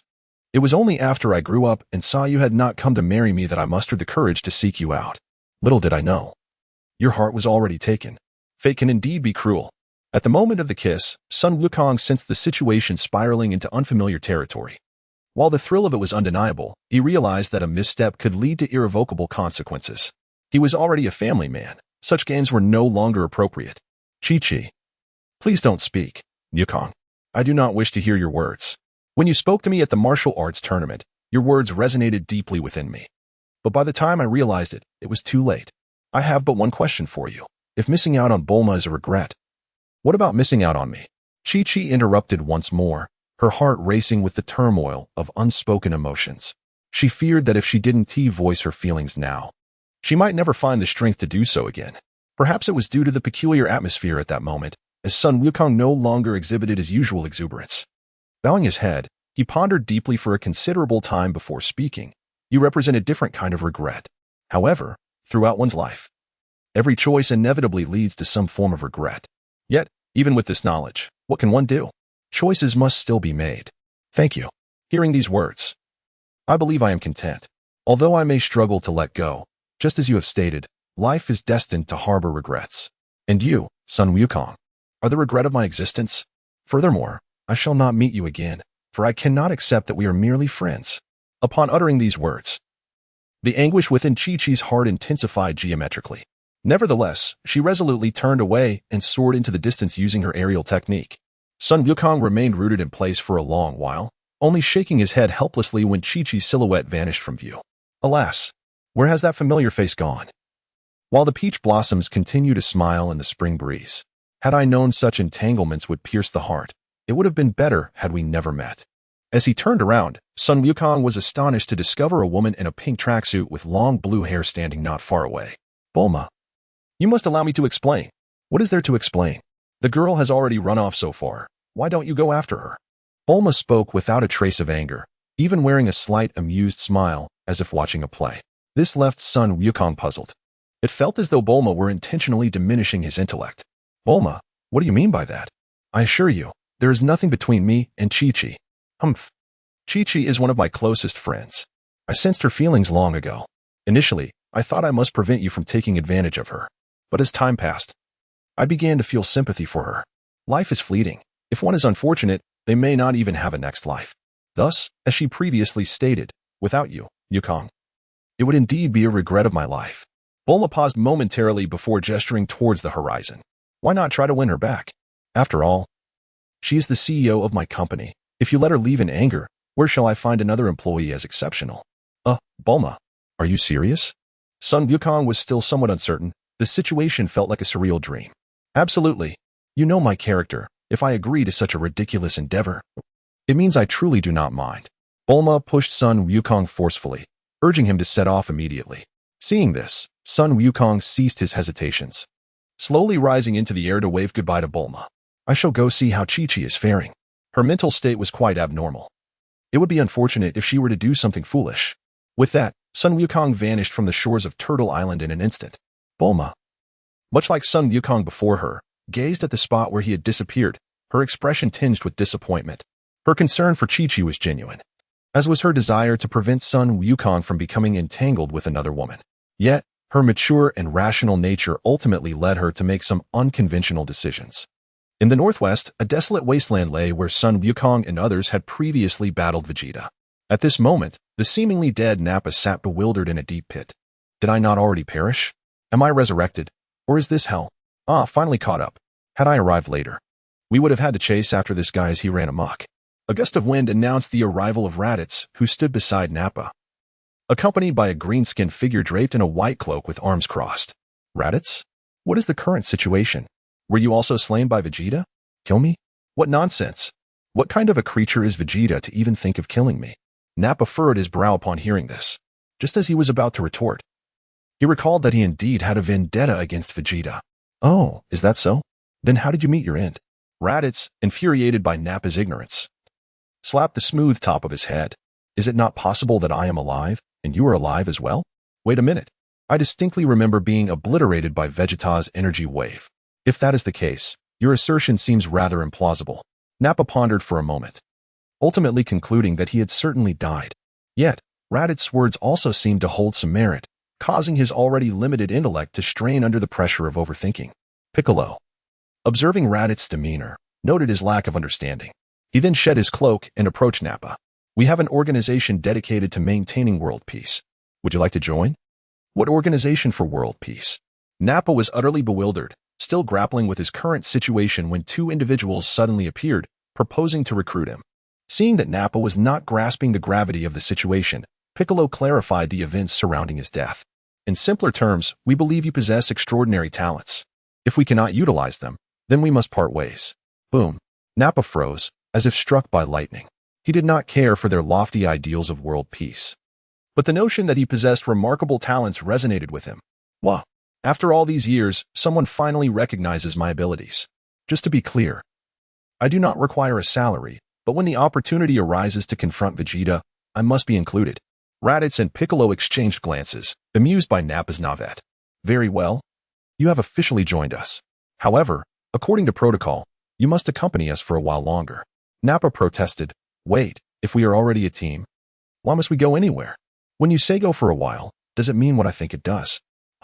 Since you have turned over a new leaf, we must help you reshape your worldview, values, and perspective on life. There is much for you to learn. Raditz adopted Piccolo's stern demeanor, feigning seriousness, though internally he chuckled. Finally, it's my turn. Do you know what I endured on planet Bowsy? Waking up every morning to tend to cabbage while being told that laborers are glorious. Now it is my time to reclaim what I lost, or rather, to return it doubly. Nappa, despite sensing something amiss in Raditz's expression, found a semblance of logic in his words. Meanwhile, Son Wukong swiftly caught up to Chi-Chi, who had not ventured far. In a flash, he positioned himself in front of her. Bang! A gentle fragrance enveloped Son Wukong, leaving him momentarily bewildered. It was only when he glanced down that he noticed Chi-Chi nestled in his embrace, her eyes shimmering with a hint of joy and a touch of embarrassment. With a sudden peck, she silenced any explanation he might have had for holding her so closely. Wukong, I was soaring through the skies, my mind racing with fantasies of you stopping me. I knew it. I knew you harbored feelings for me. You cannot let me go, she said, tears glistening in her eyes, yet her lips adorned with a sweet smile. In her excitement, she clung to him like an octopus. What could Wukong do in such a predicament? It was rather uncomfortable to have her so attached, leading him to rest his hands. Well, let us say, on her thigh. However, that felt somewhat inappropriate as well. In any case, you can imagine the scene. Chi-Chi, perhaps you should come down? We can discuss everything properly back home. This impulsive severing of ties, who taught you to solve problems this way? I'll listen to you. Though Chi-Chi verbally complied, she remained pressed against Wukong's chest, showing no intention of parting. The situation was undeniably awkward. Anyone observing would hardly perceive their relationship as innocent. Previously, Wukong had told Bulma he was merely checking in, and now he found it impossible to explain. After some contemplation, he decided to let it be. As the saying goes, a man's words can be deceiving. With the power to turn the world upside down, surely a slight improvement in fate would be acceptable. Thus, when they returned, the other members of the Dragon Ball team noticed, but chose to feign ignorance. After all, if the legitimate partner had no objections, why would an outsider meddle? Moreover, the dynamics between these two had felt peculiar since their first encounter at the martial arts tournament years ago. It had taken them years to reach this point, which was no small feat, however. When Wukong attempted to engage Bulma in a bit of clever repartee, she swiftly cut him off. She whispered in his ear, "I won't concern myself with anything else. Just know that your workload must double. Otherwise, don't blame me if Chi-Chi and I conspire to leave you hanging." I'll do my best. Wukong never anticipated that his greatest fear would materialize. Fortunately, he chanced upon Yamcha boasting nearby. A plan instantly formed in his mind. The magical beans refreshed their cooldowns, as if anyone could resist. Thus, the group spent several months enjoying an ordinary life on Earth. However, Wukong remained unaware that two unexpected visitors were racing toward them at full speed. In an uncharted region of space, aboard a flat, circular spaceship. Yes, a flat, circular spaceship. Though the reasons for its peculiar design were unknown, Zabo questioned, "Are you certain that Lord Frisia sent us to that desolate place to deal with a lowly Saiyan warrior?"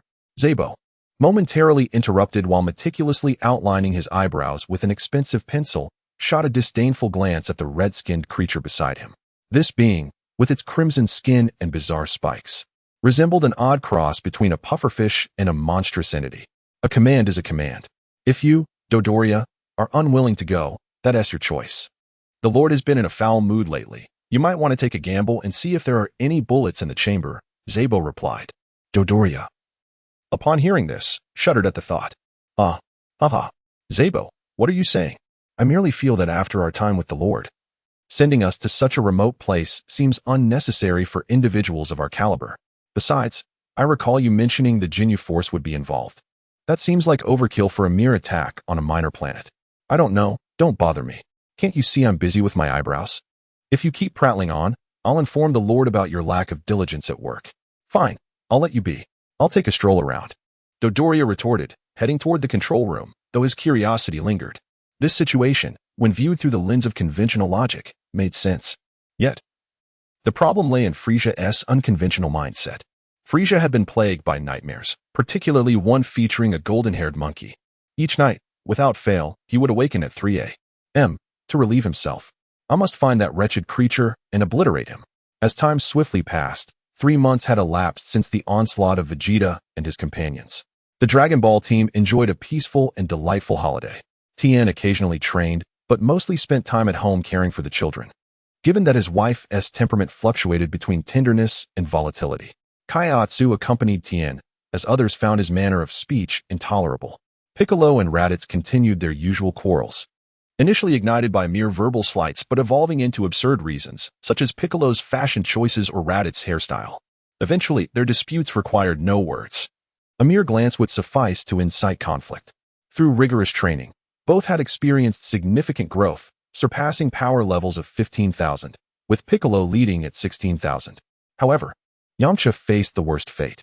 After driving Vegeta away, he yearned to reunite with his 3 girlfriends. To his dismay, he received distressing news. The charming and powerful individual had been betrayed. When he confided in his good friend Krillin, the latter could hardly contain his laughter. Despite the humor, Krillin vowed to keep the secret safe, knowing full well such promises held little weight. By the time the next gathering occurred, Yamcha's misfortune had become common knowledge. No longer a secret. Consequently, he sank into a deeper melancholy, frequently indulging in alcohol and serenading the night with sorrowful songs. In contrast, Wukong emerged as the ultimate victor. With Chi-Chi back in his life, he savored the joys of companionship. He also allowed his son to flourish. offering guidance when possible and encouraging him to seek out his good friend Piccolo when he was busy, freed from the constraints of the original story. Gohan was now fully exploring his combat potential. At just 5 years old, his power level soared beyond 7,000. Observing Raditz, he chuckled heartily, proclaiming their family to be a lineage of prodigies, and Gohan appeared to possess the essence of a Super Saiyan. However, his laughter drew the ire of Piccolo, who seized the opportunity to deliver a deserved reprimand. Raditz, feeling frustrated, remarked, "It's infuriating. This green-skinned Namekian, while ostensibly human, does nothing productive." Piccolo retorted, "This world operates under the principle of strength. Once your power exceeds mine, you may challenge me." In mid-June of the year 762 of the IGG calendar, the weather on the planet Yatterlat was splendid, with clear skies and gentle breezes. On this seemingly ordinary day, Son Wukong, accompanied by his 2 wives, instantaneously arrived at this location. As he surveyed the surroundings, he noticed the Grand Elder of Yatterlat, along with numerous young members of his clan, awaiting their arrival.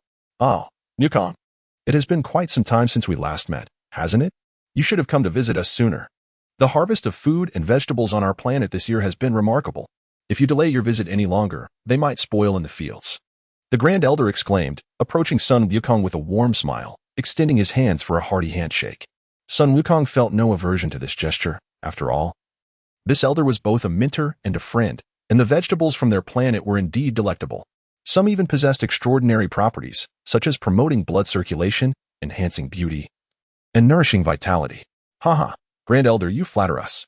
The crops from your planet are in great demand on ours. Moreover, with our company's technology refining them into capsules, business has been thriving. As you can see, I have come here to replenish our supplies. Son Wukong replied with a hearty laugh. "Please, do lead us inside."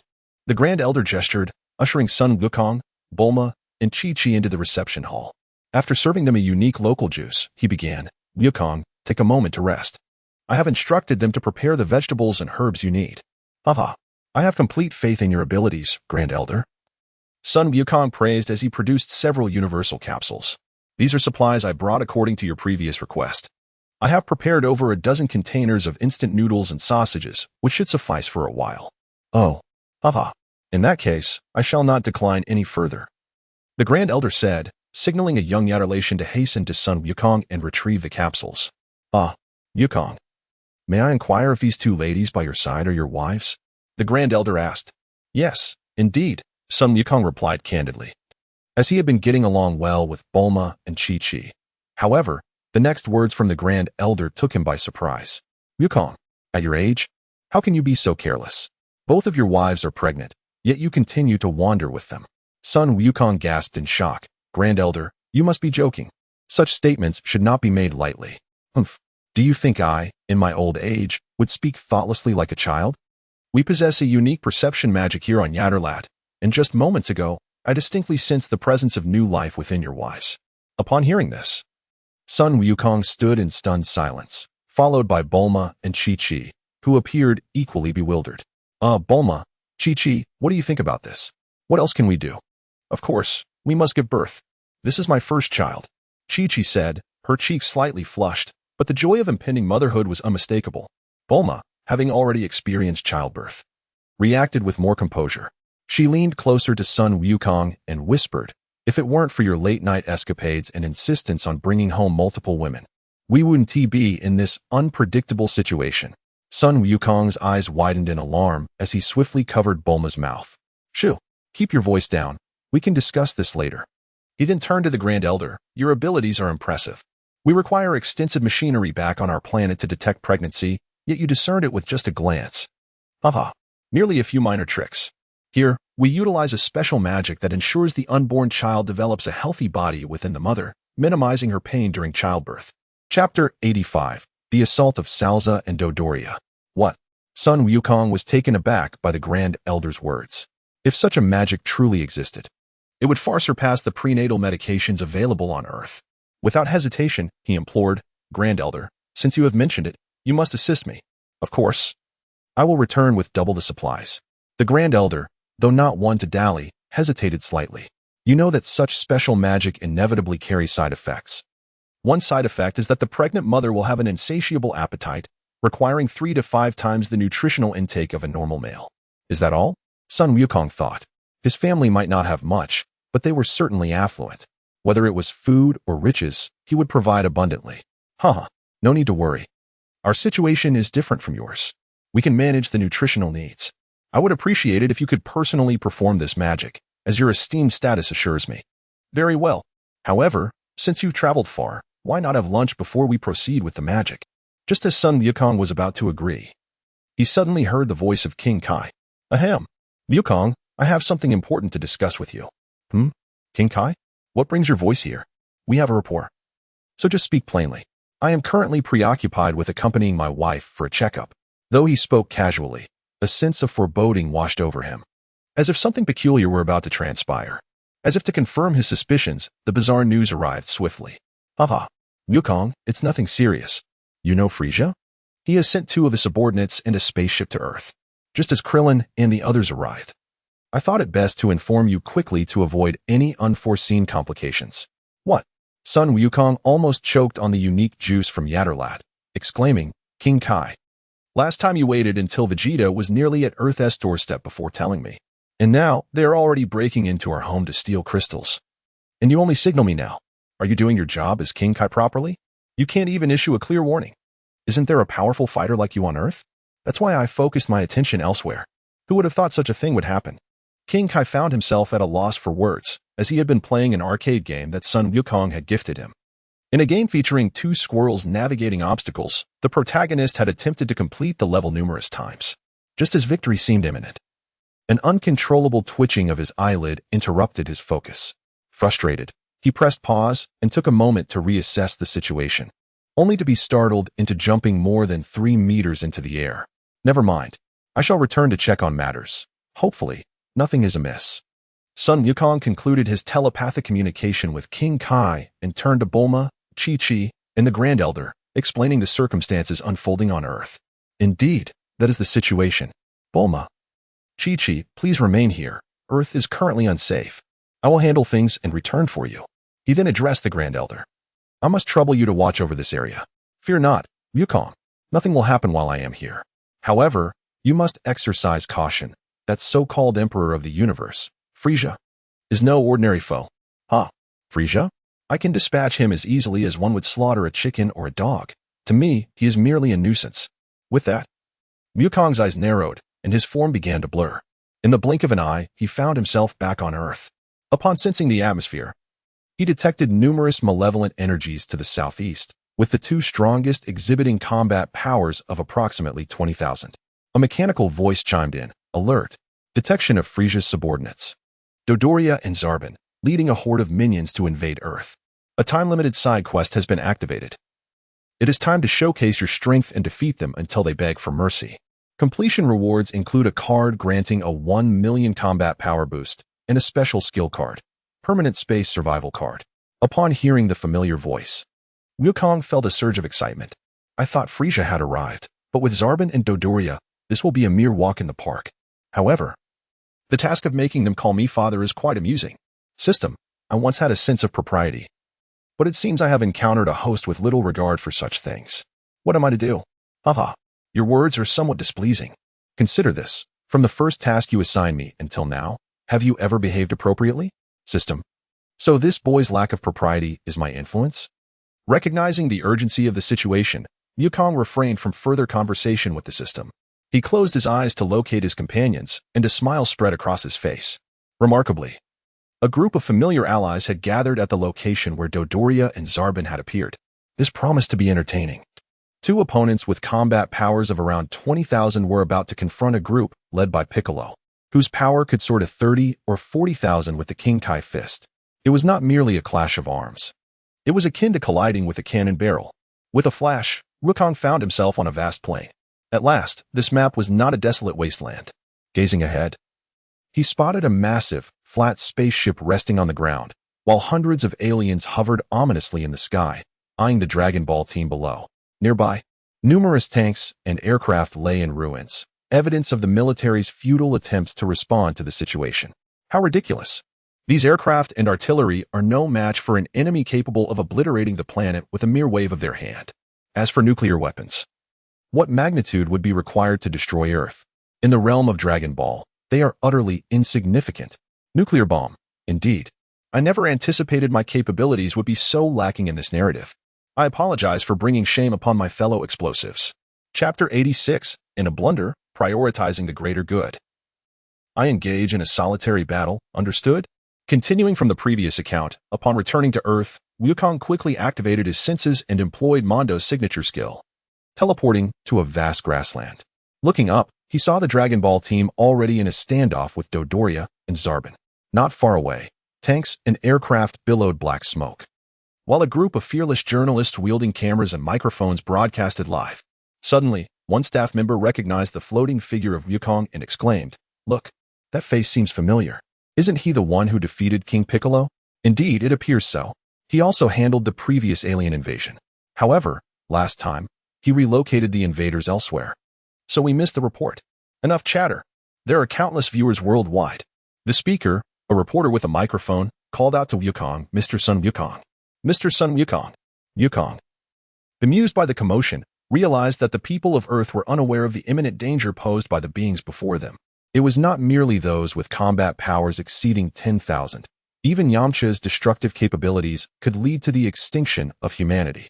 Despite his reservations, Wukong descended to greet the journalists. "Greetings. This area will soon be perilous. I advise you to distance yourselves, or you may jeopardize your lives." Mr. Sun speaks humorously. "We, as citizens, have nothing to fear from heroes like you. Surely, we cannot allow you to protect the Earth silently and without recognition." The leading reporter shook Wukong's hand and turned to the camera. "Dear viewers, the individual beside me is none other than Mr. Son Wukong, the hero who vanquished the notorious King Piccolo and later subdued his successor. Moreover, he was instrumental in addressing the last alien invasion. Let us now invite Mr. Son to greet our audience." Wukong, taken aback, thought, "What a perplexing situation. I intended to urge these fearless reporters to leave, yet here I am, unexpectedly interviewed. Hello, everyone. As you can see, our Earth is under siege by extraterrestrial forces. Some may not grasp the gravity of this situation. Those adversaries possess the power to annihilate our planet. As the leader of the World Guardians organization, I cannot permit such events to unfold. As you can observe, our warriors are already engaging the malevolent invaders. To that end, I declare, those who threaten our Earth shall face retribution, regardless of distance." With a serious expression, Wukong concluded his speech and glanced at the journalists. "Please maintain a safe distance. At this proximity, should a battle ensue, you may find yourselves caught in the crossfire." "Understood. We shall vacate immediately. Thank you once again, Mr. Son Wukong. Might I trouble you for an autograph? I have followed your journey since the martial arts tournament long ago." The reporter finished speaking and quickly retrieved a marker, tugging at his shirt over his chest. What could be done about it?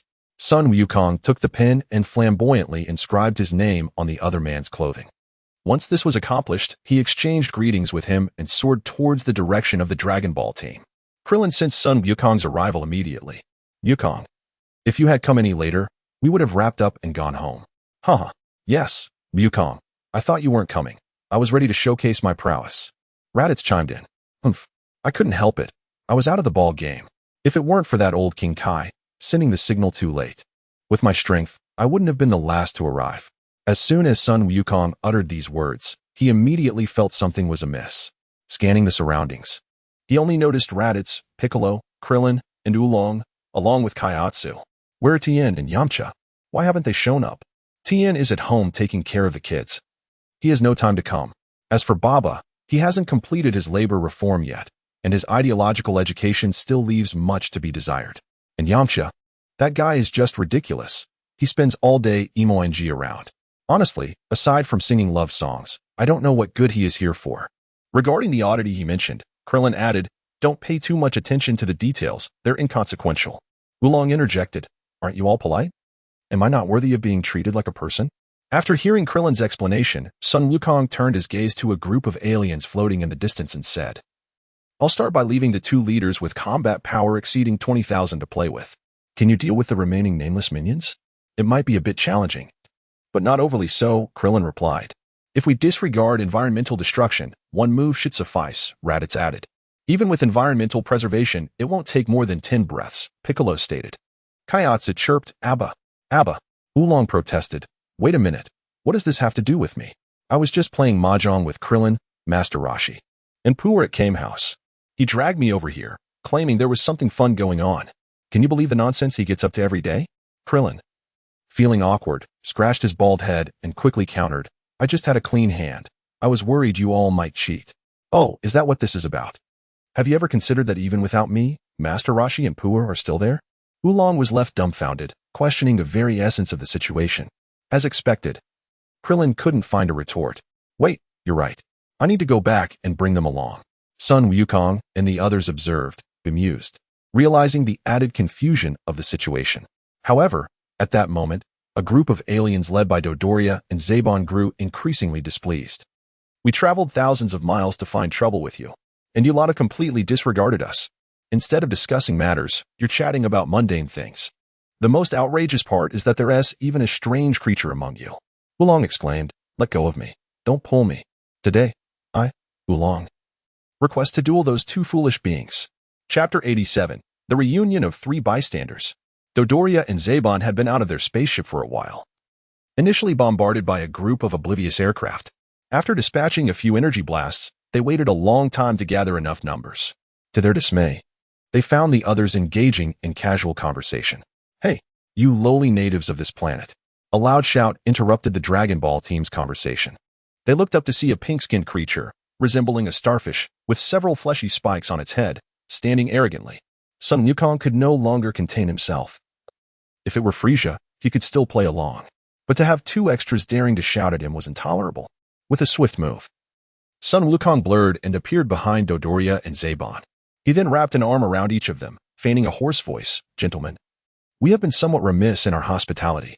How about you accompany me to the side to witness a grand spectacle we have prepared for you? Upon hearing this, both Zaban and Dodoria broke into a cold sweat, utterly baffled by the sudden appearance of this figure behind them. Despite their panic, they knew they had to respond. In unison, they launched an elbow strike towards Son Wukong. Given their close proximity, with Son Wukong's arms around their shoulders, they believed this attack would likely succeed. However, assumptions often lead to miscalculations. Son Wukong noticed their playful intent and swiftly released his grip. The sound of two heads colliding echoed in the otherwise quiet atmosphere. Gentlemen, it seems you have misjudged the situation. You are now surrounded, and I advise you to behave. How dare you be so disrespectful? Do you know who we serve? Indeed, that was quite forceful. I just finished my makeup. Although Dodoria and Zaban were struck, they did not falter. Having spent years under Frieza's command, they were accustomed to encountering formidable opponents. When faced with a challenge, they would either fight or, if necessary, invoke their superior to intimidate the adversary. Son Wukong, intrigued, inquired, Oh, then do tell, whose subordinate are you? Listen well, boy. I'm Dodoria, the most favored left-hand man of the Cosmic Emperor, Frieza. After uttering this, Dodoria was met with a bemused smile from Son Wukong, who then delivered a resounding slap. Your way of speaking does not appeal to me. You sound like someone who has never been struck by a stranger. Son Wukong then turned to Zaban, who appeared much more agreeable. And you? Pray tell. I'm Frieza's right-hand man, Zaban answered. Unsurprisingly, he too received a slap. Just as he was recovering from the daze, Son Wukong remarked, What a fine man you are. Yet you insist on being so effeminate. Are you going to sing a sweet candy song next and munch on some peaches? I can't believe I'm dealing with this nonsense. Zaban protested, How unfair. I haven't even said anything. But sweet candy and peaches do align with my style. As for that chicken you're too beautiful nonsense, what a disgusting phrase. Despite the inexplicable slaps, both Dodoria and Zaban were ruthless individuals. After exchanging glances, they seized an opportunity, simultaneously gathering energy in their hands to launch an attack at Son Wukong's waist. However, to their surprise, Son Wukong merely smiled at them, showing no intention of evading. After a sudden explosion as the smoke cleared, both Sabo and Dodoria were momentarily stunned. They noticed that the hand resting on their shoulders had not been released. Meanwhile, Son Wukong's attire had merely suffered 2 significant tears. Oh dear, let me tell you, both of you are finished. This outfit is brand new, purchased just last week. And it cost an arm and a leg. If I don't make you regret it today, it will be a miracle. With that, Son Wukong's hand, which was resting on their shoulders, transformed into a claw. He swiftly hurled something into the distance. Whoosh, whoosh. The sound of something piercing the air resonated as 2 thin lines shot straight into the distant grasslands. In the blink of an eye, Son Wukong reappeared before Sabo and Dodoria, launching a flurry of punches and kicks without hesitation. The speed was so rapid that it left behind mere afterimages. The two assailed individuals had no capacity to resist whatsoever. At that moment, a group of reporters, still broadcasting live from a distance, quickly addressed the camera. "Dear viewers, did you see that? That is our hero, Mr. Son Wukong. Even the monstrous being capable of effortlessly destroying planes and tanks appears as fragile as an ant under his might." As these words left the reporter's mouth, both in front of the television and online, a wave of boastful commentary erupted, with many individuals, familiar and unfamiliar alike, beginning to extol the situation. Those who usually toil away at work and seldom pay attention to the news, why are they suddenly glued to this spectacular drama? You upstairs. It's evident you're just a corporate drone. You don't even know the illustrious Mr. Son Wukong? What you are witnessing is not some special effects drama. It is unfolding in reality. Indeed. Furthermore, I must emphasize that Mr. Son Wukong is an exceptional martial artist. He has previously defeated the King Piccolo, who sought to dominate Earth and has intervened several times to uphold justice. Well, to be honest, Mr. Son used to deal with trivial matters.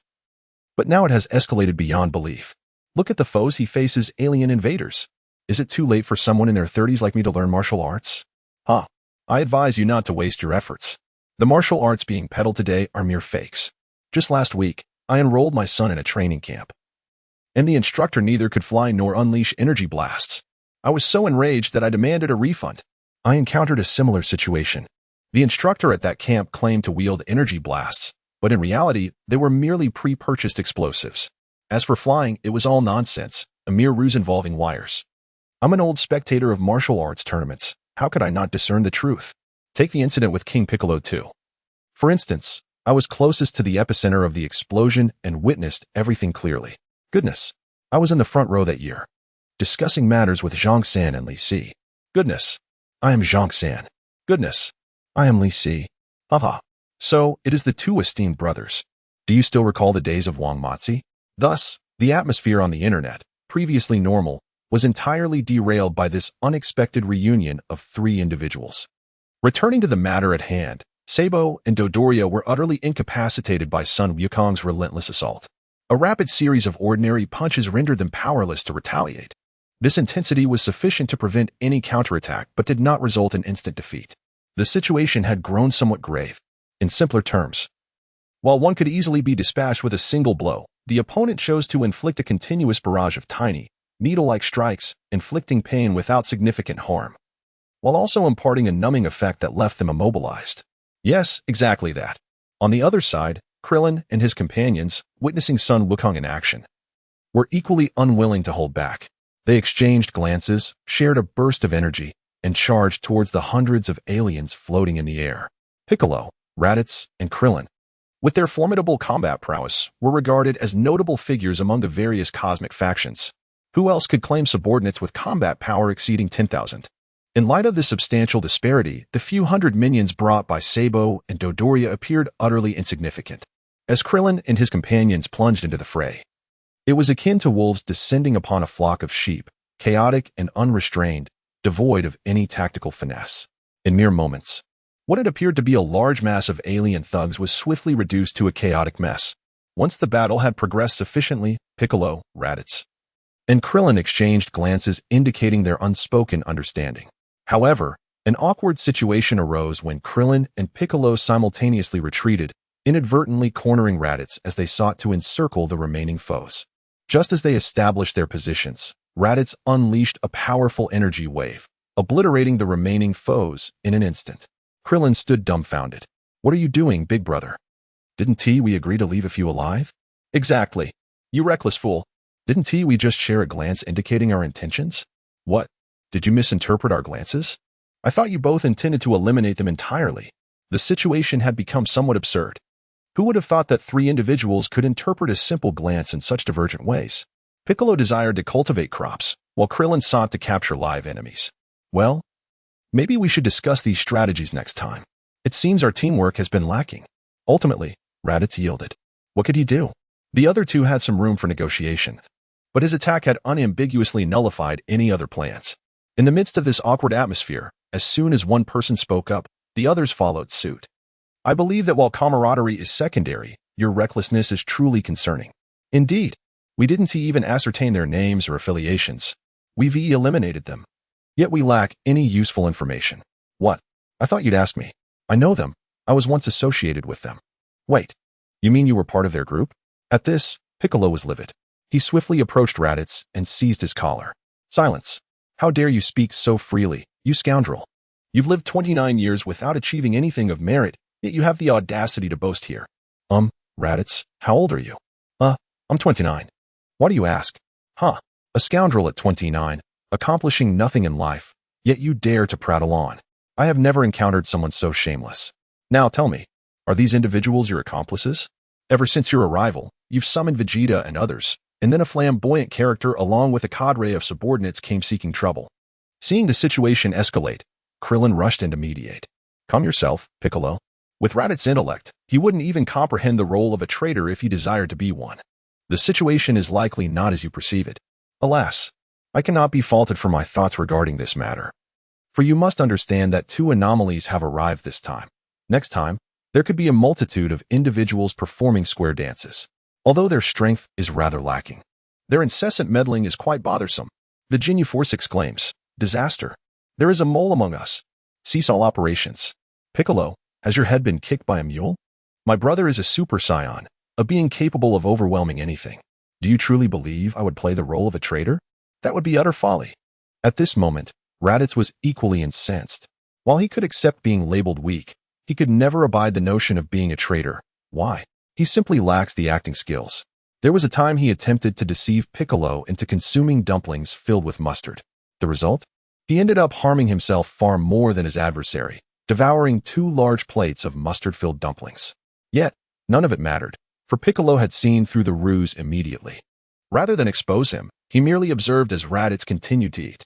In the end, Raditz's frustration led him to challenge Piccolo to a one-on-one bout, only to find himself thoroughly bested once more. Thus, the moral of the story is clear. Do not befriend those who are excessively intelligent, particularly those who are cunning as well. Meanwhile, a throng of reporters and camera operators watched in exhilaration as Piccolo, Krillin, and the others charged forth, toppling a multitude of extras. Their applause was fervent, their enthusiasm palpable as they broadcasted the event live. Dear viewers, you have witnessed. Our Earth martial artists, led by Master Krillin, have annihilated the extraterrestrial provocateurs before them. To be honest, when our aircraft and tanks were rendered useless, I genuinely felt as though the apocalypse was upon us. However, we are fortunate to have such valiant heroes bearing the burden for us. As these words concluded, the audience at home erupted into discussions online, praising Krillin and his comrades for their prowess while dismissing the opposing forces as insignificant. Some remarked that Krillin and the others were merely toying with them, asserting that the strength of our Earth's martial artists is indeed formidable even on a universal scale. Yet, amidst this discourse emerged a refreshing perspective, led by the trio of Zhang San, Li Si, and Wang Matzi. Their topic was straightforward. Had the gallant hero Yachirobe, who so bravely defended honor during the martial arts tournament, been present today, would the outcome have differed? Just as the discussion reached its peak, a moment of distortion flickered on the screen, and suddenly, the very individual they had mentioned appeared before them. Lo and behold, the hero Yachirobe has manifested. Yachirobe's sudden appearance left the media in shock.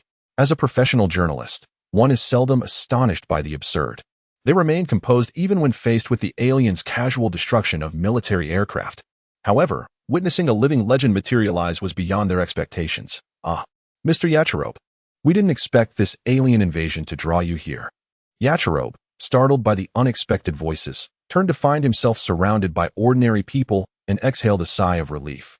His instantaneous movement had been somewhat unreliable since that one moment of precision when he severed Vegeta's tail. His landing spots had been consistently off since then. As the guardian of Korin Tower, it is my duty to confront any malevolent forces threatening our Earth. However, I was delayed due to an urgent situation in the Arctic, which I had to address before arriving here. Yachirobe seemed to seek justification for his tardiness, then casually inquired, by the way, what is the current status? There hasn't been any chaos, has there? I had informed my friends in advance. Upon hearing this, the reporters and camera crew, previously somewhat confused, were now struck with a sense of urgency. So, it was indeed Mr. Yachirobe who had orchestrated a contingency plan. Rest assured, the adversaries have been largely neutralized. The remaining 2 stronger ones seem to be the leaders, and are currently being overwhelmed by Mr. Goku. However, I am quite curious about the calamity you addressed in the Arctic. Oh, that was of little consequence. I must inform you, this area is perilous. Do not underestimate it. Just one energy wave from those individuals could create a massive chasm here. I advise you to maintain a safe distance.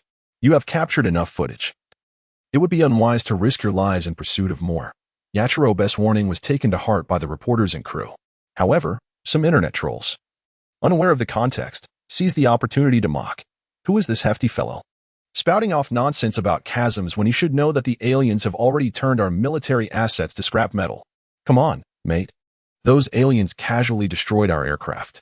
As a 7th degree Taekwondo practitioner, 8th degree Aikido expert, and 9th degree karate master, I assure you that casually tossing an energy ball will not create a chasm. Suddenly, an explosion erupted on the plains nearby, sending a massive rift tearing through the ground. Witnessing this absurdity, the audience erupted in exclamations of disbelief, flooding the comments with apologies, claiming they were merely naive children hoping to avoid Yachirobe's ire. As for Yachirobe, whether he was aware or not of the ridicule, he felt a desire to reach through the internet and deliver a well-deserved reprimand. Returning to the matter at hand, Yachirobe had come primarily as a medic. Master Roshi had instructed him to bring some senzu beans for Goku and the others, just in case. It is noteworthy that due to Goku's arrival, the resources of senzu beans were no longer as scarce as depicted in the original story. While a portion had still been utilized by Yachirobe, Goku had proposed a strategic reserve plan, resulting in a series of trades that allowed for the mass cultivation of senzu beans atop Korin Tower. Yachirobe assessed the situation and deemed Krillin and the others to be in a safer position. He then executed a flight maneuver towards the front. After Yachirobe's departure, the stunned reporters and camera crew finally resolved to make their exit. The earlier energy blast that had soared through the air was truly terrifying. Its power could easily rival that of some medium-sized missiles. Unbeknownst to them, this situation arose because Son Wukong had momentarily lost focus.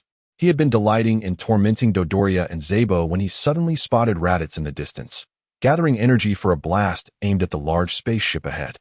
In an instant, he shifted his attention from the two adversaries and swiftly flew to the front of Zabo and Dodoria's ship. Just in the nick of time, he turned and swatted the incoming energy blast aside. Unfortunately, the blast landed perilously close to Yachirobe and his companions. Son Wukong could only sigh in relief that no one was harmed, resolving to be more cautious in the future. He then berated Raditz, exclaiming, "Goodness, brother, you are truly reckless. Such a luxurious and advanced spaceship contains immense technological barriers. Just selling it casually could provide you with a lifetime of wealth." Upon hearing this, Raditz was momentarily dumbfounded. Is this thing really that valuable?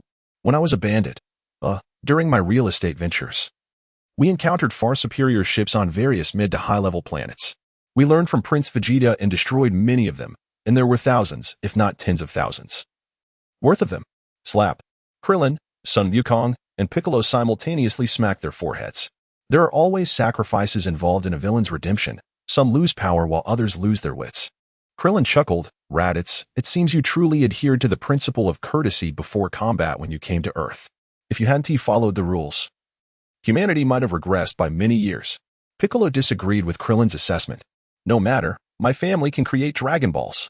Just one wish. Son Wukong, Krillin, and Raditz responded in unison, impressive. Truly impressive. As the conversation continued, Son Wukong was surprised to see Piccolo becoming increasingly pretentious. Raditz had been boasting about the advanced ships he had destroyed, only for his rival to casually mention, "I can create Dragon Balls at home. I can wish for anything I desire." Piccolo remarked, "When I make friends, I never consider how many ships they possess. I will simply own more than they do." "Hey, Krillin." "Oh, Wukong, you're here too." A familiar voice interrupted their discussion. Son Wukong glanced up curiously to see Yachirobe approaching, a few snowflakes still lingering on his shoulder. As the strongest medic, he only engaged in critical battles while maintaining a comedic persona. "What brings you here? Cut it out. Wukong, you're still the same. After months apart, your banter has only improved. As a medic, my presence here is quite normal. Wouldn't you agree? Yet, I saw you enjoying yourself while beating someone up just moments ago. What brings you here now?" Yachirobe's casual comment reminded Son Wukong of something he had forgotten. "Oh no, I forgot about those two. Wait here, I'll bring them over." With that, he vanished, reappearing in the pit where Dodoria and Zabo had been suffering. Upon looking up, He felt a twitch at the corner of his mouth. The pink-skinned Zabo was brushing off dust from his attire, while the effeminate Dodoria was gazing into a small mirror, adjusting his somewhat disheveled eyebrows. Confirmed, 79 for an eyebrow pencil. How are you two doing? Enjoying your trip to Earth? Son Wukong inquired. Instantly, both Zabo and Dodoria became wary, but after a tense pause, Zabo, the more conventionally attractive of the two, spoke up. You certainly possess some skill. However, I must inform you that even if you come to apologize now, it is too late. Indeed, Zabo's statement was seamlessly complemented by Dodoria. Although you held back in our fight, your actions have already committed a grave error. However, since you didn't allow your subordinates to destroy our spaceship, I might still speak favorably of you in front of Lord Frisia. But, Dodoria continued, and Zabo immediately chimed in, hee. But you must compensate us for our emotional distress, clothing damages, and lost wages. Enough, Son Wukong exclaimed, feeling overwhelmed. He merely wanted these two to acknowledge him. How did so many other issues suddenly arise? Gentlemen, I believe there may be a misunderstanding. I haven't come to negotiate. I was simply tired from beating you two and intend to let my brothers take their turn. Impudence. Do you know who I am? Zabo retorted. We are subordinates of the cosmic overlord, Lord Frisia. With a swift motion, Son Wukong delivered 2 slaps to Zabo and Dodoria. Grabbing one of them, he activated his instant transmission, reappearing beside Krillin and the others. He tossed Zabo and Dodoria to the ground, and then instructed Krillin, Piccolo, and Raditz, take turns fighting them. I don't care how you do it, but within 10 minutes, I want them begging for mercy and calling me daddy. Wukong, since when did you develop such peculiar tastes? And they don't seem like good people. Aren't you worried they might harm your adoptive father one day? Raditz questioned, somewhat baffled. Zabo and Dodoria simultaneously thought. Isn't he the one who seems a bit strange? Son Wukong rolled his eyes at his brother's naivety. I just want to teach them a lesson for being so arrogant. Do you know what these two had the audacity to ask? They inquired about which faction I belonged to and brought up Frisia to intimidate me. Upon hearing this, Raditz couldn't contain himself and delivered 2 hefty slaps to the pair. You two, who lack the foresight to recognize greatness, listen carefully. The deity of Earth and my brother are close friends. The Supreme Kai, who governs the Northern Galaxy, shares a brotherly bond with my sibling. It's no exaggeration to say even King Enma from the underworld could be called upon. How dare you compare that little squirt Frisia to my brother? You must have ingested something toxic. The Dragon Ball team nodded in agreement. He makes a valid point. There is indeed a chance of food poisoning. Zabo was infuriated by Raditz's remarks and was about to argue, but Dodoria restrained him. Calm down. We cannot afford to act rashly. Just buy us some time. The Jinyu force is on their way. Dodoria then turned his attention back to Raditz. Raditz, I know you. Weren't you once a subordinate of Vegeta? Having found a new source of support, one feels emboldened to showcase their prowess. Alas, another resounding slap, a reminder of the time Raditz has spent on Earth. It appears that while he may not have mastered much, he has certainly honed his skill in delivering slaps. The audacity of that scoundrel to prattle on. Look at your rotund figure. Surely, you have indulged in misdeeds throughout your life, haven't you? You've lived for 70 years, never mind, that is of little consequence. You have grown to such a size without achieving a single worthwhile feat, merely flapping your gums, and yet you dare to bark here. I have never encountered such brazen shamelessness. With a huff, Dodoria, overwhelmed by Raditz's absurd tirade, spat blood, perhaps a remnant of the earlier altercation with Goku. He could hardly fathom how a few words could lead to such humiliation. Observing this, Zabo rushed to support Dodoria, casting a disdainful glance at Raditz. How can you bully others so ruthlessly? Aren't you afraid of being ridiculed by other beings from the universe? Raditz retorted, Is someone still alive here? Silence. You shameless scoundrel, how dare you speak? Look at you, caught between masculinity and femininity. I presume you squat to relieve yourself. You've lived for 76 years, achieving nothing. Merely chattering away, and yet you still dare to bark? I have never seen such unmitigated audacity. The onlookers murmured, well, he didn't even change the age this time. Piccolo commented, next time, we can't let him teach. He'll ruin everything. Chapter 91. The distressed pair of perverts. Zabo was left speechless by Raditz's tirade. While he did not bleed like Dodoria, he was equally at a loss for words, especially since Raditz's insults bore a certain intellectual flair. Raditz, noticing the efficacy of his newfound rhetoric, turned to Goku, eager to take credit. What do you think, Goku? I'm quite impressive, aren't I? Look at how they dare not utter a word. Well, Though your insults were quite clever, my request was for you to make them call you daddy. Isn't this putting the cart before the horse? Goku sighed, recognizing the folly in Raditz's approach, which was perhaps why he had only appeared a few times in the original series. If he continued in this manner, even Raditz would dread facing others. Raditz finally grasped the situation. Oh, right. The goal is to make them call me daddy. Leave it to me. You all step back a bit. I wouldn't want you to choke on the PM too. 5.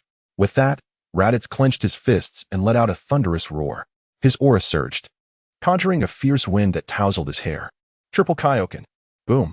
Following a cacophony of explosive energy, Raditz advanced towards Dodoria and Sabo, grinning like a bloodthirsty demon. I'll grant you just one chance. If you call me daddy now, you might avoid some pain. Otherwise, before Raditz could unleash his wrath, he was taken aback by the swiftness of their submission. Sabo and Dodoria exclaimed in unison, we don't wish to. But this guy's deranged demeanor makes even us feel disturbed. Ding. Sabo and Dodoria are made to call daddy. Mission accomplished. Rewards have been dispatched and utilized. As the familiar electronic voice echoed in his ears, Goku felt his strength surge once more. Grateful for nature's gifts, he mused that he might soon transform into Super Saiyan 2. Excuse me, are you a system? After receiving the notification of mission completion, Goku lost interest in toying with the foolish pair. All right, Raditz, it's time to let them go. Finally, I can unleash my prowess. The onlookers gasped in disbelief. Sabo and Dodoria pleaded, please don't come any closer. Yet, Raditz disregarded their expressions and launched into a relentless assault. He continued for a good 10 minutes until he reached the limits of the Kaioken, finally ceasing his rampage. Puffing heavily, Raditz reflected. I really need to work on my endurance. Using Kaioken for just 10 minutes is hardly beneficial for prolonged battles. He then approached Goku and the rest, requesting a Senzu bean from Yajirobe to alleviate his fatigue. What are you all staring at? I truly fought hard. I'm worn out. If it weren't for my deep-seated hatred for Frisia's army, I could have gone for half an hour. Goku noticed the rest of the Dragon Ball team holding back laughter, their faces red, but they maintained their composure out of respect. He patted Raditz on the shoulder, suggesting, you should get your hearing checked and perhaps see if there's anything wrong with your brain. Okay. Raditz replied, though he was baffled by the comment. Nevertheless, he appreciated his brother's concern, especially since Goku reminded him to keep his health in check. Goku then turned his attention to the nearly incapacitated Sabo and Dodoria. I offered you a chance to leave, and now look, you're slower and have taken a beating. Yes, we admit we lacked foresight. But now that we've been beaten, could you let us go? Sabo submitted, though internally he was far from satisfied. However, what could he do? Even if he transformed into a monstrous form, he could not stand against these brigands. It was laughable, especially considering that Raditz, who had initially pummeled them, had just demonstrated a battle power of 45,000 in his rage state. This revelation silenced any rebellious thoughts in Sabo and Dodoria. Now that they were told they could leave, they braced themselves to endure the final humiliation. Off you go. If you don't leave now, do you intend to stay for a meal? Goku waved dismissively, his impatience evident. This gesture felt like a reprieve to Sabo, who quickly seized Dodoria and made a hasty retreat toward their spacecraft. Just then, Goku's voice rang out once more. Oh, about the mothership you arrived in. Consider it compensation for the damage done to our flora. However, out of humanitarian concern, you may choose a small ship from the mothership to take with you. Of course. Sir. Farewell. With a polite farewell, Sabo and Dodoria summoned all their strength to ascend to the mothership. Within moments, two small spherical ships resembling tennis balls shot off into outer space. At this juncture, Krillin finally spoke up. Goku, are you really just going to let them leave like that? Doesn't that seem too lenient? Hiki, this is what I call luring the snake from its hole. This time, we'll alert Lord Kai and have him signal us in advance. When they come, we'll eliminate them one by one. I seek to instill a sense of dread regarding our planet, Earth, among them. Perhaps this will alleviate some troubles in the future? Upon hearing Son Wukong's explanation, the crowd seemed to find it somewhat convincing. However, is that truly the case? Certainly not. Son Wukong's ulterior motive is to summon another wave of minions to complete system tasks. Once his foundational combat power reaches 8 million, he plans to secure a trump card for transformation into Super Saiyan 2. After all, a competent strategist knows that merely deceiving others does not qualify one as a true hero. It is far more prudent to conceal one's strength for the sake of strategy. Moreover, It is precisely this thought of Son Wukong that leads to the bewilderment of a certain frozen demon in the future. Frisia, am I the one being referenced? Chapter 92. Cease your attacks. This is futile. As Son Wukong watched the bizarre duo of Sabo and Doria depart from Earth, he suddenly realized a significant issue had yet to be addressed. Oh no, what a blunder. I should have instructed them to return the spaceship to the Capsule Corporation research facility. Now, who among us can operate this contraption? This is a major inconvenience. Hey, what is going on?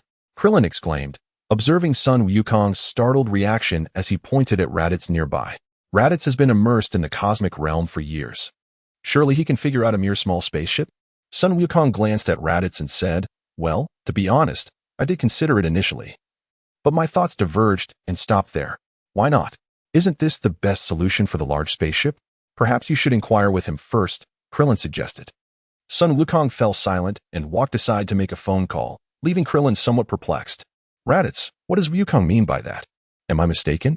I've never piloted this particular model of spaceship before, so my expertise does not align with it.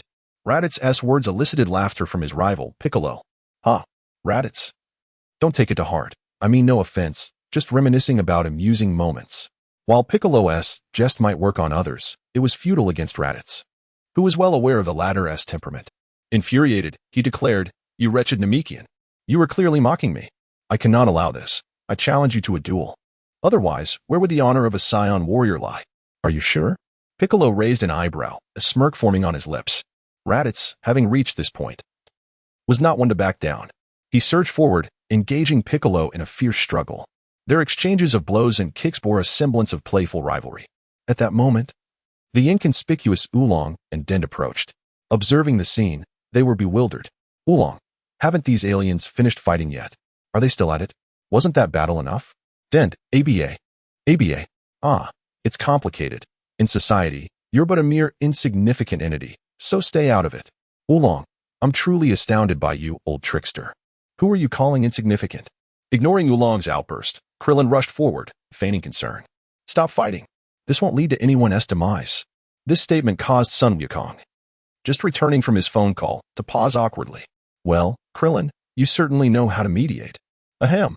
I merely found their brawl rather dull and thought to toss out a casual comment, Krillin replied, hastily changing the subject. But, Wukong, what did your company say? Son Wukong, perceiving Krillin's intent, chose not to confront it. My father-in-law, Dr. Brief, informed me that many of the alien spacecraft's writings are indecipherable. Even if we were to retrieve it, we would be unable to operate it. Hence, therefore what? We cannot simply abandon such a valuable acquisition. Moreover, should we leave? Who knows what might happen once the authorities arrive? We could lose everything. Krillin's anxieties surged. After all, they had worked tirelessly, only to risk losing two formidable foes and potentially all their spoils. Son Wukong patted Krillin reassuringly and said, what are you worried about? This is worth a fortune. Do I appear to be someone devoid of sense? My father-in-law has arranged for an oversized capsule to be prepared for transport. However, I will need to go fetch it. So I trust you to oversee things here. Don't worry, Wukong. Leave this minor task to me. It's no trouble at all. Once Son Wukong had delegated his responsibilities, he activated his unique skill, vanishing in an instant. Where is Wukong off to now? Didn't he say he would find a way to return the spaceship? Meanwhile, the battle between Piccolo and Raditz had concluded, with Piccolo emerging victorious. Krillin glanced at the bruised Raditz, struggling to maintain composure amidst the awkwardness. Raditz, perhaps next time, exercise a bit more caution. Don't act so impulsively. You know Piccolo doesn't hold back. Seriously, Krillin, did you forget the etiquette of combat? Especially in front of me? Well, it sounds somewhat reasonable. Forget it. I want to tease you further. Wukong went to retrieve a larger capsule to transport the spaceship since no one can pilot it at this moment. Reiterating Son Wukong's earlier words, they found a clean patch of grass and sat down. Do you think we can consider ourselves guardians of Earth now? After each time we save it, it feels incomplete, as if we ought to leave some mark behind. This sentiment resonated with everyone present. They agreed that a unique symbol should be left, akin to the superheroes on television. This would add an air of mystery and prestige to their deeds. I suggest we paint a pig's head as a marker, quirky and amusing. Upon hearing this, Oolong faced a barrage of disapproving glares, particularly from Krillin, who almost leaped up in outrage. A pig's head? That is not quirky. That is absurd. Anyone who sees it would think we're just a bunch of fools. They mistake us for some slaughterhouse emblem. Indeed, I'd rather we have a warrior-s insignia. Picture me, the elusive Achirolape, gliding effortlessly through the waves, truly a master of my craft. However, since we share a close bond, I grant you free use of my likeness. Cut it out. The opinions of Achirolape, like Oolong S, failed to garner any attention. Who would have thought that at this moment? The usually babbling Jiaozi would draw a circle in place and inscribe AZ within it. ABA. So what do you all think of this symbol? As Jiaozi's voice echoed, the members of the Dragon Ball team gasped in astonishment. Hiss. Truly terrifying. The emblem exuded an aura of fate. Who would have imagined that Jiaozi possessed such a talent for design? What a gem. Chapter 93 speaks of light that can rebound. After a series of votes, the team ultimately approved Jiaozi's proposal. Subsequently, Krillin soared into the sky, gathering an energy beam in his hand and sketching a massive circle on the uneven ground, albeit with a somewhat crooked Z. Just as everyone contemplated voicing their discontent regarding the drawing, Goku returned, holding a spherical object the size of a basketball, adorned with peculiar metallic patterns. Hey, Goku, isn't a universal capsule supposed to resemble a capsule? Why have you brought back a bowling ball? Goku glanced at Piccolo, who had spoken, and shrugged in resignation. Don't ask me. I have no idea. This thing was designed by my father-in-law, who has his unique insights on aesthetics. To be honest, if one day he designs a universal capsule to resemble a speaker, I wouldn't be surprised. Dr. Briefs chimed in, exactly. Speakers are the coolest. A universal capsule without a speaker is incomplete. The oversized universal capsule Goku held, while resembling a bowling ball, was more akin to a Pokeball from a cartoon in his previous life. Odd in appearance, yet undeniably spacious. The spaceship before them was the size of a grand villa. Goku casually tossed it, and amidst a plume of white smoke, it was drawn into the spatial device. Everyone. Time is of the essence. To safeguard the glory of our Earth from extraterrestrial forces, and to uphold our righteousness against evil, let us summon those who are heartbroken, stuck at home caring for children, to convene an emergency meeting at Kame House. Oh, and don't forget to call the one tending to the cabbage on Mount Bowsy. He has been on Earth for several months. I wonder how his cabbages are faring. The surrounding dinosaurs are nearly extinct, and aside from eating, he seems utterly useless. Upon hearing Goku's words, Krillin was the first to complain. Goku, even if the opponent is powerful, isn't it just a matter of you slapping them away? Is it really necessary to make such a grand spectacle every time? Anyone unaware would think some leader is coming for an inspection. If I'm not mistaken. You're thinking of going back to play Mahjong, aren't you? Let me tell you, that little gamble can lead to financial ruin. And a big gamble can destroy families. As a proud guardian of Earth, we must reject gambling and drugs from within.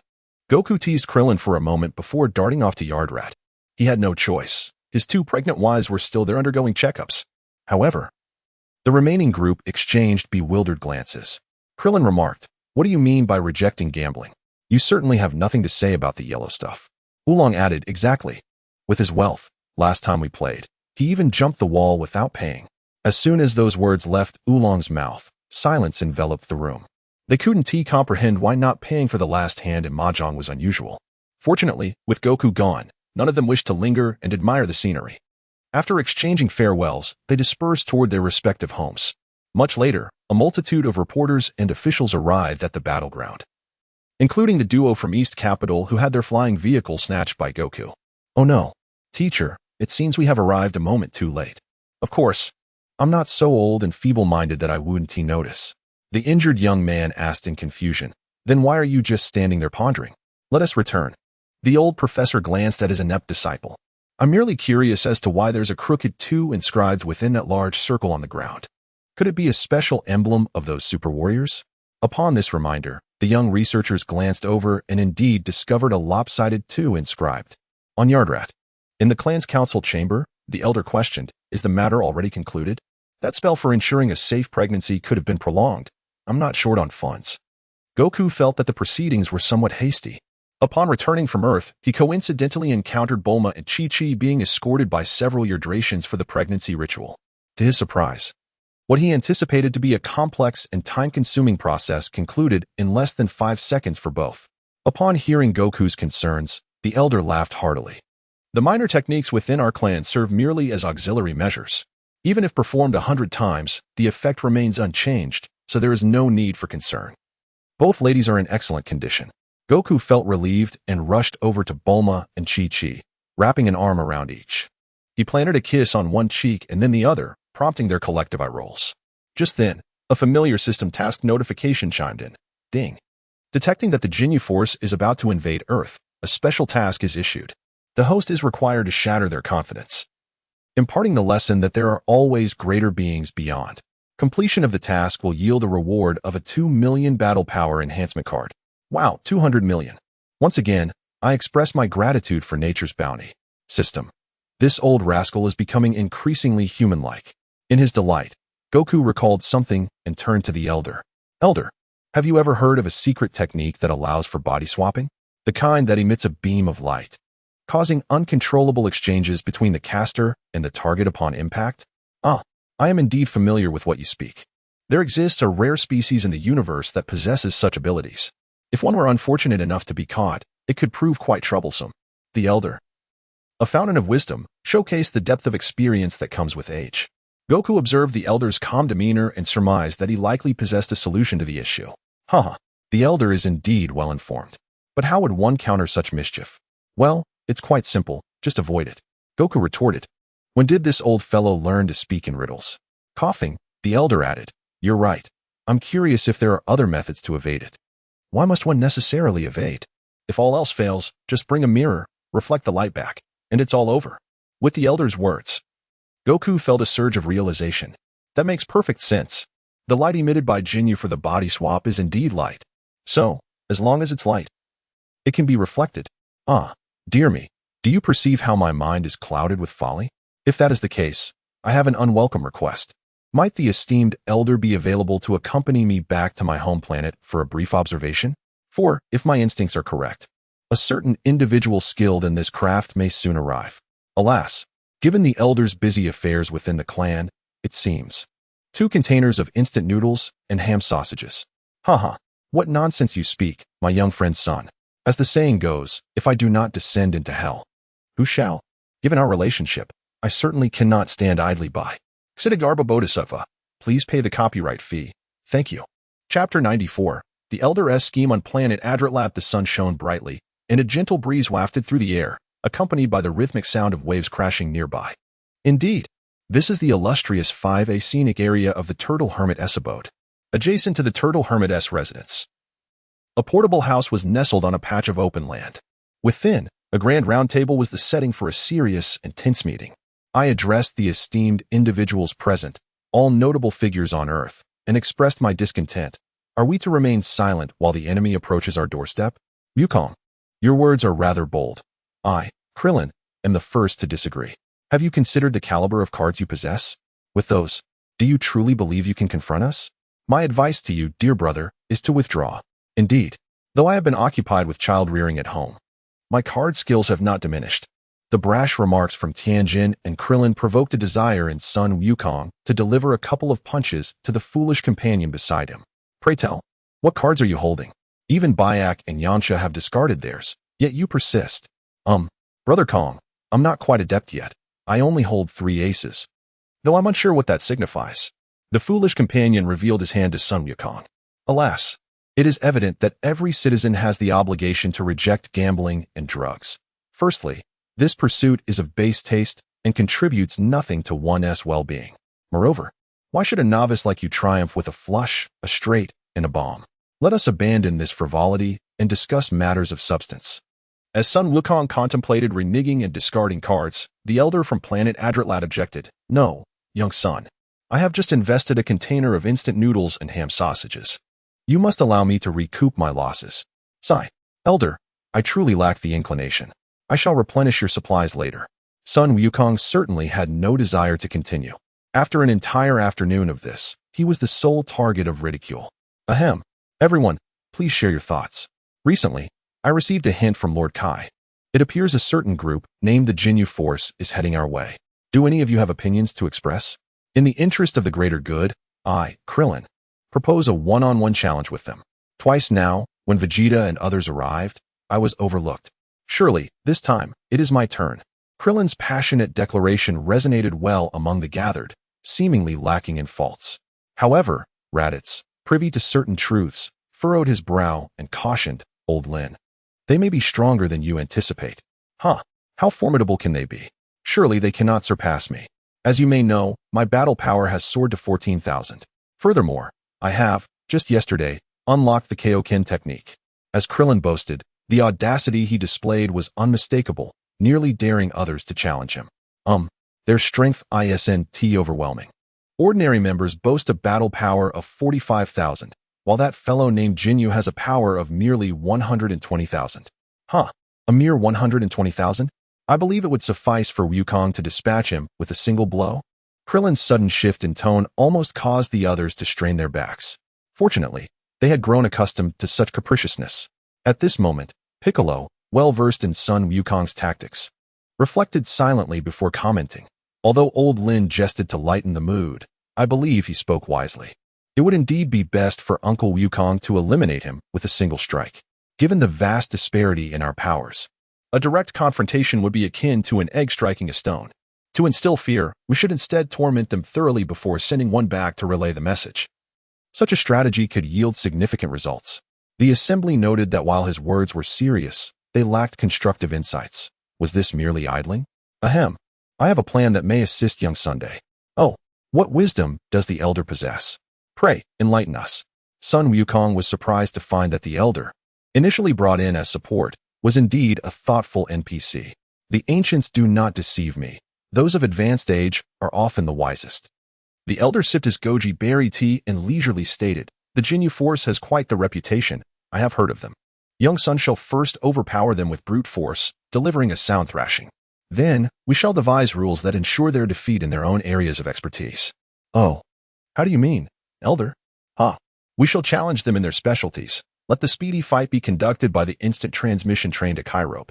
Following the elder's explanation, the assembled Dragon Ball team experienced a moment of clarity, with Son Wukong marveling internally. When it comes to cunning and shamelessness, this elderly gentleman is certainly his equal. On planet XXXX, the Frisia Force's outpost, the recently battered Vegeta is now submerged in a rejuvenation chamber. The machine's display indicated a progress of 99%. Moments later, accompanied by a beep, the nutrient solution began to drain, and the chamber doors opened. Have I grown stronger again? Though, it is to be expected. Saiyans experience an increase in battle power upon recovering from severe injuries, close to death. Vegeta confidently clenched his fists. Yet soon his expression shifted to one of despondency, as a thought crossed his mind.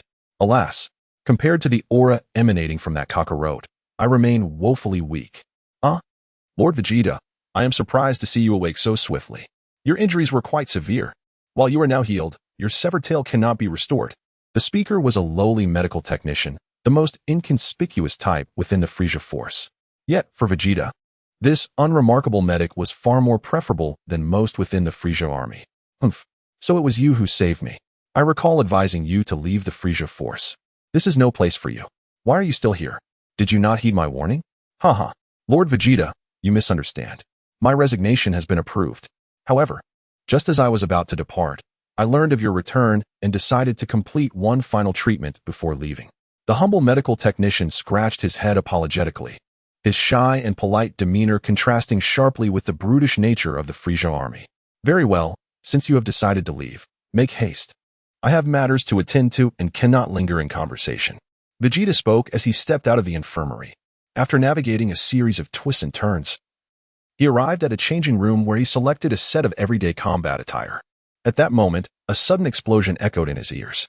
Vegeta, now slightly perturbed by his enhanced strength, completed his preparations and exited only to find two lackeys carrying a stretcher towards him.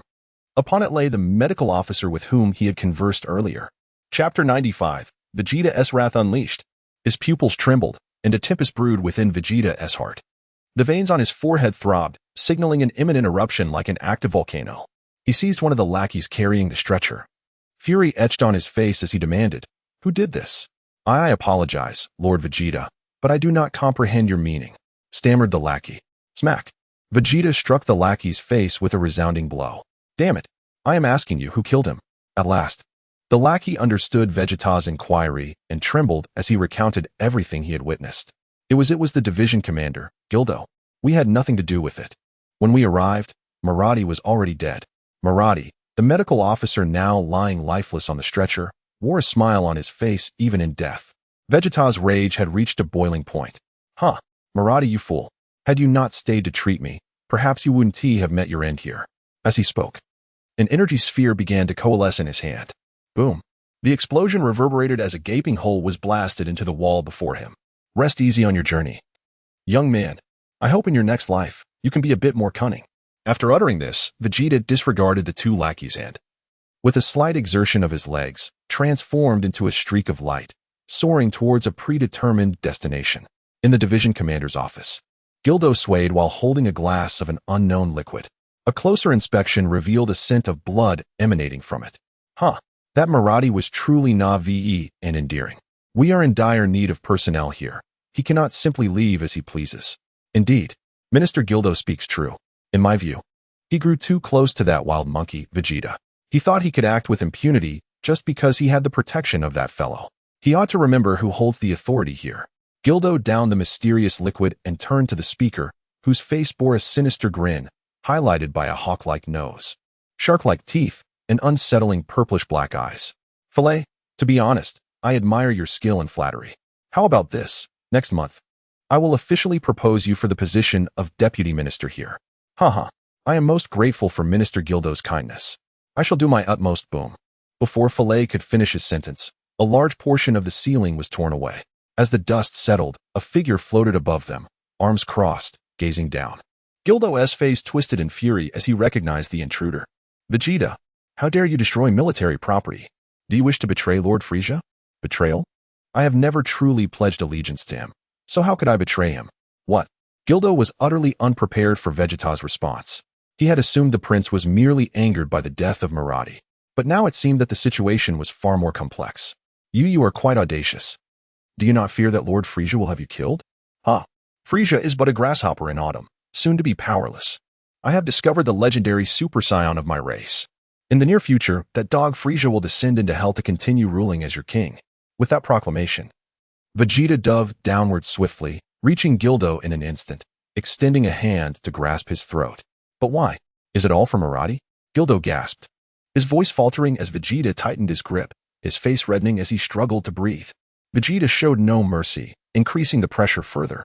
Since you are aware of your misdeeds, I suppose it is only just that I end your life. Cough. You dare. I am Lord Frieza's most valued. Gildo's words were cut short as Vegeta wrenched off his left arm with brutal force. Instead of putting on a show of strength, you should experience the agony of your final moments. Blood splattered across Vegeta's face, yet he felt no discomfort. Such events had become routine in his past. This time, however, he relished the torment he inflicted upon this man, his mind inexplicably returning to the image of the shy, smiling lackey. With a swift thrust, Vegeta pierced Gildo's chest, clutching his still-beating heart in his hand. A gentle squeeze turned it into a mushy mass. Filet, who had been watching in horror from a corner, trembled uncontrollably. Just moments ago, Gildo had shared laughter with him, but now he lay disassembled before Vegeta. As Filet expected Vegeta to cease his violent rampage, the prince turned his blood-streaked face towards him, his icy gaze piercing through him. What was your name again? Filet, was it? Why yes, Lord Vegeta, that is me. Very well. You seem rather agreeable in my eyes. Vegeta's words momentarily relieved Filet, but the next instant, a similar scene unfolded before him. Thud. Looking down, he discovered Vegeta had inexplicably appeared behind him, his hand piercing through his chest. Before him lay a still-beating heart, calmly resting in Vegeta's grasp. I believe Marathi will be quite pleased to see you in hell. If I am not mistaken, your hand played a part in his demise. As Filet's vision dimmed, he struggled to utter a single word. After completing his grim task, Vegeta calmly exited the room. An energy sphere floated from his hand, igniting a cataclysmic explosion behind him. Long after, he sat beside a small mound, sipping an unknown beverage from yet another planet. His demeanor was so despondent that anyone who witnessed him would scarcely believe it was the same Vegeta of yore. Marathi, I can only give you a burial here. You treated me so many times, yet I never even learned where you hailed from. No matter, it is time to make a decisive stand against this vile power. Wait for me. I am certain we shall meet again in the afterlife. Of course, given your kind nature, you may very well find yourself in paradise. Chapter 96. Jinyu, what was I here to do? Human nature is intricate and multifaceted, at times. Merely relying on what one sees or hears is insufficient for discerning an individual as true character. It is entirely possible that even one's own self remains a mystery. Vegeta is undoubtedly a villain, as evidenced by his past actions. However, he is certainly not a villain in the purest sense, at least not concerning the matter of Mira. Sitting alone in front of a grave devoid of a tombstone for quite some time, surrounded by empty bottles, he gazed at the reflection of his face, now rendered unfamiliar, and sighed softly. It is truly astonishing, he mused, that I would one day become such a person. Nevertheless, it matters little now. After all, everything is destined to come to an end. With that, Vegeta slowly rose to his feet and kicked the pile of bottles aside. He stared at the small mound of Earth for a moment before turning and flying towards the spacecraft docking station. He casually selected a small spherical ship and set the coordinates for planet Frisia. Leaning back, he entered a state of suspended animation. Planet Frisia, originally known as Planet Gilly, was renamed by Frisia himself after he arrogantly led his forces to conquer it. Vegeta's journey was fueled by a conviction of certain doom. Should he succeed in assassinating Frisia, he would not have sullied the title of Scion Prince. If he were to fail, he would harbor no regrets. For he had done what was necessary. Now was the time to conclude his tragic and sinful existence. In stark contrast to the somber and heroic atmosphere surrounding him, Earth was engulfed in a joyous celebration. The sounds of jubilant drums resonated, heralding the festive spirit. Enchanting dances filled the air with exuberance. As a barren wasteland transformed into a scene of revelry, complete with banners proclaiming, "A warm welcome to our extraterrestrial friends from afar." This spectacle utterly bewildered the Ginyu Force, who had just been flying through the cosmos in their spacecraft. They were merely a day's journey from Earth when they detected an unidentified object approaching. And in an instant, they found themselves here. Kicking the hatch open, the members of the Ginyu Force burst out, unable even to play their entrance theme music. "Zarbin, what in the world is happening?" The purple-skinned, horned Ginyu inquired, glancing at the perplexed duo behind him. It became evident to Zarbin that they had stumbled upon a welcoming ceremony. "Of course I can see that. But according to the spaceship's coordinates, this appears to be the Earth you all visited before, correct?" The Ginyu Force was astounded. They had just completed a mission and were en route to Earth when they encountered the beaten duo. Thus, they had decided to seek vengeance on Earth. However, the two individuals beside them clearly had prior experience here and were utterly confused. Just as Ginyu pondered asking for clarification, a stout fellow with a cheerful demeanor approached. Accompanied by three bald men, each with distinct features, one lacking a nose, another with 3 eyes, and the last being none other than Nappa, Vegeta's former subordinate. "Ah, I thought I recognized you. Vegeta's little monkey." Ginyu scoffed. However, Nappa merely flashed a smile in response. Had Ginyu not heard what he said, he might have mistaken it for a friendly greeting. Yet, the next moment, the leader of the bald trio, devoid of a nose, acted in a manner that nearly overwhelmed Jinyu's already limited intellect. Krillin stepped forward, grasping Jinyu's hand and draping a garland around his neck. "We've been waiting for you, Captain Ginyu.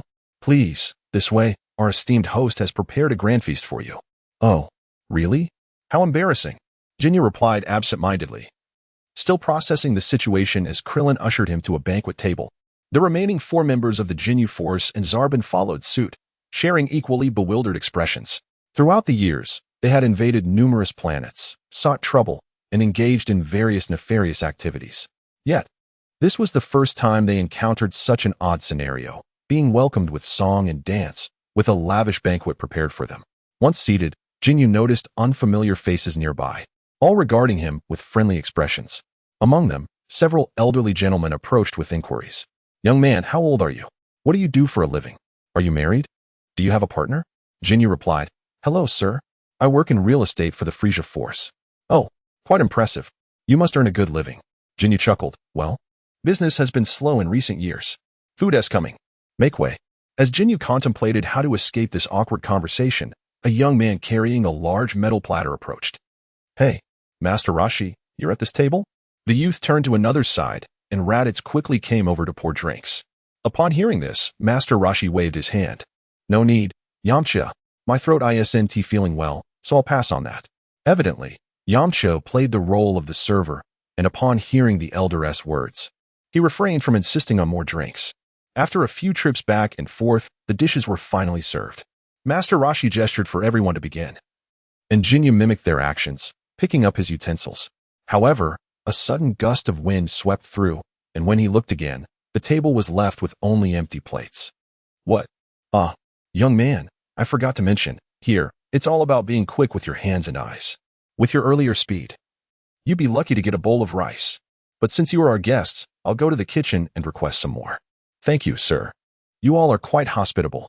Jinyu reflected on the warmth of these simple people. Here I am, looking to cause trouble. Wait a minute. I came here to cause trouble, not to engage in idle chatter. In that moment, Jinyu finally grasped the purpose of their visit. However, when he turned to look at his companions, he was met with a bewildering sight. The remaining members of the Jinyu force, along with Zarbin and the bizarre duo, were gathered around a large iron pot, thoroughly enjoying their meal. The flavor of this pot dish is surprisingly delightful, exclaimed the red-haired Goku. Indeed, with this level of quality, they could open a chain of restaurants across the universe and make a fortune, added the blue-skinned Barta. Barta, that's a brilliant idea, chimed in the rotund good. Upon reflection, I shall invest in you a sum. When the profits materialize, who would still engage in daily skirmishes? I could purchase a small planet, fish leisurely, and travel. Would those simple days not be delightful? One member of the Jinyu force, remaining silent, was hastily devouring his meal. The white-haired Jinyu chuckled, remarking that uttering another word at such a moment would be a disservice to the delectable feast before them. Yet, as this scene unfolded before Jinyu, his pupils trembled with sudden realization. Indeed, the cunning nature of Earthlings is formidable. Aware they cannot withstand us, they resort to such despicable tactics. With a swift motion, Jinyu unleashed a powerful energy wave, obliterating the table where Sabo and others were seated into mere fragments. Ward off the X6. Who dares disturb our meal? Roared the enraged rotund Guldo, who fell silent upon recognizing the assailant. Hesitantly, he inquired of his captain, "What are you doing? Have you overindulged?" "I overindulge? Each of you truly believes you are here for a banquet?" Jinyu snapped, slapping Guldo on the forehead. "Reflect. What is our purpose here?" Suddenly, a light flickered in Guldo's mind, grasping something elusive, but he turned to Sabo and the others. "Wait, are we not here on Earth to settle a score?" "Indeed. We are here to fulfill the king's command and capture that suspected Super Saiyan." With this reminder, the Jinyu force finally comprehended their objective. However, at that moment, the sound of clapping drew their attention. Clap, clap, clap. So this is the caliber of the Frisia force? I can only imagine the headaches you must cause your leader daily. I hope Frisia sleeps soundly at night. As the words were spoken, a dashing young man clad in casual denim emerged, striding past Jinyu with a casual glance before delivering a sharp slap. "Ah, quite a sensation. Your expression is perfectly fitting. I surmise you're accustomed to such treatment." Jinyu seethed, his fury igniting as he retaliated with a punch. To his astonishment, his furious blow was effortlessly caught by the young man. Before Jinyu could register his shock, the grip tightened. A piercing scream echoed around them as Jinyu withdrew his hand, now grotesquely contorted. In an instant, Jinyu instinctively darted back to his comrades, activating his power-level scouter, which emitted a series of alarming beeps as the numbers soared rapidly. Yet, in the next moment, a loud explosion erupted, and the scouter shattered into fragments. "How is this possible?" Jinyu gasped. "Captain, what is happening? Does this individual possess some peculiar ability?" Guldo, equally alarmed, queried anxiously. Jinyu, drenched in sweat, replied, "This scouter is the latest model from the Research Institute. Its upper limit is so high that it can withstand Frisia's third transformation without malfunctioning." "What?" exclaimed the Jinyu force in unison, as Sabo incredulously interjected. "The base power level for Frisia's third transformation is a staggering 3 million. If this individual caused the scouter to explode, does that not imply?" Sabo's sentence trailed off, but the implication was clear. The explosion indicated the opponent's power level exceeded 3 million. How could this be? Aside from their king, were there truly others of such strength in the universe? No, wait. I seem to recall a legend among the warrior Saiyans about a Super Saiyan, a prodigy said to emerge once in a millennium. Could this individual truly be? As the Jinyu force fell into contemplative silence, Jinyu, whose hand had been crushed by Goku, suddenly burst into laughter. "Fortune smiles upon me. With this body, I can dominate the universe." At this declaration, the gloom that had enveloped the Jinyu force dissipated, replaced by expressions of excitement. "Captain, does this not mean our strength will significantly increase? Though, admittedly, this individual is somewhat unattractive. His dance moves may lack grace." Goku, upon hearing this, felt as though a dagger had pierced his heart. What kind of aesthetic standards do these people possess? How could they deem me unattractive? This is simply intolerable. Hey, you over there, rotund one. You are the ugly one, as is your entire family. I can't fathom how someone like you dares to show their face. You frighten people by day and haunt them by night. Guldo attempted to retort, but Jinyu interrupted. Why waste breath on the deceased? Once I seize his body, we shall ruthlessly eliminate his family and friends before his very eyes. You, a veteran of the squad, must learn to manage your emotions. Stop being so impulsive. Oh. You purple-skinned ones seem quite composed. Do you believe yourself handsome? Goku sneered. The Jinyu force sensed impending doom, and as expected, Goku continued. As the saying goes, without hair on the lips, one cannot be trusted to act. You, however, are devoid of hair on both lips and head. Oddly enough, you sport horns atop your head yet lack a tail. What a bizarre hybrid you are. Enough, Jinyu exclaimed, his patience worn thin. State your name. I, Jinyu. Do not slay nameless foes. Ah, enough of your prattle. What is your name? Jinyu was genuinely vexed. Typically, individuals of such strength were terse, yet this one was verbose. My esteemed name is not something you may learn so easily, especially not by a mere corpse, Goku declared, his gaze sharpening. A gust of wind tousled his hair as he lunged forward at lightning speed. Before Jinyu could react, a shadow loomed before him. Boom. Goku delivered a powerful elbow strike, sending Jinyu hurtling into the mountainside. Then, raising his eyes to survey the surroundings, he glanced at Sabo and the others. What are you staring at? Haven't you seen a fight before? Get lost and crouch in a corner. If you don't behave, I'll deal with you later. As soon as these words were spoken, the remaining group stood frozen for a moment before darting towards a nearby boulder, crouching in a line with astonishing speed. However, at that moment, a brilliant white light burst forth from the distant, smoke-filled mountain, heading straight towards Son Wukong. The newly aligned Sabo and the others widened their eyes in astonishment. What a chance. Captain Jinyu had succeeded. In this scenario, that kid wouldn't be able to evade it at all. Yet, from Son Wukong's perspective, it was an entirely different scene. Ah, so slow. Should I go home first to hang some clothes? Though he said this, he pondered what to do next.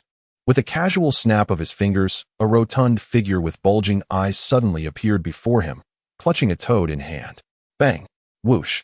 The light shot from Captain Jinyu dissipated, and the toad began to struggle as if it had grown immensely. Yasuo, I told you to catch a frog. How did you end up with a toad? Hey, do you think I wanted this? Today has been like a nightmare. I've searched the entire earth and ended up with this toad out of sheer bad luck. Aquirus spread his hands in exasperation. But as these words fell upon the ears of Sabo and the others crouched behind the boulder, their eyes widened in realization. Could it be? Someone muttered. And an incredible thought surged through their minds. Yet before they could delve deeper, the smoke from the shattered mountain had already cleared. Looking up, they saw Captain Jinyu bouncing over with his forelimbs flailing. Great. This is completely over. It seems we are in for another beating. Upon witnessing this scene, Sabo and Dodoria simultaneously thought the same. Clap, clap, clap. Hey, friends, stop dawdling and come out. Son Wukong clapped his hands, and in the next moment, a series of swift sounds filled the air. In an instant, the area was brimming with the members of the Dragon Ball team. Even the boulder behind Sabo and the others transformed into a pink little pig with a loud bang of smoke. I say, Wukong, can you not call me for such dangerous matters next time? Haha, I just see you lazing around every day, nearly fading away. Besides, with me here, what is there to fear? Can this motley crew really turn the world upside down? Son Wukong's words were not particularly hurtful, yet they were highly insulting, leaving the blue-skinned Bart fuming.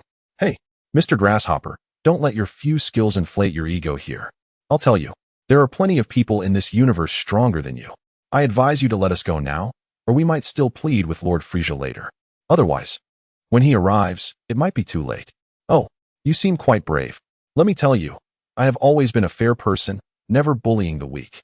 Today, since you have come to my mountain and caused trouble, I can overlook it. Upon hearing Son Wukong's words, Sabo and the others were elated. However, upon further reflection, could such a fortunate occurrence truly happen? Imagine, you stormed into someone else's territory acting like a big shot. Who would take you seriously? Sure enough. Son Wukong paused and continued, however, if I were to let you go so easily, wouldn't the reputation of my fair-faced young master be laughed at by heroes across the world? Bart thought to himself, didn't he just say he was called Grasshopper? Why is he now referring to himself as a fair-faced young master? What exactly is his name? Fair-faced young master, what do you propose? It's quite simple. Show me your strongest skills, and let us have a competition with my brothers. The winner can leave, while the loser, well, might just have to leave their life here. What a profound humiliation. Consider this. They were elite warriors under the cosmic emperor, Lord Frisia. When had they ever faced such indignity? Yet, as the saying goes, when under someone's roof, one must bow their head. Meanwhile, the simple-minded, brawny red-haired Rikumu was ready to charge at the opponent when Sabo, who had a more refined appearance, held him back. Calm down. This isn't the time to be reckless. As the saying goes, if the green mountains remain, there's no need to fear the absence of firewood. For now, we just need to survive and report this matter to Lord Frisia. With his hatred for Saiyans, Earth could be obliterated in an instant. That makes sense. The sentiment resonated with the others. Subsequently, Sabo exchanged a glance with the blue-skinned Bart, signaling him to accept Son Wukong's terms. To their surprise, Bart had no idea what he was up to. What's with all the eyebrow raising? I have no part in this. I've got the village chief's daughter waiting at home for me, Bart exclaimed, crossing his arms over his chest. Damn it. Encountering such incompetent teammates makes it hard to survive. Sabo sighed and stood up, giving a slight bow to Son Wukong. Fair-faced young master. We agree to compete with your brothers. However, what are the specific rules of this competition? Son Wukong noticed that the others were gradually falling into his trap, and his mood lifted considerably. Talk is cheap. What about that blue-skinned monkey over there? What is your specialty? Bart replied, well, I have a knack for speed. If we're racing, fair-faced young master, I'm sure to win. Oh, is that so? Yasuo, show him what you've got. Son Wukong declared, prompting Akairu to stride confidently from the crowd. The fastest in the universe, huh? Very well. From here, head north to the snowy expanse, where a species of white fur bears resides. Whoever brings one back first wins. The Dragon Ball team members exclaimed in unison, goodness. No one knows the Arctic cold better than him. How do you know I caught a bear weighing 600 or 700 pounds? Bart glanced at the speaking rotund figure, assessing him with disdain. Setting aside the fact that the opponent's combat power was low in terms of speed, this was practically a guaranteed win. All right. Hiki. Big brother, it's a deal, no backing out. Bart chuckled, his grin wide, while Akairu found the situation equally amusing. If it were any other location, he might not be so confident. But when it came to the Arctic, sorry, nobody understood the biting cold of -70 degrees better than him. All right. I'll not say I'm bullying you. Since this is your first time here, it's only fair I let you start 40 meters ahead. There is such a good thing? This little fat guy is a nice fellow. Okay, respect is due, so I'll take my leave first. Whoosh. With a flash, the blue-skinned Bart dashed northward. Akairu, unfazed, casually walked to the side, grabbing a half-finished beer can and downing it in one gulp. Anyone want to join me on a trip to the Arctic? Huh. Yasuo, you 1TB unable to handle a polar bear, will you? Son Wukong, somewhat uncertain, inquired, but after a moment's reflection, deemed it improbable. After all, even the mightiest of dinosaurs could be dispatched with a mere 2 strikes in his hands. It is worth noting that during Akairabai's pinnacle, he had effortlessly toyed with the minions of the Demon King Piccolo. Indeed, upon hearing this, the stout Akairabai was instantly incensed. Wukong, who do you think you're looking down on? A mere polar bear is nothing but child's play for me. Just wait until I bring back a whole litter of cubs to raise. Wait. Brother Yasuo, I was just joking. You should hurry along. Son Wukong, disinterested in further banter, thought to himself about the impracticality of raising a brood of bear cubs, as he harbored no intentions of turning his home into a zoo. Fortunately, after finishing his beer, Akairabai, having calmed himself, pressed his fingers to his forehead and entered a state of serene tranquility. Moments later, a gentle breeze swept by, and he had vanished from sight. Meanwhile, the blue-skinned Bart had flown a considerable distance, only to glance back and find that the rotund figure had completely disappeared. He exhaled a sigh of relief. Huh, truly, a stroke of good fortune. When I report this to King Frisia upon my return, I shall ensure to rescue that chubby fellow next time he comes to annihilate Earth, thus repaying a debt of gratitude. As he mused, a figure suddenly obstructed his path. Upon closer inspection, he was startled to find it was none other than the very chubby individual he had been contemplating. Before he could utter a word, Akairabai preemptively exclaimed, Damn it, I misread the aura again. Hey, why are you just standing there? Come over here and lend a hand. This bear is causing quite the ruckus, and I can barely manage it alone. Right, Bart replied, rushing forward and delivering a swift chop that knocked the massive polar bear unconscious. But how did this happen? Oh, just caught it in the midsection of the Arctic, probably around 600 or 700 pounds. Anyway, you carry on. I have matters to attend to, so I'll be on my way. See you later. With that, Akirabai vanished before Bart's eyes. How could this be? It seemed as though he had simply disappeared into thin air. Was this some sort of transformation technique, a deliberate trap laid out for him? Bart thought to himself, unwilling to concede that anyone could surpass his self-proclaimed cosmic speed. Yet, unbeknownst to him, he would encounter a similar scene 3 or 4 more times during his flight. However, convinced he had unraveled the mystery, he remained unfazed, feigning ignorance and pushing onwards in a northerly direction. Approximately 30 seconds later, while exerting himself to the utmost, he finally beheld an expansive glacier. Surely, he thought, this must be the Arctic that the stout fellow had mentioned. Ah, there you are again, Bart. Quickly, there is another polar bear here. Help me out. Once again, Bart dashed over, but soon his irritation began to simmer. Brother, this isn't amusing anymore. You think you can just toy with me because a few among you possess transformation abilities? I can't win a contest like this. Huh? What are you babbling about? Akirabai replied, utterly bewildered by Bart's words. Had there been anyone else present, he might have thought Bart wasn't addressing him at all. Yet, in the next moment, Bart's eyes sparkled with insight. Out with all the impossibilities, and the one remaining must be the truth. If I am not mistaken, everyone I encountered on this journey was merely an impersonation. Akirabai pondered how to convey to him just how astute he was. So, you've figured out our little ruse. And now you're at a loss for words? Forget it. You can never wake someone who pretends to be asleep. I have matters to attend to, so I'll be leaving. See you. With that, Akirabai disregarded Bart and swiftly departed. Bart, witnessing this, reaffirmed his suspicion of the other's guilt. He then casually searched for a polar bear, capturing one before retracing his steps. Truth be told, without the advantage of instantaneous teleportation, Bart was remarkably swift. Of course, this did not apply to someone like Son Wukong, whose battle prowess was unparalleled. On his return journey, he encountered no further calls for assistance from Akirabai. Bart soon found himself back at his starting point. Hey, brothers, I'm back. How was my speed? However, this proclamation elicited no response. Curiosity piqued. Bart turned to Sabo and the others, only to find them gazing back at him with somber expressions. Sabo approached and patted him on the shoulder. Brother, a deal is a deal. Rest assured, when we return, we will report your remarkable feats to King Frisia. You will surely secure a place among the top 10 cosmic commendations this year. Enough of that, Sabo. What nonsense are you spouting? What do you mean by deal is a deal? Take a look over there. Bart, utterly bewildered, followed Sabo's gesture, only to be met with a sight that shattered his perception. Before the Dragon Ball team stood a haphazard array of a dozen polar bears. The very stout fellow who had earlier called for assistance was now boasting about his accomplishments. See, what did I tell you? Just a few polar bears. With a simple grasp, look at how quickly I've amassed a dozen or 20.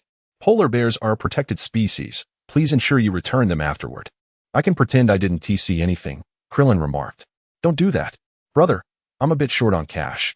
How about you let me report this? Yamcha chimed in. It was a scene of camaraderie and laughter among friends, which, under normal circumstances, would be perfectly ordinary. However, for Bart, who had previously been their rival, this was utterly unacceptable. No, they must be cheating. I am the fastest in the universe. That fellow could not possibly have made so many trips in such a short time. What would it feel like to confront the stark reality of failure? Would one refuse to acknowledge their own talent, effort, and dedication? Or would they grapple with the harsh truth that they had slapped themselves in the face? No, you must be cheating. Bart collapsed to the ground, his voice hoarse, resembling a heartbroken romantic warrior. Yamcha commented, It feels as if someone has poked me.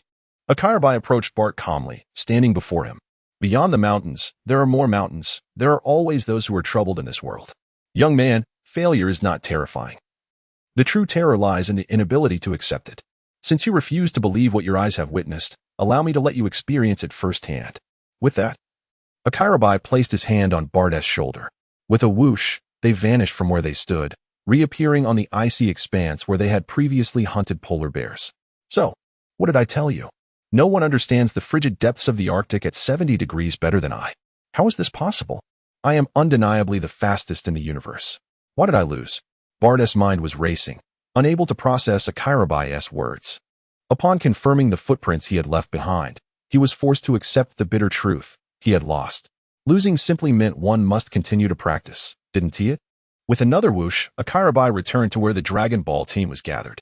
Son Wukong, witnessing the undeniable truth before him, could not be bothered to argue about the outcome any further. Next, does anyone else have something to compete with? With that, the rotund fish, Goldo, stepped forward. My specialty lies in magical abilities, time stop. A collective gasp resonated among the assembled men, who lamented, this is a divine skill. If mastered, I could do as I please on the subway. Your thoughts are perilous yet intriguing, the others remarked. Son Goku shook his head in resignation at his companions. The world has indeed changed, and the hearts of men have grown distant. What use is it to dwell on subway scenarios? Teachers, secretaries, nurses, aren't they far more stimulating than such trivial pursuits? Ahem. Goldo, is it? A commendable skill you possess. However, before we proceed, I would like to know your aspirations. My dream is... Goldo hesitated. Wait. Sir, the charming young gentleman, shouldn't we be discussing the competition? Goldo nearly lost his train of thought. Goku felt a twinge of awkwardness. The atmosphere demanded a question, lest it seem lacking in substance. Since we lack similar skills related to time stopping, let us alter the contest. You may freely employ your abilities and see if you can control my comrades. Should you succeed, you win. If you fail, the rules remain as before. Such a wonderful proposition. I find the rules you've declared to be quite reasonable. Goldo exclaimed, nearly leaping with joy. Having mastered the time stop ability for quite some time, he had never encountered anyone who could escape his grasp. His confidence was exceedingly high. One might say it was a sure victory. Before long, a figure clad in a cloak approached, a green-skinned individual. Oh, this one possesses an air of strength, Goldo mused, activating his power level detector. The alarming beeping ceased at a reading of 16,000. He breathed a sigh of relief. As long as the power level did not greatly exceed his own, he anticipated no unforeseen complications.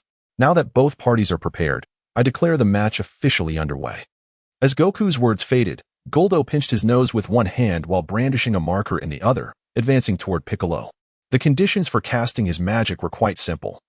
By holding his breath to channel his mental energy, he could create a relatively stationary field of time around him. Yet, would events unfold as Goldo anticipated? Certainly not. Piccolo had no intention of merely participating to lose. If he lacked absolute certainty, he would never engage in such self-deprecating antics. As Goldo approached Piccolo, poised to mark an X on his chest, an overwhelming sense of danger surged through him. Boom. A crimson light erupted as Piccolo unleashed a formidable aura. In an instant, his hand shot out, grasping Goldo by the neck. Such a trivial skill. How dare you flaunt it here? You are woefully unaware of your limitations. Great Demon King. Earthly Bodhisattva, Bodhi Buddha, with a flurry of attacks. Piccolo executed a series of blows and concluded with a devastating energy blast that extinguished Goldo's life. The onlookers gasped in horror. How terrifying. It seems losing truly results in death. Bart exclaimed. I should find a more auspicious spot. Am I too late? Ignoring their expressions, Goku stepped forward, declaring, Next. Who else wishes to challenge me? The crowd exchanged glances, unwilling to step forward.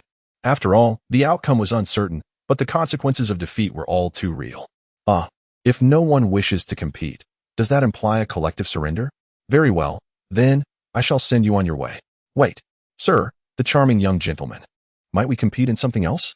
Red-haired Raikum, unable to withstand the pressure, decided to take a chance. Goku regarded him with curiosity. This individual, in the original tale, seemed to lack any remarkable skills aside from his resilience. Very well. I previously stated that you may compete in whatever you excel at. My intention is to illustrate just how inferior your Frisia force truly is. Curse it. Raikum clenched his teeth, enunciating each word. I wish to compete in dance. It is my utmost proficiency. Goku realized, with a start, that Raikum indeed possessed no other talent beyond awkward dancing. However, finding an equally skilled counterpart within such a limited time frame seemed a daunting task. After pondering, his gaze fell upon Naba, whose physique was comparable to Raikum's. Naba, come here. The organization has deemed it necessary for you to undertake a challenging task. Finally, it is my turn to shine. They always said I possessed extraordinary talent. P.S. I kindly request your assistance, dear readers. If you have reached this point, please consider leaving a 5-star review. I would be most grateful. Chapter 101. The Dance of Lakumga. Goku's desperation upon seeing Son Wukong wave to him. Daba dashed over with enthusiasm. The two engaged in a lively exchange. leaving the Dragon Ball team puzzled. What secret could be so significant that it requires such discretion? Had the bonds of their profound friendship diminished to a point of mistrust? In contrast, the Ginyu Force had cleared ample space for the impending dance-off. Humph! One could not question Lycom's prowess in dance. His talent surpassed even that of Captain Ginyu by a considerable margin. The white-haired G's, arms crossed and a smirk gracing his lips, exuded an air of confidence. However, the unusual duo, Dodoria and others, expressed confusion. Hey, you guys are acting strange. I can't shake the feeling that something's about to go wrong. What do you know? Lycom is a true dancer. His passion for the art is beyond your comprehension. One time, I happened upon him practicing at 4 in the morning while I was on my way to the restroom. To put it simply, having talent merely indicates a high baseline. Achieving success in any field requires an unwavering commitment of at least 99% effort. Therefore, he is bound to win this round. Dodoria was taken aback by the revelation of Lycom's hidden dedication. No wonder he seemed so much more graceful during their awkward group dances. Despite knowing their chances of victory were high, Dodoria felt an unsettling suspicion towards the formidable man across from them. As time passed quietly, about 10 minutes later, while Sabo and the others grew increasingly anxious, Son Wukong approached with a burly figure beside him. In an unexpected moment, Sabo and the Dragon Ball team were left in shock. Wotifa? What sort of transformation is Daba undergoing? What have Wukong and he been up to? Krillin was left dumbfounded, confronted by a rugged man donning overalls and sporting a tuft of silver hair. Observing the expressions of his companions, Son Wukong felt at ease. This was the desired outcome. Go on, play. You wouldn't understand. This is called fashion. He then turned to Daba. Daba, bring out the props I prepared for you earlier. Kanji, perhaps we should reconsider. I feel this dance might be a bit embarrassing. Daba, a staunchly masculine figure, could engage in a brawl without hesitation but was out of his depth on the dance floor, akin to asking a warrior to weave flowers. As the crowd looked on with a mix of mockery and bewilderment, Lycom, poised in the distance, detected an impending sense of crisis. The intuition of a dancer sensed the importance of a stylish appearance. After all, a well-crafted look could elevate a dance performance significantly. However, the fate of everyone now rested in their own hands, determined by the outcome of the dance battle. On the grass, Mr. Charming Young Master. I am prepared and ready to commence. Very well, you shall take the stage first. I have long heard of the Ginyu Force's dance style, but as the saying goes, a great reputation does not equate to great substance. I wish you the best of luck. After Son Wukong's words, he gestured for the audience to create more space. He then casually sat down with a bottle of cola. The red-haired Lycom, fully prepared, produced a compact speaker from behind him. He pressed a button, selecting his signature song. As the music erupted, the atmosphere ignited, and Lycom's body began to sway. His dance was a cacophony of awkward movements, lifting legs, contorting, and exaggerated postures that embraced absurdity. Son Wukong watched, nearly losing his composure. I misjudged the previous generation of young talents. This is far more repulsive than those effeminate types. My eyes, they may never recover. Yet, regardless of Son Wukong's dismay, Lycom became increasingly immersed in the performance, his enthusiasm only growing. Can one envision a grotesque, muscular man prancing before them? The Dragon Ball team was reluctant to even entertain such an image. Time passed slowly, and as the music concluded, Lycom finally halted his rhythmic antics. He took a moment to breathe deeply, seemingly regaining his composure, then shamelessly bowed deeply to the audience. Son Wukong muttered, "Don't hold me back. I must eliminate him." Ahem. Truly a remarkable performance. No one can doubt the genius of Lycom. His elegant movements and the meticulous design of each moment felt like an artistic feast. Boom. Son Wukong, accustomed to casually dismissing things, was taken aback when Lycom, upon hearing these words, became earnest. He rushed forward, tears in his eyes, nose twitching, and declared, "For so many years, Mr. Charming Young Master, you are the first to understand art. To express my gratitude, I shall perform another piece for you. Enough. You have done splendidly. Now it is time for my companion Daba to showcase his talents. I believe you should show your opponent some respect." "Oh, right. Your previous critique was so astute that I got a bit carried away." Lycom once again expressed his thanks and retreated to join Sabo and the others. At that moment, Son Wukong nonchalantly wiped the sweat from his brow. That was too exhilarating. Who would have thought this fool would misinterpret my praise? If he dances again, I might just lose my sight. However, The thought of witnessing the renowned dance of Kuin in this alternate reality invigorated Son Wukong once more. As Lycum exited the stage, the audience's attention shifted, whether intentionally or not, towards the overalls-clad Daba. Although a bit awkward, given that dancing was a realm entirely different from their expertise. They understood the importance of supporting one another, even if it meant forcing him into the spotlight. Daba, towering at nearly 2 meters tall, held a basketball in one hand as he approached the designated dance area. He turned to Son Wukong, nodding and signaling his readiness. Kong-ji, I am prepared. Hiki, I too am ready. Son Wukong exclaimed as he retrieved a multifunctional 3D surround sound speaker gifted by his father-in-law. He casually pulled out a mysterious USB drive and connected it. Dr. Briefs. This multifunctional speaker is far more than it appears. While it seems merely a speaker, it can transform into a suitcase, motorcycle, display screen, and massage chair. In short, it is the culmination of my 2.5-year endeavor, the ultimate furniture king. Chapter 102. The Struggles of Kunj and His Majestic Skills. Greetings. I am Naba, a trainee with merely 2.5 minutes of practice. I take pleasure in singing, dancing, rapping, playing basketball, and even cultivating cabbage. After a rather unremarkable introduction, the music from Son Wukong began to play. The captivating melody spread like waves, enveloping the surroundings. In just a few breaths, what initially seemed a farce left the audience in stunned silence. How beautiful you are, resonated through the air, captivating all present. In that instant, aside from Son Wukong and Naba, the crowd was struck as if by a thunderclap. This music, it was utterly extraordinary. To be honest, I had never encountered such a rhythmically rich and enchanting tune in my life. Though I could not fully comprehend the lyrics, everything about it irresistibly drew me in. Lycum's eyes grew unfocused as his body began to sway in time with the music. As the last 2 remaining members of the Jinyu force, the white-haired Jis and the blue-skinned Bada, they too were profoundly affected. Unbeknownst to them, others may have interpreted the music differently, but in their eyes, it was a stroke of genius. Yet, the next moment shattered their perceptions. As Naba made subtle movements, he timed the bounce of the basketball perfectly with the music. He artfully merged dance with the ball, beginning with comical dribbling between his legs and then executing a spin that sent the basketball soaring into the air. As the dance reached its pivotal moment, Naba focused intently, wrapping his arms around the ball and spinning it between his arms and chest. He then balanced the ball on his fingertip, twirling it rapidly before tossing it aside.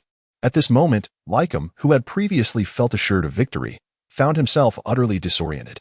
His once formidable physique seemed to lose its strength as he was engulfed by Naba's captivating performance. Marvelous. How did I not think of this? Dance can indeed be combined with props. Incredible. Simply incredible.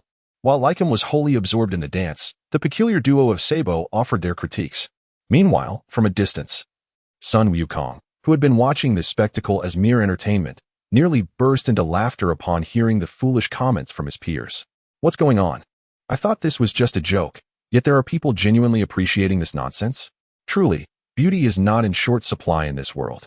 What is lacking is merely a discerning eye. Just as everyone believed that the dance had reached its conclusion with the departure of the basketball, Naba astonished the audience once more. He suddenly turned his back to the crowd, feet apart in a perfect lunge, and began to shake with rapid intensity. Each movement was not random but meticulously choreographed, perfectly synchronized with every note of the music. As he executed intricate details in silence, the audience was left in awe. Eventually, a timid applause broke the silence. Upon looking up, it became clear that the applause originated from Lycum of the Jinyu force, whose expression was one of profound emotion. Eyes brimming with tears, the Dragon Ball squad collectively gasped at this sight. Their thoughts varied, yet one thing was certain: they were thoroughly disgusted.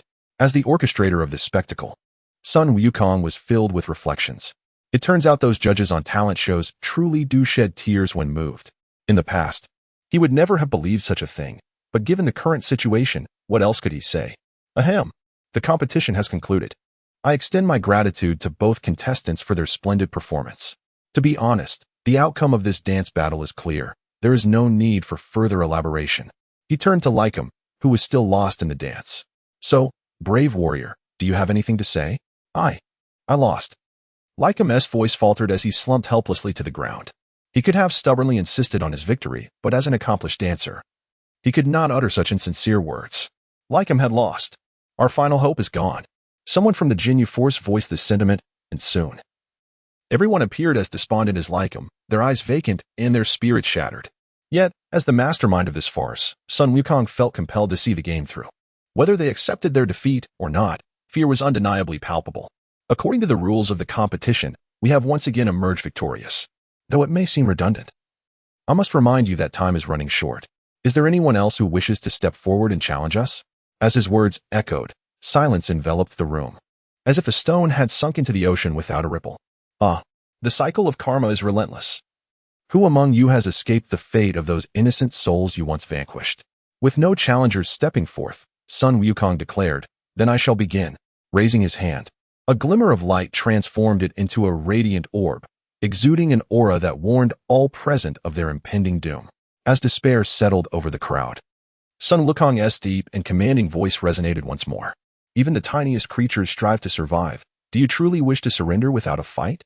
As fate may be inescapable, the human spirit can triumph over it. If you do not take a chance, how will you ever discover what lies ahead?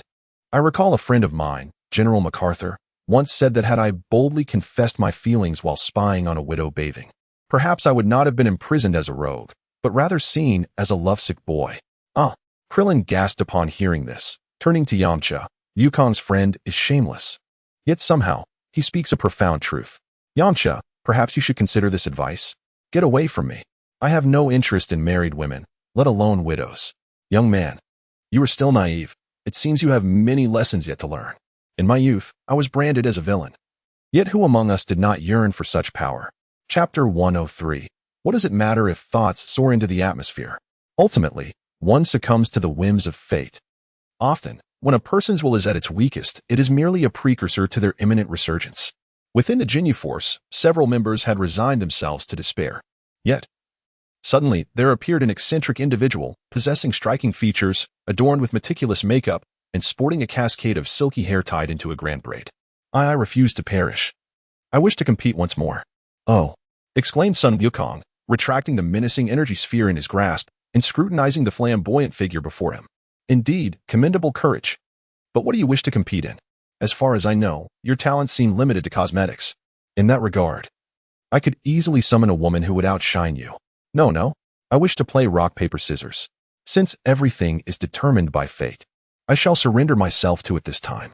Ah, very well. Let this round be between us. Son Wukong, while indifferent to other contests, was particularly adept at rock, paper, scissors. For example, when one gestures to indicate rock, paper, or scissors, subconscious influences can lead to erroneous judgments from the opponent. Furthermore, the pressure lies upon them, not oneself. The greater the pressure, the more one's focus wanes, increasing susceptibility to manipulation. Simply put, I am invincible at this game. Wait, let me handle this round, all right? Spoke Peppa Pig, the one who had been merely a bystander, having transformed only into a rock thus far.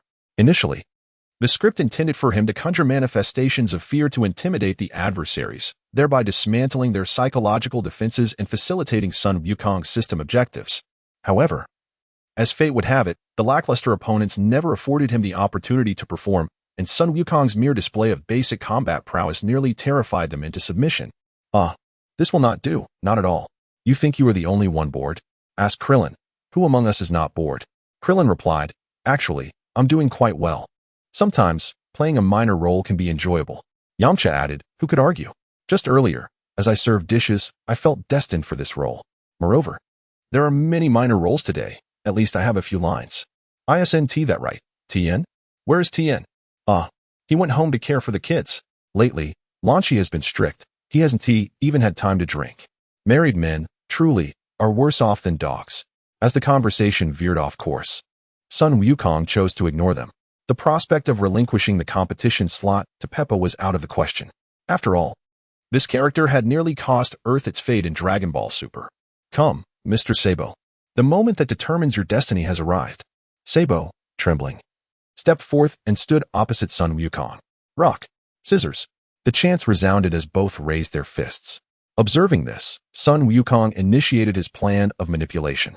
As he swung his fist, he subtly formed the gesture for scissors. Sabo, coincidentally, caught sight of this. With this, Son Wukong felt assured. Sabo, having seen my intention to use scissors, will instinctively believe that rock will prevail. But wait, his gaze momentarily flickered, indicating he noticed the detail. If he is aware of this nuance, might he not ponder deeper? At this juncture, playing paper seemed too risky. It appeared he must boldly declare rock. Humph. Follow your path. I shall leave you with no escape. In mere moments, Son Wukong's mind raced with countless strategies. With clarity of thought, everything was under his control. Rock. Scissors. Paper. Ha. Did you expect otherwise, Sabo? Your intellect cannot outmatch mine. Ha ha. Son Wukong's laughter echoed among all present, yet in the next moment, the seemingly defeated Sabo began to weep. While crying here was understandable. After all, his psychological defenses had been breached. What followed bewildered Son Wukong, as Sabo suddenly erupted into laughter. What could this mean? Had he lost his mind? Upon looking down, he saw Sabo had played paper, while he himself clutched a rock. Wait, I am the one who lost. Ah, Wukong, if only you had let me compete. You never believed me. With your dismal luck, you lose at cards, lose at mahjong. You haven't even triumphed in a simple game. I cannot fathom where your confidence stems from, believing you would win. Disappointment washed over Peppa, hands clasped behind his back, exuding a demeanor of a mentor who had failed his pupil. In truth, most of the Dragon Ball team shared this sentiment.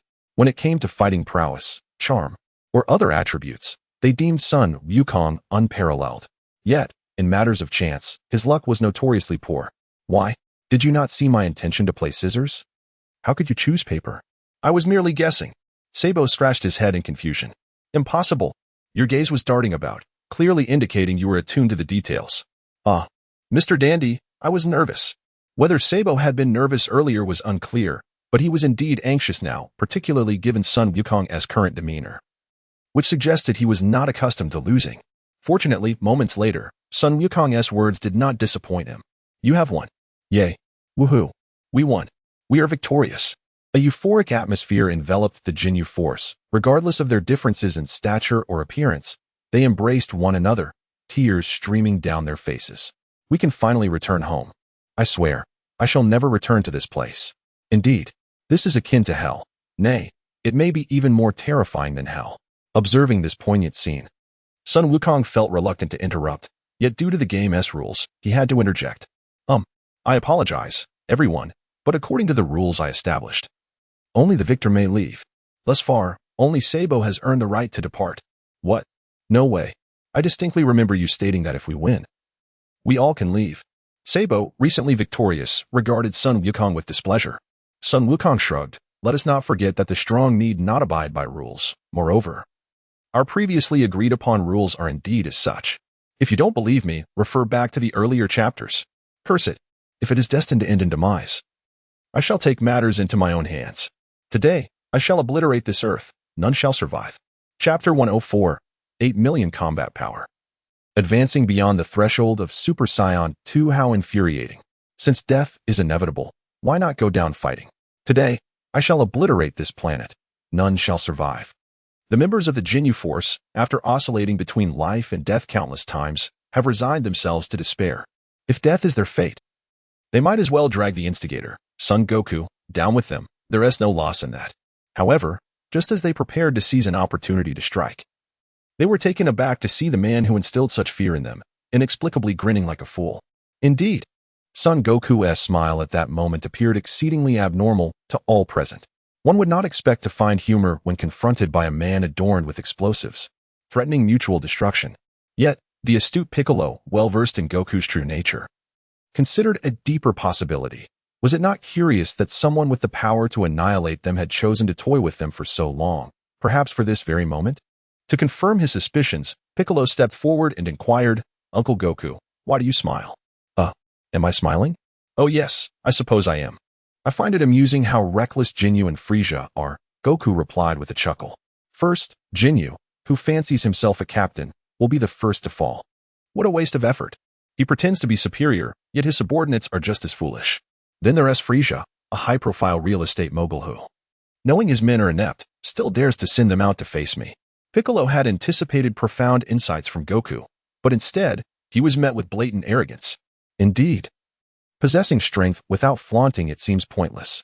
Why wield power if not to defend peace and uphold justice? Yet, while Piccolo recognized Goku's bravado, he was unprepared for the outrageous display that followed.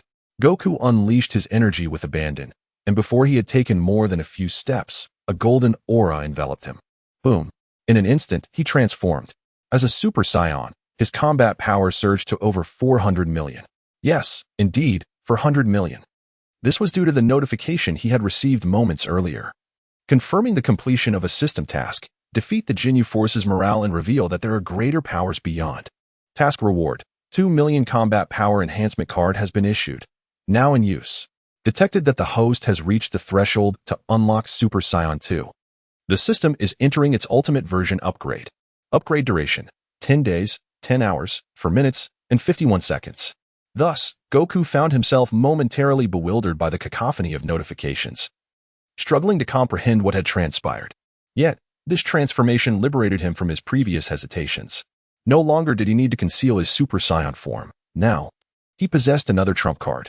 Should he activate Super Saiyan 2 now, with his base combat power of 8 million, he could easily exceed 800 million.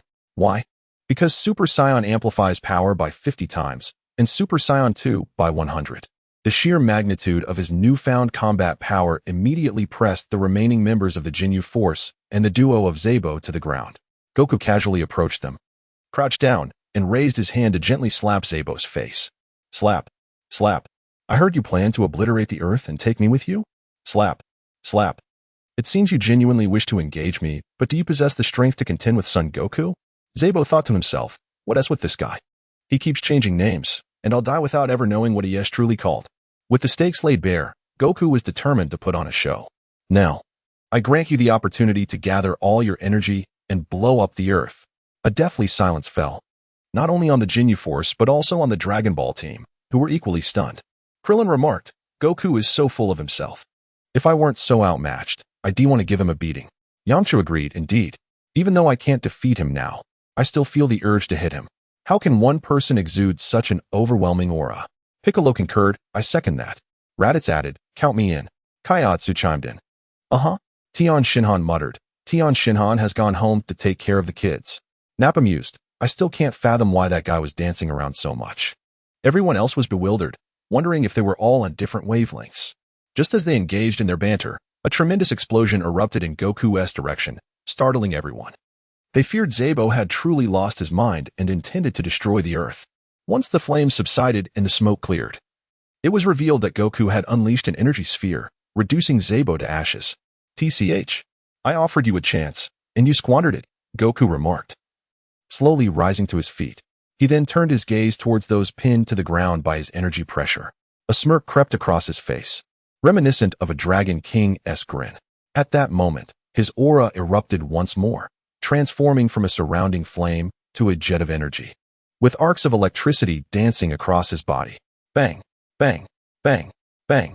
Before he could fully transform into Super Saiyan 2, the remnants of the Jinyu force were mercilessly crushed by the energy he deliberately released. Threaten me? How dare you? Not even the King of Heaven could challenge me. With that declaration, the overwhelming aura dissipated, and his golden hair returned to its natural black. Hearing someone call out his name, Goku didn't need to look back to know it was his foolish friends. Yet, he took his time, closing his eyes to sense the surroundings before quickly darting to the side of Captain Jinyu. He found the purple-skinned creature, with legs jutting from its head, hopping comically on the ground, a sight both absurd and somewhat terrifying. With a flick of his hand, he shoved an energy blast into Jinyu's mouth before turning away, heading back to the Dragon Ball team. After all, the masters in movies never look back at explosions. Boom. Upon returning to his comrades, Goku approached Yachirobe, snatched the frog from his hands, and with a slight exertion, sent it to its final resting place. It was only then that he sighed in relief. However, this moment did not escape Piccolo's keen observation, stirring thoughts within him.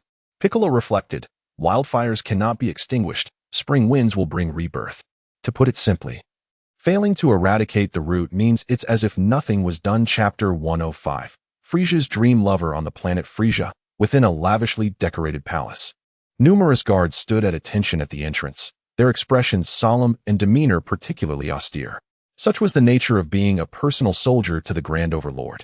One could not afford to be careless. A single misstep in their duties could result in a fatal energy blast, leading to an untimely demise. After all, such incidents were not unprecedented. Inside the palace, however, the atmosphere starkly contrasted with the exterior. Upon entering through the grand doors, one would encounter an abundance of charmingly whimsical furniture and decor. Countless adorable dolls, figurines, and cartoon cushions adorned the space, an overwhelming sight that would leave any outsider astounded. The illustrious cosmic tyrant Frisia, renowned for his mercilessness and fearsome reputation, was unexpectedly juxtaposed against such a delightful backdrop. Yet, it was not difficult to comprehend. His penchant for riding in a baby stroller hinted at deeper psychological issues. "No, stop. I am Frisia, the Cosmic Emperor. How dare you?" With a piercing scream of anguish, Frisia awoke in a cold sweat, sitting upright in his bed. "Damn it. That dream again. It has plagued me for months. When will it end?" He rose, adjusted his night attire, donned his nightcap, and proceeded to his desk. Once more, he retrieved the Zild diary he had previously examined. After a meticulous search, he found the passage describing the appearance of the Super Saiyan.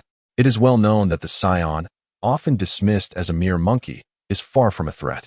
Yet, who could have anticipated that their affinity for dyeing their hair would elevate their battle prowess to staggering heights? Is it possible that all of this is true? Frisia pondered, his dreams recurring for months, prompting him to question the authenticity of the diary's accounts. Notably, the frequency of the dreams had intensified, and the visions had grown increasingly vivid. He envisioned a planet on the brink of explosion, battling a golden-haired warrior, only to find himself utterly outmatched. Despite unleashing all his potential, it was futile. The final explosion echoed in his mind, leaving his lifeless remains adrift in the cosmic void. As these images resurfaced, Frisia grimaced, clutching his forehead in agony. "No, I feel as though I have seen that warrior before. Was it not during the destruction of planet Vegeta that he led his people in defiance?" In a sudden frenzy, Frisia rifled through the Zild diary once more. After a thorough search, he distinctly read that the warrior encountered by Zild was named Bardock. "Bring me someone." Immediately, Frisia bellowed, his voice echoing through the halls. Within moments, several trembling soldiers entered the room. "Your Majesty, how may we serve you?" they stammered, uncertain of the consequences of their lord's wrath. "Go.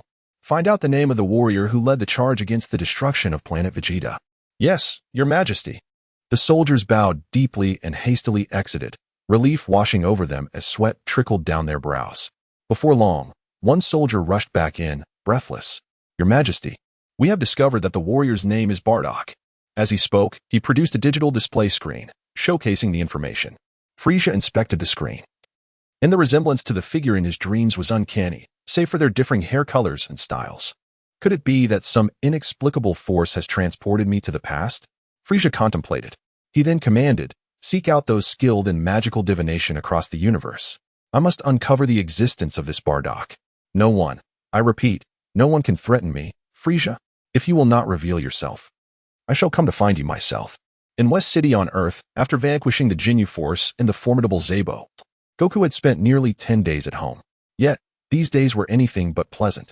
With his base power level at 8 million, he should have been reveling in his ability to transform into a Super Saiyan too. However, the incessant reminders from the system, which updated every 10%, had become a source of torment. At first, Goku paid little heed, but as the percentage crept closer to 100, the anticipation became unbearable. Finally, on the 10th day, the progress halted at 99.9%. Ugh, I need something to distract me before I lose my mind. Goku idly toyed with a Rubik's Cube, reclining in a rocking chair beneath a sunshade, gazing lazily at the sky. In the distance, his son Gohan was vigorously training with the latest weighted training gear, throwing punches with determination. The boy is really pushing himself. He has already broken the 10,000 power level barrier. Truly. The aspiration to become a scholar in the original story was cultivated through diligent education. At this rate, I could simply relax and let my son support me in the future. Oh, speaking of which, I remember that each star in the original story held a unique opportunity for Gohan. I should take him to meet the Elder there to help unlock his potential. As Goku envisioned his son's future, Bulma and Chi-Chi approached. Without hesitation, both women seized one of Goku's ears, lifting him from his relaxed position. "Goku, you are becoming increasingly lazy," Bulma exclaimed. "We are both at home, managing our pregnancies, while there is so much to handle at the company. Are you not going to help?" "Let it go, Bulma," Chi-Chi chimed in. "Just look at him. He clearly lacks the aptitude for responsibility. Aside from his talent for charming women, he seems utterly inept." Goku, struck by their comments, began to understand why the character Tang Bohu from Stephen Chow's films often found himself in dire straits. Perhaps marrying too many women was not a blessing after all. "Come on. Our family is now the largest company on Earth. What is there to manage? I could simply hire capable individuals to handle everything. Besides, do you think I'm just lying around doing nothing? I'm actually contemplating how to advance human technology. Humph. Both Bulma and Chi-Chi scoffed in unison. While Goku may excel at enjoying life, the notion of advancing human technology seemed utterly absurd. Bulma tightened her grip on Goku's ear, exerting a bit of pressure. With your meager knowledge, I doubt you could even pass a middle school entrance exam. Now, enlighten me. How do you propose to advance human technology? P.S. The questions posed to elementary school students today have become increasingly challenging. I recently assisted my nephew with his homework, and I was utterly astonished. I genuinely did not know the answers. Chapter 106, The Fury of Son Gohan. Let go, Bulma. You're going to rip my ear off. Upon hearing this, Bulma ceased her torment of Son Goku and stood with her hands on her hips, sulking. She could hardly believe such nonsense could actually happen. With her husband's combat prowess, cough. Here, combat prowess refers to legitimate fighting ability. She surmised that even if he stood there firing a cannon, nothing would come of it. All right, then you can start your defense. Son Goku, family, please believe me, marriage truly is the grave of love. So, Chi-Chi, since Bulma has let go, why don't you sit down and listen to me seriously? Oh, Chi-Chi replied, quickly retracting her small hands. Recently, she felt somewhat sluggish. Perhaps it was true what they said online, pregnancy makes one foolish for 3 years. Seeing the crisis averted, Son Goku pretended to rub his ears and said, look, honestly. On Earth, aside from our universal capsules, which are light years ahead of the entire universe, our other infrastructure is relatively underdeveloped. This is evident from the aliens who previously invaded us. Their equipment is far more advanced than ours. As Son Goku spoke, his expression suddenly became serious. The resources in this universe are vast beyond your imagination. Although I possess formidable strength now, and I have no intention of invading others, it has become untenable to remain passive after being provoked repeatedly. So, Goku, do you intend to rob them? Bulma immediately grasped the crux of the matter. After all, they had previously acquired significant technological advancements from various spaceships. When Son Goku mentioned searching for trouble on the enemy's territory, it instantly connected with his earlier statement about advancing humanity's technology. Bingo. Congratulations, you got it right. Here, let me reward you with a Trojan horse. Seizing this opportunity, Son Goku cupped Bulma's face and planted a kiss on her fiery red lips.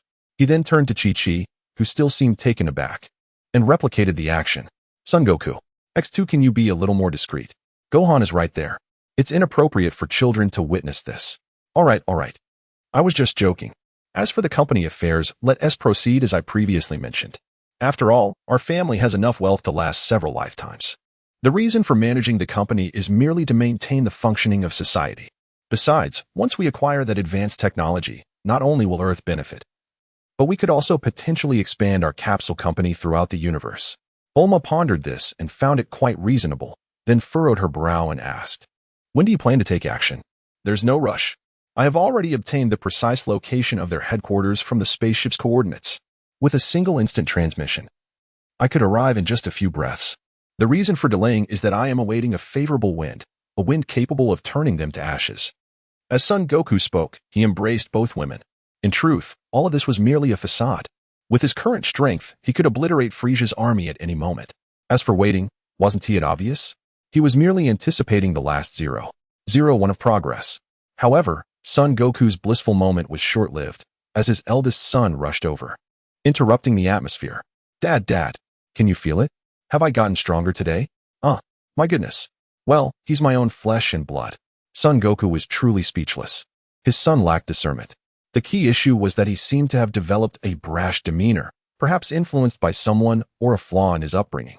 Recently, Son Gohan's character had shifted from the earnest child of the original story to a more assertive and audacious version. Gohan, you are too impatient. Strength is not something you can acquire so easily. I remember when I was your age, I trained diligently every single day to achieve my current prowess. As the saying goes, a towering tree grows from a tiny seed. A 9-story platform begins with a heap of earth, and a journey of 1,000 miles starts from beneath your feet. Son Goku's words were abruptly interrupted by a stunning spectacle before him. His eldest son demonstrated an explosive display of power. Son Gohan, who had previously appeared innocent, suddenly exhibited an expression of fury. Boom. The calm aura that once enveloped him was suddenly unleashed. causing gentle winds to swirl around him as if he were the eye of a miniature tornado. His short blue hair danced wildly, and its color noticeably lightened. What is happening? Son Goku sprang to his feet, fixated on his son. Although he had never experienced this stage himself, as a devoted fan of Dragon Ball, he recognized this as the transformation into a Super Saiyan. Even more astonishing was the fact that, in his perception, Son Gohan's combat power had soared to around 1.5 million. 1.5 million. The Super Saiyan transformation grants a 30-fold increase, which meant that Gohan's base power must have been at least 50,000 to achieve such a level. Cough, cough. Gohan, please rein in your powers. Your mother and Chi-Chi are both expecting babies. Oh, I'm sorry, Dad. I'm so sorry, Mom. Chi-Chi. Gohan, upon receiving the reminder, immediately transformed his raging state into a serene calm, scratching his head in embarrassment. It's just that I got too excited and momentarily forgot. I assure you, I will be more mindful next time. All right, just a reminder, with me here. Your childish tricks are far from sufficient. However, I am curious. Your current combat power seems to be around 10,000. Yet I distinctly sense that your base power exceeded 50,000 during that explosive state. Can you tell Dad how you achieved this? Son Goku was truly bewildered, as the original story did not explicitly detail Gohan's early training. He only knew that this young boy exhibited extraordinary talent and that the seasoned fighters once considered him as a potential successor in the Dragon Ball series. I'm not entirely sure how it happened. During a battle with Mr. Piccolo, I inadvertently discovered that as long as I maintained my anger, my combat power would experience a significant surge. Gohan did not conceal anything, sharing what he knew. This revelation struck Son Goku differently. In an instant, he grasped the crucial factor behind Gohan's newfound strength. Chapter 107, The System Version 3.0, and the enigmatic main quest. Anger. The pivotal element is indeed anger. It is essential to recognize that Son Gohan is a unique entity, endowed with an anger gauge. In the original narrative, his extraordinary feats against Raditz, Nappa, Vegeta, and subsequently against Frieza and Cell, are all marked by remarkable displays of power, the transformation into Super Saiyan 2 being spurred by his anger. While it is true that Saiyans inherently possess an anger value that enhances their combat prowess, this phenomenon appears particularly pronounced in Gohan, to the extent that it almost resembles an active skill. Gohan, your situation merely emotionalizes your combat strength. Although your abilities may experience a temporary surge, it ultimately remains a mere state of being. You must understand that the true path lies in diligently enhancing your foundational combat strength. Only with sufficient inherent power can you truly surprise your opponents upon transforming into a Super Saiyan. Upon hearing this, Goku ceased further elaboration, confident that his beloved son would grasp the earnest intentions of his father. Indeed, Gohan nodded vigorously, assuring, "Rest assured, Dad, I understand. Only by strengthening my foundational combat strength can I truly astonish my adversaries upon transformation." Goku mused, "He seems to comprehend well, but did I teach him this?" Clearing his throat, Goku added, "Gohan, you should spend more time training with your elder brother Piccolo. When the time comes, I shall take you both to a secret realm for an adventure. Who knows what opportunities may arise?" Dad, what is a secret realm?" Gohan inquired. Scratching his head in confusion, Goku merely smiled mysteriously. "A secret realm is a place where treasures abound." Wow, such an extraordinary location. We must bring Brother Piccolo with us. After all, having an extra pair of hands to seize opportunities is always beneficial. Upon hearing this, Goku experienced a moment of existential doubt. He had already regarded them as equals, yet Piccolo still evoked a paternal sentiment within him. "Goku, please don't misunderstand. My relationship with your mother is entirely platonic," Piccolo reassured him. Fortunately, these convoluted thoughts did not trouble Goku for long, as he soon heard the sound he had longed for. Ding! The System Version 3.0 upgrade was successful. Ding! This version is the Ultimate Edition. This upgrade has optimized certain unreasonable bugs. From now on, the reward distribution for quests will be replaced by rewards for defeating or capturing targets. Moreover, although temporary quests have been abolished, a new main quest has been added, so please check it promptly. Ding! In light of the inconveniences caused by the version upgrade, a compensatory reward of 1 million foundational combat power enhancement cards has been granted. A series of notification chimes brought an almost uncontrollable smile to Goku's face. During the days without the system, he had felt an unsettling void. System. I understand the absence of temporary quests, as they merely restricted my potential. And to be honest, with your intellect, how could the tasks not be rife with bugs? Furthermore, does the reward for defeating or capturing targets have any standard? Ding. Rewards are determined by the targets you defeat or capture. For instance, defeating a major boss may yield a reward of 3 to 5 million foundational combat power or even special skill rewards. Conversely, if you were to defeat a mere frog or insect, no reward would be given. After all, we cannot allow you to exploit bugs continuously. Goku remarked, well, it seems the system has gained some wit with this upgrade. It may not be so easy to deceive in the future. Clearing his throat, he continued, what are you talking about?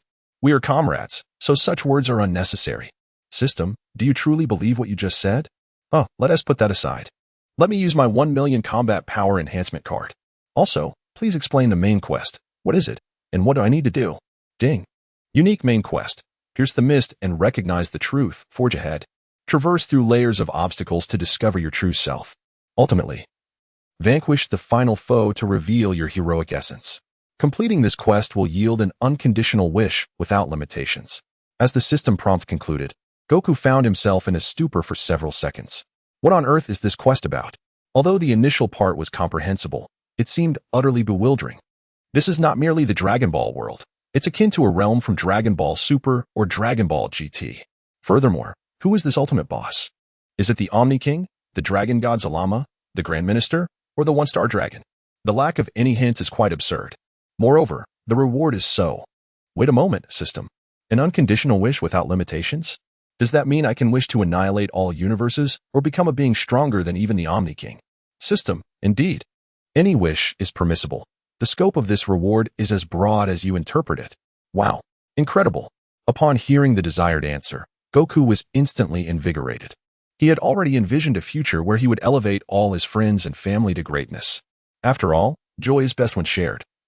And he would need to find a way to exploit a few bugs along the way. With this newfound resolve, Goku turned to his two wives and assigned them each a task. He then addressed Gohan, summon your uncle and Piccolo.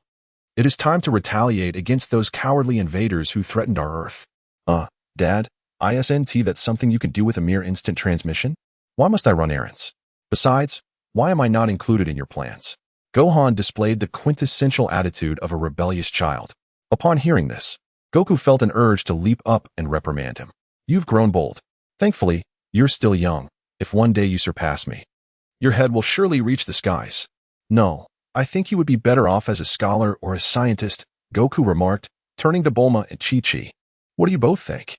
Bulma and Chi-Chi, however, paid no heed to Goku's frustrated remarks, recognizing Gohan's innate talent for martial arts, which rivaled even Goku's own. Moreover, what was even more commendable was his passion for martial arts. Yet, as a young child, Gohan could not discern the sincerity behind his father's words. Immediately, he raised his hands in surrender, saying, Please, Dad, I'll go. Your behavior constitutes illegal child labor. With that, Gohan took off into the sky, exploding with energy and disappearing from Goku's sight. At that moment, Bulma spoke, Goku, has the favorable wind you awaited finally arrived? Yes, it has. In Chapter 108, the formidable Vegeta declares, I am here to overturn the table, not to curry favor. Why should I bow to your whims? Within the abyss-like expanse of the cosmos, a shooting star hurtles towards the colossal Frisia planet. In the blink of an eye, the fiery aura enveloping the meteor dissipates, revealing its true form, a spherical spacecraft. Indeed, this is the illustrious Vegeta, here to undertake significant endeavors. He pilots the vessel through the layers of clouds, heading directly towards a vast structure resembling a beehive. Beep. Scanning personal information. Scan complete. Welcome back, Saiyan Team Leader Vegeta. What is the purpose of your return to headquarters? I possess critical intelligence that must be reported to King Frisia. Beep. I apologize, but I do not comprehend your request. Could you please elaborate? With a grunt of frustration, Vegeta's fury boils over at the incompetence of the artificial intelligence, which always incites a desire to dismantle it upon his return. I have crucial information to present to King Frisia in person. Beep. I regret that I still do not understand. Perhaps you could provide further details, such as your neighbor's distant relative's niece's upcoming wedding. Processing your expedited pass. Please hold. As the artificial intelligence finally acquiesces, Vegeta discreetly dissipates the energy he had gathered, feigning nonchalance as he strides past. The AI remarks, "This individual is quite sensitive. A mere jest, and he threatens violence. Is there no law or justice?" Upon traversing the lengthy, futuristic corridor, Vegeta unexpectedly encounters an individual he despises. "Ah, is that not the illustrious team leader, Vegeta? I heard you took your crew to see smaller planets. Why have you returned alone? Surely you couldn't defeat a mere primitive civilization?" At this, the speaker's entourage erupts into laughter. Vegeta's gaze turns frigid, yet he reveals neither anger nor a desire for violence. Instead, he adjusts his attire and saunters past the group. "Kotal, it seems he has chosen to ignore you." "What?" The boisterous Kotal snaps back to reality, bewildered as he observes Vegeta's indifference. "Hey, are Saiyan monkeys this rude? As a mere team leader, should you not acknowledge my presence?" With a sigh of resignation, Vegeta pauses, contemplating for a moment before turning to respond. "I intended to grant you a glimpse of your final moments, but alas, you seek death." With a powerful leap, Vegeta launches himself like an arrow released from a bow, attacking before the others can react. Thuds of flesh meeting flesh resound, accompanied by sickening sounds of limbs being torn asunder. Before the minions can scream, their heads are already twisted off. Vegeta then expertly seizes Kotal by the throat. "Damn, how is this possible? You have grown stronger." Kotal's voice trembles, each word a struggle that accelerates his heartbeat. Vegeta merely scoffs, a smirk of derision gracing his lips. "Kotal, a high-ranking warrior with a power level of 15,000. Frankly, I could have ended your life a year ago. I simply had my reasons for refraining. You cannot kill me. If you do, King Frieza will not spare you." Kotal, accustomed to his elevated status, now quakes in fear. The jester he once toyed with has transformed into a formidable force, his indifference akin to that of a child crushing an ant. Indeed, Vegeta has come to upend the status quo. He no longer owes anyone any regard. "Do you think your dear King Frieza would even remember your name? Ha! You are merely a slightly elevated passerby." With that, Vegeta tightens his grip, intending to rip out Kotal's throat. Yet, the now silent Kotal desperately pats Vegeta's arm. "Ah, any final words before your demise?" Realizing the intent behind Kotal's gestures, Vegeta loosens his hold slightly. "Cough, cough. Please, do not kill me. I can reveal the truth of the past.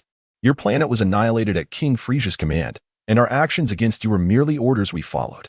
"Oh, is that so? Then perhaps I cannot hold you accountable." Yes, I am merely a pawn in this game. Truth be told, we have no deep-seated enmity. Could you not spare me for our years of collaboration?" Seeing a glimmer of hope, Kotal begins to plead like a dog that has lost its backbone. In truth, Vegeta finds some satisfaction in this display. He casually tosses Kotal aside, against the wall. "Certainly, you have shared such crucial information. I ought to thank you." "No need for thanks. With your newfound strength, you can surely defeat King Frieza. Once you have avenged yourself, I shall gladly lead my brothers to your service." Kotal, opportunistic as he is, recognizes the shifting tides. He understands that distinguishing the hierarchy within any group is complex, and he is adept at navigating these waters. Just as he prepares to shower Vegeta with further flattery, a sudden turn of events occurs. With a swift motion, Vegeta decisively snaps Kotal's throat. "I intended to show you mercy, but it seems you spoke too much." With that, he launches himself skyward, vanishing from Kotal's sight within moments. As Kotal struggles for breath, his mind succumbs to oxygen deprivation, his consciousness fading. Yet he is left bewildered, unable to fathom why Vegeta dared to strike. Vegeta reflects, "I am prepared to rebel. Frieza no longer intimidates me, and I shall not endure your insolence." Chapter 109. Vegeta's scheme. The death of Kota was promptly reported by the patrolling soldiers. Under a series of watchful eyes, the notorious perpetrator, Vegeta, left no traces of concealment. "My king, this is the situation. I've long suspected that Vegeta is treacherous. Surely, he intends to bring you harm." With a sharp slap, the report was abruptly silenced, leaving the messenger trembling on his knees, his forehead kissing the ground. "My king, I misspoke. That scoundrel Vegeta is merely here to amuse you, considering your recent melancholy." "Well, that is somewhat articulate. Enough of your groveling. Go find some men to capture Vegeta and bring him before me. Also, dispose of these corpses. They are quite bothersome," Frieza commanded, gesturing dismissively towards the cluster of various alien bodies sprawled on the ground. Yes. Rest assured, my king, I shall clean this mess immediately, ensuring no trace of blood remains." With that, Frieza ignored him, gliding in his baby carriage to the balcony to enjoy the scenery. His mind wandered back to the ominous prophecies uttered by those now lifeless. They spoke of a destined adversary approaching. or that the planet he inhabited would soon suffer the same fate as Vegetas. Some even absurdly claimed to have seen a countdown to his demise looming over him. Listen, what nonsense is this? I, Frisia, the sovereign of the universe, will not suffer such indignities. Enraged, he raised a finger, unleashing a burst of lasers upon the misguided souls. In a fit of frustration, he hurled the small rubber duck from his baby carriage down below. A bunch of charlatans. My king, trouble approaches. Just as Frisia's anger peaked, one of the summoned cleaners rushed back, breathless. You better have a valid explanation, or you'll be the next to be cleaned up.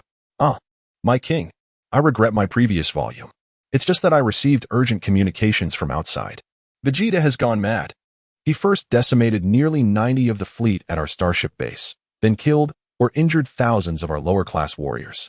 Now he plans to obliterate the entire planet. The messenger quickly recounted the events, swallowing hard, trembling in fear. He knew that delivering such news could spell his doom, but concealing it would guarantee his demise. But upon hearing this, Frisia displayed an unusual lack of anger.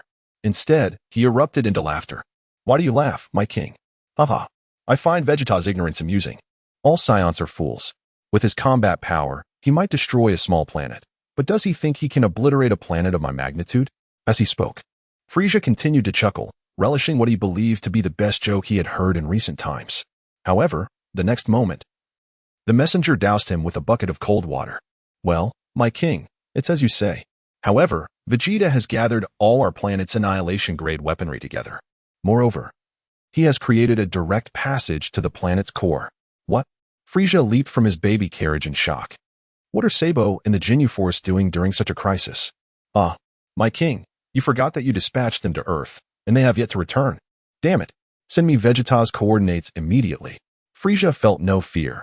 Though he could sense a certain danger, Vegeta's distance forced him to rely on technology. Once he obtained the precise information, he wasted no time in launching himself towards Vegeta. With a battle power of 530,000, he soared through the air, reaching his destination in mere moments. The sounds of battle echoed in the distance, accompanied by sporadic energy blasts. Upon closer inspection, he discovered a massive pit littered with corpses. Vegeta, what on earth are you doing? Frisia fumed, his patience wearing thin. Recently, he had faced numerous misfortunes, and now a madman with a bomb threatened his existence. Who wouldn't be bewildered by such a turn of events?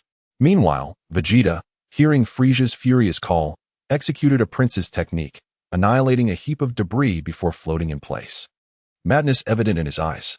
Frisia, you've arrived? I've been eagerly awaiting your presence to witness this moment, playing with these insignificant beings for far too long. What do you think? Did you ever imagine you would one day face a fate similar to that of Planet Vegeta? This time, however, the villain is me. To Vegeta's surprise, Frisia did not respond with rage, but instead smirked coldly, casually cleaning his ears. You seem to have misunderstood something. Even if this planet were to explode, it would pose no threat to me. What? Impossible. You must be nearing your end and trying to deceive me. Vegeta had never truly comprehended Frisia's unique race. However, time was of the essence, and he could not afford to hesitate. Quickly, he gathered an energy sphere in his hand and hurled it downward. Frisia, however, made no attempt to stop him. It was merely a planet, and for a mogul of his stature, it was insignificant. Moreover, he was curious to see Vegeta's expression when his plan inevitably failed. Boom. An explosion resonated from the pit below. To everyone's astonishment, while Vegeta's energy blast detonated, the preset annihilation-grade explosives remained dormant. Chapter 110, The Death Crisis, the Mahjong team to the rescue. What is happening? For heaven's sake. Someone come forth and explain this to me. The speaker was not Vegeta, but Frisia, who was now even angrier than Vegeta. The explosives had failed to detonate, and Frisia's anticipation for a thrilling spectacle was dashed. A crucial issue was revealed. The items piled in the pit were likely substandard, indicating that there were individuals in his ranks profiting without merit. Meanwhile, the befuddled Vegeta lamented that he had finally devised a clever plan, only for it to unravel due to corruption. Indeed, in any world, the existence of both tigers and flies is inescapable. Sigh. Regardless, the odds of success were never high. Vegeta sighed deeply and felt an unexpected lightness wash over him. The tension in his gaze dissipated, replaced by the demeanor of a weary elder. Everything had become utterly mundane to him. However, in the next instant, the situation took a dramatic turn. In the blink of an eye, he had maneuvered behind Frisia. His arm slipping under Frisia's armpits, forming a triangle with his hands to press against the back of Frisia's head. His legs were not idle either. One pressed against Frisia's lower back while the other delivered a kick aimed at his rear. Frisia, who had been cursing loudly, gasped in pain from the sudden assault. "Damn monkey, despicable race, you lack any martial ethics," he exclaimed. "Who taught you such restraint?" "Enough chatter, Frisia. Today, I, Prince Vegeta of the Saiyans, shall seek justice for the fallen planet Vegeta." As Vegeta spoke, his entire being radiated a blinding light, revealing the veins on his forehead and arms swelling in an ominous manner. It was clear he intended to self-destruct, a desperate act even when he knew he could not prevail. Unlike in the original narrative, he was unburdened by concerns, aware of the existence of Goku, the Super Saiyan. All that remained was the hatred and dignity befitting his identity. But would it unfold as he envisioned? Clearly not. Vegeta had underestimated the terrifying combat power of Frisia's first form, which stood at 530,000, just as he locked onto his opponent, preparing to explode. Frisia unleashed a furious blast that sent him sprawling aside. In an instant, Frisia's tail coiled tightly around Vegeta's neck, their contrasting sizes creating a farcical tableau. Even in death. "You wish to see me bloodied? How naive," Frisia taunted. "You are nothing but a foul, rotten fish." With a flick of his finger, Frisia fired a small laser that pierced through Vegeta's left shoulder. Yet, with his neck firmly constricted, Vegeta could not even scream in agony. Frisia, a cold-blooded and heartless fiend, was far from finished. He unleashed a series of death rays, perforating Vegeta's limbs like a sieve. Despite the multitude of holes, his limbs remained intact. Quite remarkable stamina. You haven't cried out even once." Frisia mused. "Did I tighten my grip too much? Oh, my apologies. How very sorry." He relaxed his hold slightly, placing a hand near his ear as if to listen for Vegeta's response. Yet, to his astonishment, Vegeta remained silent and even spat a mouthful of bloodied saliva in Frisia's face. "Do you think your life will last much longer? Frankly, you are merely a grasshopper post-harvest. I have found the legendary super warrior of our race, and believe me, today's torment is merely a prelude to your own demise." Boom. Upon hearing this, Frisia's mind went blank. He immediately yanked Vegeta closer, demanding, "What did you just say? The legendary super warrior?" "Indeed, it is the Super Saiyan whom you fear the most," Vegeta replied defiantly. "Impossible. That is merely a legend. Even if it were true, what of it? I am the strongest in the universe. No one can challenge me." Frisia's expression twisted into a grimace, haunted by nightmares of the past few months. Hearing mention of the Super Saiyan sent him into a fit of rage, and he began to unleash a barrage of punches into Vegeta's abdomen, venting his frustrations. "I have already obliterated planet Vegeta, leaving only you wretches behind. Even if there are some scattered hybrids, what of it? They are merely lowly warriors. Your true intention is to create some trouble for me before you die, correct?" Puff. Vegeta could no longer respond, as his insides had become a pulpy mess. Blood oozed from his eyes, ears, mouth, and nose, rendering him utterly battered. Yet, in this peculiar moment, a group of individuals clad in black, wearing mahjong masks, appeared before them. "Hey, this must be Frisia's planet, right? Why does it look like it has suffered a great battle? Are we too late? Goku? Is there a possibility that someone else raided this place before us?" Indeed, the newcomers were Goku and his companions. Due to the heightened danger, he had brought along only his most formidable allies, Krillin, Piccolo, Raditz, and Nappa, who cultivated cabbages. As for Tien, he was at home taking care of the children. Krillin, let me put it this way. At this hour, the only ones capable of raiding this place are us. You must understand this is. Oh, that person being restrained by a tail looks like Vegeta. As Goku spoke, he suddenly recognized the frozen Frisia and Vegeta. However, due to his typically carefree nature, he momentarily failed to connect the dots. After all, the universe was filled with bizarre aliens. Yet, Nappa, in a fit of determination, exclaimed, "That guy is definitely Vegeta. I could recognize him even in ashes. Don't stop me. I'm going to avenge him." As soon as he said this, an awkward silence fell over the scene, as Nappa realized that no one was actually stopping him. "Wait, Goku isn't stopping me, but Raditz and Piccolo, why aren't you two trying to stop me? If I rush in and something happens, who will tend to the cabbages at Bowsy Mountain?" Raditz replied, "I just invested in a batch of farming machinery, so you might actually be of little use from now on." Piccolo added, "Exactly, we're going for mechanized production. Enough. You two are pushing it. I'll go back and get a tractor license. You think you can leave me out of this? Not a chance." Chapter 111. We are the embodiment of love and justice. Do not think to cast me aside and act independently. I shall return to obtain a tractor driving license.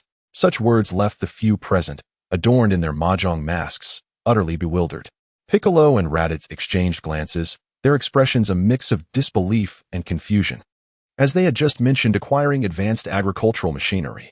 Remarkably, this fellow had instantly recognized the significance of a tractor driving license. Son Wukong cast a profound glance at Naba and remarked, "Impressive. Big fool Naba. In merely a few months, you have learned to ponder matters. However, I must say, pursuing a tractor driving license may not serve you well. You might also need to familiarize yourself with seeders, harvesters, and drones." Understood, Congo. However, I have another thought. Currently, Bakudao Mountain is under the stewardship of Piccolo and Raditz. I noticed that the adjacent Donkey Head Mountain and Horse Head Mountain remain unutilized. Could I be entrusted with their management?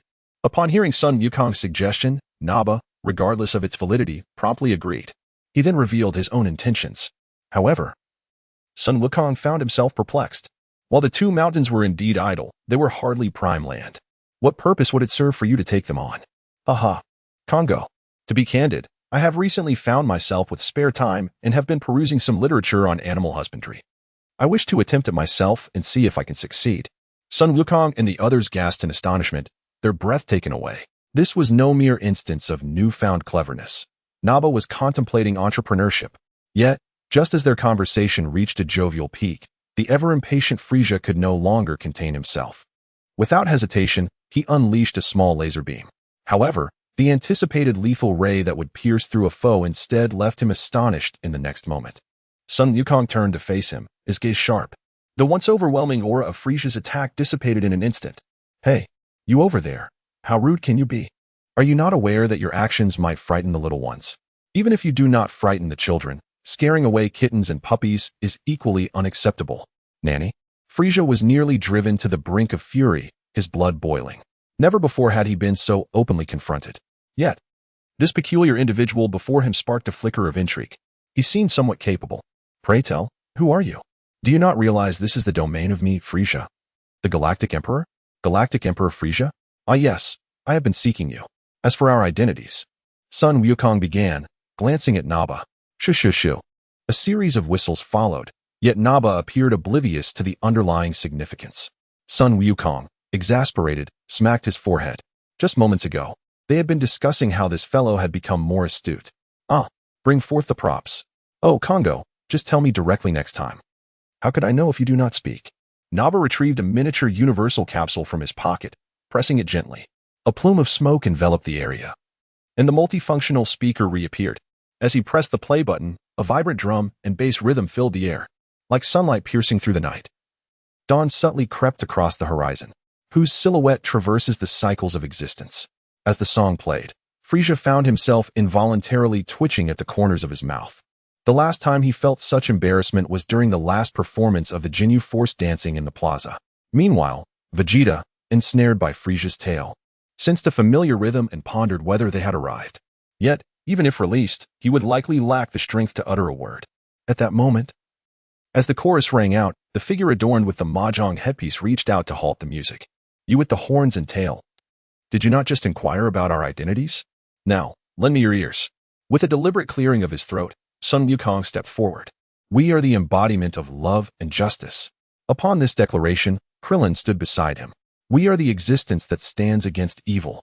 Piccolo interjected. "We are the dawn breaking through the darkness." Raditz added, "We are the sword of judgment, executing justice on behalf of heaven." Naba concluded, "Always remember to follow your heart." Before Frisia could respond, the group turned their attention to Naba. "Goodness, while we all speak in comprehensible terms, you chose to spout some nonsensical phrase." Son Wukong felt a twinge of embarrassment at this spectacle. To be honest, he had initially refrained from revealing their true identities due to the shame of their past transgressions. Yet, now, even with the mask still on, he felt a wave of awkwardness wash over him. The practical application of their words differed significantly from their imagined bravado. Ahem. "In any case, we, the 5 brothers of Donkey Head Village, have heard you are rather affluent. We have come to borrow a bit of wealth." This proclamation sent Frisia into a fit of incredulous laughter. In this day and age, the world had indeed grown vast enough to accommodate all sorts of characters. Had he not previously believed that anyone would dare to rob him? His anger surged as he unleashed a barrage of small laser beams, fingers flicking like a six-fingered piano wizard. Son Wukong thought to himself, such a lack of class. A true man engages in combat face-to-face. With that, he retaliated with a modified version of the prince's technique. He then turned to the Dragon Ball team behind him, offering a knowing glance that conveyed the message. I will hold him off. You all gather useful supplies without leaving anything behind. As anticipated, with a detailed plan in place, the group split into two teams, dispersing to their designated areas. Naba, familiar with the terrain, led Piccolo and Krillin in a flanking maneuver toward the headquarters, while Raditz remained in the shadows, providing cover. It is worth noting that several high-tier warriors from Frisia's base had perished on Earth, leaving the remaining forces ill-equipped to contend with Piccolo and his companions. After all, once the Kaioken was activated, these minor adversaries were no match for them.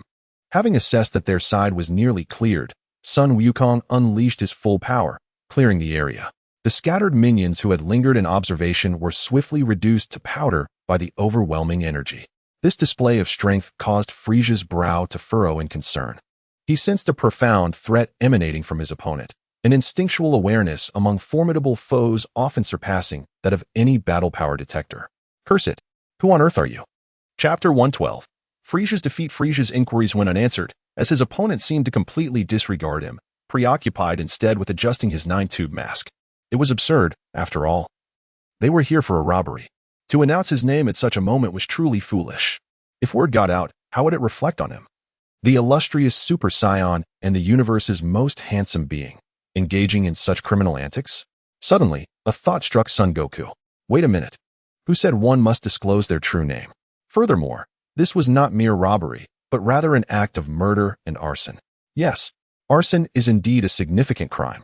Ahem. Since you are so eager to know, I shall indulge you. I am Yamcha, the renowned rogue of the universe. I don't have many hobbies, but I do enjoy. Well, let us say I advocate for justice and punish evil. Recently, on a small planet, I encountered 2 perverts and 5 individuals who were excessively fond of square dancing. They were quite boastful. After a thorough lesson in morality, they revealed your name, claiming to associate with you, and asked if I knew you. Do I need to know anyone as illustrious as you? After disposing of those worthless beings, I specifically came to see who this so-called emperor of the universe is. You, how audacious. I am curious to see just how strong you truly are, worthy of speaking to me in such a tone. Although Frisia felt a flicker of interest in Son Goku, he could not tolerate the repeated mockery. Did he really think Frisia was some naive fool? As he spoke, he flicked his tail, using Vegeta as a projectile against Goku. Witnessing this, Goku quickly grasped the situation. Typically, when someone starts by throwing an object, if your attention is diverted, the real attack is likely concealed behind it. With a swift motion, he performed a technique that redirected Vegeta back towards Frisia. As anticipated, Frisia collided head-on with Vegeta, both of them crashing into a nearby building's ruins. Vegeta exclaimed, "Why do you keep tossing me around? Are you afraid I won't die quickly enough?" Boom. Before the dust could settle, Frisia was relentless, breaking through the debris that covered them and launching a flurry of rapid, smooth strikes. The sound of fists and feet striking the air filled the atmosphere, while Goku remained unfazed, effortlessly dodging every single blow. What kind of universe emperor is this? Truthfully, with such feeble strength, you would barely rank among the lowest on our planet. Frisia, taken aback, had never encountered such a formidable opponent in his life. He recalled the soothsayers he had previously slain. Could it be that the opponent they foretold was none other than this Mahjong? No, that can't be right. Wasn't it supposed to be tied to the Super Saiyans? While Frisia pondered, Goku, growing impatient, swiftly delivered a knee strike to Frisia's abdomen. The intense pain caused Frisia's diminutive body to curl up like a shrimp. But it didn't end there. Goku followed up with a series of perfectly executed punches, each landing squarely on Frisia's face. In no time, the once mighty Frisia was reduced to a comical visage of bruises and swelling. Come now, surely you possess greater strength than this. At such a critical moment, do not hold back. I am controlling my power, lest I accidentally defeat you. Due to the swelling on his face, Frisia's words became unintelligible, leaving Goku perplexed, suspecting that he was being mocked. Why was he so certain? Because Frisia, at that moment, appeared grotesquely disheveled, saliva dripping from his mouth, his body trembling uncontrollably. How bold! You shameless scoundrel, in broad daylight, you dare to act this way. You exhibit no semblance of decorum befitting a higher life form. Today, I, son, Yamcha shall teach you a lesson in manners. With that, Goku launched into a rapid flurry of strikes, calling out grandiose names for techniques while delivering mere basic attacks. Frieza lamented, "I merely wished to transform." Yet who would have thought this fellow would disregard the rules of combat? Eventually, after what felt like an eternity, Goku ceased his merciless assault, not out of fatigue, but because the Dragon Ball team had returned. How did you return so swiftly? Did you fill all the capsules? As soon as he spoke, the rest of the Dragon Ball team erupted in frustration, each wearing expressions of utter disbelief. Eventually, Krillin stepped forward to explain. Don't even mention it. You might not believe it, but we were genuinely robbed. Not a single decent screw remains in the spaceship base. And do you know what is worst? Not a single soul was left alive in the research lab. They killed everyone, even the mechanics. What? Could it be that we are not the only ones who had our sights set on Frieza? Goku was baffled, realizing that typically, only they would dare such a thing. Those with the strength to act would not stoop to such levels, and those who desired to do so lacked the capability. Besides themselves, he could not fathom any other culprits. Moreover, such absurdity had not occurred in the original tale. Just then, one of them scratched his bald head and said, "Didn't I just see Vegeta getting pummeled by Frieza? Could it be that he had a hand in this?" Goodness. Upon hearing this, Goku suddenly grasped the key to the situation. Firstly, Vegeta bore a grudge against Frieza, providing a perfect motive. Secondly, he clearly lacked the means to eliminate Frieza, hence, he must have resorted to causing some damage before fleeing. But who would have thought he would get caught in the act? Nice deduction. I didn't realize you not only have a talent for dancing but also for reasoning. Very well. I approve of your previous breeding plan. I shall allocate 50 million in startup funds. Chapter 113. Is it not akin to taking advantage of others' misfortunes? As soon as Son Wukong finished speaking, Krillin, Piccolo, and Raditz stood frozen in place. Wait, what? You actually dare to invest in that guy Deity based on those few farming magazines?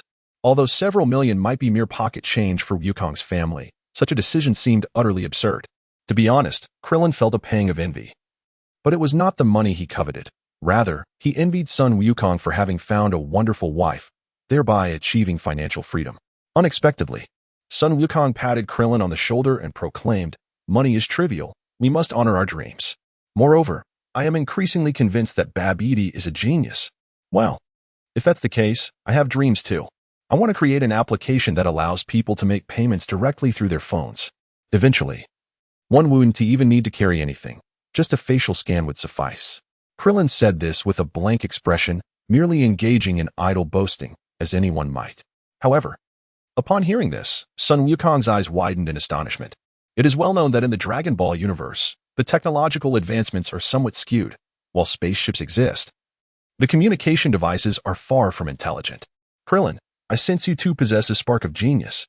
How about this? I shall invest in your project wholeheartedly, without hesitation. Cough. Cough. Wukong, please, I was just joking. If I actually pursued this, what would we need banks for? Son Wukong interrupted him, refusing to allow Krillin to continue. You have no idea how brilliant your idea is. Many successful ventures are born from moments of audacious boasting. Piccolo and Raditz listened, bewildered, sensing that their conversation bore no relevance to the gravity of their mission. They had come to the planet of Frieza for a significant undertaking. Yet it felt as though they were merely strolling through a park, almost as if they were about to enjoy a barbecue with a few beers. At that moment, a shadow shot